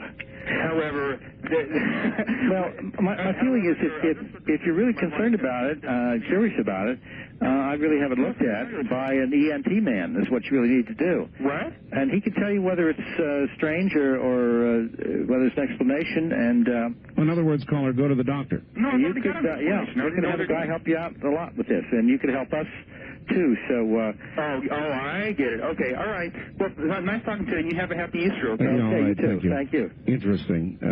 He calls you as though you are going to declare they are suddenly alien objects, and I guess people have to go out and find out for themselves. On the wild card line, you're on the air with Bud Hopkins. Good evening. Yes, Mr. Hopkins and Mr. Bell, I think most reported cases of abduction by aliens are not true, but there are some authentic cases, and these are examples of a government program of mind control in which people are given an hypnotic suggestion that they have been kidnapped by aliens. So if the listeners want the truth about this, they should get a copy of Martin Cannon's book, The Controllers, from a mail-order service called Prevailing Winds Research in Santa Barbara. All right. Well, thank you. I know about Martin Cannon's theories, and I think that the government does a lot of nasty things. Perhaps some branches have done some nasty things, but it has nothing to do with explaining abduction accounts, because if this was the case, it would have had to have started practically under Grover Cleveland or something like that in terms of the president. All right. On the toll-free line, you're on the air with Bud Hopkins. Good evening. Good evening. Hi, where are you, sir? This is another Art from Edmonds, Washington. Edmonds, Washington. All right. Good, Art. As I listen to your program, I'm also sitting here reading the April issue of Omni Magazine. And the lion's share of this magazine covers the same topic that you're talking about. I just wondered if Bob would know some of the people they mentioned. One of them is a Bob Lazar, Lazar. Right. Who is a propulsion system engineer who claims to have been hired to examine one of the discs that they had found, and he claims that it is propelled by gravity waves. Yes, all right. Listen on the air. Bud, not Bob, but Bud, are you familiar with the Lazar story? Oh, yes, sure you are. Yeah. And George Knapp is the investigator who's done the most careful work in relation to the Lazar case, and it's an ambiguous case, but there seems to be some solid evidence for his claims. It's an extremely difficult topic to go into at any depth, and since it's outside my area of expertise, really, I think George Knapp would be the man to talk to about that. All right, and we do speak with him frequently. Stand by, Bud, stand by just 1 second. We'll be right back to you. All right, back to Bud Hopkins. Are you there, Bud? I certainly am. All right, time is short. On our toll-free line, you're on the air with Bud Hopkins. Hi, where are you calling from? I'm calling from Richland, Washington. Richland, yes, ma'am. My name is Gail. I'm curious to know what Bud's opinion is on speculation that our government is well aware of the abductions and the alien things that are going on, but either can't do anything about it and so keep it hushed up, or they're getting something in return and so keep it hushed up. All right, I think his view is the first rather than the latter. Yes, we've gone into that, and I definitely think they're aware. I don't have any doubt about that. But I don't think there's any swap involved. We're not getting anything out of this.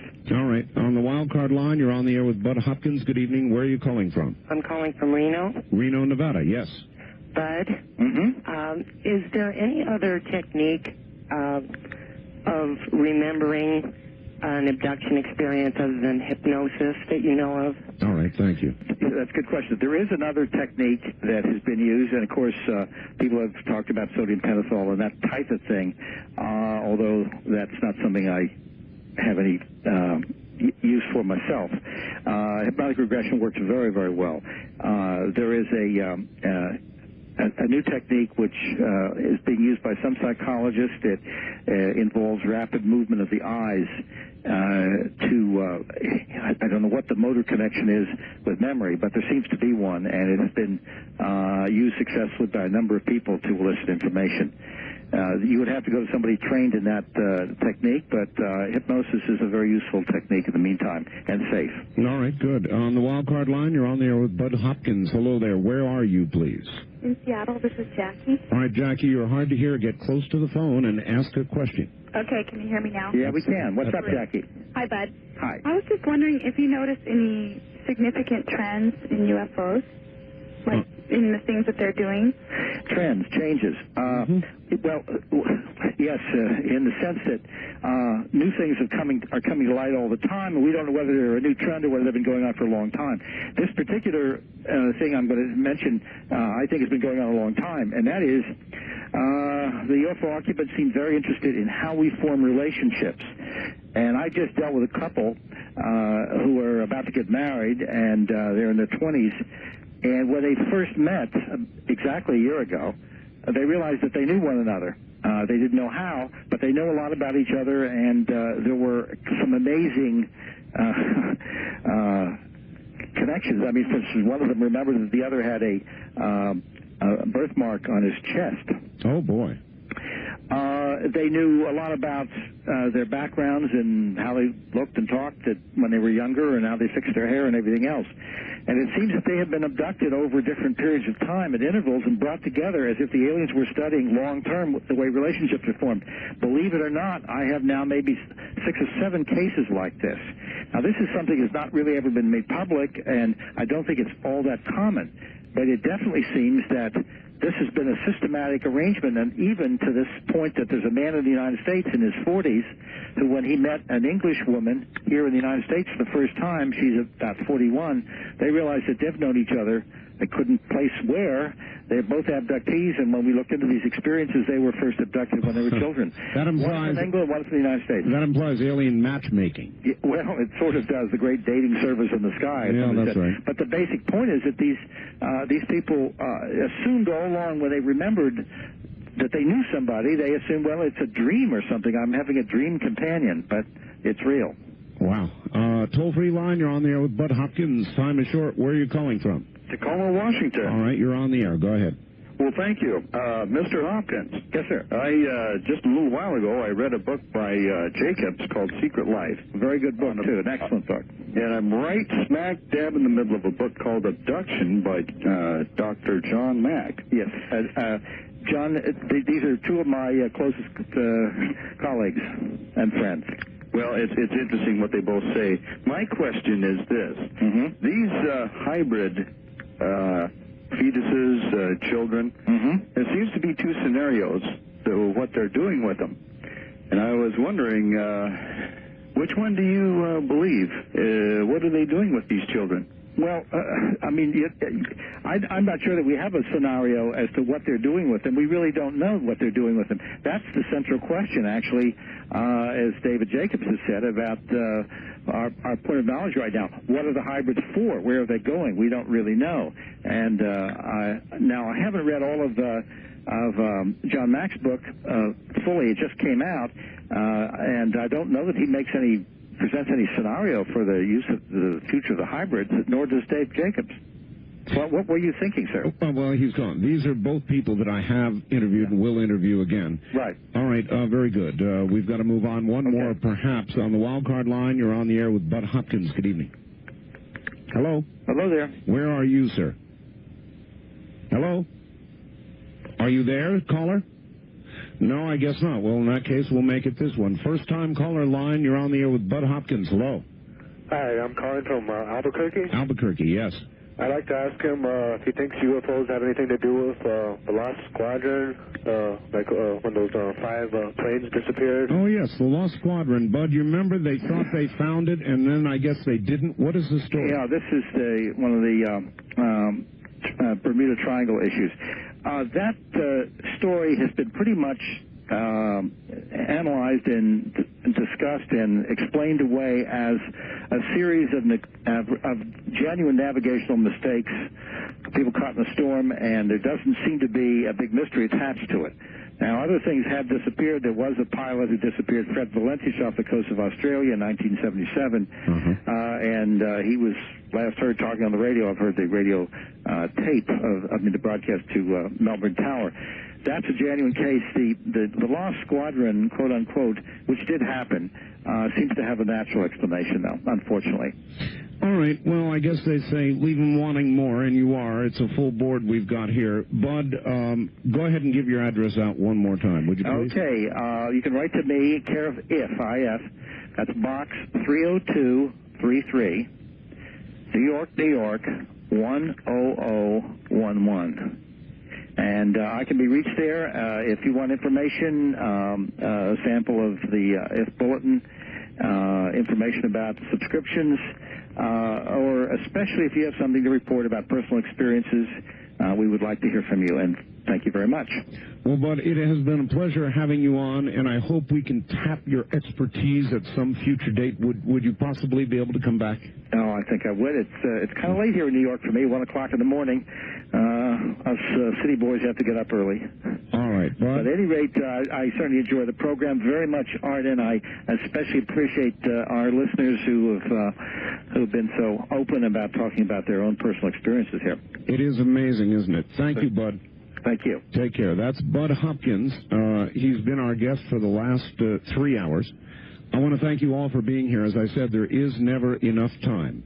If you'd like or even need, and I can understand that after hearing it, a copy of this program or any of the other programs in the Dreamland series, please call the following telephone number 24 hours a day to get it. It is area code 503-664-7966. Let me repeat that. It's an important number if you want a copy of this program or any other Dreamland program. Area code 503-664-7966. Next Sunday, we'll be back with another Dreamland. On behalf of everybody at the network, I'm Art Bell. Thank you.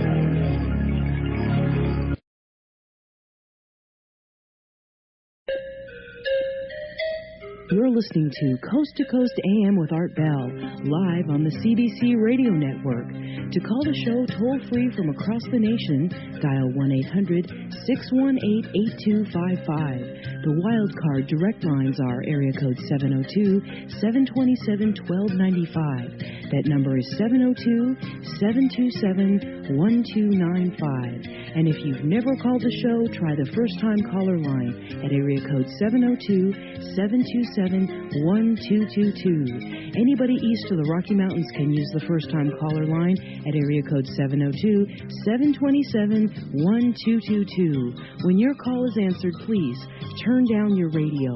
Each caller will be allowed up to 3 minutes, giving more listeners a chance to join in. And now, enjoy Coast to Coast AM with Art Bell.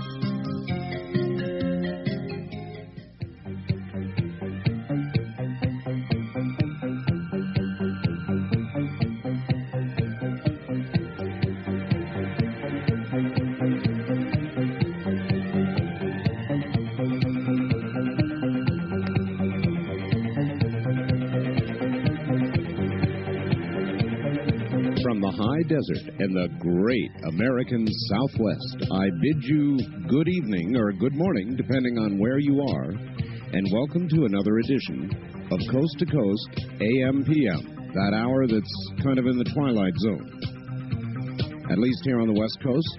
Good morning, everybody. I think you're going to find this a fascinating program this morning. Let me give you a little bit of background, tell you how this happened.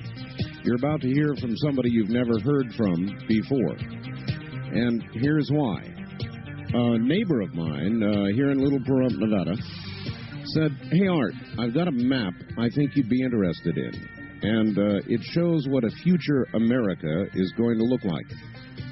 And it's called I Am America." And he brought it over, and it's, 2.5 feet by probably 2.5 feet or a little more. A big map. It's a big map, and in a lot of ways, it's kind of a worrisome map. Or maybe not. We'll find out about more of that from Lori here in a moment. Her name is Lori Toy, and one of the most worrisome, immediately noticed things, as far as I was concerned, is that I'm not on the map. When I say I'm not on the map, I mean Nevada, for the most part. About 95% of it appears not to be on the map. And, in fact, a great deal of what's west of the U.S. Rocky Mountains appears not to be on the map. A good, healthy portion of Middle America seems to be a river. In other words, these are massive Earth changes. And here's a little piece of literature that came with the map. It says, this map was inspired by a dream received in 1983 by a young mother of 3 children. In this dream, Lori Adele, I believe it is, Toy, met 4 Tibetan masters who spoke about the prophecy of Earth change and unrolled the first original Earth changes map. It was a dream that was mystifying and startling, but promised a future of positive change. In 1988, Lori had received more Earth changes information, and captivated by the stunning detail, compiled these prophecies into the I Am America map of Earth changes. Supported by a team of local friends, a full-scale model of the Earth changes map was built. Then she began to talk to groups about her experience and the prophecies from the Ascended Masters. In May of 1989, 1,000 free copies of the prophetic map were sent to New Age centers and publications across the United States. A lot of people might view this as just a money-making gimmick that is here to sell and exploit fear, money. Encouraged to continue, though, to release the material to the public, Lori struggled personally with the ethics that this Earth changes material would be either misinterpreted or misrepresented. Beloved Sandana, I believe it is, I'm sure I'm going to get corrected on that, sponsor of the project, repeated, quote, send this message to the Earth with love. So she listed her home with a local realtor, sold her house. She committed to sharing the I Am America map with the rest of the world. Her home sold in 2 hours, and the first 1,000 posters of the map were printed. Now you're going to hear about it. Let's go down to Arizona and find out what in the world this is all about. And so here from Arizona, we'll find out where is Lori Toy. Lori, hi. Hi, Art. Hi. Lori, where are you in Arizona? We're in Payson, Arizona, which is right in the middle of the state. Okay. All of this came to you in a dream, Lori? Yeah. Boy, it was a pretty surprising experience. Real surprising for me. At that time, I was living on a farm wife, 3 children in diapers. So you can imagine how I felt having a dream of such a tremendous scope. I mean, you look at something like that and you think, boy, am I folding too many diapers? Yeah. But it's really interesting, the evolution of the story, how it kind of came into fruition and how we work at it and with it now.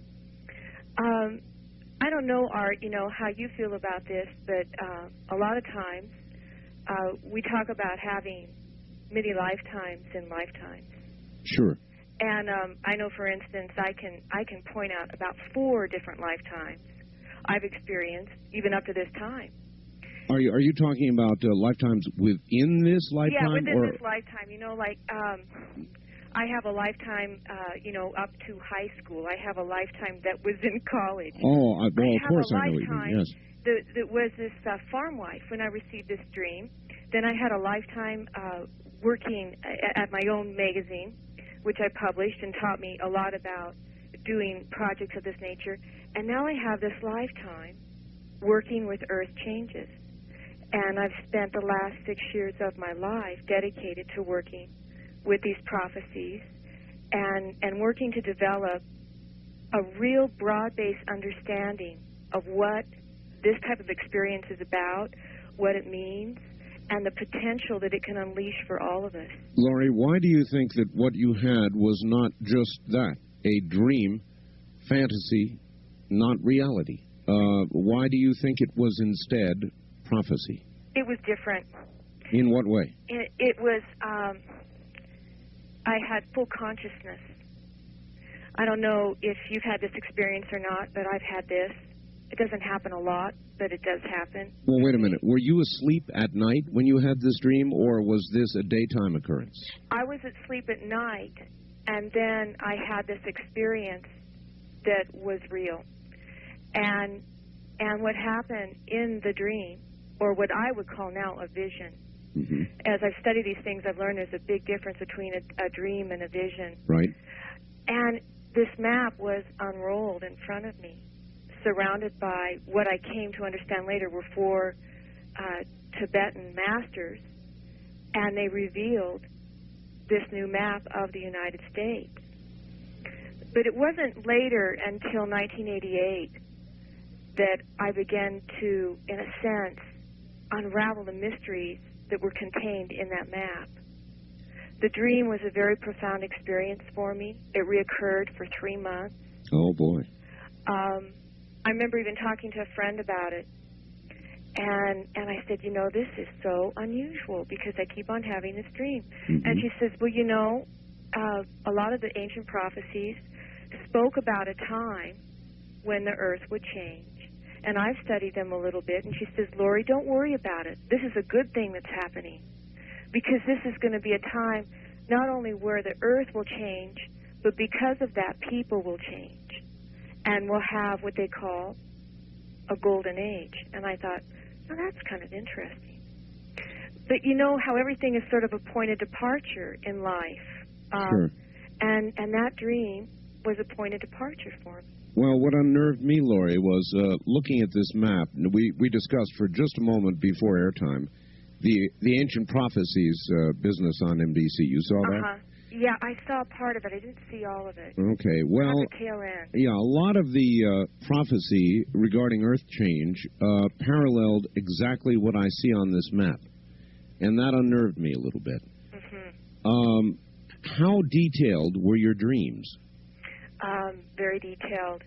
And in fact, later on in 1988, when we worked to compile all the information through the process of meditation and channeling, people were just amazed because they said, this is the most detailed information we have ever seen brought forth in this manner.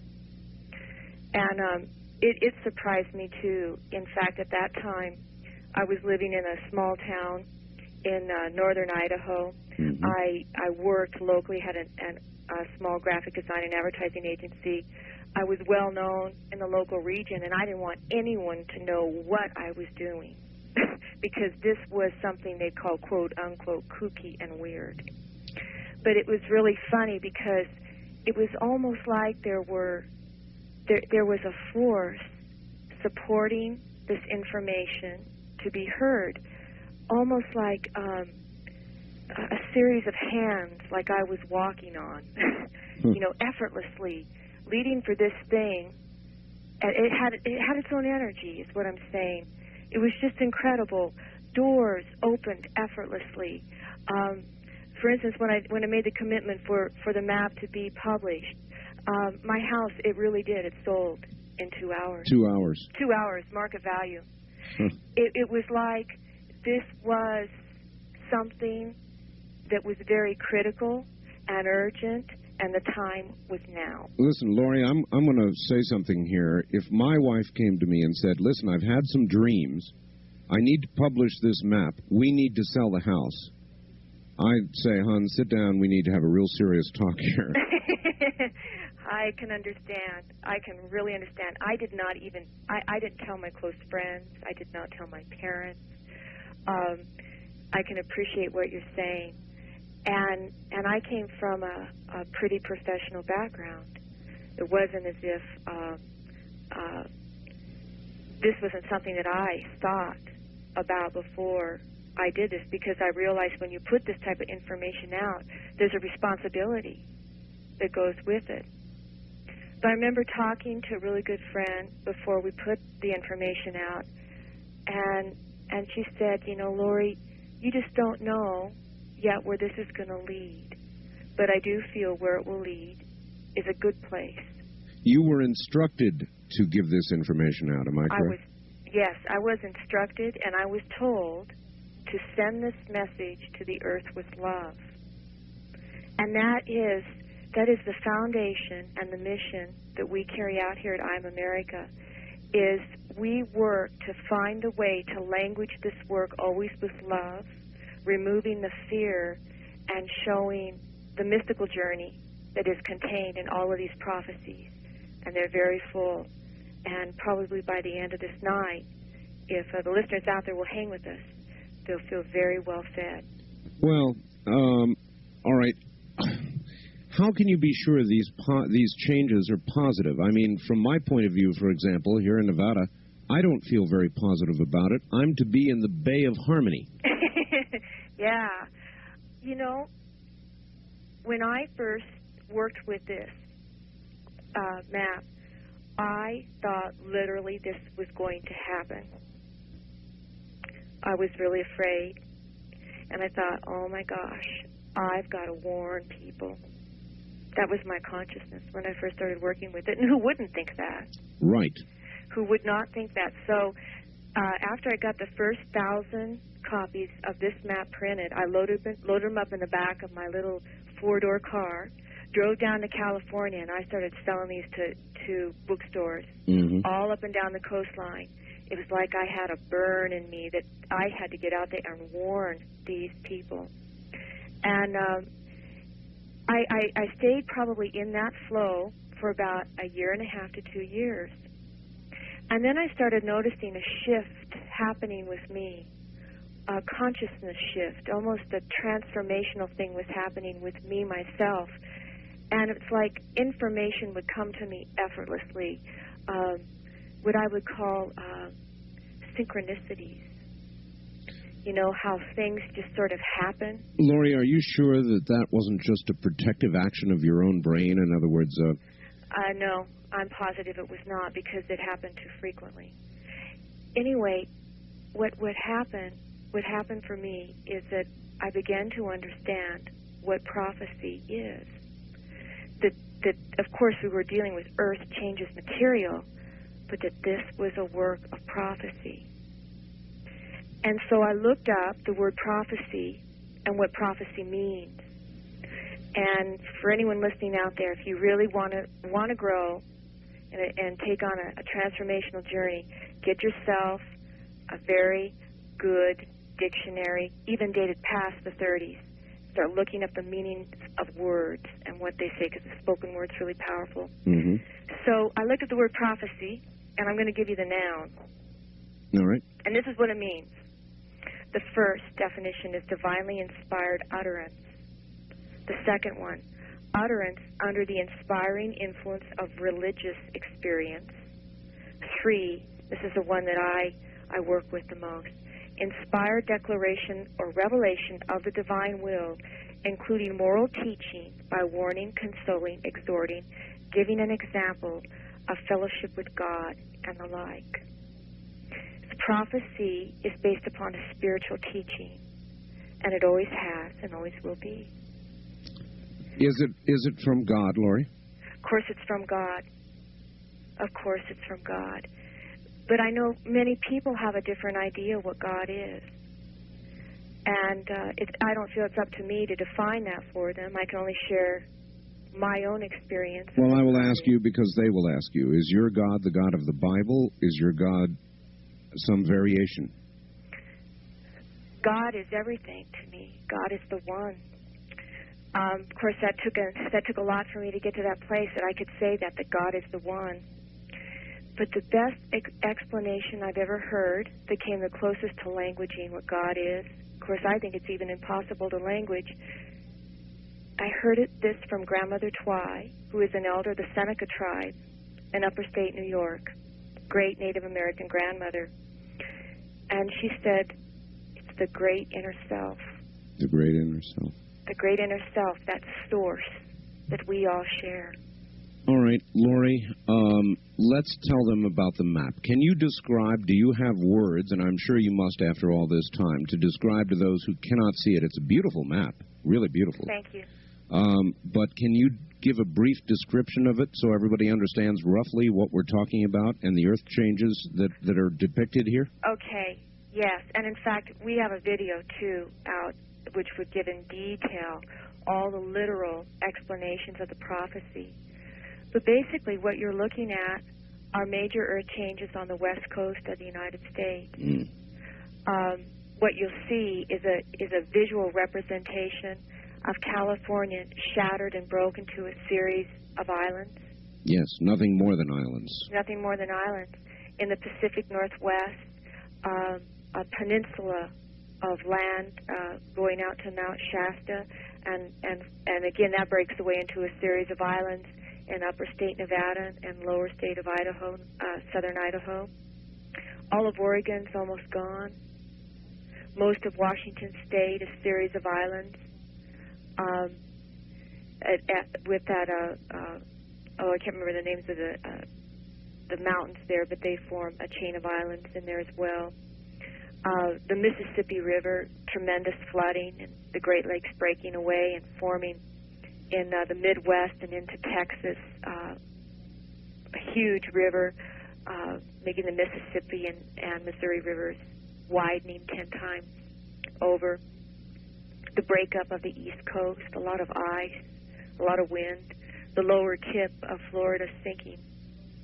And those are just real brief. That's just a real brief description of the United States.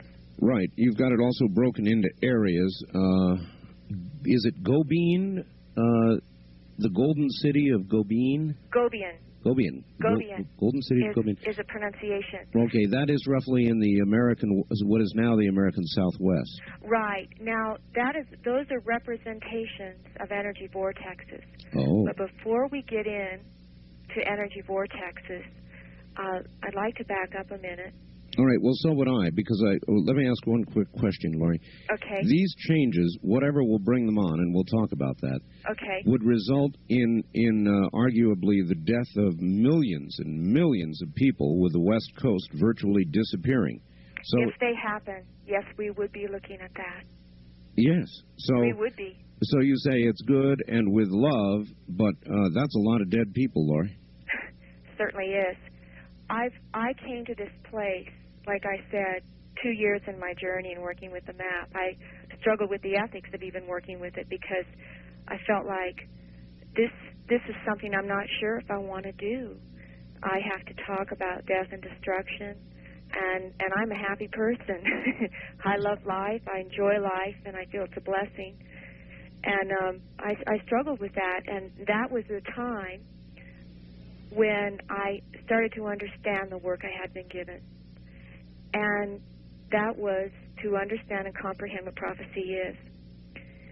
And I came across a fantastic book, and it was the Aramaic prose of Jesus.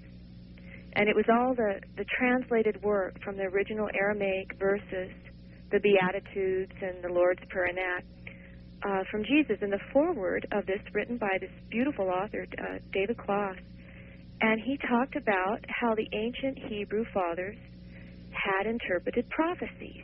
And I thought, this is incredible. I've never heard of anyone interpreting prophecies. And, of course, prophecy was a big part of their culture and tradition. And they would never interpret their prophecies or make a final analysis of the prophecies until they had been interpreted 3 times. Mm-hmm. And the first time they looked at them literally, which is what I had been doing. And I feel a lot of people that's where they're putting the focus of their attention. What will bring these changes? Will it be earthquakes? Will a big meteor hit the western U.S.? What's going to bring this, Lori? Well, according to the literal work of the prophecy, it is many things. But they said the first thing that we could look for as a sign would be the appearance of a meteor in the sky, and that possibly it would impact, and get this, you'll like this one, in the Nevada desert. In the Nevada desert. Oh, great, Lori. You are there. Ground zero. It figures. Right. It just figures.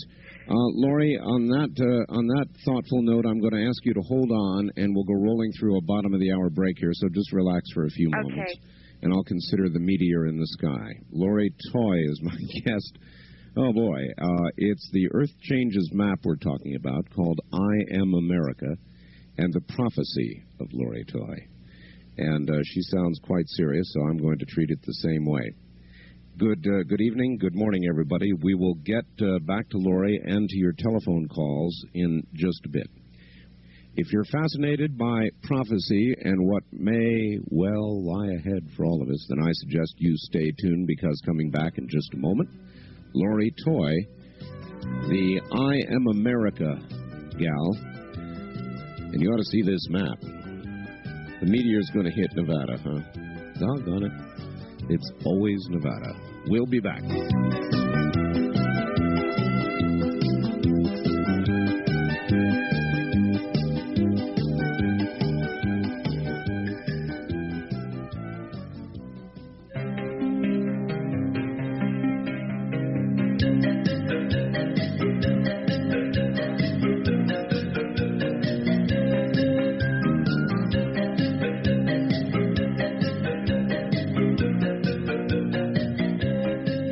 This is the end of side 1. Please leave the cassette exactly where it is, flip it over, and begin again.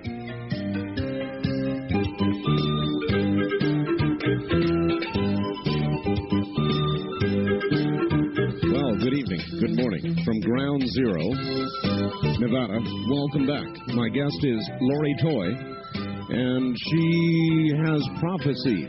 She has a map about her prophecy called I Am America.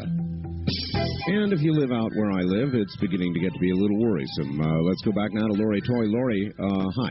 Hi. All right, so a meteor is going to hit Nevada. Yeah, I was going through some notes here, Art, and I didn't want you to feel too left out. But, in 1947, in China, over 10,000 meteorites bombarded the Sukhothai Island range there, so it has happened before. Well, yes, but China is more or less still there. Nevada will not be. Still there. Also, there's a huge crater up in northern Quebec, Canada, 2.5 miles in diameter, where the world's largest meteorite struck the Earth. Right, but the size of meteor that you must be talking about here would have to be quite a bit bigger, it seems to me, to do this, if that is, in fact, what does the major part of the rearranging. Is that correct? Well, one would think so. One would think so, particularly with what the prophecies state will happen as a result of that meteorite or meteor hitting in that area. Let me ask you about something, Lori. In July, there's due to be an impact on Jupiter that I'm sure you're aware of. Are you aware of it? Yes, I've heard about that through our network here. There will be chunks of a comet as big as 3 miles across that will impact with Jupiter, and when they do, they will strike each with a force of 250 million hydrogen bombs. That's not a trivial amount of energy release. And there are people talking about the possibility of Jupiter turning into a sun or not surviving the impact or what have you. So something of this cataclysmic size, I suppose, could occur. And I guess that's what's due to occur.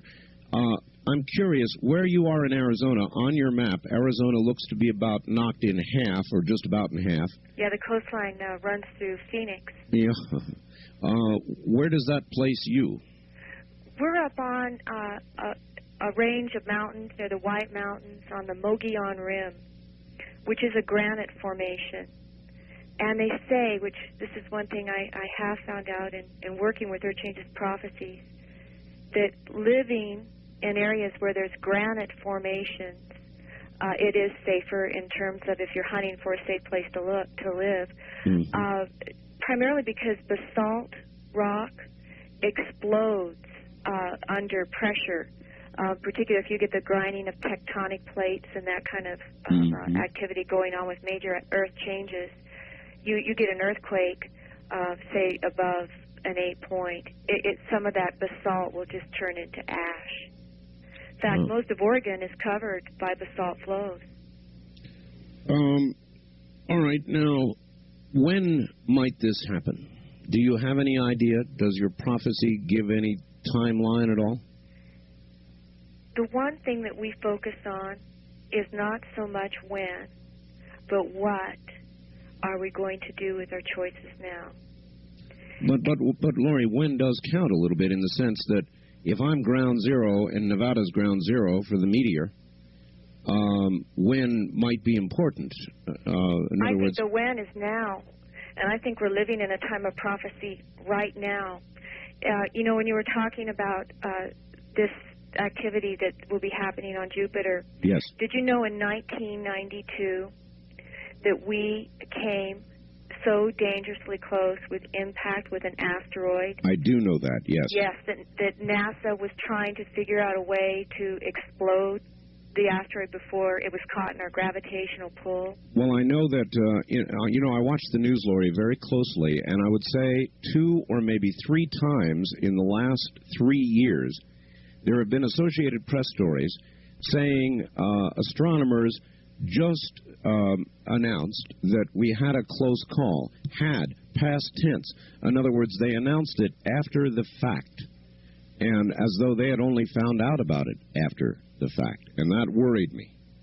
Well, I think there's a lot of things going on that we, as quote-unquote the public at large, never hear what's happening in terms of what's happening with Earth changes and the potential for these tremendous changes that will literally just alter life on the planet. Lori, if there was a meteor headed this way and they knew it, they meaning the government or the authorities, I'm not even convinced, frankly, they would tell us. Well, you know, that's a pretty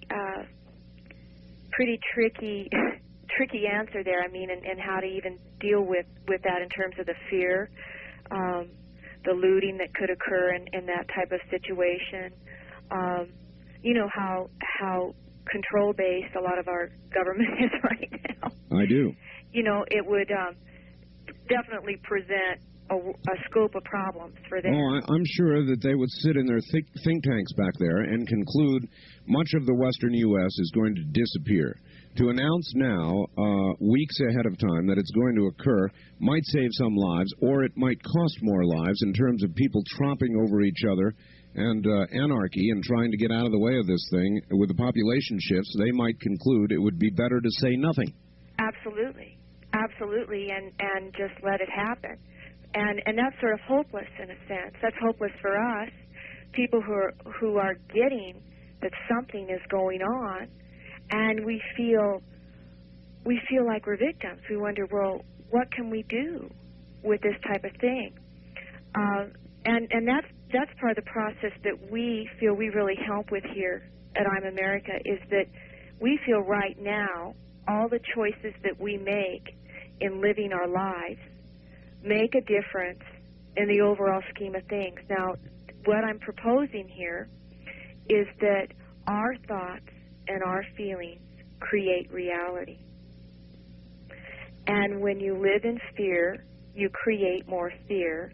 Mm-hmm. When you live with love, you create more love.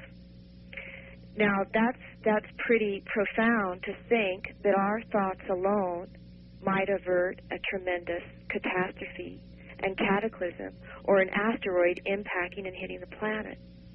But I think this is the purpose of these prophecies, and that's why people are getting these prophecies now, because if they're sent with love, you would think that they are sent as a warning, so that we can do something to either avert the changes or assist in a gentle change, so that we don't have to go through death and destruction, but yet make a choice.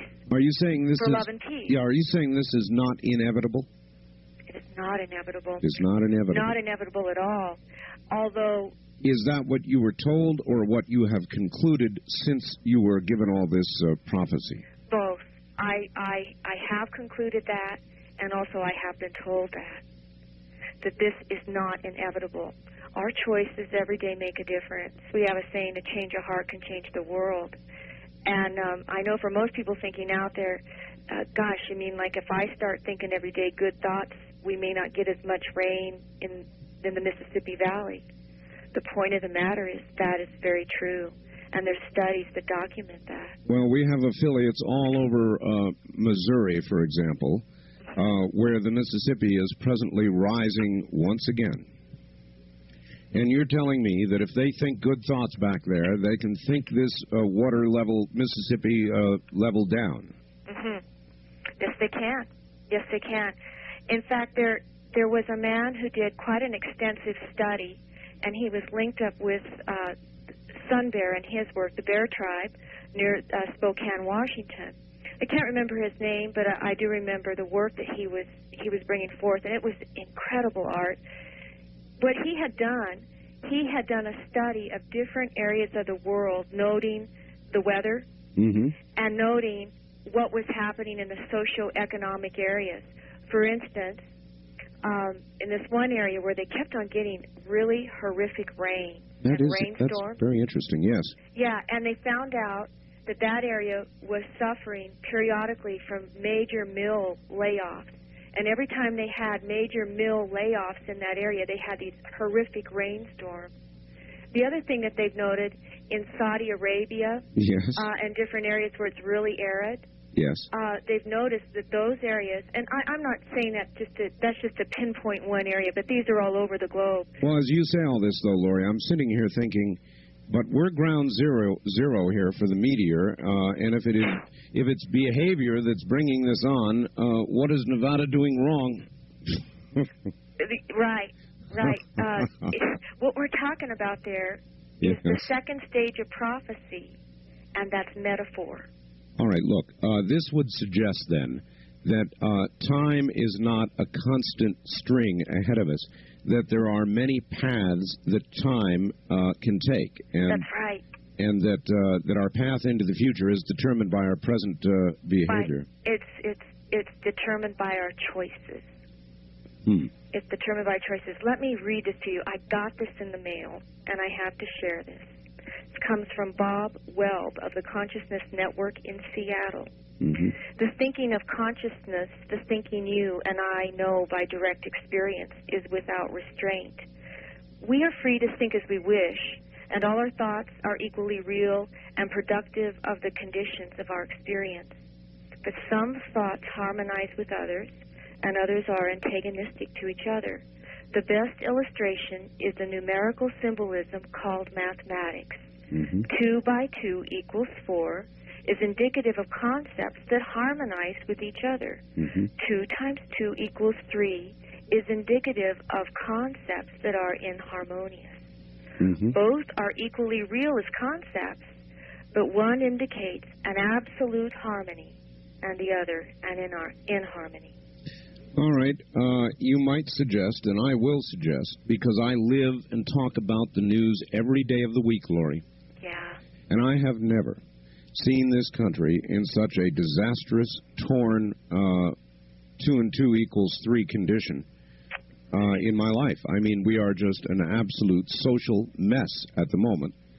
And if I had to guess, based on present behavior and circumstances in America, the meteor's coming on. Well, it's that old saying from the Hawaiian kahunas, energy goes where attention flows.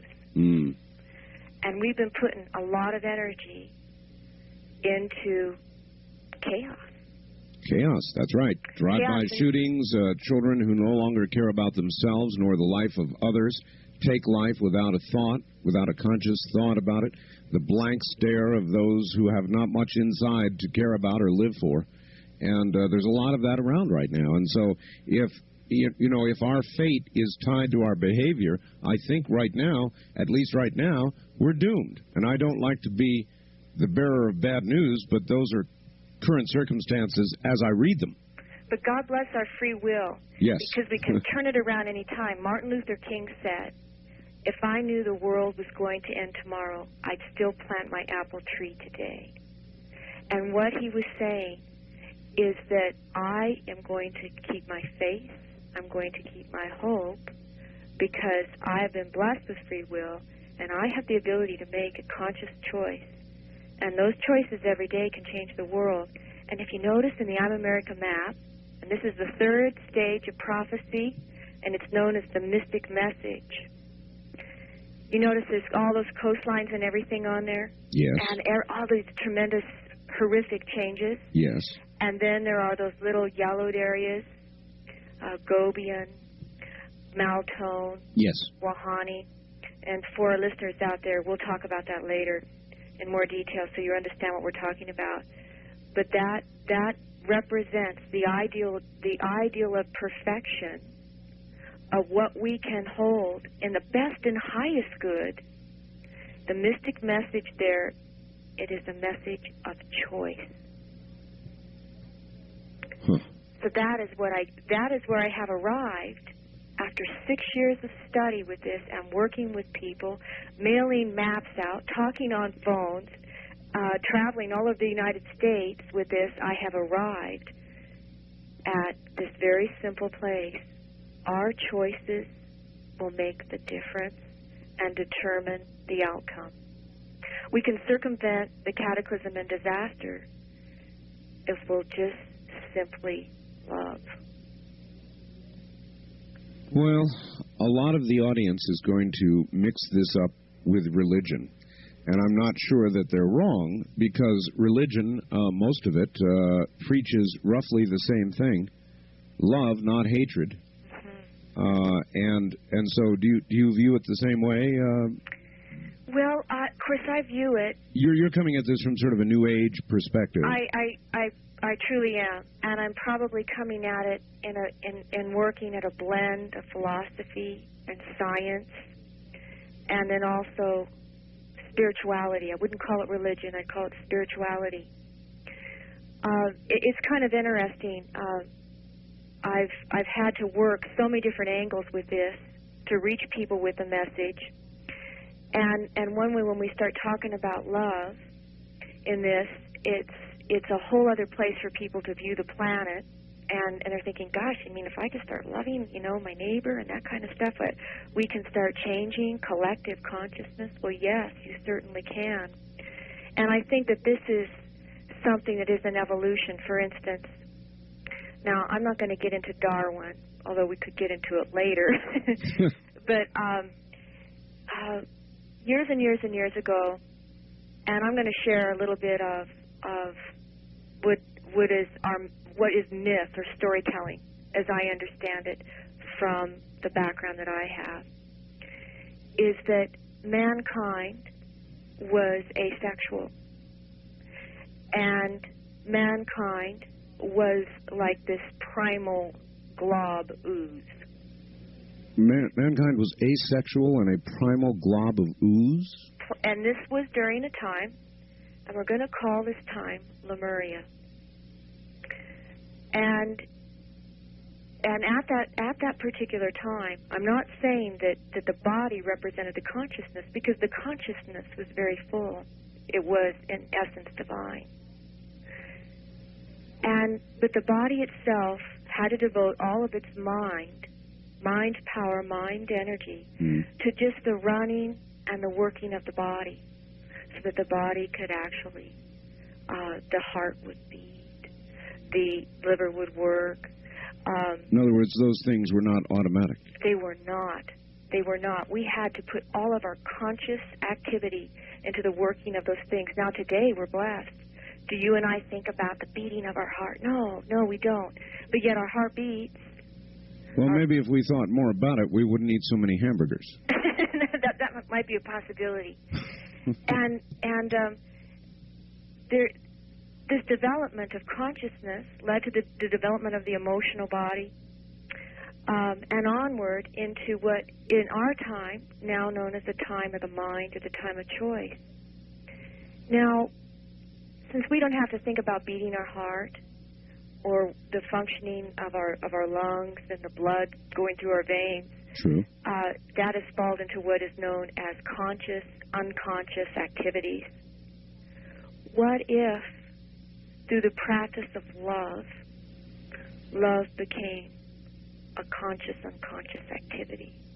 A conscious, unconscious activity. In other words, love ascended or actually past the conscious state? Right, where it was no longer a question of us choosing. It just is. It wasn't a focused, it would not be a focused thing. It would just be all omnipresent. Right, right. Now that is one of the potentials in the prophecies, that is what we could become, and that is something I hold great hope for. Well, if you look at current events, Lori, and you look at the present state of this country, where do you find hope that things are turning in the direction you would hope for that would avert this prophecy? Where do you find hope for that, Lori? I see it every day. We call it here the spiritual awakening. When I first started studying Ascended Master Teachings back in 1978, and I'm just a babe. I mean, I've met so many other wonderful people out there who have studied and devoted their whole lives to this. I couldn't find the work but at a few select places, and I'd have to usually special order it. And now there are New Age bookstores everywhere. Everyone is very open and talking about this connection that they're making to their inner self.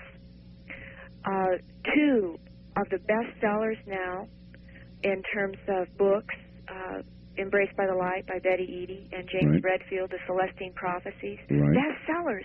That would have never happened 20 years ago. Never would have happened. Okay, well, there's a good answer then. Those are, I suppose, reasons to find hope. How does New Ageism differ from traditional religion, Lori? I don't think it differs at all. Well, I think the only way it differs is that it's another language presented for that group of people to hear the same material. Everyone's saying the same thing. It's just how it's said. You know, everyone has an ear that can only hear things a certain way. And with New Age, it's just said to reach a group of people. And it seems like right now it's enjoying a time where people can hear it that way. Mm-hmm. Whereas before, like, you know, in the year 1000, people were hearing the message of the Crusades. It just depends on it's the language. It's whatever it is. And what we're talking about there, and I'm gonna put some more New Age stuff out there. We're talking about sattva, and sattva in the Tibetan Buddhist tradition means rhythm. Rhythm. But what they're really saying in sattva is that they're saying timing. Everything has a timing. You know, like.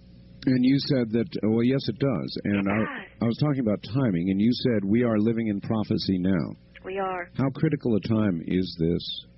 I think it's one of the most critical we've ever had. It's a time of transition. When a mother's having a baby, the most intense time of birthing that new baby into this world is transition. Oh, yes. All the nerves are alive. The body becomes alive. Her total focus is on bringing that baby in, and that baby is safe. All right, Lori, I've got a clock here I have to adhere to, so we're going to take a break here at the top of the hour, and I would like you to hold on. We'll come back and take some phone calls. Great. All right. Stay right there. Lori Toy from I Am America, and we'll talk more about it next hour, and yes, we'll begin to get the phones open next hour. The subject is prophecy. It's a hot one right now, and she certainly has some prophecy, doesn't she? My guest, Lori Toy, back after the news.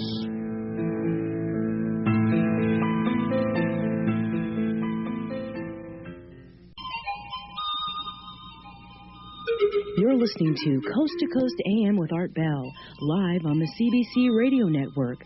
To call the show toll-free from across the nation, dial 1-800-618-8255. The wild card direct lines are area code 702-727-1295. That number is 702-727-1295. And if you've never called the show, try the first-time caller line at area code 702-727-1295. 727-1222. Anybody east of the Rocky Mountains can use the first-time caller line at area code 702-727-1222. When your call is answered, please turn down your radio. Each caller will be allowed up to 3 minutes, giving more listeners a chance to join in. And now, enjoy Coast to Coast AM with Art Bell.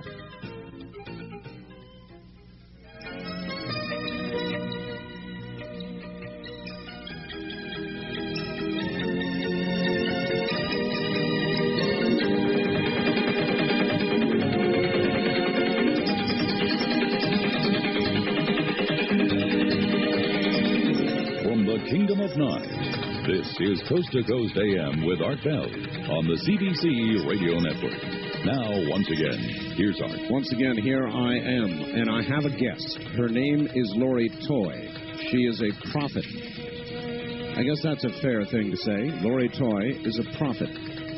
She had dreams which led her to design a map which was shown to her called I Am America. The map, maybe it ought to be called I Am What's Left of America, because just about everything west of the Rockies, with some exceptions in mountainous areas, is either islands or water, or frankly, not here. A lot of the middle America along the Mississippi is well underwater. A lot of the East Coast has been shattered as well. And it's pretty shocking stuff. It's a large, beautiful color map. And a friend gave it to me, and that's how I pursued Lori Toy. Lori says that all of this can either be true or not be true, depending on, well, I hate to use the 60s expression, vibes, but that's roughly it, translated, I suppose, into the New Age with some other phrase. But that's the rough idea. It can either be or not be. We're going to go back to Lori Toy, and I'm going to have her briefly catch us up once again. And I'm going to open the telephone lines to you if you have any questions. I can imagine you would have. The first-time caller line, if you'd like to call, is area code 702-727-1222. Let me repeat that. Area code 702-727-1222. The wildcard direct dial lines are area code 702-727-1295. What I think we're exposing you to here is a little New Age stuff. 702-727-1295. Toll free from the rest of the country. You can call it 1-800-618-8255. 1-800-618-8255. In just one moment, Lori Toy. Hi, Lori. Hi, Art. Okay, Lori, it's going to happen each successive hour. We have a lot of radio stations that join us, and so there are, right now, a lot of new people out there right now. So I've got to be careful here and not get them lost. I gave a brief explanation, but once again, tell us, if you would, the brief version of how these prophecies came to you. Well, this work first started with me with a reoccurring dream in 1983. And as we talked earlier, we talked about the difference between dream and vision. Yes. And in this case, I would say it was definitely a vision. Reoccurred. It was the same. It was very detailed. And then later on, of course, the recall of that dream had such stunning accuracies. And then one thing that we haven't talked about was how those accuracies have correlated with what other people had been getting to in what we call the collective unconsciousness. All right. Well, again, there was a big piece, I think it was NBC, that did the Ancient Prophecies piece. Yeah. And a lot of that parallels what you're saying here and saying in this incredible map of yours with the Earth changes. Many of the great prophets have said much the same sort of thing. When you began to review all this that came to you, were you shocked to find that much of the same sort of thing has come to others? What I've discovered is that Earth changes is nothing new at all. Earth changes have happened repeatedly, many, many times. And when you start studying the geology of the planet, it tells the story. Do you have any idea over what period of time these changes will manifest themselves? Well, from the past, they seem to always happen in what is known as a sidereal year. And a sidereal year, in terms of these prophecies that we're studying, contains 25,000 Earth years. Now, believe it or not, the time of prophecy that we're in right now is just a minor shift. A minor shift. Minor shift. This is not a major shift. In fact, according to the ancient prophecies that I've studied, there are times where all the life has been wiped out off of the planet. And that is at the end of a sidereal year. Could that be in our future? No, not presently it's not. Of course it is, because everything has a timing, or a sattva, a rhythm that we talked about. But here's something really interesting to bring this into real layman's terms, so people can grasp the scope of what can happen if we get shifting of the poles and that kind of stuff that are all on the I'm America map. I'm going to read you a little note I pulled here. Scientists have long questioned how Lake Titicaca could have the remnants of a very ancient city nearby when its elevation couldn't even grow corn. This city was real close, near to it, and they've got an elevation of about 12,000 feet. Its chemical composition and fauna also resembled an ancient ocean. Research now tells the incredible story. Millions of years ago, before our own moon was caught by the Earth, another moon circled dangerously close, pulling ocean waters towards the equator. So we had another moon, not the moon we have now. They've estimated that the tide was higher than 13,000 feet above normal because it pulled all the water to the equator. When this moon crashed into the Earth, the oceans receded to the poles and raised the ancient plateau city 12,500 feet and formed Lake Titicaca. Do you believe we will have a polar shift? Yes, I know we will have a polar shift. And what will that do? Well, it can do one or two things. It will either cause outrageous devastation on the planet, or we will have a total raise in consciousness. Vibrations, vibes, what you just put out there to the listeners. Yeah. Either the best or the worst of it, huh? Yeah. And the thing is, it's interesting about this phase of prophecy, as we live out this phase of prophecy, this isn't the worst that we've experienced before. Well, I'm just a selfish mortal person, but I'm pretty much concerned with what I'm going to be experiencing here. and less concerned with what's going to come later. Not entirely, because I have offspring. I have a son. I'd like him to live, his children to live, and so I'm slightly concerned for the future, but selfishly very concerned with the present and the rest of my life. Laurie, let's take a couple of calls and see what people have to say. Okay. All right. On our wild card line, hello, you're on the air with Laurie Toy. Good morning, Mr. Bell. Hello. I'd be glad to say a few things. Well, do you have a question for my guest? Yes. What is that? I missed the very first part of her program, so I don't know whether she might have answered these questions or not. But I'd like to ask her this question. Do you believe the Bible is the inspired Word of God? All right. There you go, Laurie, right off the bat. Right off the bat, of course it is. Simple answer. Of course it is. All right. On the wild card line, you're on the air with Laurie Toy. Hello. Hello. Hello. KVI Seattle. Yes, in Seattle. I have one comment, one question. I did not hear the first hour. One comment is that lake of which she speaks has it's a man-made lake, and the stones have interlocking joints on the end, and they weigh about 70 tons each. And the question is what is her view on thermonuclear war? All right, that's a good one. Is that part of the equation, Laurie? Thermonuclear war, I'm sure it plays a major portion in all of this. And, you know, when you're working with prophecies, a lot of times we don't understand what they meant until they actually happen.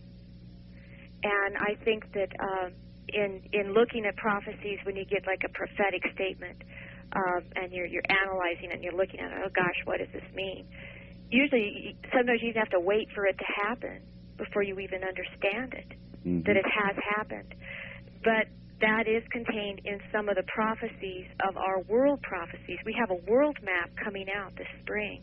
Oh, and are there changes in the world as traumatic as the ones depicted in the map of America? As equal. As equal. And that would stand to reason. If we're having these types of tectonic plate movements and major changes like that in the United States, of course we're going to have them all throughout the whole planet. We will be coming out with the world map this spring. And I did want to mention for the listeners out there that if they're interested in purchasing an I'm America map, our phone number here, and we have our secretary was really gracious and came in tonight in the event people wanted to call in and order a map. Our phone number is 602-474-1341. 1341. Right. So if they'd like to get an I'm America map or get a free catalog. Describe the map, if you would please, to everybody, just briefly. What is the map of, and what does it show? It's a prophecy of Earth changes, and basically, as I stated before early in the program, most of the west coast of the United States is drastically altered. In fact, we have new seaport cities of Phoenix, Arizona, Denver, Colorado, and Salt Lake City itself exists in a series of little islands. The Mount Shasta becomes a peninsula of land, and if you were to see this map, you'd be very surprised because most of California is now a series of islands. Also, the Pacific Northwest is completely gone, and also just a series of islands there of the mountain range. What about Seattle? Gone? Gone. Although Mount Rainier is still there and remains as an island, the whole Cascade Range there forms a series of islands in the prophecies. All right, so then a great central swath of America remains basically intact, but there's trouble along the Mississippi, it would seem. Yes, we see a total widening there of the Mississippi and Missouri rivers. In fact, in the prophecies, they said that all the lower Lake Michigan would drain, and so would Lake Erie drain into upper state Pennsylvania. Uh-oh. All of the East Coast is very broken up into a series of islands, and also the lower tip of Florida sinks with Miami, Florida now in the Atlantic Ocean. Looks like a little less than perhaps a third of Florida simply is gone. That's right, gone. All right, let me continue on the telephones here. That should get their attention. Hello there on the toll-free line. You're on the air with Lori Toy. Where are you calling from, please? St. Augustine. St. Augustine, Florida. All right. I have a question, a couple if I may. One, how much money are you making off these maps? Good question. How much money are you making from these maps, Lori? Well, let me put it this way. I don't own a home. That wasn't the question. I have 3 children. That was not the question. And we make enough money to pay a part-time secretary, and we have volunteer help. How much do you file on your income tax? May I ask that? Oh, no, you may not. That's kind of rude, this sir. is business. She's doing a business on your show. Well, I know, but there are limits. I mean, you can certainly ask whether it's a high-profit item or, whatever you want, but I'm not going to have her... All right, then I have another question for her.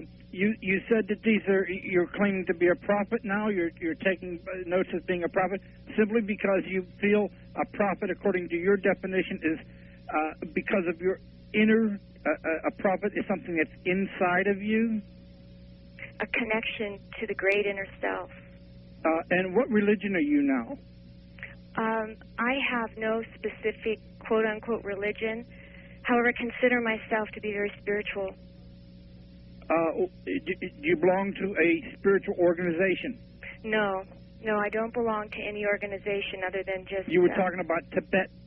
Priest, and I was wondering... it's interesting because I have studied a lot of the different world religions, and I was raised a Lutheran, and in fact went to a Lutheran college. Very interesting. So was I, Lori. Were you? Yeah. Great.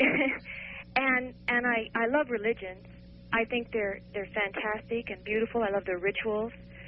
But what I have discovered in studying the Eastern religions is that we're all saying the same thing. We're all saying the same thing.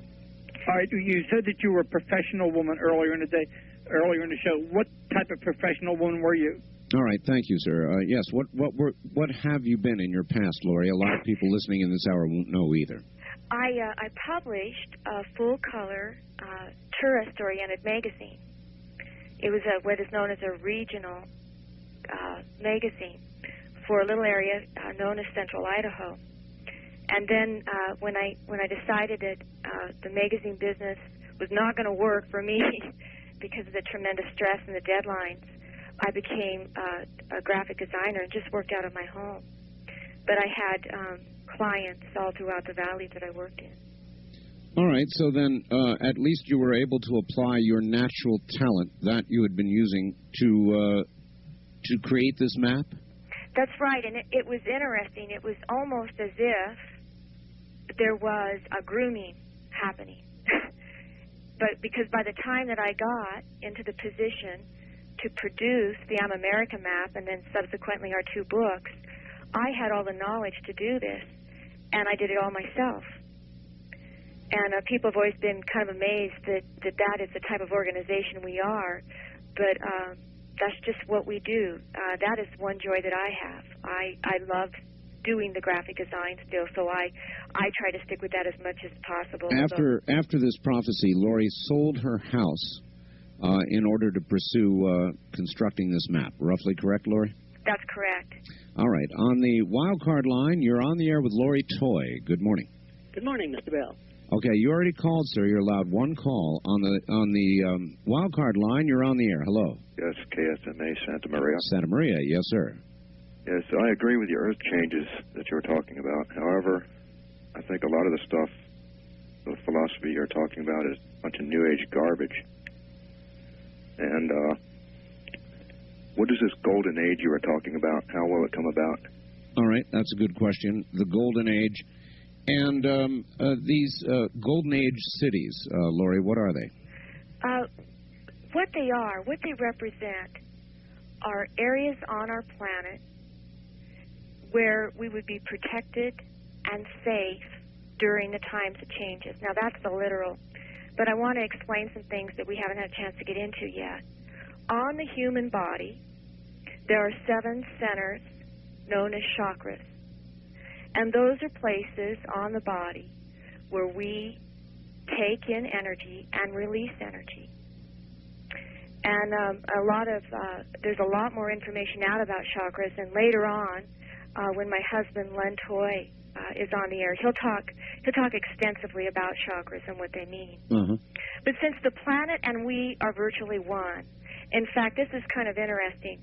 When NASA sent astronauts up during the beginning age of exploring space, they would measure their human aura, and that's the electromagnetic field around us, at 8 hertz.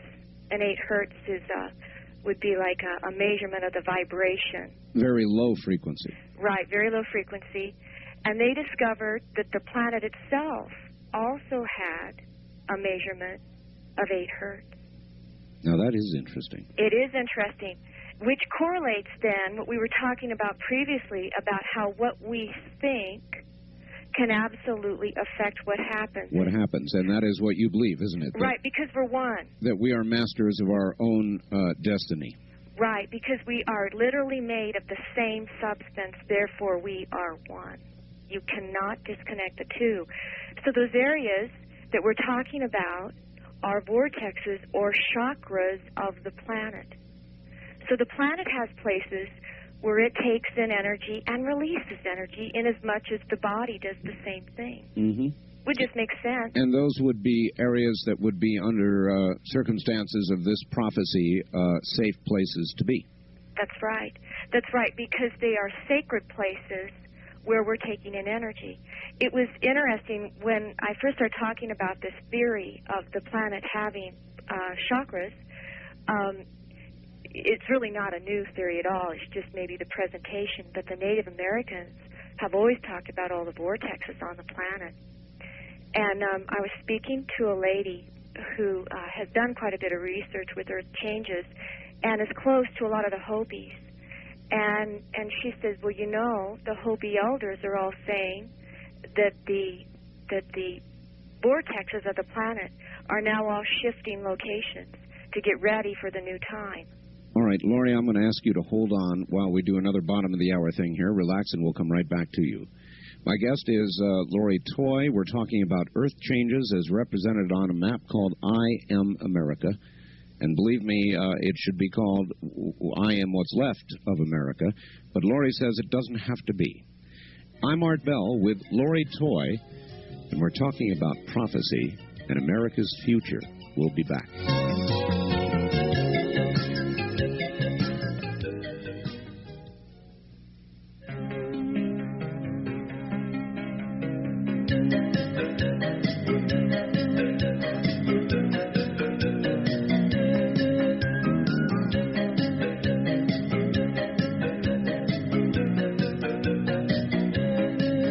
This is the end of side 1. Please leave the cassette exactly where it is, flip it over, and begin again.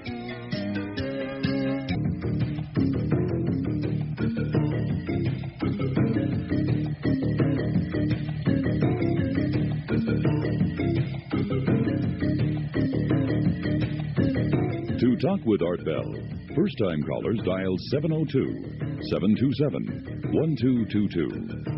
702-727-1222. This is Coast to Coast AM on the CBC Radio Network. And we're talking about prophecy. My guest is Lori Toy, and she has had a vision.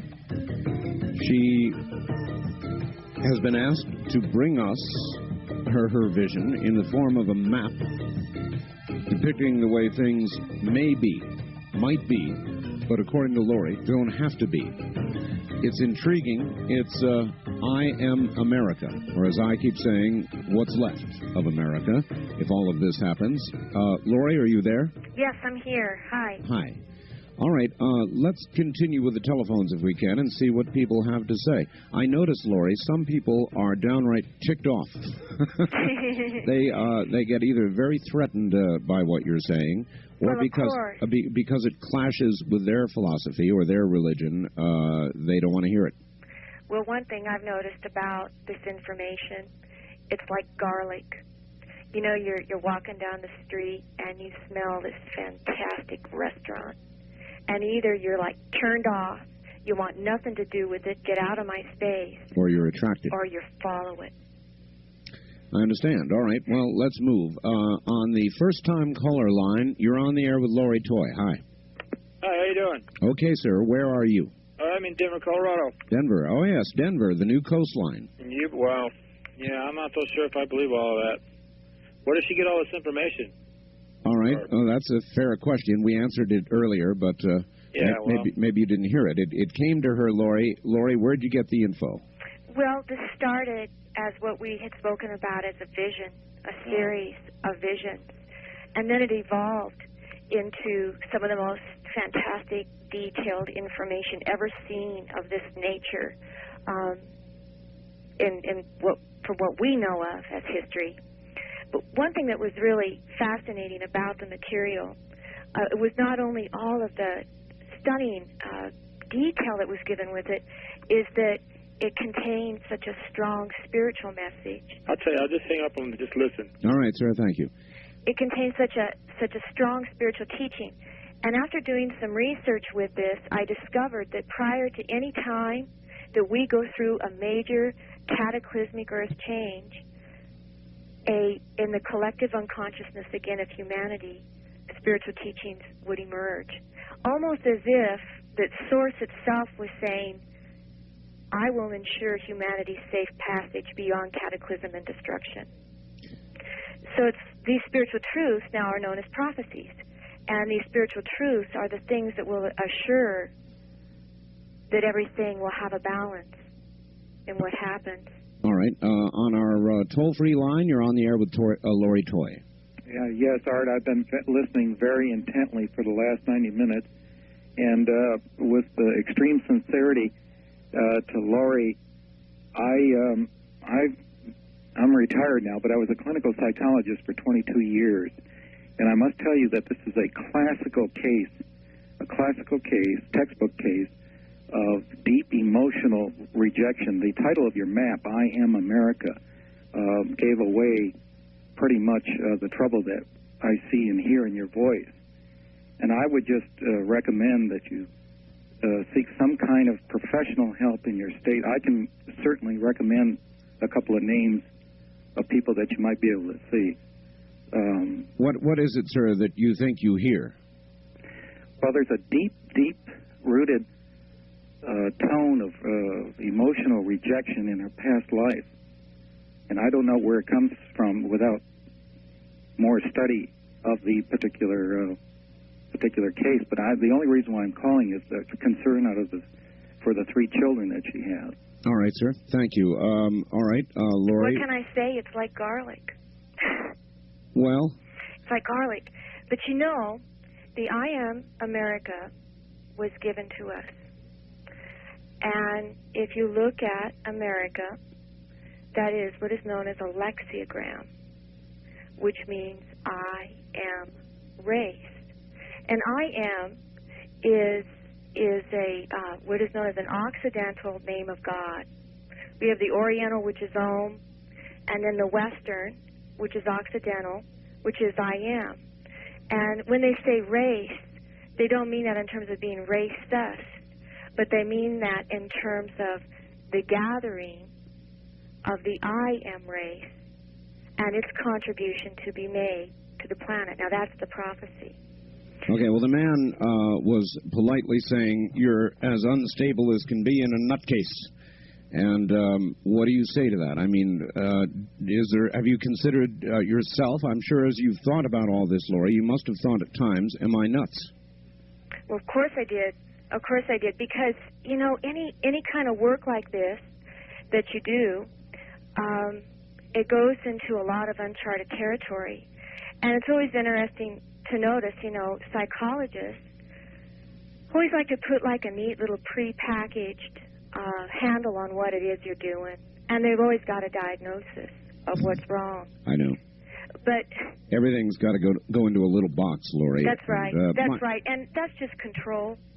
That's just because this type of material shows a world totally out of control. Well, I would wager to say that most prophets throughout time have been thought by many to be nutcases, no doubt about it. On our first... Do the wild thing at 702-727-1295. Yes, but, sir, I don't want you to use your last name. When you come on this program, you only use your first name. Your first name is Dick. Where are you calling from? Wenatchee, W-E-N-A-T-C-H-E-E in the state of Washington. Very good. Radio KPQ. Right. Okay. You were talking about prophecy? Yes. Well, you know, I don't know if you call this prophecy, but I've had an experience, and I don't know anybody else who had one quite like it. Let's say 40 years ago, between September of 1953 and January 1954. Closest thing I can come to a word that I've seen printed is what they call time travel, which is that somehow my mind was out of the normal range of time, and in about 5-6 months period of time, I saw everything was going to happen to me in the next 50 years. And that was 40 years ago. Last 40 years, everything had been exactly as I remember. And particularly, it's like starting about December 1st, 1993, this last December, I've seen it a second time for the last 10 years or so of my life. Everything since December 1993 I've seen twice now. I would say everything I feel, think, say, and do now. And you say it's all come true? Yeah, it come right off the button now. Did you see your own death? Basically, I'm in some sort of I call it kind of a socialistic facility for the elderly, and it's like 2004 AD. I've been certain of 2004 for a long time. All right, sir, thank you. Lori, do a lot of people experience prophecy, do you think? Or is Thousands of them do. Thousands. And in the course of time I've worked with this for 6 years, which is really just a small amount of time, we get letters in every day, people talking about the same experiences I've had, either dreams, visions, out-of-body experience, something given to them in meditation, very much as this man shared with us. this is a very common thing. And I think where we're at now in terms of evolution or science is that we're just starting to tap into the full potential of what we are, of what we carry within us. And we're always calling it, quote, unquote, psychic, or we're always labeling and putting it into that area when you think it's a natural function. It's a natural function, and we limit it by our labels. And like I said before, I mean, this is a natural thing that happens to us. I think just by nature, the fact of the lifestyles that we're leading right now do everything to shut down the natural part of us that is part of this life-giving force. I think that there are many prophets out there, many prophetic dreams. All right, well, let us try another one of them here. On our toll-free line, you're on the air with Lori Toy. Hello. I saw your program on TV, and I'm up here in Truckee. We listen to KOH, and I was wondering if I was right. You sort of showed that the Sierra Nevada mountains are going to become like an island chain like Hawaii. And if that's so, are all those people up here going to sort of like starve to death and be out of touch and perish? I'd say probably more like drowning looking at the map, but we'll ask Lori about it. Thank you. Lori, Nevada is to be ground zero for a meteor strike, a giant one, isn't it? Right. That's what the prophecy state. Also, with this caller, this gentleman was just speaking about were the series of islands in California, the Sierra Madres. Oh. Forming a series of islands, as I understood it. These prophecies are real catalyzing. And what they do, what I've noticed, is that they make you afraid. There's just no two ways about it. But what happens in the process of dealing with fear, and this has happened for me personally, is that I have moved to a place of learning to deal with fear, and also moved to a point where fear is not that big of a part of my life anymore. And that's been my experience in working with this type of material. That's why I laid so much groundwork in the beginning of this interview with the spiritual insights on Earth changes on what that potentially holds for us. This map, in terms of a prophetic teaching, which is a prophecy of change and a prophecy of choice, is that we are dealing with moving from fear and into love. All right. On our first-time caller line, you're on the air with Lori Toy. Hi. Hello. Hello. Where are you, sir? Medford, Oregon. All right. Go ahead. You said that man was in charge of his own fate. Hello. Yes. And did you ever hear of Josephus, who wrote a history of the Jews? I'm not familiar with that word, no. Well, he said that there were three religious sects over there, the Sadducees, the Pharisees, and the Essenes. He cursed the Sadducees and the Pharisees, and he said, beware of their doctrine. Now, the doctrine of the Sadducees and the Pharisees was that they believed that man was in charge of his own fate. Very similar to what you're saying, Lori. Right, about having free will and choice. That's right, of course. But in saying, you seem to be saying that free will and choice can lead in a couple of directions. One of them is into this prophecy and all this then coming true.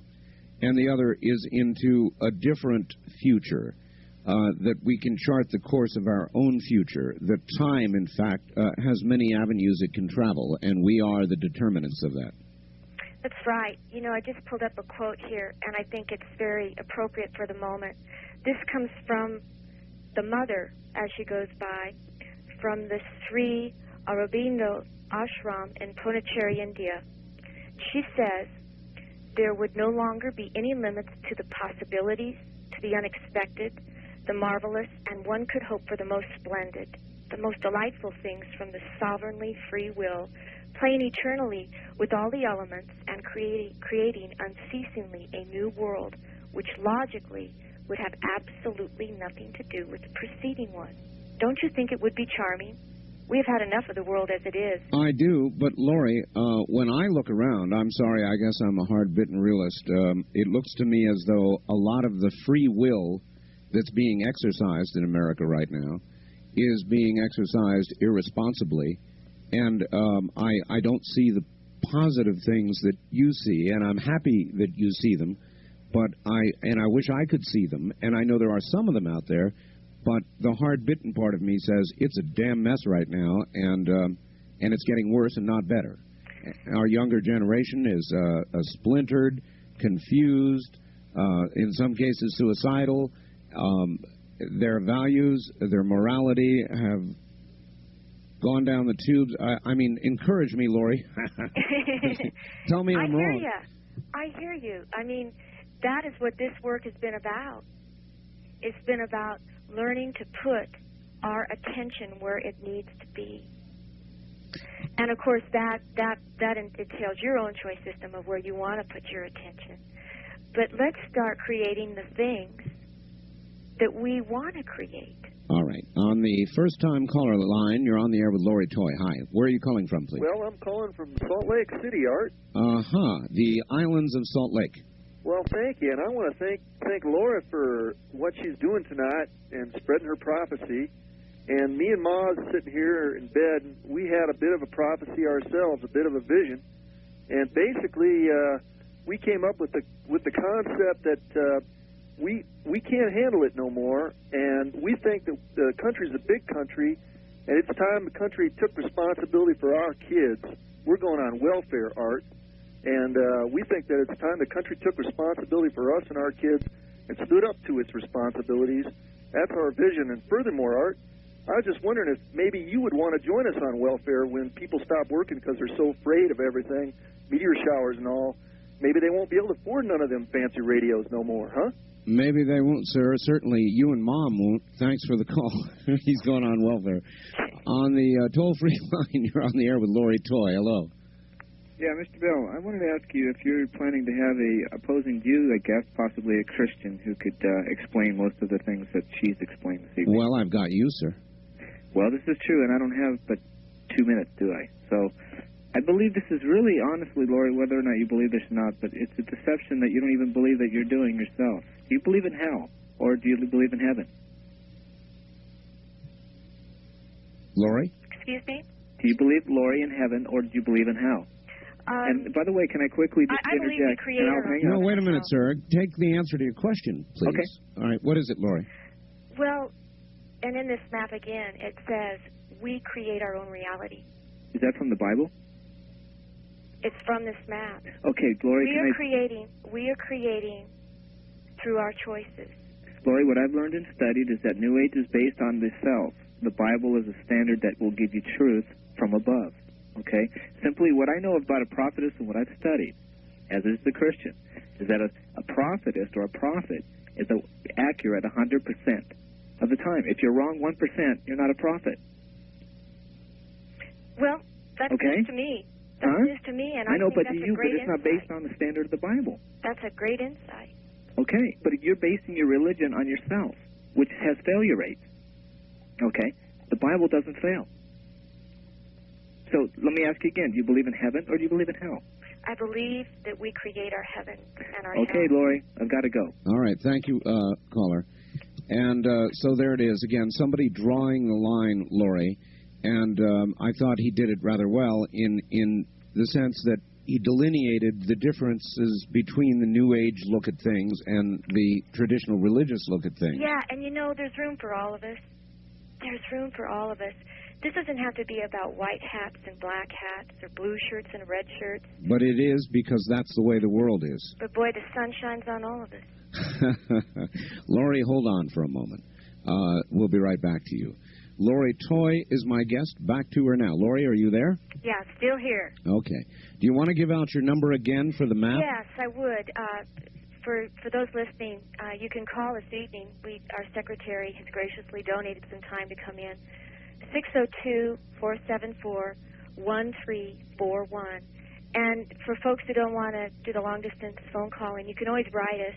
Post Office Box 2511, Payson, Arizona, 85547. All right. To the phone lines again. And on our toll-free line, you're on the air with Lori Toy. Good morning. Good morning. Hi. Where are you calling from, sir? Yakima, Washington. Yakima, okay. I had a question about, I live in the inland northwest here, so what's the prophecy for this area? All right, the inland northwest, Lori. We're several miles east of the Cascades. Now you're in Wenatchee? No, Yakima. It's a little south of Yakima. That whole valley in the prophecies is underwater. All underwater. Sorry, sir. All underwater. Well, you're faring about the way we are here. We're going to be hit with a meteor in Nevada. Yeah, that's what I heard earlier. Okay. All right. Thank you. Gurgle, gurgle. See you later. All right. On the wild card line, you're on the air with Lori Toy. Hi. Morning, Art. Hello. Morning, Lori. Morning. Shortly after I got out of service back in the 40s, I first become aware of people who make predictions like you are. In this one particular case, this leader of this group had about 250 families in his church, or whatever you call it. They all sold their property because he predicted that the world was coming to an end, and he took them up to the top of Mount Wilson, where they waited and waited and waited for this to happen. Well, being this is 1994, it's a pretty long wait. In any event, you mentioned that you believe that the scriptures are divinely inspired, and I would say that if you say that sincerely, I don't know whether it's as a Lutheran background or what, you have to take certain conclusions from that statement, that there is something that God is trying to communicate. All right, very quickly, sir. We're about out of time. All right. I just want her to admit that if scriptures are divinely inspired, then we have to read those scriptures for God's will, and it's not worrying about what happens on this earth. It's our relationship with Him in heaven. And all right. Thank you. So, in other words, study your Bible. Translated, I think, is what he just said. Right. And, at this time I'd like to put something in here that is really important I haven't had a chance to All right. say. Well, I'll tell you what, Lori. I will hold you over for a bit longer, so hold on. We're at the top of the hour. I have to break here, so can you hold on? Thanks, Art. All right. Lori Toy in Arizona. Prophet. And some of it's pretty serious stuff, I'll tell you. We'll be right back.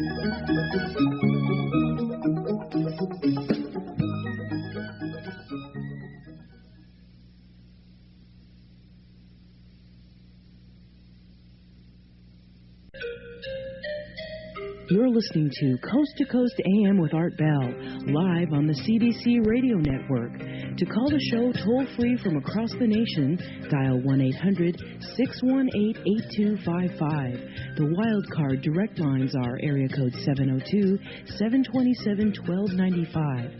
That number is 702-727-1295. And if you've never called the show, try the first-time caller line at area code 702-727-1222. Anybody east of the Rocky Mountains can use the first-time caller line at area code 702-727-1222.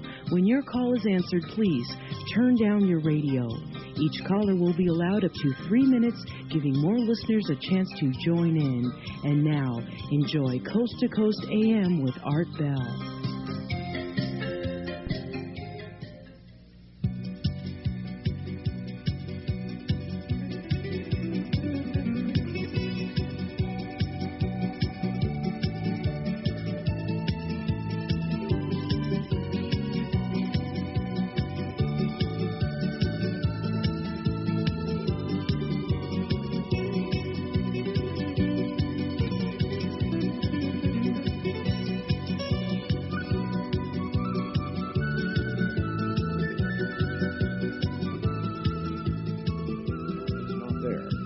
Most of what's left of the Rockies, west of the Rockies, is pretty much gone. Nevada is prophesied to be hit by a meteor, and there's a great big old central chunk. I guess we're ground zero for that here. Most of the Northwest is gone. The Mississippi River has swollen and taken with it a large chunk of the middle part of America. And the eastern part of America is splintered and broken, with about a third of Florida at the bottom gone and other areas gone or turned into islands. That's the map of prophecy. It's a beautiful map, and it sparked my curiosity, so I followed it, and I found Lori down in Arizona. She's been talking to us about this prophecy, and so thus far, to catch you up, since a lot of you will not have heard the first couple of hours, she has been accused of being a nutcase that she should see a psychiatrist, that she should read her Bible. In other words, the reaction has been strong, passionate, emotional, and mostly negative, if I were, as I sit here, summarizing in my own mind. And I would say I'm beginning to get to be as interested in the reaction to Lori as I am in the prophecy itself. The prophecy, of course, is fascinating and controversial, but the reaction to it is really a study. And I'm sure some of the rest of you probably feel the same way. At any rate, back to Lori Toy. Are you there, Lori? Boy, I'm here, and my heart's really with your words, because the last 6 years of my life have been with dealing with that reaction with folks, and then bringing them back into the work. And we call it, which is kind of interesting, we don't call it earth changes anymore. We call it birth changes. Birth changes. Birth changes, because it really does birth a whole new consciousness in people. And so I outlined some real simple ideas for people, because a lot of times when they contact the prophecies, they say, well, gosh, what can I do? And people want to do something. And so these are some ideas I have. Now, on survival, and a lot of people talk about survival, we say feeling the best and not the worst is the only way we can survive. Are you having fun? Start scheduling the things you like to do into your life. Remember when I talked about collective thought and feeling and how it created the weather in certain areas? Yes. So start living with a sense of joy. On moving to a safe place. I by the way, and we'll get to that in a second, I really was fascinated by that the weather, disasters, rising rivers in the Midwest, violent weather in general is controlled by us. That's right, collective thought and feeling. That is what is known as holographic thinking. There's a fabulous book out, and I won't get too deep into it because I'm not an expert on it, but it's called The Holographic Universe by Michael Talbot. And it talks about how mind creates. He gives instances over and over and over again of thought creating. What it was, basically, is that he worked with a nuclear physicist bomb. And they came across some very interesting studies in their laboratory with consciousness and creating. And they set up 2 microscopes, and they were studying the movement of subatomic particles. And on one, they had a computer eye, and they noticed that there was no motion. Mm-hmm. Then the other one, they always viewed through the human eye. And they noticed that when the human eye went over to the one that was allocated for it, then there was movement. All right. On the toll-free line, you're on the air with Lori Toy. Hello, where are you calling from, please? I'm calling from Denver, Colorado. Yes, My sir. name is Jeremiah. Hi, Jeremiah. I am a biblical scholar, and I'd just like to pose a couple of questions for her. Yes. The first is, how does she think that atheistic evolution and biblical creation can be somehow correlated to coincide with each other? Can they be, Lori? What is this question again? Biblical creation and evolution. Do you see that they can be reconciled or not? Oh, absolutely. How is that? Absolutely. They really work hand in hand. No, they don't. They're like both sides to, like our body itself. We have 2 hands and 2 feet, and we need both of them to work and make the body move. That isn't true. Now, I've known people with I am of the belief that we are divine, that we have the spark of the Creator in us. But you believe that we are created through monkeys. I also am of the knowledge that there was an evolutionary process that occurred in order for us to have these bodies. And so I you also believe, know excuse me? that our environment affects our bodies. It's just in terms of watching what happened even after the explosion of Mount St. Helens. You're still avoiding the question. I want to know how you think that they go together. Just explain that. No, you didn't. You avoided the question and just said the la la la they go together, but you didn't say how. How they go together? I just stated it. No, you didn't. I stated that we are divine beings. We have a saying here, and we say we are divine beings having a human experience. Okay. My other question is, what do you even think about creation? You still avoided the last question, but I mean, do you think we were created or we evolved? I think we were created. We were And then we created through evolution, okay? Is that what you're saying? We created and then we evolved. Why? All on a divine Let me jump in here. Why is it not possible to believe, sir, that the process of evolution was guided by the hand of God? Because it says clearly in the Bible that God created everything. It doesn't say over millions of years. It says in days. Well, all right. Well, this is an old religious argument about how long a day is. Thank you very much for the call. I don't know myself. These are very deep questions, Laurie, but it seems to me the process of evolution could have been guided by the hand of God. I don't rule out that possibility. I don't rule it out either. And I'm beginning to believe that a lot of religious people are very narrow-minded. Very narrow-minded. I suppose that comes from, I can say it, you didn't, from very strong faith, I suppose, Laurie, but sometimes to the world it sure looks a little narrow-minded. We're all needed. All right. On the toll-free line, you're on the air. Hello. Yes, I'm calling from KSB St. Louis. I'm sort of like you are. I think I'm searching for something, but I'm not sure that this was it. For example, when you had Neil Chase on, he would answer you'd ask a question, he had an answer. It was a clear, concise answer that we can understand. Somehow, I'm not really hearing any answers to any of the questions, even the simple one like, what are these Golden Age cities? And I want something to grasp onto, but I'm not hearing it here. Instead, I think I'm hearing Tammy Faye Baker. and I think I'm hearing I think it's just rhetoric. I think I'm hearing, send me your money, and I'll get along fine. But it's not answering my questions. All right, let's ask that specific question. What are these Golden Age cities, Laurie? Okay, I'll be real specific. They are specific outlined areas on the planet. They are 400 miles across and 250 miles in elevation. They are formed on the basis of sacred geometry, and we haven't even spoken about sacred geometry. But they spin in a clockwise motion to take energy in, and in a counterclockwise motion to take energy out.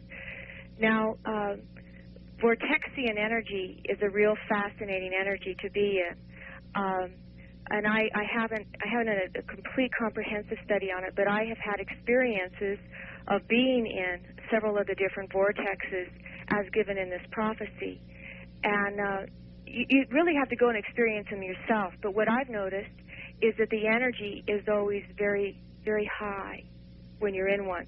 A lot of times people will hear a real high-pitched ring. Yes. When they're in a vortex. The other thing is that good things happen in these vortexes for people. There's usually a lot of synchronicities. It's almost as if all the puzzles of our life are now fitting together in that what they call a mosaic, that every tile is laid down and then we can see the whole thing. All right. On the wild card line, you're on the air with Laurie Toy. Good evening. Hi, Art. Dino in SeaTac. SeaTac, Washington, yes. That's right. I'm familiar with one of those centers that take energy into the body, and it's called my mouth. But anyway, I think that prophecy and prophetic dreams may be very real. However, there may be a sort of divine disinformation taking place here. Please consider the integrity of your source, Laurie. And I would like to ask you, how do you know if your source is good or evil? How would you know if yours is?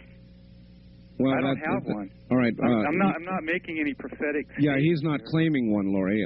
It is a reasonable question. How do you know that what you're hearing is from a good source versus an evil source, Laurie? How do you know that? Because good things happen. That's not what you're saying. In your prophecies are not good.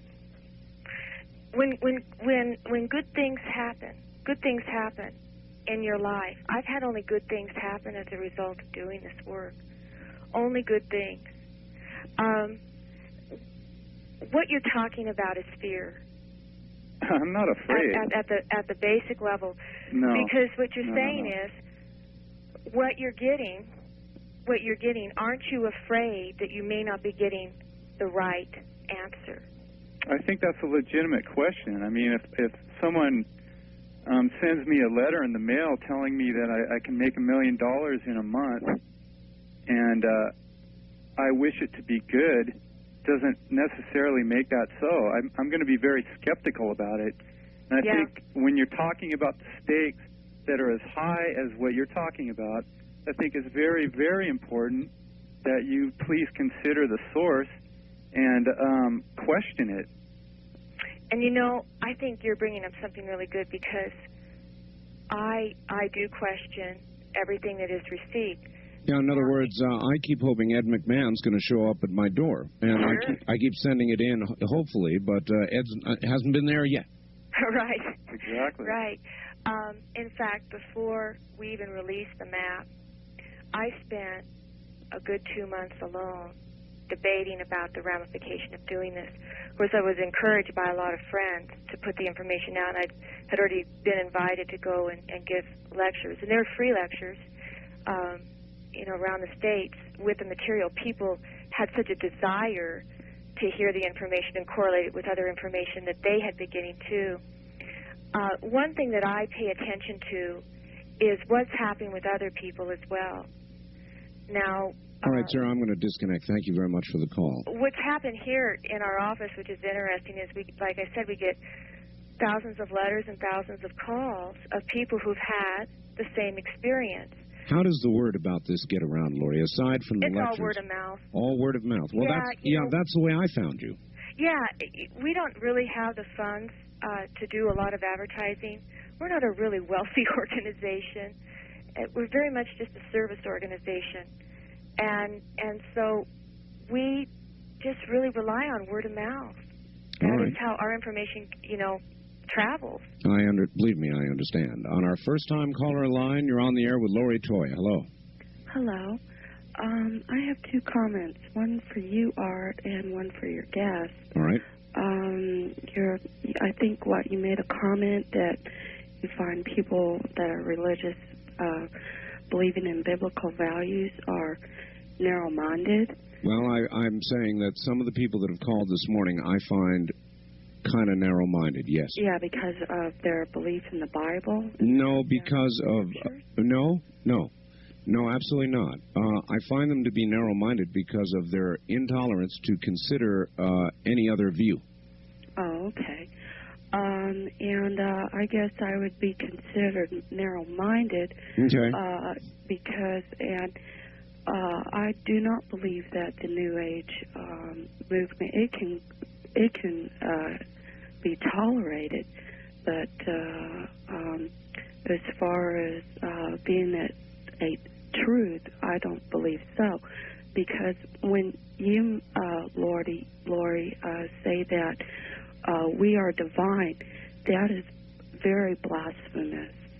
So thank you very much. Thank you, ma'am. That's the difference. Again, I said somebody delineated rather well earlier, and that does seem to be the difference, Lori, and it's what the religious folks object to. The divinity they think is not within themselves at all, or anywhere near themselves, but on up there. Well, and you said it too, Art, it's called tolerance. And this is a country that was founded on the idea of religious or spiritual tolerance. That is true. And, that is what this map is addressing. It is a warning that if we refuse to love in the spirit of brotherhood and sisterhood, what potentially can happen. All right. Well, let's explore a little more here. On the wild card line, you would have been. On the toll-free line, you're on the air with Lori Toy. Hi. 10th Amendment, good morning to you, Mr. Bell. And to you, sir. Ms. Toy, I have a question for you. Yes. That map of yours, I didn't get it earlier in the program. What happens in Arizona? There is a new coastline in Arizona, and the new coastline runs right through Phoenix, Arizona, extends on up past Sedona, Arizona, and then it extends all the way up into Denver, Colorado. And which side of that line do you live on? actually, we live right on the line. And, you know, that coastline, and of course that's taking the prophecies literally, is pretty ambiguous. In fact, I noticed when I was working with maps that boundaries could change according to perspective and everything, and I really do feel that this map is a generalization of what could happen. I think if we go into a time of cataclysmic earth changes prophesied here, that those coastlines could vary quite distinctively. Well, may I respectfully submit, ma'am, that if you believe your prophecies, you ought to be living on the other side of the line. Might be a good idea. Our purpose and intent in coming here was to live in what is known as the vortex, or the sacred city. We wanted to be here and to be part of that, and that is why we live here. All right, sir. When do you expect these events to take place? Well, interesting enough, and I'm glad you asked that question, because I think we're living in that time right now. Art and I were discussing about a meteorite that almost hit the planet in 1992, and I've often wondered, was that the meteorite that they were speaking about? And when you look at the prophecies on the map, we've had many of the earthquakes that they've spoken about in California. We've had this horrifically cold winter this year in the Northeast, which is part of the prophecies. And then on top of it, the tremendous flooding of the Midwest, which are indicated in the prophecies. Now, the next event that we'd look for, if there's a timing and delivery of these prophecies, literally as they happen, would be some sort of earthquake activity in the Pacific Northwest.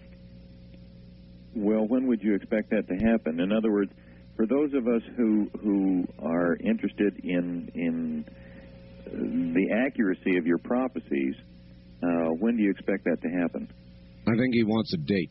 He wants a date? Well, okay.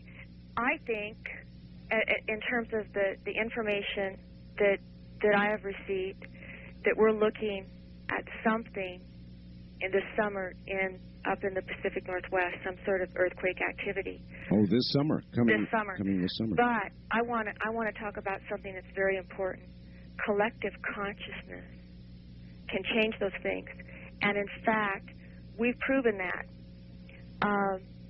There was quite an energy going towards California around the 1st of May of last year. And a lot of people who are doing this kind of work had made predictions that an earthquake was going to hit and start everything out in California, around the Los Angeles area. I checked in and discovered that there was too an energy that was happening at that time, that there could be some type of cataclysmic earthquake. So we gathered about 20 people together and did what is known as an earth healing ceremony. And it would be more quote-unquote religious in nature, but we drew from... Yeah, but isn't this a little like the guy, Laurie, with who's sitting in a bar, snapping his fingers like this? Right.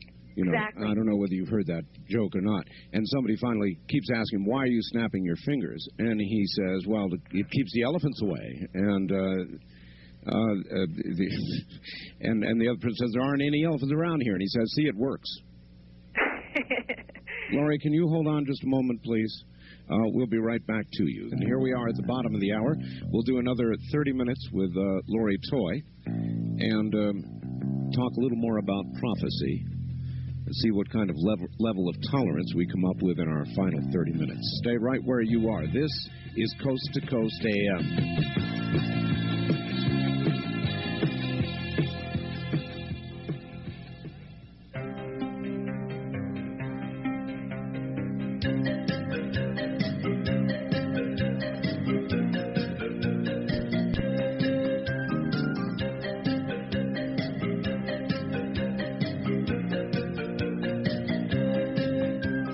This is the end of side 1. Please leave the cassette exactly where it is, flip it over, and begin again.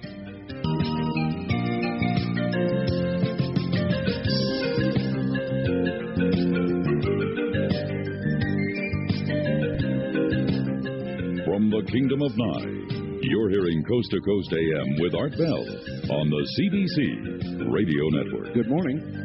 Good morning, everybody. My guest is Lori Toy, and we've been more or less burning her at the stake. And so back to her we go. Hi, Lori. Hi, Art. I have a feeling that a lot of people would do that if they could. I mean, you'd be there on a giant cross at the top of a wood pile, and they'd be lighting the fire. Oh, yeah. They'd be burning you at the stake. A lot of people might even think you're a witch.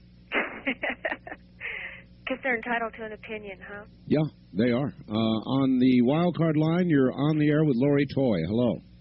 Yeah, this is John in Bozeman, Montana. Hello, John. I've got a question for Lori, and I didn't hear the very first part of the show, so I don't know.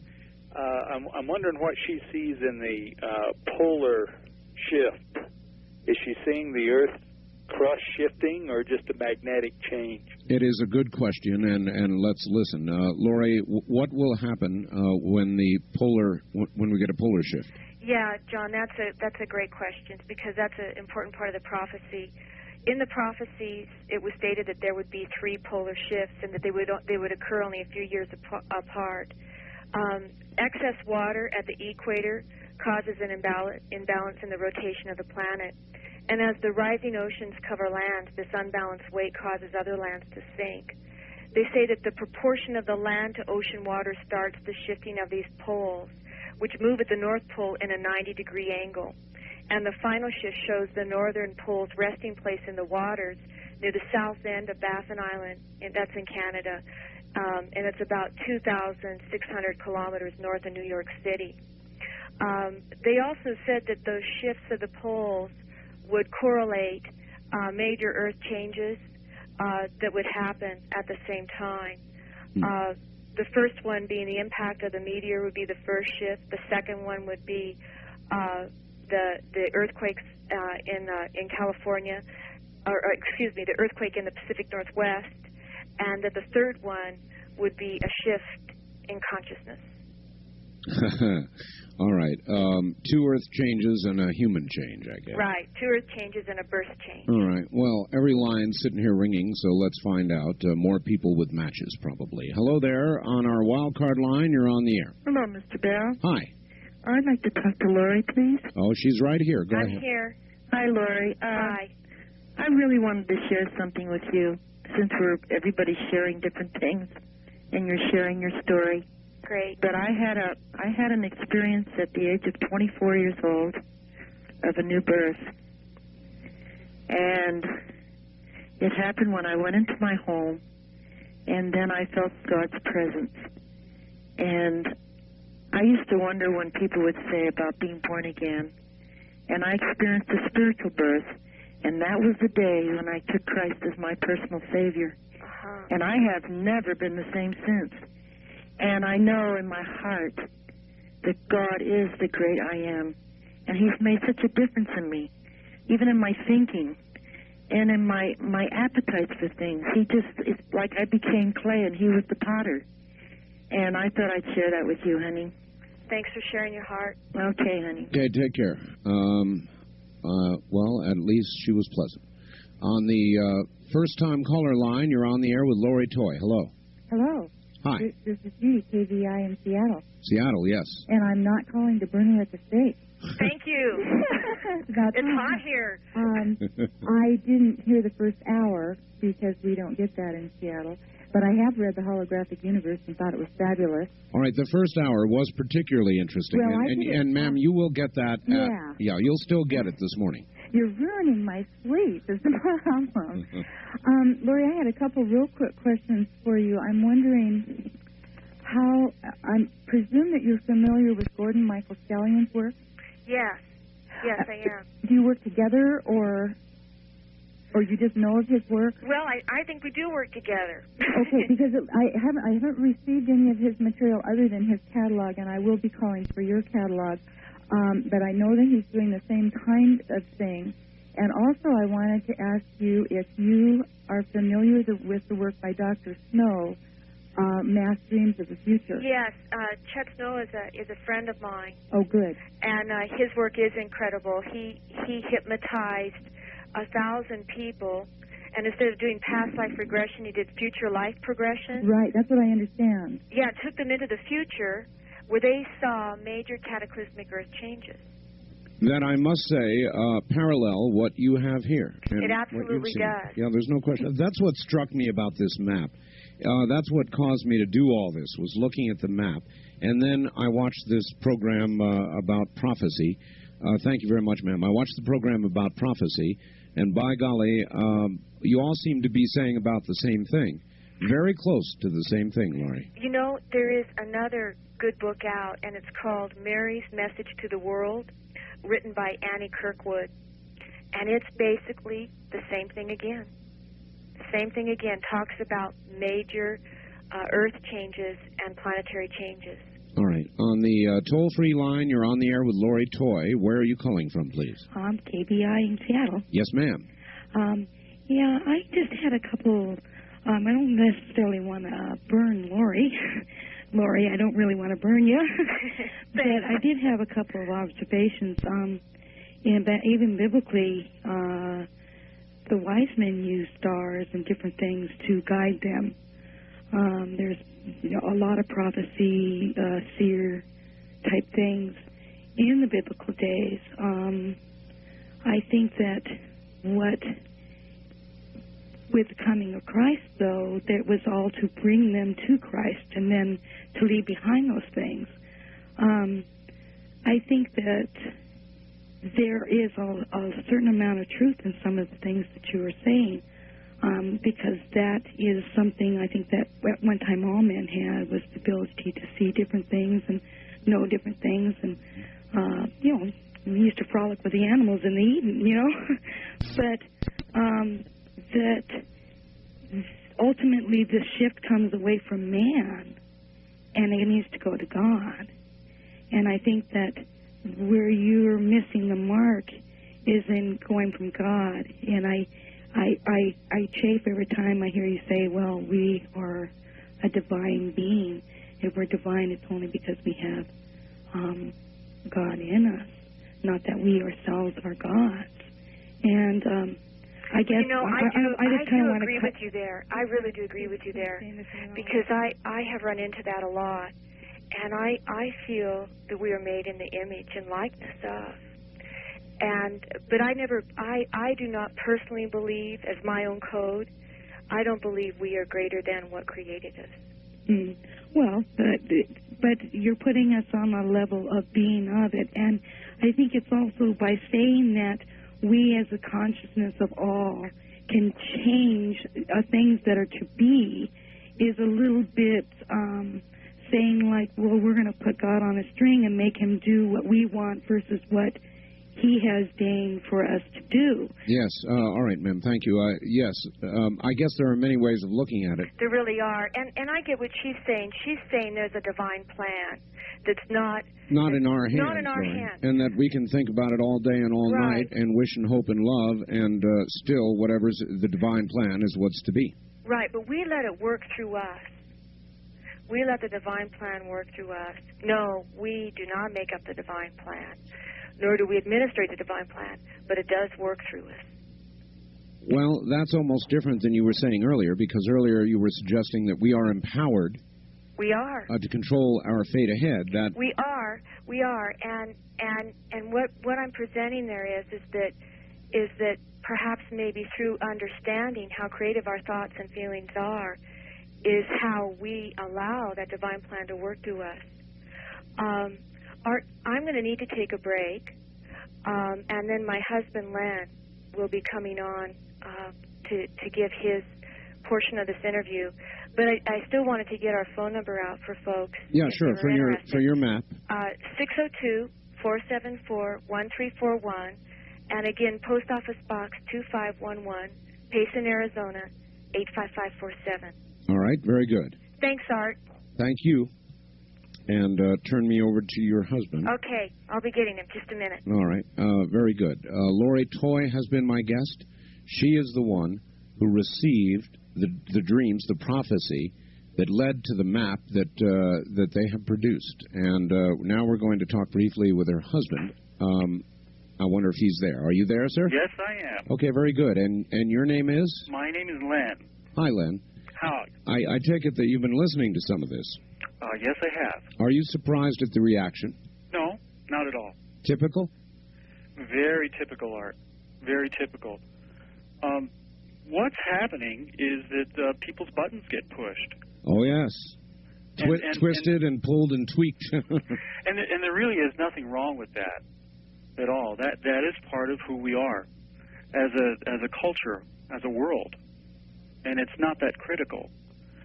However, it's just the only thing that I would probably reiterate is it would be nice to have the consideration, because the reality of it is that every one of us on the planet has our own choices, has our own opinions, has our own beliefs, and we're entitled to those. Absolutely. Whether we want to work those in a harmony or not, that's another thing. I have noted in the study of many philosophies and cultures that everyone is of the opinion that their way or their study is the only one. Is the only one. Now, my observation is of what Laurie has brought to us in prophecy, what the Bible says, what different religions say, all of it seems to parallel very closely in terms of the events that everybody believes will occur. We just seem to violently disagree about the power behind them. Sure, absolutely. You know, and I understand people's objections and their opinions, and they're totally justified by what they know and what they believe. But I would like you to just consider a couple of things. Our world has many diverse beliefs, just as there are many diverse flowers, many diverse trees, many diverse types of minerals and rocks. Do you think that the creator or the source or the God of the creation wouldn't allow for such variety because it does exist? Do you think that any of these individuals, through all the eons of time, have been any less inspired than any others? It's my opinion, if you were a rose gardener, for example, you would probably think that carnations or tulips